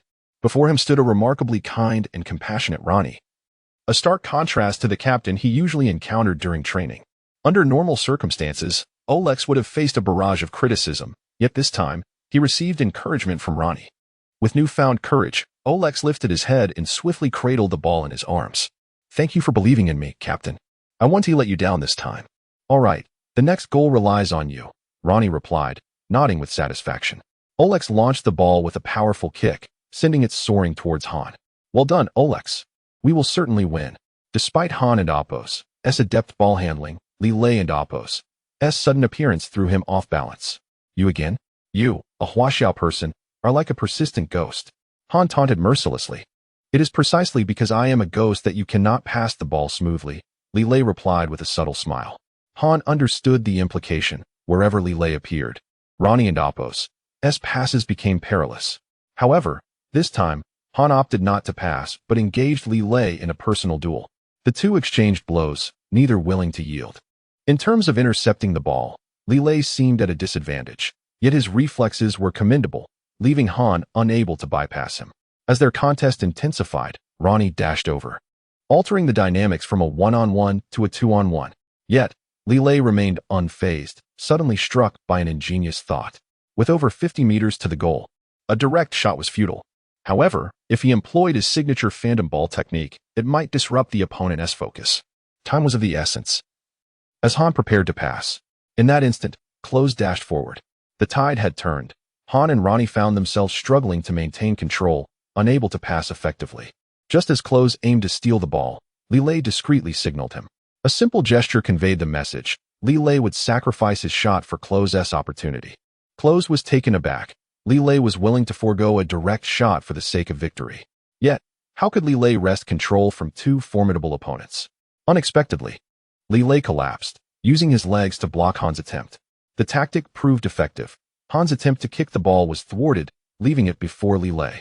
Before Han and Ronnie could react, Li Lei skillfully maneuvered the ball towards the flank. He had a plan. If he could maneuver the ball to a specific point, he could execute a shot with a 90 success rate from 35 meters. However, as he secured the ball, he noticed the opposing defenders swarming like a dense forest. This was something that had not occurred in the first half, yet their formation had shifted dramatically. They aimed to reclaim possession. But Li Lei had no intention of confronting them. His gaze focused on a certain distance, and upon reaching it, he decisively halted. To Han and Ronnie's astonishment, Li Lei adopted a shooting stance. This peculiar sight left the spectators bewildered. As Li Lei prepared to kick, a whirlwind erupted around him. Others mistook it for a mere natural phenomenon, but Flick viewed it differently, his eyes sparkling with joy. It seemed another player had transcended to a new realm. With that thought, Li Lei unleashed his shot. Little did he expect the phantom ball bestowed by the system to be so extraordinary. Initially, Ronnie had dismissed the ball's lack of power, gloating in triumph. Li Lei, this time you are finished. With such tricks, how could you possibly defeat us? He scoffed. But as soon as he spoke, the ball began to accelerate. Chapter 80. The phantom ball. No one anticipated that the ball would suddenly accelerate. Just a moment ago, Ronnie had naively believed that the sudden change in weather was merely a fluke, a whirlwind swirling around the ball. Now, however, he felt a twinge of anxiety. For it was unmistakably the ball that had conjured the tempest. Though the whirlwind was small, it still brought a sensation of impending shock. Li Lei gazed in astonishment at the ball as it spiraled toward the goal. He was acutely aware that shooting from over 50 meters away rendered any accuracy nearly impossible. The ball and Apos' primary intention was not to score, but to pass. As anticipated, the opposing defenders swiftly converged upon Li Lei, who prepared to shoot. Carson, the defender, was the first to charge forward, unable to tolerate the thought of Li Lei scoring from such a distance. He lunged towards the ball with fervor, only for it to graze past his leg, leaving him in disbelief. How could this be? Had he truly failed to block the ball? No matter. We still have our teammates. Center-back Otter rushed toward the ball. Unexpectedly, it seemed to possess a mind of its own, curving gracefully as it flew by. Otter too missed his opportunity to defend. At that moment, Daniel dashed forward, leaping into the air. To his shock, The ball suddenly multiplied before his eyes. He could hardly believe his vision, hastily rubbing his eyes in disbelief. After doing so, he was astonished to find that the two balls had transformed into four. Was this a mere illusion? What on earth was happening? The goalkeeper, Oryx, shouted at Daniel, urging him to intercept the ball without hesitation. Yet, this was but a fleeting hope, as Daniel exerted himself to block, but ultimately failed. He realized he was not intercepting a ball, but rather solitude itself. Frustrated, he cursed the bizarre ball that seemed to blur the lines of reality. Meanwhile, Li Lei was also unable to discern the ball and Oppos's trajectory. Yet, this mattered little, as Klose had already surged toward the goal. This was precisely the plan they had devised together. They aimed to collaborate for a goal. If a shot from 50 meters was unlikely to succeed, why not grant Klose an opportunity? It was Li Lei's generosity that allowed Klose to seize this moment. Seeing that neither the defender nor the center forward had managed to intercept the ball, Oryx retreated several steps, readying himself to catch the incoming ball. He thought to himself that such a shot could never breach his defenses. However, as he lunged forward, he encountered a significant dilemma. The ball appeared to be aimed not at the goal, but merely in its vicinity. Oryx watched in horror as his hands grasped at nothingness, cold sweat cascading down his back. It was too uncanny. He could not reach the ball. He fervently prayed for a miracle. Unable to capture even a glimpse of the ball, which had introduced an overwhelming sense of suspense, the spectators observed Oryx and Oppos's peculiar attempts to block the ball. Why was it so arduous for him to catch it? It seemed he had completely missed. This situation was undoubtedly more complex than it appeared. Oryx must have encountered some issue. The ball had evaded capture, likely heading straight for the goal. These laymen in the audience articulated the stark truth. The ball did not seem to be directed toward the goal, which meant yet another squandered scoring opportunity. The ball was elusive, confirming Li Lei and Oppos's prowess. Indeed, the ball, just as Li Lei had anticipated, lost its accuracy before reaching the goal. In the final moment, it veered toward the right flank of the field. All the defenders had fixated on Li Lei, neglecting Klose's movements. Just as the goalkeeper thought to breathe a sigh of relief and gather the ball, Klose emerged like a wild stallion, instantly capturing the attention of all players. Klose had made his appearance at a critical juncture. Was the earlier play by the Huaxiao player a deliberate long pass? Realization dawned. The two had orchestrated this maneuver together. The new golden partnership of Bayern had unexpectedly been forged. It was a pity that the goalkeeper could not intercept the ball. All eyes were anxiously fixed upon its trajectory. As Klose sprinted, his heart swelled with joy. On one hand, Li Lei had created the opportunity, directly passing the ball to him. On the other hand, the deceptive nature of Li Lei's previous kick had rendered it nearly impossible for anyone to discern its true destination. Even Klose only recognized the ball and Oppos's position just before it touched the ground. Yet it was not too late. For a superstar like Klose, as long as the ball landed within the goal and Oppos's range, it sufficed. He dove gracefully toward the ball, extending his right leg forward at the last moment. Before his leg could fully straighten, his knee made perfect contact with the ball. To the spectators, it appeared as though Klose had not touched it at all. However, from the perspective of the coach and referee, it was clear that Klose had scored with his knee. All Bayern players erupted in cheers for Klose. The score had now shifted to 4-3. The ever-enthusiastic Müller exclaimed, "Klose, your decision was correct. We shall surely triumph over our opponents." Klose smiled slightly, feeling a sense of fulfillment. Li Lei also smiled at the goal, for this moment had been long awaited. It was a reclamation of his dignity. Initially, he had doubted Klose's ability to fulfill his aspirations, but this time Klose had decisively stepped up. Jitsu, witnessing Klose seize yet another opportunity, hurriedly ran over to congratulate him. "Congratulations, Klose. You finally scored twice." The score was now 4-3, with less than 10 minutes remaining in the match. Despite Ronnie, Han, and others exerting their utmost to regain a point, they were met with failure. In the final moments, even Jitsu and Klose returned to defend the latter half. This was nothing short of astonishing in Bayern's history. The audience responded to this defensive strategy with fervent applause. It appeared that the German style of play had undergone a significant transformation. That last play had indeed been exceptional. Klose simply smiled softly and walked away into the distance. Chapter 81. The magical elixir of vitality. As the match drew to a close, Klose leisurely strolled across the field. Scoring 2 goals in a single match was an accomplishment he had never achieved even in previous official games. At that moment, Klose found himself casting a gaze of admiration towards Li Lei, astonished that this young man from Huaxia could turn the tide and assist him in breaking his goal drought. Despite his lingering skepticism about Li Lei, he approached him out of courtesy.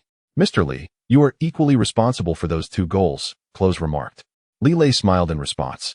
"In truth, the credit belongs solely to you. I merely played a supportive role." "That cannot be so. The assisting player deserves even greater respect," Klose replied with a smile. At this juncture, Li Lei was less concerned with Klose's admiration and more eager for the rewards from the football master system. Would the system grant rewards for what could only be deemed an assist? Typically, when Li Lei prompted Klose to employ a unique shooting technique, he received a reward of 2,000 points.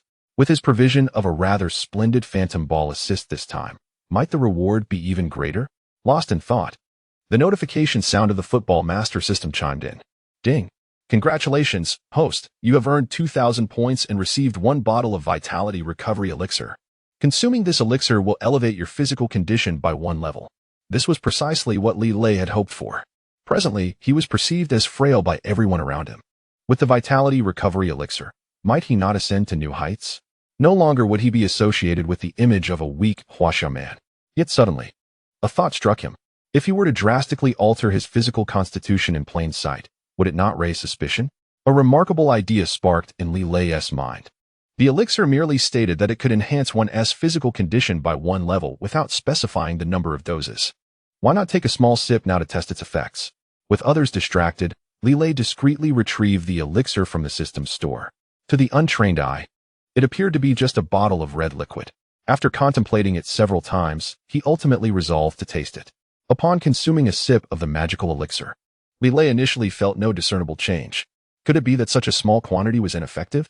Just as he was about to take another sip, a sudden wave of pain coursed through his body. The discomfort began in his throat, swiftly radiating to his abdomen and eventually engulfing his limbs, leading to a feeling of dizziness.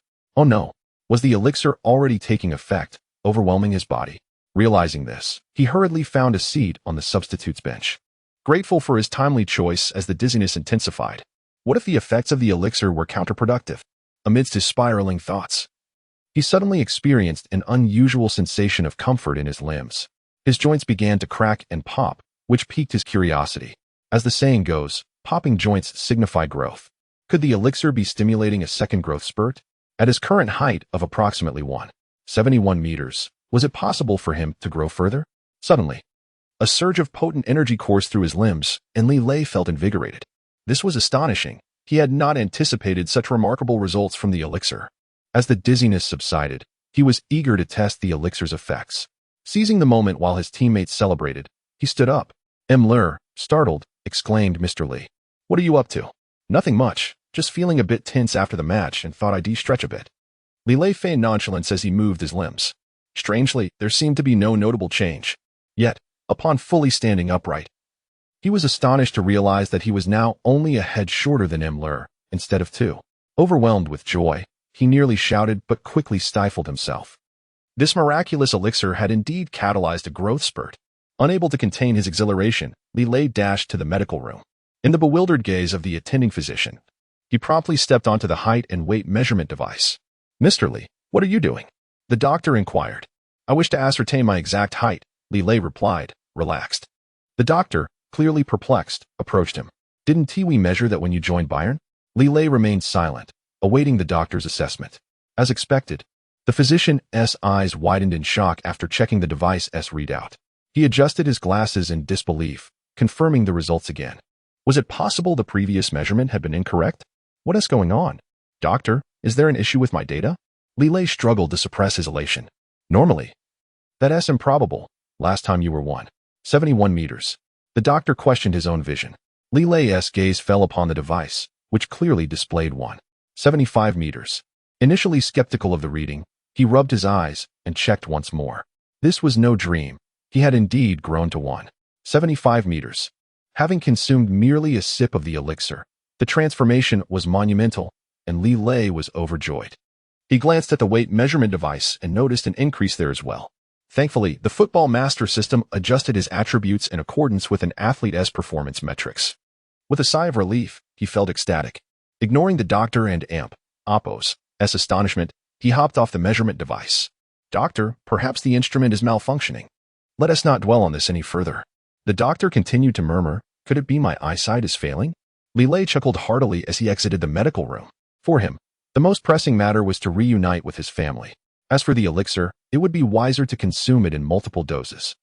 No sooner had Li Lei stepped out of the medical room than he found himself surrounded by a throng of people, many wielding cameras and phones. Li Lei was taken aback. What could possibly have garnered such attention? Had entering the medical room attracted this level of scrutiny? Chapter 82. Li Lei's troubles. Li Lei found himself surrounded by reporters at the center of attention. Mr. Li Lei, you have been awarded MVP for this match.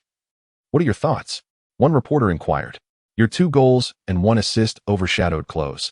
It's truly impressive. We've heard you hail from Huaxia. Is there any intention from Huaxia to have you return home? The barrage of questions left Li Lei and Oppo's mind in disarray. The news of his accolades stirred deep excitement within him. He never anticipated such a moment of glory. Yet, upon catching a glimpse of Klose in the corner, he discerned a palpable disappointment in the latter's gaze. Despite the accolades, Li Lei was determined not to diminish Klose and Oppo's spirit. He turned his attention towards Klose and began to speak. Regarding the title of best player, I must confess it holds little significance to me.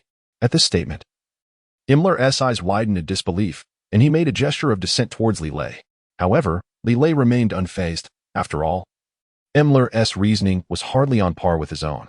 Facing the cameras, Li Lei articulated his true sentiments. I believe that giving one's all in a match is sufficient. There is no need to fuss over who is named MVP. The reporters were immediately captivated by his words.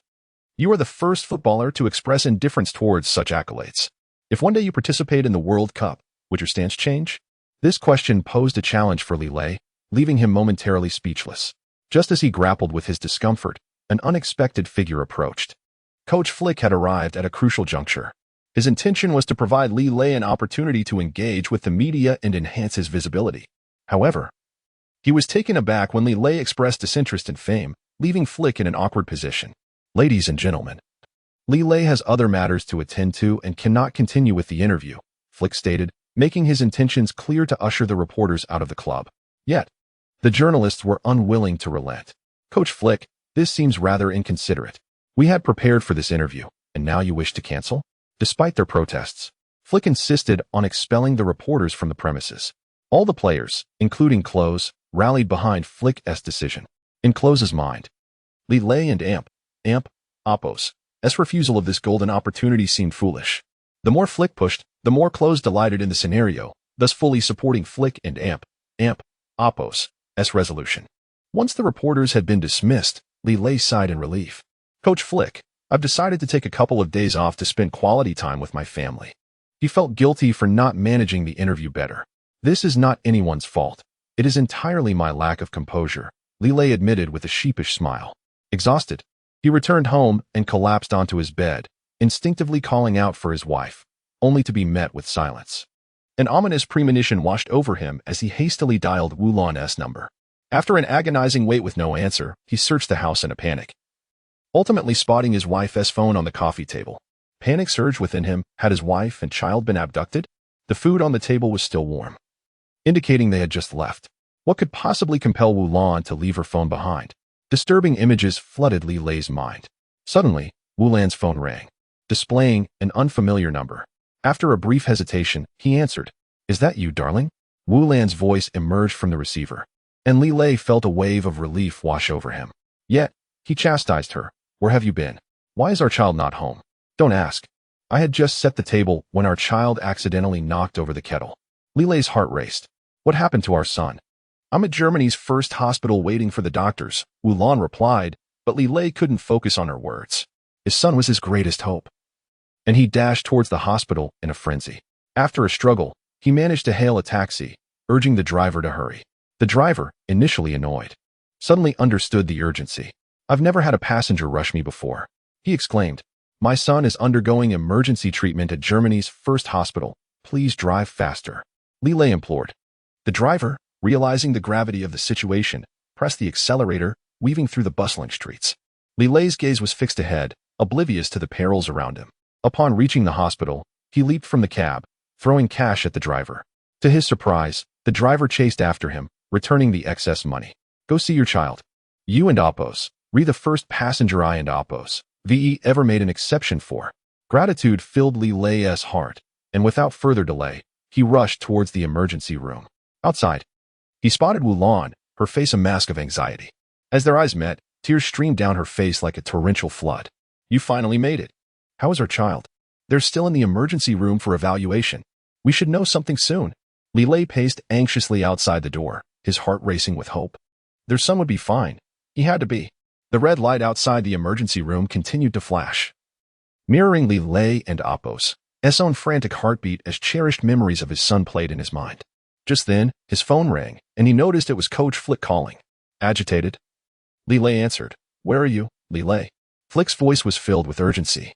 Chapter 83. You are the spokesperson, Coach Flick. Do you have a moment? Li Lei inquired, striving to maintain a composed tone. There is something of great importance that I need to discuss with you. Coach Flick's anxious tone revealed a hint of delight. However, I am unable to visit the club at this moment, as I am currently in the hospital. Li Lei reluctantly admitted the truth. Upon hearing this news, Coach Flick appeared utterly astonished. After clarifying the circumstances, he abruptly ended the call. A wave of unease surged within Li Lei. Could it be that something grave had transpired at the club? Was this not akin to a roof leaking in the midst of a downpour? As Li Lei was lost in these troubling thoughts, the red light outside the emergency room suddenly extinguished. He hurriedly joined his wife, Lan, at the entrance of the rescue room. The door swung open, and several doctors clad in green coats emerged, pushing a stretcher. Despite the thick masks they wore, Li Lei sensed an ominous air from their solemn expressions. As expected, the doctors immediately began to seek out the family members. Are the relatives of Li Lei present? Li Lei and Lan rushed forward, exclaiming, Doctors, we are here. The child has over 30 burns and requires skin graft surgery. Upon hearing the doctor's words, Lan instantly crumpled to the ground. Li Lei fought to suppress his sorrow, quickly steadying himself against the bed. Doctor, whatever means you employ, you must save my child and Apos' life. There is no immediate danger to life, but extensive scarring may result, the doctor unexpectedly replied.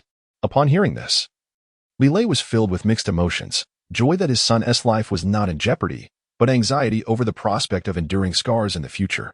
While he pondered this, the doctor seemed to grow impatient. Please make a decision swiftly, and also, settle the treatment fee. Li Lei distinctly heard an astronomical figure. Soon after, a payment slip was thrust into his hands. 500,000 euros. Li Lei felt as though the sky was collapsing around him. Where would a newly joined player at Bayern Munich find such a sum? Nevertheless, he understood that he must secure treatment for his son. Gritting his teeth, he declared, All right. Doctor, I will fetch the money immediately. Please attend to my son. Does the child have insurance? The doctor inquired. Li Lei shook his head. Since arriving in Germany, he had not yet had the opportunity to secure insurance for his child. Upon hearing this unfortunate news, the German doctor shook his head in resignation. In Germany, without insurance, the treatment costs would be astronomical. As Li Lei grappled with this dire situation, a voice resonated from outside the emergency room. Money is no object. Treat the child immediately. To Li Lei's astonishment, it was Coach Flick's voice. He turned in surprise to see Flick anxiously pacing in the corridor. Li, how is the child? Currently, the burn area has reached 30. Skin graft treatment is necessary. It's all right, Li. No matter the cost, the club will cover this expense. Coach Flick asserted resolutely. Li Lei was taken aback by Coach Flick's deep sense of loyalty, tears welling in his eyes. He grasped Flick's hand tightly, his gratitude overflowing. Thank you, Coach Flick. Please deduct this amount from my salary. To his surprise, Flick shook his head vigorously. Not a single penny will be deducted from your salary. This only left Li Lei more perplexed. How could this be? Where would the funds for the treatment originate? Was it a personal gift from Coach Flick? Resolutely, Li Lei stated, Coach Flick, if it isn't deducted from my salary, I cannot accept this money. Upon hearing this, Flick finally revealed the truth. It turned out that due to Li Lei's outstanding performance, he had caught the attention of the German Sports Administration. They intended for him to become the spokesperson for Bayern Munich, pending only his signature. This meant that once Li Lei signed, a substantial endorsement fee would be forthcoming. Hearing this, Li Lei's anxiety diminished somewhat. As long as he owed nothing to Coach Flick, all that mattered was saving his son. Regaining a semblance of calm, Li Lei asked, Coach Flick, what exactly does this endorsement entail? It's quite simple. You merely need to comply with the media and Apos' requests. Coach Flick's face lit up with joy upon sensing Li Lei's easing demeanor. Is it truly that straightforward? Wouldn't that mean any player could do it? Li Lei queried, puzzled. Flick's expression turned grave as his gaze shifted to the corridor outside. After a moment of silence, he slowly replied, "Not just anyone can be Bayern's spokesperson.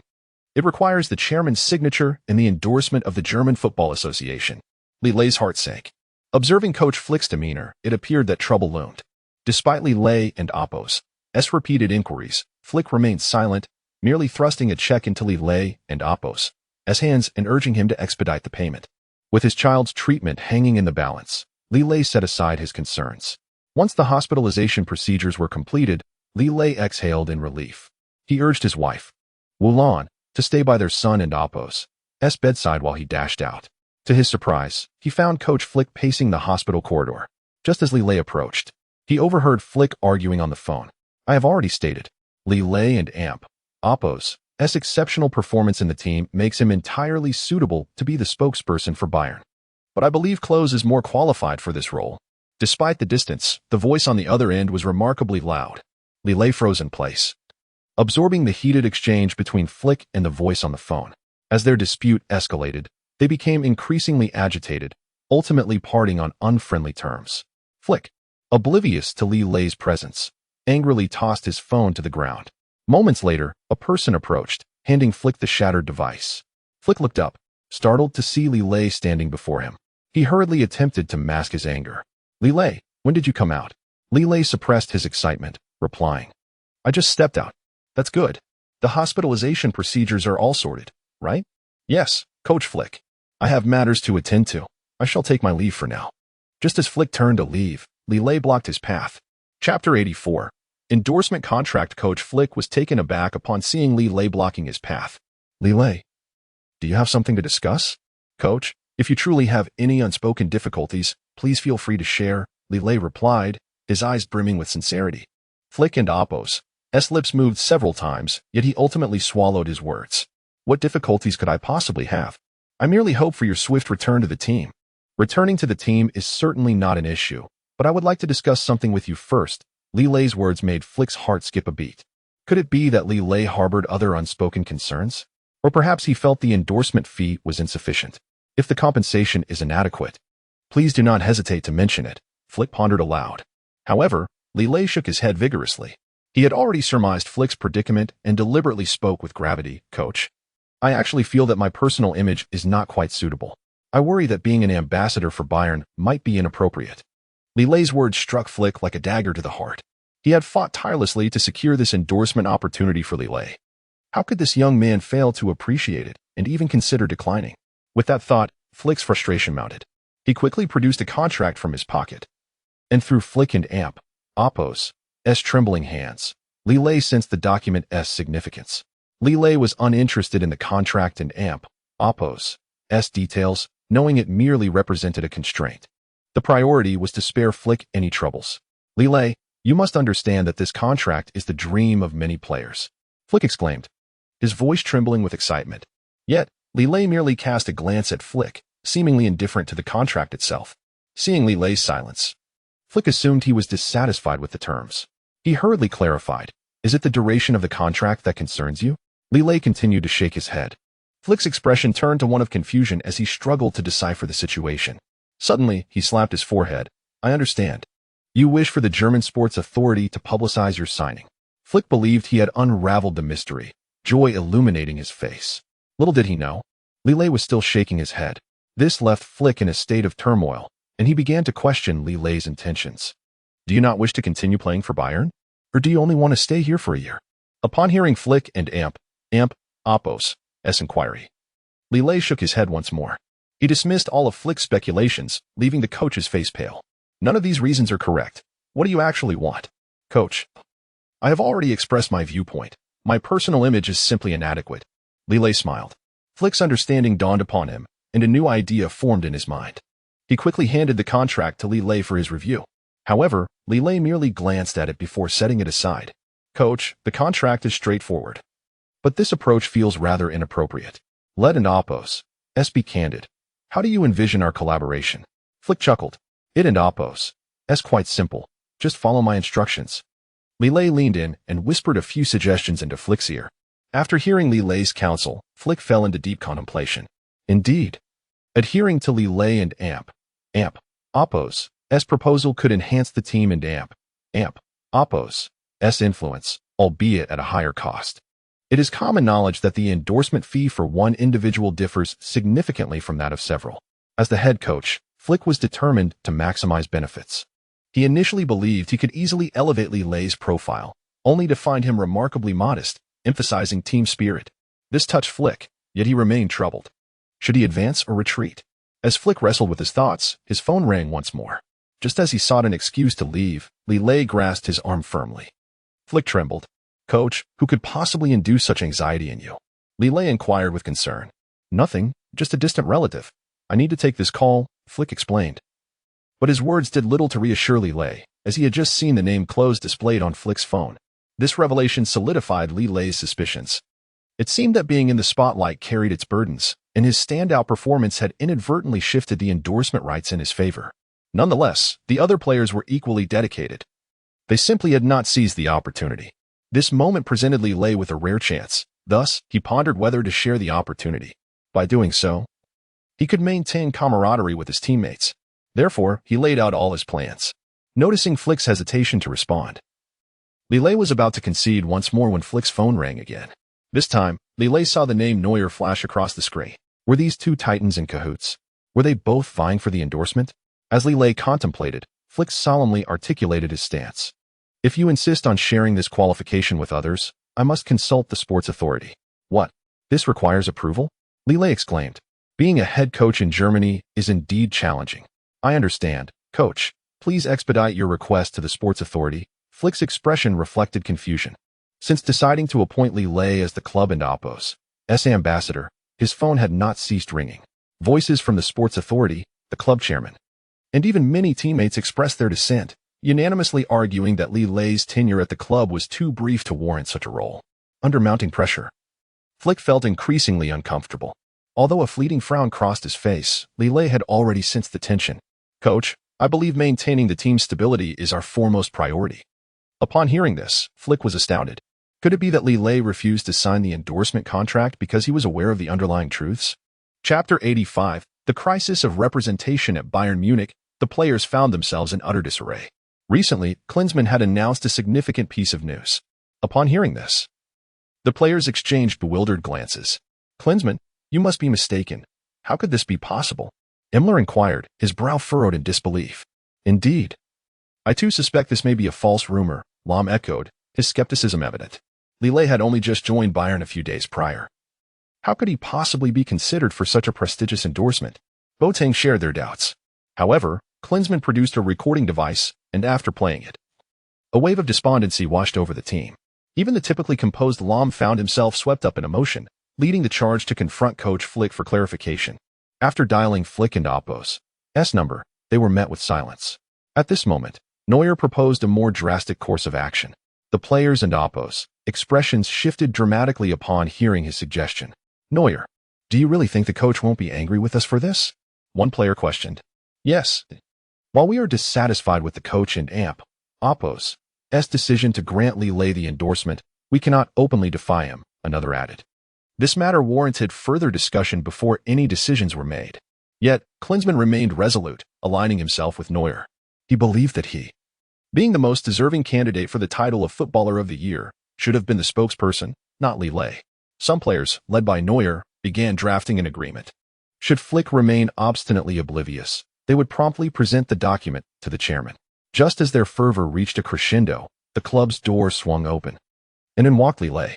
Boateng, with a sarcastic tone, remarked, "Isn't this our MVP from the last match? Where have you been?"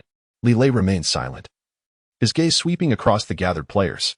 Almost all of them regarded him with envy, clearly intending to ostracize him, rather than respond with anger. Li Lei slowly retrieved a piece of paper from his pocket. Himmler, ever the inquisitive one, was the first to approach. He snatched the document and began to examine it closely. Upon finishing, he raised his voice in protest, exclaiming, "Neuer was right. Li Lei has indeed secured the endorsement." Himmler's declaration stirred the room like a hornet's nest, and the players encircled Li Lei, their fury erupting as they brandished their fists. Throughout the tumult, Li Lei remained silent, striving to absorb the ire directed towards him. Just as the players continued their onslaught, Coach Flick burst through the door, rushing to quell the chaos. "What is happening here? Why are you attacking Li Lei?" Upon seeing Flick's furious countenance, Neuer was the first to fall silent. "Coach, I was just joining in the fray," he stammered, revealing his fickle nature. Boateng scolded him sharply. "You and Oppos, re nothing but a fair-weather friend." Klinsmann had anticipated this turn of events and chose not to act impulsively. He gestured for the players to listen. "Everyone, we must ascertain the truth before making any decisions." Upon hearing Klinsmann's plea, the team quieted down. "We will abide by your judgment, Klinsmann. As long as that Chinese player does not become the spokesperson, we are satisfied. The endorsement should be awarded fairly," they insisted. Flick, understanding the situation better now, suspected that Klinsmann was the instigator of this uproar, fueled by his discontent over Li Lei's selection. Li Lei had hurried back, but was it merely to explain himself to them? Flick's sympathy for Li Lei grew as he observed the turmoil. "Li Lei, if you have anything genuine to express, now is the time," Flick urged. "Indeed, speak up," Lahm insisted. "Captain, why bother? He is attempting to usurp the spokesperson role," Neuer retorted angrily, with others echoing his sentiments, directing their ire at Li Lei. Faced with such condemnation, Li Lei simply smiled faintly. He seized the contract from Neuer's grasp and, before the astonished eyes of his teammates, tore it into shreds. The fragments danced through the air like petals, floating to the ground. The players, who moments ago had been filled with righteous indignation, now found themselves in a state of bewilderment. What did this act signify? Had they perhaps misjudged him? "Li Lei, speak up. What is the meaning of this?" they clamored. In response, Li Lei turned away from them. "Dear teammates, I, Li Lei, have never sought to claim the endorsement for myself." His words evoked sympathy among the players. Could it be that Klinsmann made an error? They pondered. It became clear that Li Lei was indeed an admirable individual, ungrasping and uncontentious, which was perhaps his most commendable trait. In the face of this unexpected shift, Klinsmann remained composed, raising his recording device once more.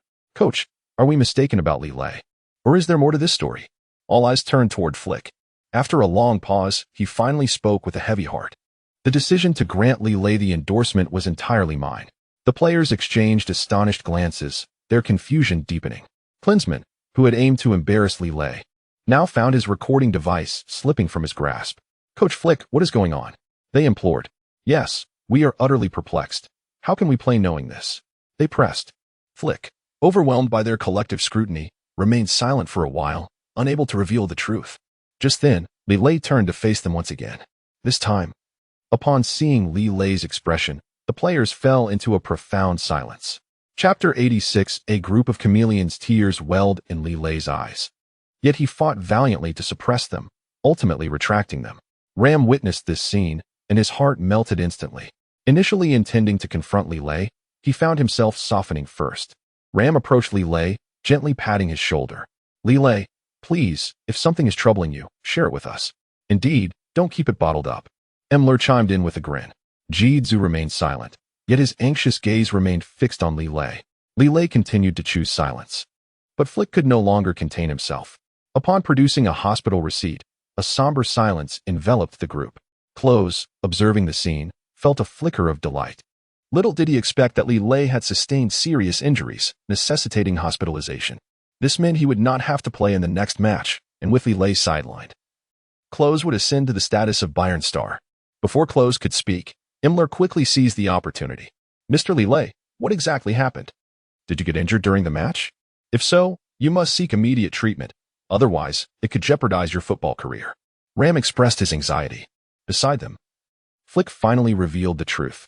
Li Lei has merely sustained a minor abrasion. As soon as he spoke, Neuer was the first to express his displeasure. "Are you kidding us? You wasted our concern. What is truly going on? If he isn't injured, then is someone else hospitalized? You all have misunderstood Li Lei. His son is currently in the emergency room," Flick said sorrowfully. In a heartbeat, the players who had been clamoring for answers fell silent. Li Lei felt immense gratitude towards Coach Flick. A stranger from across the ocean had shown him such compassion after only a few days of acquaintance, something he could scarcely fathom. "I am truly sorry, everyone," Li Lei exclaimed. "Mr. Li, you needn't say anything more. Why did you not inform us of such a significant matter?" Ram asked, his urgency palpable. "Indeed, if we are teammates, how can you bear such a heavy burden alone?" Jidzu added, stepping forward to express his concern. These two made Li Lei exceedingly happy, for their genuine care was evident. Neuer, with a clever glint in his eye, quickly approached Li Lei. "Mr. Li, I apologize for my earlier insensitivity. Please do not hold it against me. Before Li Lei could respond, Imler slipped something into his pocket. To his astonishment, Imler had placed some money there. Gazing at the grinning Imler, Li Lei felt an unfamiliar warmth blossom within him. Just as he was about to return the money, Imler firmly pressed his hand over Li Lei and Apos' pocket. Mr. Li, this is just a small token. Please do not refuse it. The other players promptly stepped forward to offer their support. Only Neuer, Klose, and Boateng remained at a distance, their emotions a complex mix. They had not anticipated that Li Lei would invoke his son as a source of aid. Klose cast a knowing glance at Li Lei, filled with disdain. If he failed to offer consolation now, it would be tantamount to openly opposing Li Lei. After all, Li Lei had assisted him twice in the last match. Regardless of whether he intended to express gratitude, Klose felt compelled to offer some form of support. Resolving to approach, he asked, Mr. Li, which hospital is your son in? You need not concern yourself, Mr. Klose, Li Lei replied, astonished. Klose and Apos' sudden shift in demeanor was bewildering. Could he be dreaming? It was only after pinching himself that he confirmed Klose and Apos' reality. Yet Klose continued to draw nearer. It's perfectly fine, Li Lei. I'm a local and have acquaintances in many hospitals. Though Li Lei harbored a desire to dismiss Klose, the mention of a hospital piqued his interest. After all, his son's burns were severe, and professional medical attention could expedite his recovery. With this in mind, Li Lei forced a smile. Thank you for your concern, Mr. Klose. I may need your assistance. Upon hearing Li Lei and Apos' slight thawing, Klose seized the moment. Coach Flick, I believe we, as Bayern players, should organize a fundraiser for Mr. Li Lei. His suggestion resonated immediately with Ram and Jidzu. Klose is right. Mr. Li Lei is one of us, and we must help him in his time of need. Indeed, this is the true spirit of our Bayern club. Imler added with a hearty laugh. I have already contributed all my pocket money. Neuer and Boateng remained silent, while Lewandowski quickly sided with Klose. Li Lei felt a profound sense of gratitude. Regardless of whether their concern was genuine or feigned, their outward show of support was commendable. He then made a promise to everyone. Thank you all for your concern for my son. This reaffirms that my decision to refrain from endorsements is indeed the right one. It is truly a pity that Mr. Li Lei is not taking endorsements. Klose feigned sympathy. What a splendid opportunity wasted. If I were Imler, I would have signed on the spot. You are merely suited to be a third-rate forward, unworthy of the limelight. Neuer retorted with biting sarcasm. As they debated, Coach Flick was making a significant decision. The player's behavior had deeply wounded him. Their rapidly shifting facades left him feeling despondent. Even if Li Lei declined to sign a contract, he could not allow Klose to benefit. After all, Klose had already amassed numerous accolades, and rewarding him further would hold little significance. Flick resolved to devise a solution that would satisfy both Li Lei and quell the collective ire of the team. Just as he was deep in thought, the chairman and Apos' call came through again. Flick braced himself for a storm of reprimands, but was instead met with the chairman and Apos' heartfelt concern. He was taken aback. Had even Bayern's chairman become aware of Li Lei's predicament? In that moment, the chairman granted Flick considerable authority. As all the players were engaged in offering their support to Li Lei, Flick's whistle cut through the air.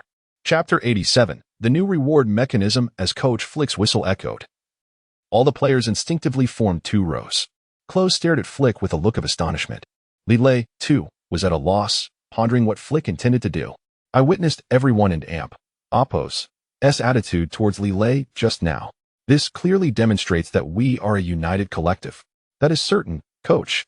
I, Imler, am the most devoted advocate of unity. I, Klose, also support Li Lei. You all performed admirably. But I just received a call from the chairman. The endorsement activity for Bayern has been cancelled.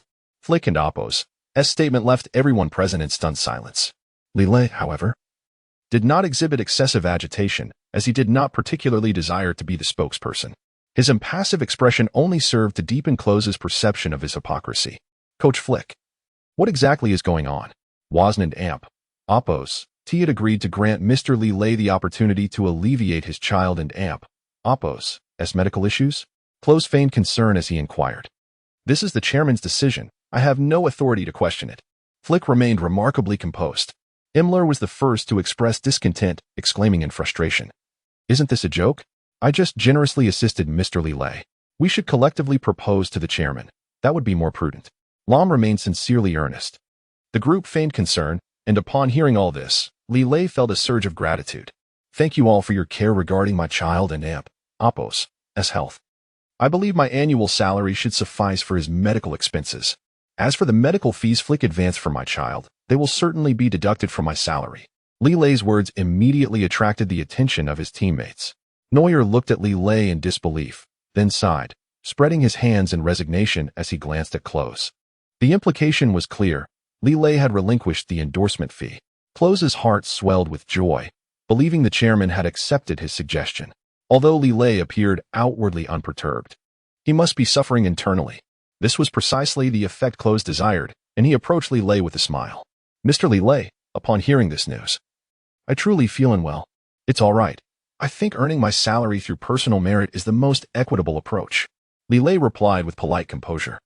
Then it shall rely on one's abilities. Neuer declared with pride. Indeed, only in this manner can a player's value within the club be demonstrated. Boateng also scoffed. Just as the atmosphere grew jubilant, Coach Flick interjected once more. Although the chairman has cancelled the endorsement activity, he has established a best performance award. Upon hearing this, Klose's heart sank. Could this be a ploy to undermine him? Just moments ago, he had relished Li Lei's loss of the endorsement opportunity, only to find the competition now intensified. The best performance award would require participation in every match, and Klose suddenly felt an immense pressure. It was not that his abilities were lacking. Rather, his age had become an insurmountable barrier to attaining the award. Was this not merely a different guise for rewarding Li Lei? With this thought, Klose smiled faintly. The chairman is indeed benevolent. This arrangement ensures fairness for every player. As Klose spoke, he cast a glance at Jidzu, whose expression had grown quite complex. Coach Flick, if this is indeed the case, will there be any criteria for who starts? Jidzu's sharp inquiry momentarily rendered Flick speechless. Currently, Jidzu's performance was mediocre, with scarcely any goals. If Flick were to choose between him and Klose, Klose would undoubtedly start. Implementing this method could very well undermine Jidzu's confidence. Just as Flick hesitated, Li Lei boldly spoke up. Coach Flick, I believe if the best performance award is to be instituted, it is crucial to establish a reward mechanism, especially for those players who may not take the field. His words prompted Flick to contemplate. After a moment, he acknowledged, Li Lei is correct. Each match will inevitably have starting and substitute players, and we must find a way to make this process equitable. I support this. Jidzu raised both hands in agreement. I, Imler, also endorse this decision. I do not wish to remain a third-rate forward. In an instant, the atmosphere on the field became fervent once more. Yet this time, all attention turned towards the reward mechanism, with no one targeting Li Lei. After all, the decision of who starts rests solely with the coach. Now, all the players directed their gazes toward Flick. Unperturbed, Flick produced an announcement. From this day forth, a player's opportunity to play will depend on the intensity of training and performances in matches between the first and second teams. This proclamation immediately captivated everyone's attention. Neuer held his head high, fully aware that the starting goalkeeper position was his alone. Boateng, however, frowned, concerned about his chances of starting as a defender. After all, he had made significant errors in the past 2 matches and was prone to receiving yellow cards. For Imler, generally, his position as the third forward would remain unchanged. Lewandowski remained expressionless, oblivious to any sense of urgency, as both Klose and Li Lei would complement his play. As long as he maintained a neutral position, he would encounter no issues. Klose surveyed his teammates, noticing no dissenting voices. He cleared his throat softly. Coach Flick, is this the final decision? Flick nodded. This has been approved by the chairman. This statement effectively extinguished Klose's hope of further proposing an alternative, and his eyes began to dim with despair. The aging Klose could hardly compete with the vigor of Jidzu and Li Lei. Nevertheless, Klose refused to concede. He placed all his bets on Lewandowski. He quietly whispered a few words in Lewandowski's ear, a moment that Li Lei observed keenly. Klose's anxious expression betrayed his ulterior motives. If one does not offend me, I shall not offend them. If they offend me, I shall retaliate. Li Lei silently repeated these words in his mind several times. Who will start in tomorrow and Appos' match? For Li Lei, this remained an enigma, leading him to plunge into deep contemplation. Chapter 88. The arrival of a stalwart adversary. Bayern Munich is on the brink of facing a formidable opponent. Borussia Dortmund stands as one of the most illustrious clubs in German football history, teeming with exceptional talent. Coach Flick meticulously analyzed the players' conditions, noting the furrowed brows of all. Their primary concern remained who Bayern would field as starters. In light of the opponent's formidable prowess, it was imperative for Bayern to present their strongest lineup. Indeed, only with such a combination could they swiftly breach the rival's defenses. The squad was a veritable melting pot of diverse footballing skills. The goalkeeper position was no longer a question. Neuer had already settled in a corner, basking in the sun. Lahm, a steadfast defender, was certain to remain on the pitch. And although Boateng bore some blame, his undeniable talent warranted inclusion. The most pronounced contention lay among the forwards and midfielders. Just as Coach Flick was about to announce the starting lineup, Li Lei unexpectedly stepped forward. However, before he could voice his intentions, Klose interjected, approaching Flick with a resolute demeanor. "Coach, I believe I should start in this match." Fueled by innate pride and formidable skill, Klose asserted his claim. Anticipating a contest with Li Lei, the latter astounded everyone by merely offering a calm smile, astonishingly conceding the forward position and expressing his desire to remain on the bench. This unexpected gesture left the other players dumbfounded. What had come over Li Lei? Was he afraid of the Dortmund players? Perhaps he wished to avoid animosity with Klose, gracefully yielding his spot. A wise man knows how to navigate the currents of circumstance. This decision was indeed sagacious.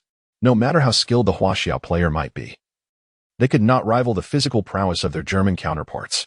An exhilarating spectacle was anticipated, with Klose, Lewandowski, and Neymar forming a formidable trident poised to make an impact. Flick's eyes brimmed with astonishment, yet he recognized that Li Lei was an enigmatic player, surely harboring his own rationale. Respecting his players' opinions, Flick finalized the starting roster. The starters radiated vigor and joy, while the substitutes, Jidzu and Reina, were engulfed in despondency. One was burdened with high expectations, yet failed to convert opportunities, while the other repeatedly faltered in goalkeeping. Amid their frustration, Li Lei took a seat beside them. "Mr. Jidzu, have you truly lost all motivation?" This remark incited Jidzu's ire, prompting him to rise in indignation. "How could I, Jidzu, possibly lack spirit? It's simply unbearable sitting on the bench. I share your sentiment, but what can we do when our abilities fall short?" Reina candidly stated. Li Lei remained silent, instead producing a football and began juggling it on the bench, seemingly oblivious to their exchange. Jidzu found Li Lei's nonchalance perplexing. "Mr. Li, why have you willingly chosen to be a substitute? In Huaxiao, we have a saying, when faced with formidable foes, one must avoid their sharp edges.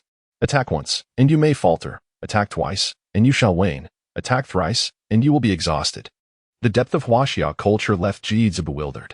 Li Lei chuckled heartily. When confronting a strong adversary, do not rush into conflict. Wait for their morale to falter before striking. If they fail in 2 consecutive assaults, their spirit will surely diminish by the 3rd. Upon hearing this, Jidzu appeared to grasp the concept, nodding vigorously. "I understand now. You mean we should wait for the opportune moment to enter the fray?" "You are correct. The first half will undoubtedly be a war of attrition, with both sides expending their utmost efforts to attack." Li Lei smiled knowingly. In truth, Klose and the others were eager to take the field, driven by the prospect of rewards. However, they failed to consider Dortmund as formidable strength. When 2 equally matched teams collide, the contest will inevitably be fierce. Li Lei seized the opportunity to utilize the first half on the bench for personal adjustment. Moreover, he sought to discern the true potency of the magical potion he had consumed. As Flick announced the starting lineup, Li Lei discreetly took a small sip of the potion. Remarkably, the pain in his body vanished, and he marveled at the newfound agility in his legs. No matter how he moved, the discomfort from his previous injury had completely dissipated.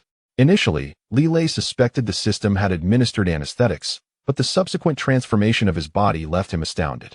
The football danced effortlessly at his feet, soaring 3 feet into the air. His teammates remained oblivious to this marvel, their focus riveted on the match. Only Li Lei felt uncontainable joy. With this magical potion, he would surely emerge as the fittest player in the second half. If luck favored Jidzu, they might even become a golden partnership. Jidzu and Reina could hardly fathom that Li Lei was juggling the ball on the bench while humming a tune. Their frustration reached a boiling point, particularly for Jidzu, who was seething with anger. "Mr. Li, what on earth are you doing? I am training my stamina. Are you not concerned about exhausting yourself before the second half?" "Rest assured, Mr. Jidzu, I must ensure my injured leg is fully recovered. Better to act within your limits. If your injury worsens, the cost will be too great. Thank you for your kind advice, Mr. Jidzu. I will be just fine." Li Lei's calm demeanor on the bench was lost on Klose, who stood proudly on the forward line, his sights set on Dortmund's goal. However, He too would face formidable resistance, for the opposing goalkeeper was a formidable talent, Weidenfeller, whose goals conceded were second only to Neuer. Moreover, defenders Hummels and Subotic proved to be tenacious adversaries. In midfield, the Japanese player Kagawa and another teammate, Jean Duan, were relentless in their challenges. The forward line boasted formidable figures such as Barrios, Gros, and Zidane, all of whom were no easy opponents. All signs indicated that today's match would be a fierce battle, yet Klose remained unperturbed. He was flanked by the powerful Lewandowski and the often whimsical Müller. This trio was destined to breach the rival goal. With that thought, a glimmer of victory illuminated Klose's eyes. As a shiny coin flipped through the air, Captain Lahm fortuitously secured the right to kick off. The whistle blew, and Müller surged forward with the ball. The cheers of the crowd erupted in waves, only to be abruptly silenced by the fall of a player. Chapter 89. Impeccable defense. Müller, while carrying the ball, barely made a few strides before being unceremoniously brought down by Zidane and Oppos's tackle. Without uttering a word, the opposing team swiftly passed the ball to Barrios, who stood at an imposing height of nearly 2 meters. Not only was he remarkably tall, but his speed was astonishing as well. From the moment he gained possession, he reached Bayern's midfield in less than 20 seconds, evading the attempts of Bayern and Oppos's center back to intercept him. Right from the start, Bayern found themselves in a precarious position. Barrios, in a frenzy, charged forward, swiftly coming face to face with Boateng. The frequently cautioned Boateng seemed unfazed, but the disparity in size and strength was evident. In this encounter, Boateng found himself outmatched and was easily sidestepped by Barrios, who continued his audacious advance. With such skill, it was almost laughable that he even aspired to be a defender. Barrios pressed on, emboldened by his speed, now facing the seasoned and formidable defender, Lahm. This veteran, with a wealth of defensive experience, exhibited remarkable composure, patiently awaiting the opportunity to intercept Barrios. Barrios, attempting to provoke Lahm, sought to entice him into making a rash tackle. However, Lahm remained unyielding, steadfastly positioned in front of him. Sweat trickled down Barrios' forehead as he noticed Boateng closing in from behind. Realizing the urgency of the moment, he executed a daring spin and sent the ball hurtling towards Boateng. The latter, in his fervor, failed to notice the ball hurtling towards him and was struck, momentarily dazed. Lahm had never witnessed such a bold backpass, and there was no physical contact between him and Boateng, rendering it a non-foul, as Barrios had played the ball backward. Poor Boateng lay on the ground, momentarily stunned, while the referee chose not to blow the whistle, allowing the game to proceed. In that instant, Gros seized the opportunity to snatch the ball from Boateng. Utilizing his adept dribbling skills, he effortlessly maneuvered past Lahm in the blink of an eye. Both players executed a clever pass behind Lahm, skillfully evading him. Calmly, Lahm pressed forward, determined to block Gros and Oppos's path. No matter how they attempted to advance, he remained resolute, confident in his ability to thwart their efforts. From the sidelines, Li Lei halted his juggling, his heart racing in tandem with the ball's trajectory. The first half was indeed a whirlwind of uncertainty. Yet, Li Lei and Oppos's primary concern remained Barrios. His imposing stature and agility posed a significant threat. Given Barrios and Oppos's offensive prowess, it was evident that Neuer would find it challenging to withstand his assault. However, Neuer remained unflustered, poised and ready for any potential save. At that moment, Gros sought to unleash a well-placed shot, but Boateng, now back on his feet, lunged to block the attempt. Without hesitation, Gros deftly flicked the ball towards the center, finding Barrios, the most menacing striker of Borussia Dortmund. Neuer seemingly anticipated this move, charging towards Barrios. Their speeds were nearly equal, but Barrios cunningly lofted the ball into the air. Neuer, caught off guard, missed his initial attempt but quickly regained his footing and dashed back to defend. This maneuver was nothing short of awe-inspiring, prompting Li Lei to give an approving thumbs up. The crowd erupted in applause, marveling at Neuer's exceptional skill, missing the initial save yet persisting in his defense. He was indeed a divine goalkeeper, rarely conceding goals. It appeared that Barrios was at a loss and could only send the ball skyward. Yet, Li Lei was oblivious to the audience and Oppos's praises, his gaze fixed on the aerial duel. In this critical moment, Barrios leaped with astonishing speed. Neuer, in a desperate attempt, also soared into the air. However, outside the penalty area, Neuer's limitations were exposed. Since the ball remained outside the box, he could not use his hands. Barrios, anticipating this, aimed for a header, but Neuer, ever resolute, met the ball with his head. The two collided mid-air, producing a resounding thud. Both Neuer and Barrios fell to the ground simultaneously. Neuer executed a somersault but remained upright, while Barrios landed heavily, unable to rise before Neuer charged towards the ball. True to his reputation as Bayern's top goalkeeper, Neuer swiftly launched the ball with a powerful kick towards Lewandowski. This moment marked a significant crisis at the goal, as Barrios could have easily capitalized on a rebound if not for Neuer and Oppos' quick reflexes. Despite not securing the ball, Barrios wore a smile, signaling a victorious gesture towards Gro. Clearly, the duo had devised a plan, and their ensuing offensive strategy promised to escalate in intensity. Upon receiving the ball, Lewandowski dashed into the opposing half, only to face the formidable defense of Kagawa and Jean Duan, who worked in perfect harmony to thwart his advance. Whenever Kagawa extended his left foot to intercept, Jean Duan would flank Lewandowski from the right, creating an impenetrable barrier. Before long, Lewandowski was drenched in sweat, frustrated by the relentless defense. How infuriating that they would guard against him so fiercely. "I am Dortmund's foremost striker.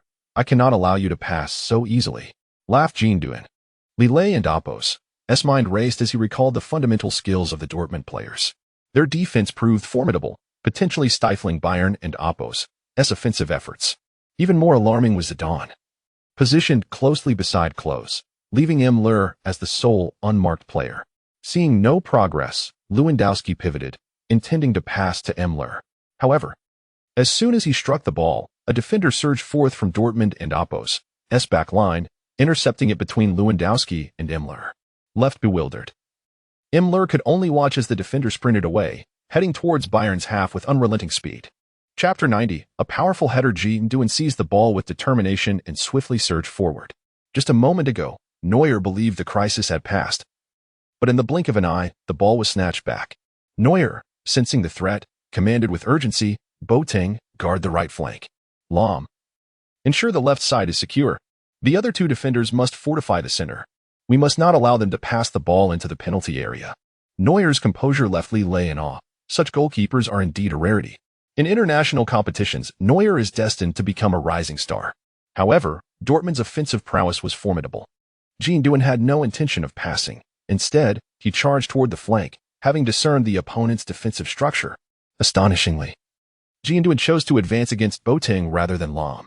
In this encounter, Klose assumed the role of a central defender, engaging Jean Duan in a fierce struggle. Klose proved to be a fierce competitor, and Jean Duan found it difficult to gain an advantage. Ultimately, despite his position, Klose's tenacity was a challenge for Jean Duan, whose remarkable ball control was evident as Klose struggled to reclaim possession. The standoff became increasingly awkward. One desperately sought to break through, while the other struggled to seize the ball. Müller quickly joined the fray, and upon seeing him approach, Jean Duan's eyes sparkled with opportunity. He deftly kicked the ball through Müller's legs. Caught off guard, the ball slipped past Müller flawlessly, intended for Barrios. The precision of Jean Duan and Oppos' pass was exceptional, and Li Lei felt a profound shock witnessing such skill. He had previously focused solely on improving shooting accuracy, neglecting other facets of play, often finding himself at a disadvantage during passes. Witnessing Jean Duan's extraordinary control and accuracy illuminated Li Lei's perspective. "Just wait. One day I shall surpass you," he silently vowed. Jitsu, unusually engrossed in the match, piqued Li Lei's curiosity, previously indifferent while seated on the bench. What had sparked his newfound interest? Suddenly, Jitsu's face lit up with joy upon seeing Barrios with the ball, an expression Li Lei immediately noted. What was happening? Why was Jitsu elated at Dortmund's possession? Could it be that he harbored jealousy towards Klose and others? Doubts crept into Li Lei's mind, prompting him to observe Jitsu discreetly. His initial desire to entertain himself with juggling the ball evaporated, replaced by a troubling thought that required further validation. On the pitch, Barrios, with lightning speed, advanced alongside Gro. Their synergy was impeccable. In contrast, Bayern and Oppos' performance today was lackluster. As Dortmund and Oppos' forwards created mesmerizing plays, Bayern appeared flustered. Even Boateng could not suppress his frustration. Barrios and Gro exchanged knowing smiles before launching an assault on Boateng. "You dare to openly challenge my limits. But what of it? You are destined to lose," Barrios declared arrogantly. Without hesitation, Boateng charged at Barrios, attempting to use his physicality to halt the advance. Unfortunately, he found himself at a disadvantage in the confrontation, quickly being pushed aside by Barrios.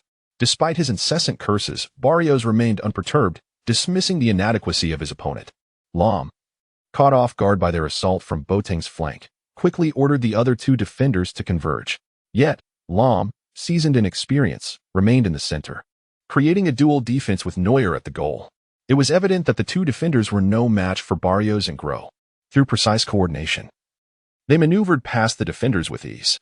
Groh surged forward, but Lahm executed a timely tackle, intercepting the ball. "Do you still wish to show off before me?" Lahm remarked after the tackle, yet he was taken aback by Groh's unexpected grin. Just as Lahm prepared to pass the ball, an unforeseen event unfolded. The trajectory of his pass was intercepted by Barrios, who executed a remarkable leap for a header from outside the penalty area. Neuer, disdainful, thought, "Does he truly believe such a shot could penetrate my defenses?" In a display of skill, Neuer attempted to block the ball with one hand. Barrios, witnessing this, chuckled as the ball slowly approached the goal. Neuer spun, grasping the ball, but to his dismay, it slipped from his control. In a moment of irony, Neuer and Appos' blunder proved catastrophic. Barrios and Appos' header had clearly been forceful, and the ball spiraled towards the net. Neuer, undeterred, rushed to block it, executing a graceful roll. Anticipating this maneuver, Barrios timed his shot perfectly. As the ball neared Neuer, it unexpectedly dipped. Li Lei gasped, recognizing this as a header version of an elevator shot. While it was commonplace for Klose to execute such a move, Barrios' ability to generate similar power with his head was astonishing. Neuer found himself unable to recover as the ball flew beneath him and into the net. In that instant, the referee's whistle signaled a valid goal. With the score now standing at 1 o'clock, the stadium fell into silence, save for one individual, who repeatedly stomped his foot in dismay. Chapter 91. The crisis at Bayern. The elevator shot by Barrios instantly left Coach Flick disheartened and frustrated. What on earth happened? Why did Neuer attempt to catch the ball with one hand? Perhaps he thought the ball was easy to handle, someone remarked. Neuer, known for his arrogance, was in no mood to listen to Zhu and Reina. Meanwhile, the crowd was filled with murmurs of disbelief. It was unexpected that the formidable Bayern team had failed to score. Dortmund had displayed remarkable prowess by taking the lead. Was Barrios' goal truly an elevator shot? Indeed. It was impressive. He managed to generate an elevator ball with his head. He was undoubtedly a rising star, and it appeared that Dortmund held the upper hand. The Bayern players were performing poorly, and we, the fans, felt embarrassed for them, particularly Neuer. Criticism and admiration were directed towards both teams. Yet the majority of the audience seemed to support Dortmund. Neuer, overwhelmed with shame, was acutely aware of what had transpired. He intended to prove his strength, but instead, he found himself at a loss. He glared at Barrios, who, with an air of mockery, seemed to revel in Neuer and Appos' predicament. "Barrios, don't get too smug. Regardless, I've already breached your defenses. What can you do?" Barrios' taunts were palpable. Just as Neuer was about to unleash his frustration, Klinsmann gestured discreetly, suppressing his inner fury. Neuer launched the ball with a powerful kick, sending it directly towards Klinsmann. This time, he intended to execute a ground shot. Although the Dortmund players rushed to intercept Klinsmann, they miscalculated. Upon seeing three opponents closing in on him, Klinsmann couldn't help but smile. "Do you think I'm a fool?" he thought, skillfully dribbling to attract the defenders. Ultimately, only 3 players surrounded him, and Klinsmann was content. After deftly maneuvering past them, he found himself just outside the penalty area. "This shot is undoubtedly mine," Klinsmann declared. However, towering Hummels lunged in from the side. The two engaged in a fierce contest outside the penalty area. This time, Klinsmann struggled to shake off Hummels, anxiety creeping into his thoughts. If he failed to score soon, it could spell disaster. Desperate to evade Hummels, Klinsmann noticed the defender and Appos' cunning tactics as he intentionally tangled with him outside the box. Despite his pride, Klinsmann had no intention of passing the ball to Lewandowski. "Klinsmann, pass the ball to me quickly," urged a voice. "Yes, Klinsmann, pass it to Lewandowski. There's still a chance." The audience believed he would surely make the pass. Yet, stubbornly, Klinsmann contemplated another ground shot. If these defenders were focused on blocking his upper body, a low attack might catch them off guard. Li Lei observed Klinsmann and Appos' poised stance and felt a wave of sorrow. In this situation, a ground shot seemed unlikely to succeed. His self-talk caught Zhu and Appos' attention. "Mr. Li, what are you saying?" Li Lei quickly realized his blunder and replied, "Nothing, just musing." He could see the worry etched on Zhu and Appos' face. After scoring for Dortmund, He had been joyous, but now, at the mere sight of Klinsmann with the ball, he appeared anxious. Clearly, his demeanor was unusual. Li Lei had much to discuss with Coach Flick, but just as he stood up, Jeeds did the same. "Mr. Li, is there something on your mind?" "Nothing. I merely need to use the restroom. May I join you?" Jeeds inquired. Flustered, Li Lei offered an excuse and sat back down, all the while keenly observing Jeeds' subtle changes. To his astonishment, as Klinsmann prepared to shoot, two figures suddenly appeared. Hummels and Subotic intercepted the ball precisely at that moment. Klinsmann realized the impending issue just as he was about to strike. But it was too late. His potentially lethal ground shot met an untimely demise, thwarted by the two defenders. However, due to the shot and Oppo's power, it merely deflected off their legs. At that moment, Lewandowski fortuitously arrived at the ball's landing spot. Without hesitation, he took a shot, believing it might inflict some damage, but was met with disappointment as Weidenfeller skillfully seized the opportunity. In a flash, he comfortably cradled the ball, denying the Bayern players a second chance. This effectively nullified Klinsmann and Lewandowski's follow-up attempts, leaving them momentarily stunned, their eyes reflecting regret. "What a pity. I never expected your ground shot to be thwarted." Klinsmann silently mused, sensing something was amiss. Ordinarily, it was nearly impossible for defenders to anticipate his ground shot. Why had two defenders rushed in at the last moment? This conundrum lingered in Klinsmann's mind. Meanwhile, Weidenfeller's extraordinary performance drew resounding applause from the crowd. The goalkeeper was exceptional, denying Bayern any opportunities, and surpassed Neuer in decisiveness. Once again, Bayern faced a formidable adversary, and it seemed their prospects were bleak. I believe Bayern has yet to fully showcase their capabilities. Indeed, Klinsmann and Oppo's shot was unexpectedly intercepted. From the substitutes bench, Li Lei noticed Jeeds fiddling with his phone. In previous matches, Jeeds had never been careless, even while seated on the bench. What could possibly be the reason for his distraction now? With this thought, Li Lei moved closer to Jeeds, but before he could discern the content of the phone, Jeeds hastily tucked it away. This only deepened Li Lei's suspicions about Jeeds' intentions. Seizing the moment of Jeeds' fluster, Li Lei approached Flick, who was visibly regretful about the recent goal conceded. Suddenly, Li Lei and Oppo's words intensified Flick and Oppo's inner worries. Chapter 92. A breach of confidentiality. Coach Flick gazed incredulously at Li Lei. "Please, repeat that."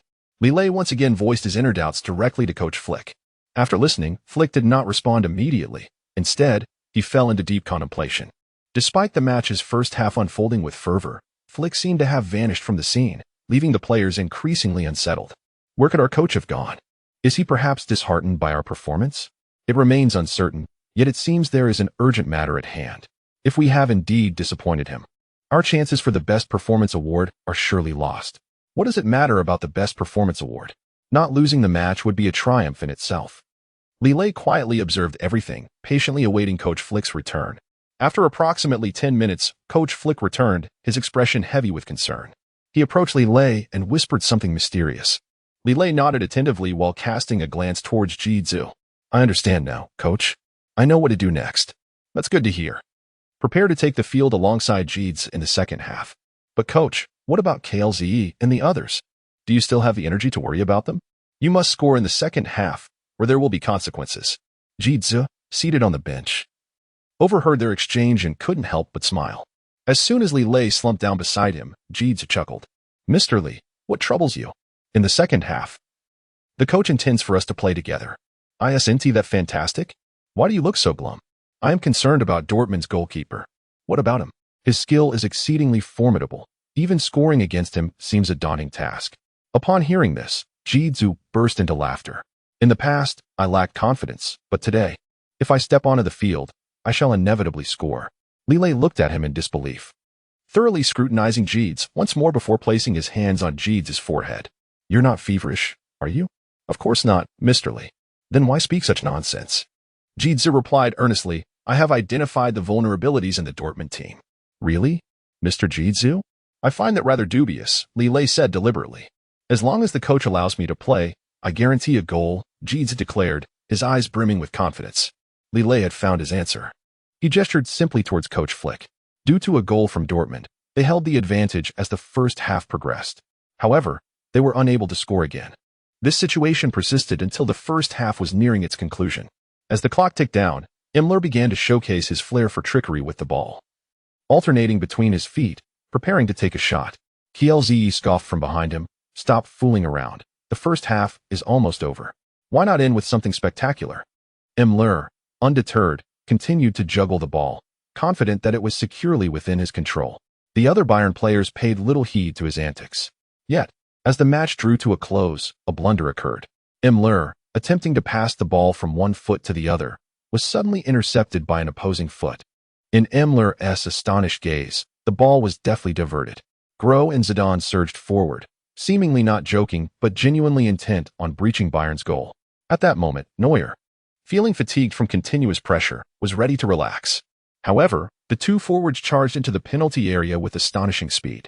Before Neuer could react, the ball was already perilously close to the goal.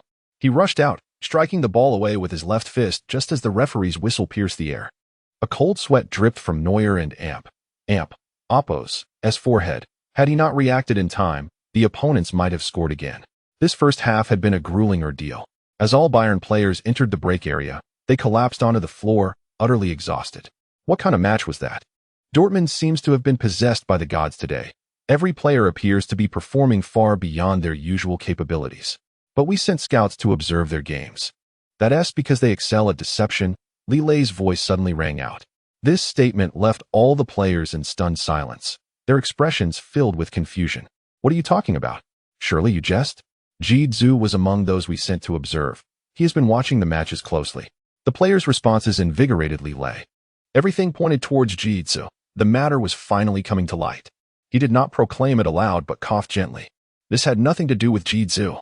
It was simply that Dortmund players were exceptionally good at masquerading. Initially, Jidzu had been panic-stricken, but upon hearing Li Lei and Oppo's explanation, he felt somewhat reassured. I cannot be blamed. I too was diligently watching the match. Meanwhile, Klose, visibly disheartened, approached Coach Flick. Coach, how should we play in the second half? The second half is no longer your concern, Flick replied coldly. This statement reverberated with a weight that seemed to amplify in the air. Klose staggered, unable to comprehend the reality of the situation. Coach, why must I be substituted? Bayern had never played such a passive match before. But I gave it my all. I understand, Klose, yet we must score. Flick promptly announced the lineup for the second half. Upon hearing the roster, Klose sank helplessly to the ground. Chapter 93, Jidzu as an insider to everyone's astonishment. Jidzu's name appeared on Flick's roster, clearly indicating an intention to replace Klose directly. Klose felt a mix of resignation and a hint of joy. So far, there had been no mention of Li Lei entering the game, suggesting that Coach Flick had no plans to utilize him in this match. Jidzu and Oppo's excitement was palpable, radiating from his expression as he firmly grasped Coach Flick and Oppo's hand, assuring him, "Do not worry, Coach. I will score when I take the field. I will give it my all. Our greatest challenge lies in the defense." Flick turned his gaze towards Lahm, and with determination, Lahm replied, "Rest assured, in the second half, we shall fight with even greater fervor." However, Lahm couldn't help but wonder, why isn't Mr. Li Lei being put on the field? Coach Flick remained silent, for it was evident that Li Lei had already made his intentions clear. He was sound asleep on the bench. Klose felt a mixture of irritation and amusement at this sight. While others were striving, this individual from Huaxia was comfortably asleep. What was even more concerning was that the coach had been fooled by him. If this continued, would it not spell crisis for Bayern? Klose was baffled as to why Coach Flick would allow this. He exchanged a glance with Neuer, who was clearly agitated. Upon seeing Li Lei snoring on the bench, Neuer erupted, "Coach, this is truly exhausting. Some are working hard, while others are sleeping soundly." Boateng shared Neuer's frustration, muttering, "Let him sleep. His slumber gives me a chance to play." Jidzu, however, was unfazed. At that moment, the mischievous Neuer approached Li Lei with a feather, teasingly tickling him under his nose and in his ears. Strangely, no matter how much Neuer provoked him, Li Lei remained utterly still. Alarmed, Neuer placed his hand beneath Li Lei's nose to check for breath. Fortunately, this fellow was still alive. How exhausted must one be to sleep so soundly? Reyes chuckled from the side, unperturbed, as having someone to accompany him was preferable to solitude. Though Flick had mentally prepared himself, he was still taken aback by Li Lei's demeanor. Did this man truly feel no pressure at all? No one could predict how the dynamics of the second half would unfold. Perhaps this fellow had some hidden strategies. If he were to spring into action, He might just orchestrate an unexpected turn of events. It was this consideration that led Flick to overlook Li Lei's behavior. Otherwise, anyone else caught sleeping on the bench would face severe reprimand. When Flick heard the players discussing Li Lei, he merely cast a lazy glance in their direction before returning his focus. Our match is a contest for the Best Performance Award. If Li Lei voluntarily forfeits his opportunity, wouldn't that be beneficial for you all? Klose felt a jolt of realization at these words. Could it mean that his own chances were slipping away? He turned his gaze towards Coach Flick, asking, "Coach, if none of us score in this match, how will the Best Performance Award be determined? If there are no goals, what merit is there for such an award?" Flick's smile vanished instantly, his expression hardening like stone in winter. The players fell silent, startled. As the second half approached, Flick was burdened with concern. It was after considering Li Lei's advice that he reviewed the surveillance footage. Upon witnessing the footage, Flick was nearly driven to the brink of fury. He had assumed that Li Lei's hints were mere speculation, lacking any substantial evidence. Surely, Jitsu, as a substitute forward for Bayern, wouldn't he engage in any outrageous conduct? Yet, to his dismay, the reality was far from that. When Jitsu's figure appeared on the screen, Flick's shock was profound. He was not alone but engaged in a close conversation with Barrios. Had it not been for the video evidence, Flick would have found it impossible to believe. He stumbled back to the resting area, his mind in a whirl. As his previously stellar impression of Jitsu plummeted to zero, rage coursed through him, wishing he could confront Jitsu directly. The seemingly sunny and earnest Jitsu turned out to be a schemer. Upon returning, Li Lei's keen eye immediately detected something amiss. He swiftly gestured to Flick to temper his rising agitation. Ultimately, Flick resolved to temporarily spare Jitsu, vowing to keep a close watch during the match for any signs of betrayal. Should this individual truly sell out the team, he would be expelled from Bayern and his misdeeds publicly denounced across club websites. Should Jitsu dare to take such a path, he would find himself without a club to play for in Germany. Other clubs would likely follow suit in ostracizing him. Of course, if Dortmund were to accept Jitsu, that could be a possibility worth considering. This dilemma lingered in Flick and Oppo's mind as he reached a decision. Meanwhile, Jitsu was lost in the euphoria of the prospect of taking the field, oblivious to the impending crisis. The second half is my moment to shine, he thought. He hoped for good fortune. Could he surpass Klose, who had failed to score? Perhaps Jitsu and Oppo's stamina would allow him to rise to the occasion. He paid no heed to the chatter around him, for he was resolute. This match would mark his resurgence, and it might also be his farewell. The course of events now rested in Flick's hands. If Jitsu remained benched, his departure would become inevitable, as he held a transfer contract in his pocket. All documents signed, awaiting only his final decision. "Bayern, we must win this time," Jitsu shouted into the air. "Have you lost your mind before the second half even begins?" Müller muttered in annoyance. "Enough chatter. This is just my pre-match warm-up. Do you not warm up with your mouth?" Müller secretly disdained Jitsu. However, once Klose was substituted, Lewandowski would emerge as Müller's prime partner, and he was determined to deny Jitsu any opportunity, as they had become rivals. Müller was resolute. He would seize the Best Performance Award in this match. As the whistle for the second half blew, Jitsu dashed to the front line, exchanging a knowing smile with Barrios as their performance was set to commence. Chapter 94. Enhancing secondary physical fitness. Everything unfolded precisely as Flick and Li Lei had anticipated.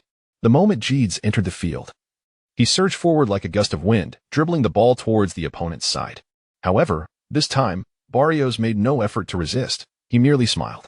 To Jitsu, this scene appeared to be nothing more than a farce, yet he still vented his frustration, exclaiming, "You are utterly pathetic." Levon observed the situation with growing suspicion. Earlier, when Klinsmann had attacked, he had faced fierce resistance, yet Jitsu now exhibited astonishing prowess. Why was it that Barrios had allowed Jitsu to pass unchallenged?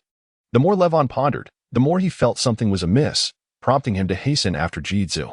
Unfortunately, as soon as he moved, Dogan joined him, and together they sprinted ahead. This left Levon feeling quite vexed as he glanced at Jitsu, who was running with remarkable vigor. What was going on? Realizing the urgency of the situation, he called out to the bumbling Müller behind him.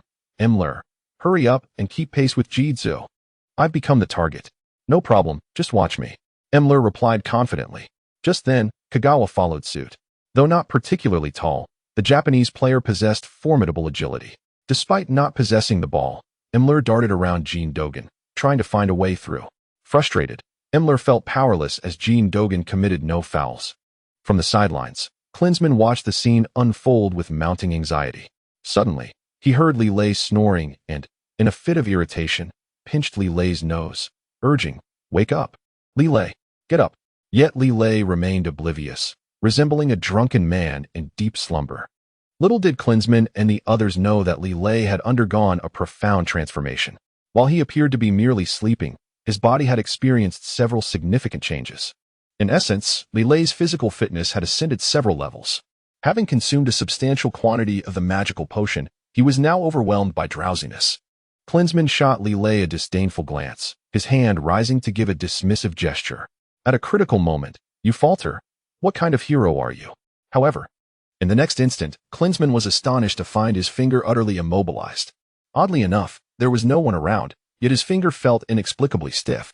Unbeknownst to him, it was Li Lei and Appos' potent aura that had temporarily paralyzed his finger. Having consumed all the magical potion, Li Lei and Appos' muscles had rapidly developed, becoming as hard as stone. While 8-pack abs were commonplace, he had astonishingly manifested 12. Furthermore, even the slightest exhalation seemed to cause nearby objects to tremble. Klinsmann strained to move his finger, yet it would not bend. Damn it, this cursed hand is acting up again. Despite his best efforts, he could not restore his finger's mobility. Suddenly, a figure appeared before Klinsmann, sporting a goofy grin that loomed close to his finger. Li Lei scrutinized Klinsmann and Appos' middle finger and burst into laughter. "Klinsmann, you're indeed impressive. Even when giving the middle finger." This offhand remark left Klinsmann feeling utterly embarrassed, as he had thought his gesture would go unnoticed while Li Lei slept. Instead, his immobile finger had become a source of amusement for Li Lei. Nonetheless, Klinsmann maintained his pride, lowering his head with a faint stretch. "It's just a recurring stiffness in my joints." "Mr. Li Lei, you're finally awake." A glimmer of coldness flickered in Li Lei's eyes, rendering Klinsmann almost petrified. He sensed a distinct aura emanating from Li Lei, a stark contrast to his usual demeanor. Klinsmann felt an oppressive weight in his chest, causing his heart to race. He clutched his chest tightly with one hand, unable to meet Li Lei and Appos' gaze. "If you feel unwell, perhaps the team doctor should take a look," Li Lei suggested, gesturing towards the medical staff. The doctor, having been idle and dozing off on the bench, was jolted awake by a sudden gust of wind. Startled, he looked up to see Li Lei signaling him. The doctor quickly grabbed his medical kit and rushed over. "Mr. Li Lei, what seems to be the problem? You look rather pale. Are you coming down with something?" Li Lei chuckled softly and waited for the doctor to finish his flurry of activity before he spoke. "I'm sorry, but the one who needs attention is Mr. Klinsmann." An awkward silence ensued as the doctor stared in disbelief. Mr. Klinsmann is usually so robust. How could he be injured? "It's likely just an old issue flaring up. Please attend to him," Li Lei said, turning his gaze towards the field. Regardless of Klinsmann's situation, Li Lei remained indifferent. Presently, his rapid enhancement in physical fitness had transformed him into a secondary physique. His jumping ability, endurance, and explosive power had all reached new heights. However, since the match had just commenced, it was not yet time for him to take the field. Li Lei began to juggle the ball with his feet, feeling a newfound sense of power. With a delicate flick, the ball soared like a cannonball, striking a nearby trash can and becoming lodged inside. His teammates were left in stunned silence. "Is this some kind of joke? Mr. Li Lei, your luck is astounding. Teach me how to do that." Li Lei simply smiled, understanding the true nature of that shot. In an instant, all his explosive force had converged in his foot. The ball hadn't aimed for the bin. It had been a direct strike. This surge of power filled Li Lei with excitement, eager to showcase his abilities once he stepped onto the pitch. Turning back to Klinsmann, who still held his middle finger aloft, Li Lei's gaze brimmed with mockery as he too raised his middle finger, inciting an uproar from the spectators. Chapter 95, Deception on the Open Sea. What is that person from Huaxia doing? Why is he raising his middle finger? It is highly probable that it reflects dissatisfaction towards the coach. Bayern Munich and Appos' performance today is already lackluster. What does it matter if he gestures in such a manner? The recently substituted Jidzu might potentially create some breakthroughs. Li Lei pays no heed to the opinions of others regarding him. His pent-up energy awaits the opportune moment to deliver a significant blow to Borussia Dortmund. At this juncture, one must observe how Jidzu performs.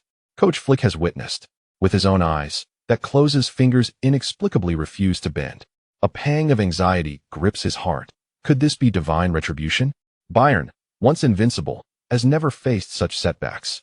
Could it be that they are destined for defeat this time? Just as Flick is overcome with urgency, his gaze lands on Li Lei. The latter remains unperturbed, leisurely juggling the ball at the sidelines. In an astonishing stroke of luck, the ball inadvertently finds its way into a trash bin. Nearby, several substitute players are desperately attempting to retrieve the ball, but fail miserably. This scene astounds Flick, prompting him to discreetly approach the trash bin, examining the situation from various angles and even gently touching the ball. Flick cannot help but admire Li Lei's skill. Perhaps he will be the one to turn the tide. But for now, he watches how Jidzu betrays his teammates. On the field, Jidzu whistles and begins to charge forward with a peculiar gait. His speed is rather mediocre, yet the defenders from Dortmund seem indifferent to his presence, treating him as if he were invisible. Jidzu effortlessly penetrates deep into Dortmund's territory, leaving Flick in disbelief. Could everything Li Lei said be true? But then again, if they were truly in cahoots, why allow Jidzu to take a shot? Just moments ago, Jidzu maneuvered to the edge of the penalty area and seized an opening for a strike. The crowd erupted with cheers, their Jidzu banners fluttering in excitement. Some fans even cupped their hands to their lips, chanting his name fervently. Jidzu, brimming with pride, nevertheless watched in despair as his shot was ultimately saved by the goalkeeper. The expression on his face reflected disbelief as he stared at the goalkeeper. Strangely enough, this gaze seemed to have an effect. The goalkeeper inexplicably dropped the ball. The referee's whistle remained silent, granting Jidzu a remarkable opportunity. Before the ball could settle, Jidzu executed a swift sliding tackle, seamlessly sending the ball into the net. In an instant, Jidzu had scored. The fans erupted in jubilation, astonished by Jidzu's unexpected emergence. Though he may not have appeared particularly formidable, he had indeed found the net. An element of fortune was undeniably at play, given the goalkeeper's blunder.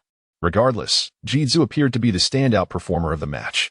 His face radiated triumph, and he raised an eyebrow in self-satisfaction. The fallen goalkeeper displayed no sorrow, merely furrowing his brow slightly. The two exchanged camaraderie near the penalty area, as if they were old friends. Unbeknownst to them, the clueless Imler rushed over upon seeing Jidzu and Oppo's goal. Before Jidzu could brace himself, Imler playfully toppled him to the ground, his stubble scratching against Jidzu's hair. Not only that, but Imler embraced Jidzu tightly, eliciting laughter from the spectators at Imler's whimsical celebration. The dynamics of the match shifted dramatically. Flick's expression transformed from grim to cautiously optimistic as he turned his attention to Li Lei. Li Lei squinted, reflecting on the details surrounding Jidzu's goal. In an instant, the goalkeeper lost the ball, allowing Jidzu to score. Such coincidences seemed too fortuitous. Could the goalkeeper truly be in such poor form? Weidenfeller, second only to Neuer among goalkeepers, had been effortlessly breached by the relatively unknown Jidzu. Was this not a humiliation? Li Lei observed Jidzu's expression, beginning to comprehend. The strategy of catching the big fish with a long line was indeed their plan. Initially, they aimed to equalize the score with a simple goal, thereby earning Flick and Oppo's trust and perhaps altering the perception of Jidzu. Various questions flooded Li Lei and Oppo's mind, but he lacked confirmation. He scrutinized the performances of the Dortmund players. Despite conceding a goal, each member showed no signs of distress, and even the coach remained composed on the sidelines. After scoring, Jidzu immediately flashed a V sign towards Coach Flick and extended a finger skyward. This classic gesture did not escape Li Lei's notice. "Mr. Jidzu, you performed remarkably this time." "Thank you, Mr. Li Lei. It is my turn to shine now," Jidzu replied, casting a glare at Klose. The latter, reclining in a chair and receiving treatment from the team doctor, felt a slight twinge of pain in his previously unbending finger, now subjected to acupuncture. Yet, what troubled him most was Jidzu and Oppo's lightning-fast goal. Despite Klose's status as a world-class striker, he had been unable to score, while Jidzu had succeeded.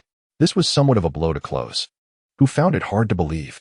However, the reality was undeniable. Many fans had already rallied around Jidzu. It seemed that Klose and Lewandowski were fated to remain silent in this match. Imler swiftly made his way to the forward line. Meanwhile, Jidzu, still celebrating, nearly collided with Imler. He pushed Imler aside, brushing off the dirt from his shirt. "Imler, you ought to keep your eyes open while walking.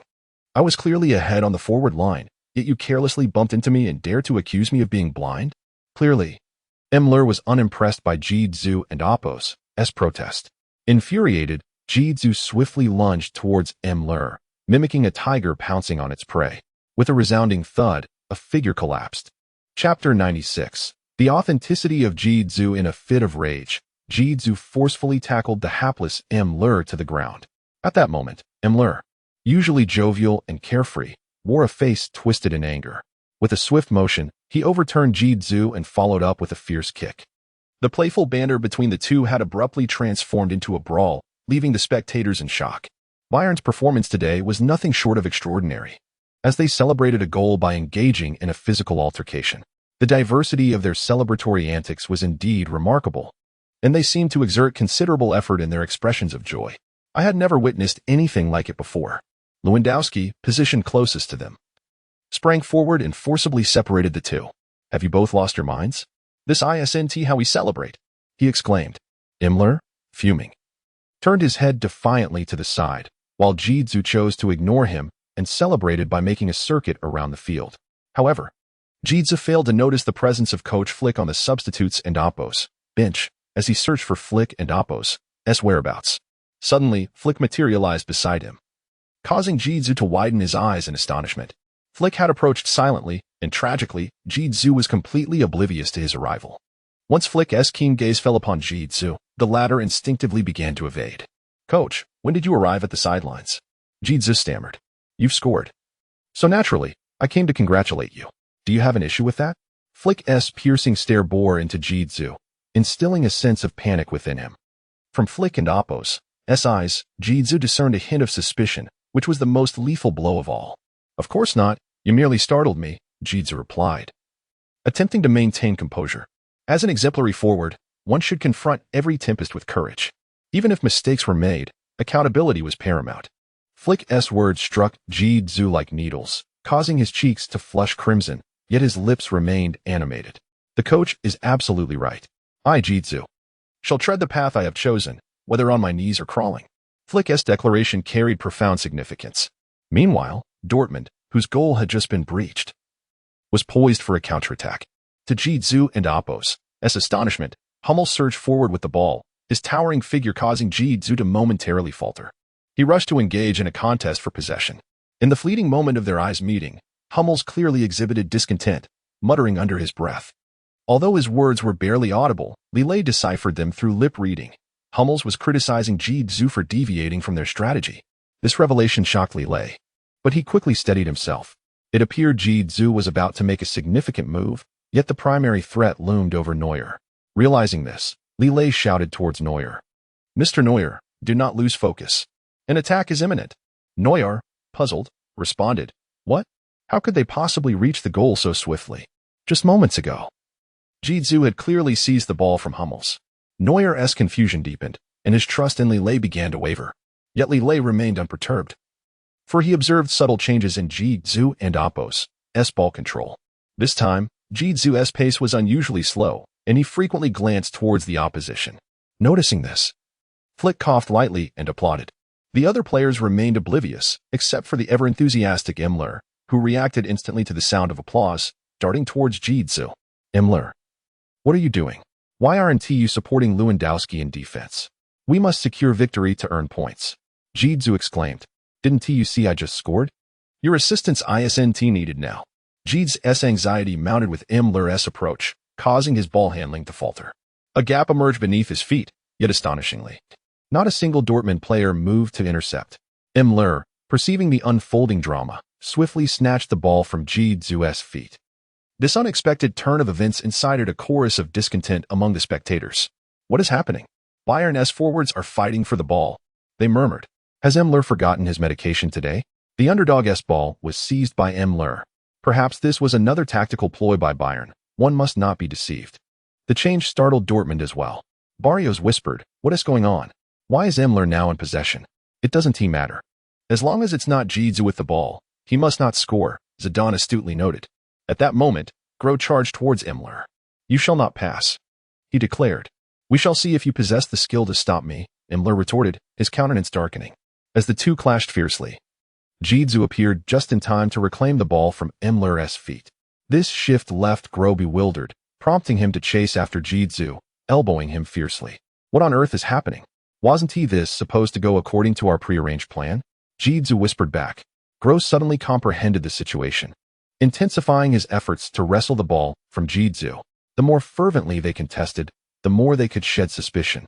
Emler stood idly by, grinning as he observed the spectacle, seemingly detached from the ensuing chaos.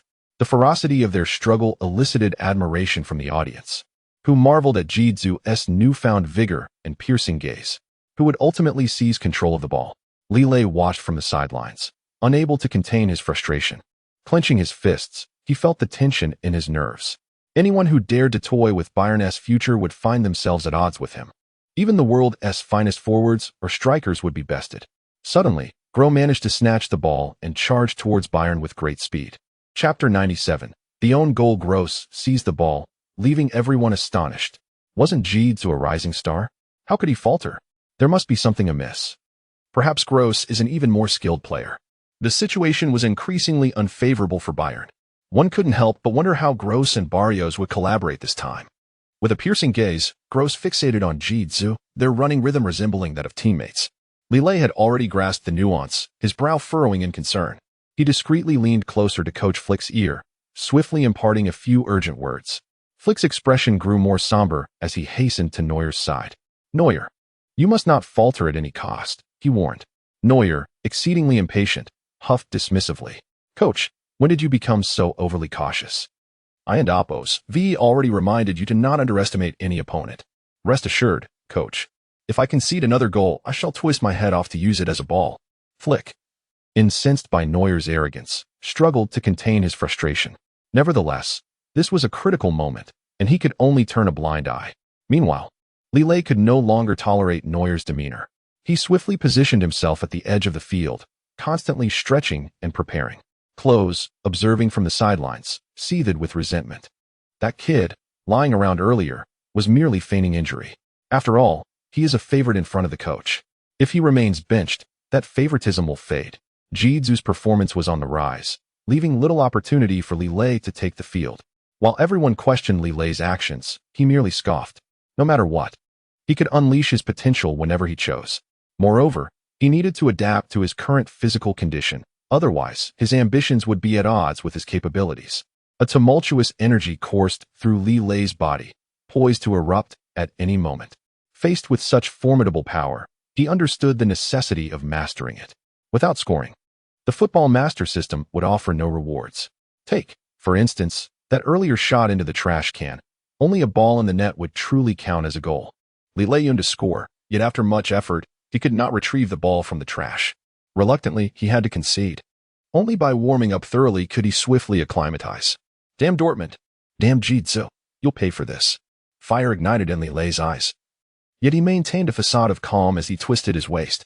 At this moment, he could endure the scorn and ridicule of all.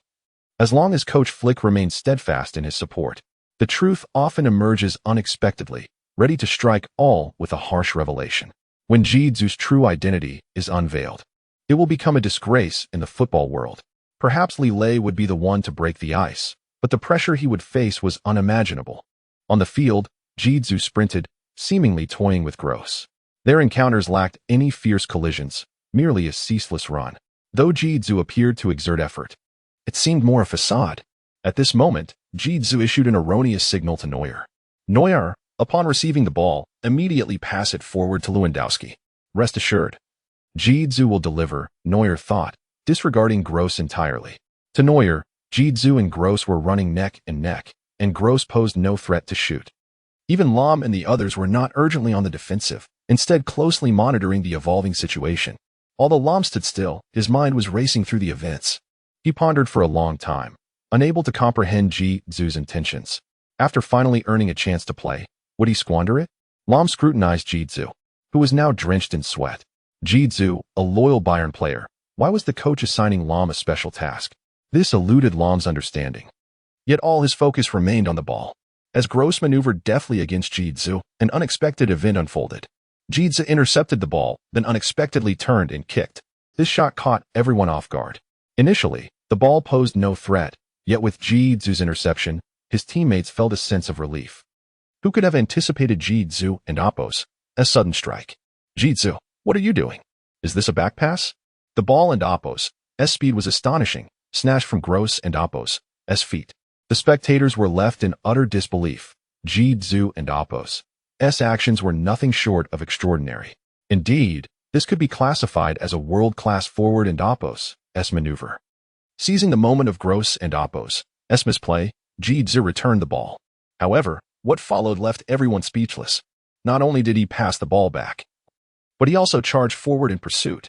Neuer furrowed his brow, still intent on clearing the ball with a powerful kick. Even if Klose sent it back, he could not simply return it without consequence. Neuer took a deep breath and struck the approaching ball with force. Yet, just as Neuer was about to make contact, Klose and Oppos's leg unexpectedly intervened. Caught off guard, Neuer slammed to the ground. Klose and Oppos's leg fortuitously connected with the incoming ball, nudging it just enough. Before anyone could react, the ball rolled across the goal line. It took a moment for everyone to grasp what had transpired. Some believed it was a joke. The hapless Müller even approached the goal, peeking inside. He grabbed the ball from behind the line and made a face at the spectators. Instantly, the crowd erupted in boos. Klose is disgraceful, scoring an own goal. How could this happen? Just moments after a goal, he creates an own goal. Klose, hurry up and leave the field. Don't bring shame to Bayern. Dortmund had performed brilliantly, securing a point without effort. True to form, the referee blew the whistle, granting Dortmund an effortless point. All the players erupted in cheers. At that moment, a thunderous roar emanated from the substitutes and Oppos's bench, followed by Bayern raising the substitution sign. Chapter 98. The transcendence of Li Lei. The substitution sign was raised high, a manifestation of Flick's profound helplessness. Who could have anticipated that Klose would inadvertently score an own goal? In truth, Li Lei had forewarned Flick, yet Neuer dismissed it entirely. Lying on the ground, Neuer felt the weight of Flick's penetrating glare, drowning in embarrassment. Helplessly, he pounded the ground and hurled the ball toward the net. Müller, standing nearby, was nearly rendered speechless. What on earth is wrong with you? You just stood there and watched Klose kick it in. But there's no need to worry too much. After all, it was just an own goal. We were already at a disadvantage. And now we're down by a point. What shall we do? Fear not, Neuer. When I, Müller, get serious, I will surely breach the opponent and Oppos's goal.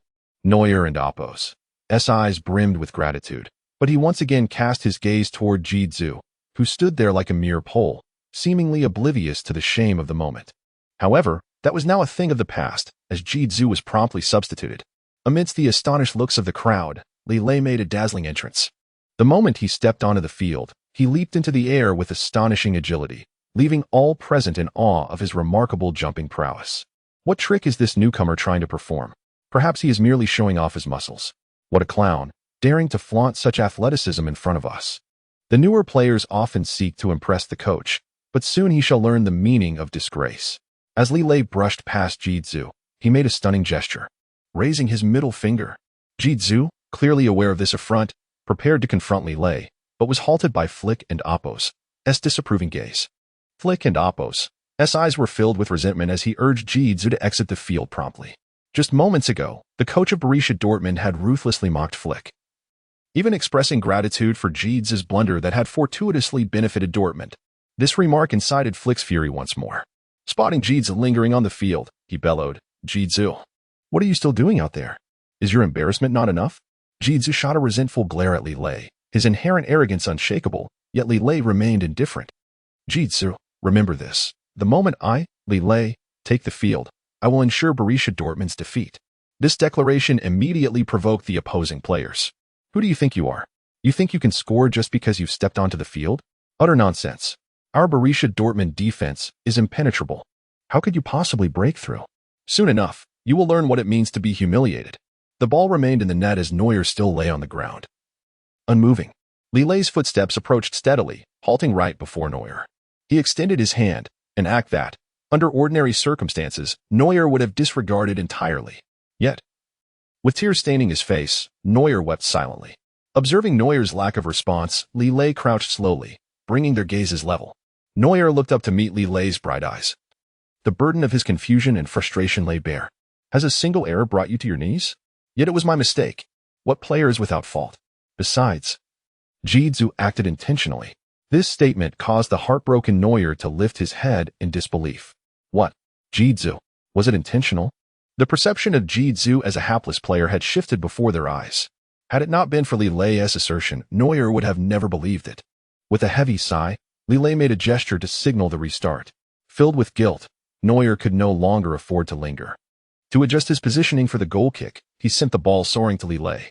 Without pause, Li Lei swiftly advanced toward Imler.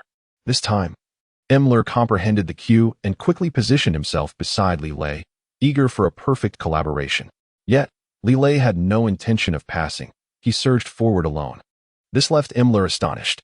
Li Lei, have you gained superhuman speed? Why are you running so fast? Mr. Imler, I have always run swiftly. It's just that it had gone unnoticed. However, speed alone does not equate to exertion. Imler lengthened his stride, advancing toward Dortmund's half. Meanwhile, Barrios, Zidane, and Gidze remained unhurried, intent on exhausting Li Lei and Oppos's stamina. Both teams had expended considerable energy in the first half. Even Barrios and his companions were feeling fatigued. They did not intend to focus solely on Li Lei. At that moment, Li Lei found himself face-to-face with Kagawa Shinji, whose small mustache rendered him the epitome of a typical Japanese man. Anger surged within Li Lei as memories of past grievances against Japanese players resurfaced. Without hesitation, he charged at Kagawa, resulting in a forceful collision that sent Kagawa soaring through the air. Without a moment's delay, Li Lei continued his powerful stride forward. Another striker, Jin Dogan, surged forward at that moment. You Chinese player are being rather audacious. Do you truly think you can bypass both of us? Li Lei dismissed them entirely. Since persuasion bore no fruit, he opted for a more direct approach. He executed a swift roll and landed firmly on the ground, a tremendous sound echoing in everyone's ears. The Bayern players are truly pathetic. There is no way they could triumph over us. Just as Li Lei prepared to advance with the ball, he noticed Barrios once again attempting to show off. That earlier boast had originated from him, initially intending to challenge their center forward. Li Lei decisively altered his course and charged at Barrios. All were taken aback by this move. What was Li Lei up to? Did he intend to duel with Barrios? Did this slender Chinese player dare to confront his Germans in battle? With a resounding crash, the two collided fiercely, and one was sent hurtling backward. Chapter 99. The clash of strength. Everyone was taken aback. It was not Li Lei who was sent flying, but rather Barrios. The shock was especially palpable among those who prided themselves on their pure Germanic lineage. How could this be? How could Barrios be overpowered by this Chinese player? It seemed utterly impossible. The physicality of a Chinese individual could not surpass that of a German. Surely, something must have transpired between the two. Perhaps it was a deliberate maneuver, as Barrios was certainly capable of such tactics. Regardless of the speculations swirling around him, Li Lei remained unfazed. For he had already dispatched Barrios. Before him, the other opponents were mere trifles, unworthy of his attention. He charged forward with relentless determination, sending nearly all defenders flying in his wake. This spectacle left the spectators utterly astonished. Fans who had once cheered for Gidze quickly shifted their allegiance, showering Li Lei with accolades and praise. Particularly, the young maidens, in their bloom of youth, cast flirtatious glances in his direction. Yet, for Li Lei, such admiration held little significance. His focus remained solely on the goal. Regardless of the fervent gazes directed towards him, he pressed on with unwavering resolve. This Chinese player indeed possessed a unique character. Despite the cheers of encouragement, he exhibited no reaction, perhaps feigning indifference, believing it might touch his heart. With such captivating beauty surrounding him, how could he possibly resist becoming a fan? Surely, he would find his way into their hearts. Yet, at that moment, Li Lei was oblivious to the chatter, having surged into the area just outside the penalty box. The goalkeeper, Weidenfeller, was now on high alert. Initially basking in the sun, he had believed the own goal would significantly impact Dortmund's performance. Unexpectedly, a Chinese player, Li Lei, emerged like a specter, carving a bloody path through the field. If no one could halt him now, the goal would be in jeopardy. Weidenfeller could not allow such danger to breach the penalty area. He was not to be underestimated. With long strides akin to wheels, he barreled toward the box. Did he think he could enter my territory? Let us see how he attempts to breach my defenses. Summoning all his strength, Weidenfeller delivered a powerful kick toward the ball, expecting Li Lei to evade. To his astonishment, the young man did not shy away but charged directly at him. In an almost synchronized motion, both players swung their right legs through the air. This time, you are finished. My right leg possesses immense power, Weidenfeller thought with a smirk. Yet Li Lei countered, I am eager to witness the extent of your right leg's might. Their gazes interlocked, weaving a tapestry of battle in the air. With a thunderous crack, both stood their ground. The ball vanished from sight. From the sidelines, Klose's eyes brightened at the sight. Was that not the very technique he had just demonstrated? In the face of formidable foes, Klose had employed a similar method. To his surprise, Li Lei had mirrored this clever maneuver. Klose's gaze shifted skyward, and indeed, the ball soared high above. The forces of both players were nearly equal, but the ball was propelled outward by their combined strength. Li Lei, undeterred by the glaring sun, leaped with fervor. This leap alone shook Weidenfeller's resolve, for he could not fathom such remarkable leaping ability from Li Lei. To his astonishment, the young man soared over a meter high, although Weidenfeller was tall. His agility paled in comparison to Li Lei and Appos. He leapt as well, though not with the same height. Nevertheless, Weidenfeller was undeterred, striving to obstruct Li Lei and Appos' path to the ball. As anticipated, Li Lei and Appos' intentions were laid bare. In midair, he executed a header. However, despite Weidenfeller and Appos' late reaction, his height allowed him to intercept Li Lei and Appos' trajectory. Yet, this did not deter Li Lei. With a mighty roar, he summoned every ounce of his strength. "No one can thwart my shot. Weidenfeller, you stand no chance against me." A fierce duel unfolded in the air, and Weidenfeller was astonished to see that Li Lei showed no inclination to evade. Li Lei's header connected forcefully with Weidenfeller's chest. Nearby, Dortmund's players erupted in delight, believing their adversary to be a king turned into a mere pawn. How could this Chinese player have failed to anticipate such an obvious interception? This golden opportunity for a counterattack had been squandered. They hastened to prepare their own offensive, confident of victory. On the sidelines, Flick was equally astonished. What on earth was Li Lei thinking? Knowing the dangers ahead, why did he charge forward? Was it merely to prove his strength? Klose reveled in the moment. For regardless of the outcome, Bayern would not face relegation, but Dortmund could boast of their triumph. He now fervently hoped that Li Lei would fail to breach the goal, thus denying him the title of the match and Appos' standout performer. Jitsu, what do you think of Li Lei's shot? It is utterly abysmal. He could not foresee that the opponent would intercept from this angle. You should be pleased, for the accolade of best performer is now yours. Jitsu, feeling smug, was unaware that Flick had overheard their conversation. Flick's heart seethed with anger. Klose had contributed nothing to the match, and while Jitsu had scored, he had also been responsible for an own goal. Thus, Jitsu's merits and faults balanced each other out, rendering him unworthy of the accolade. If Li Lei failed to convert this header, his fighting spirit would still warrant commendation. With this thought, Flick called out to the field, "Li Lei, no matter how others perceive you, I believe you are the strongest." This declaration served as a tremendous morale boost for Li Lei, who, in that instant, unleashed the full potential within him. The magic potion coursing through him radiated extraordinary power. Just a moment ago, Weidenfeller had been mockingly deriding Li Lei, branding him a mere sickly East Asian. Yet in the next breath, an overwhelming force surged toward him, and the crowd erupted in fervent cheers.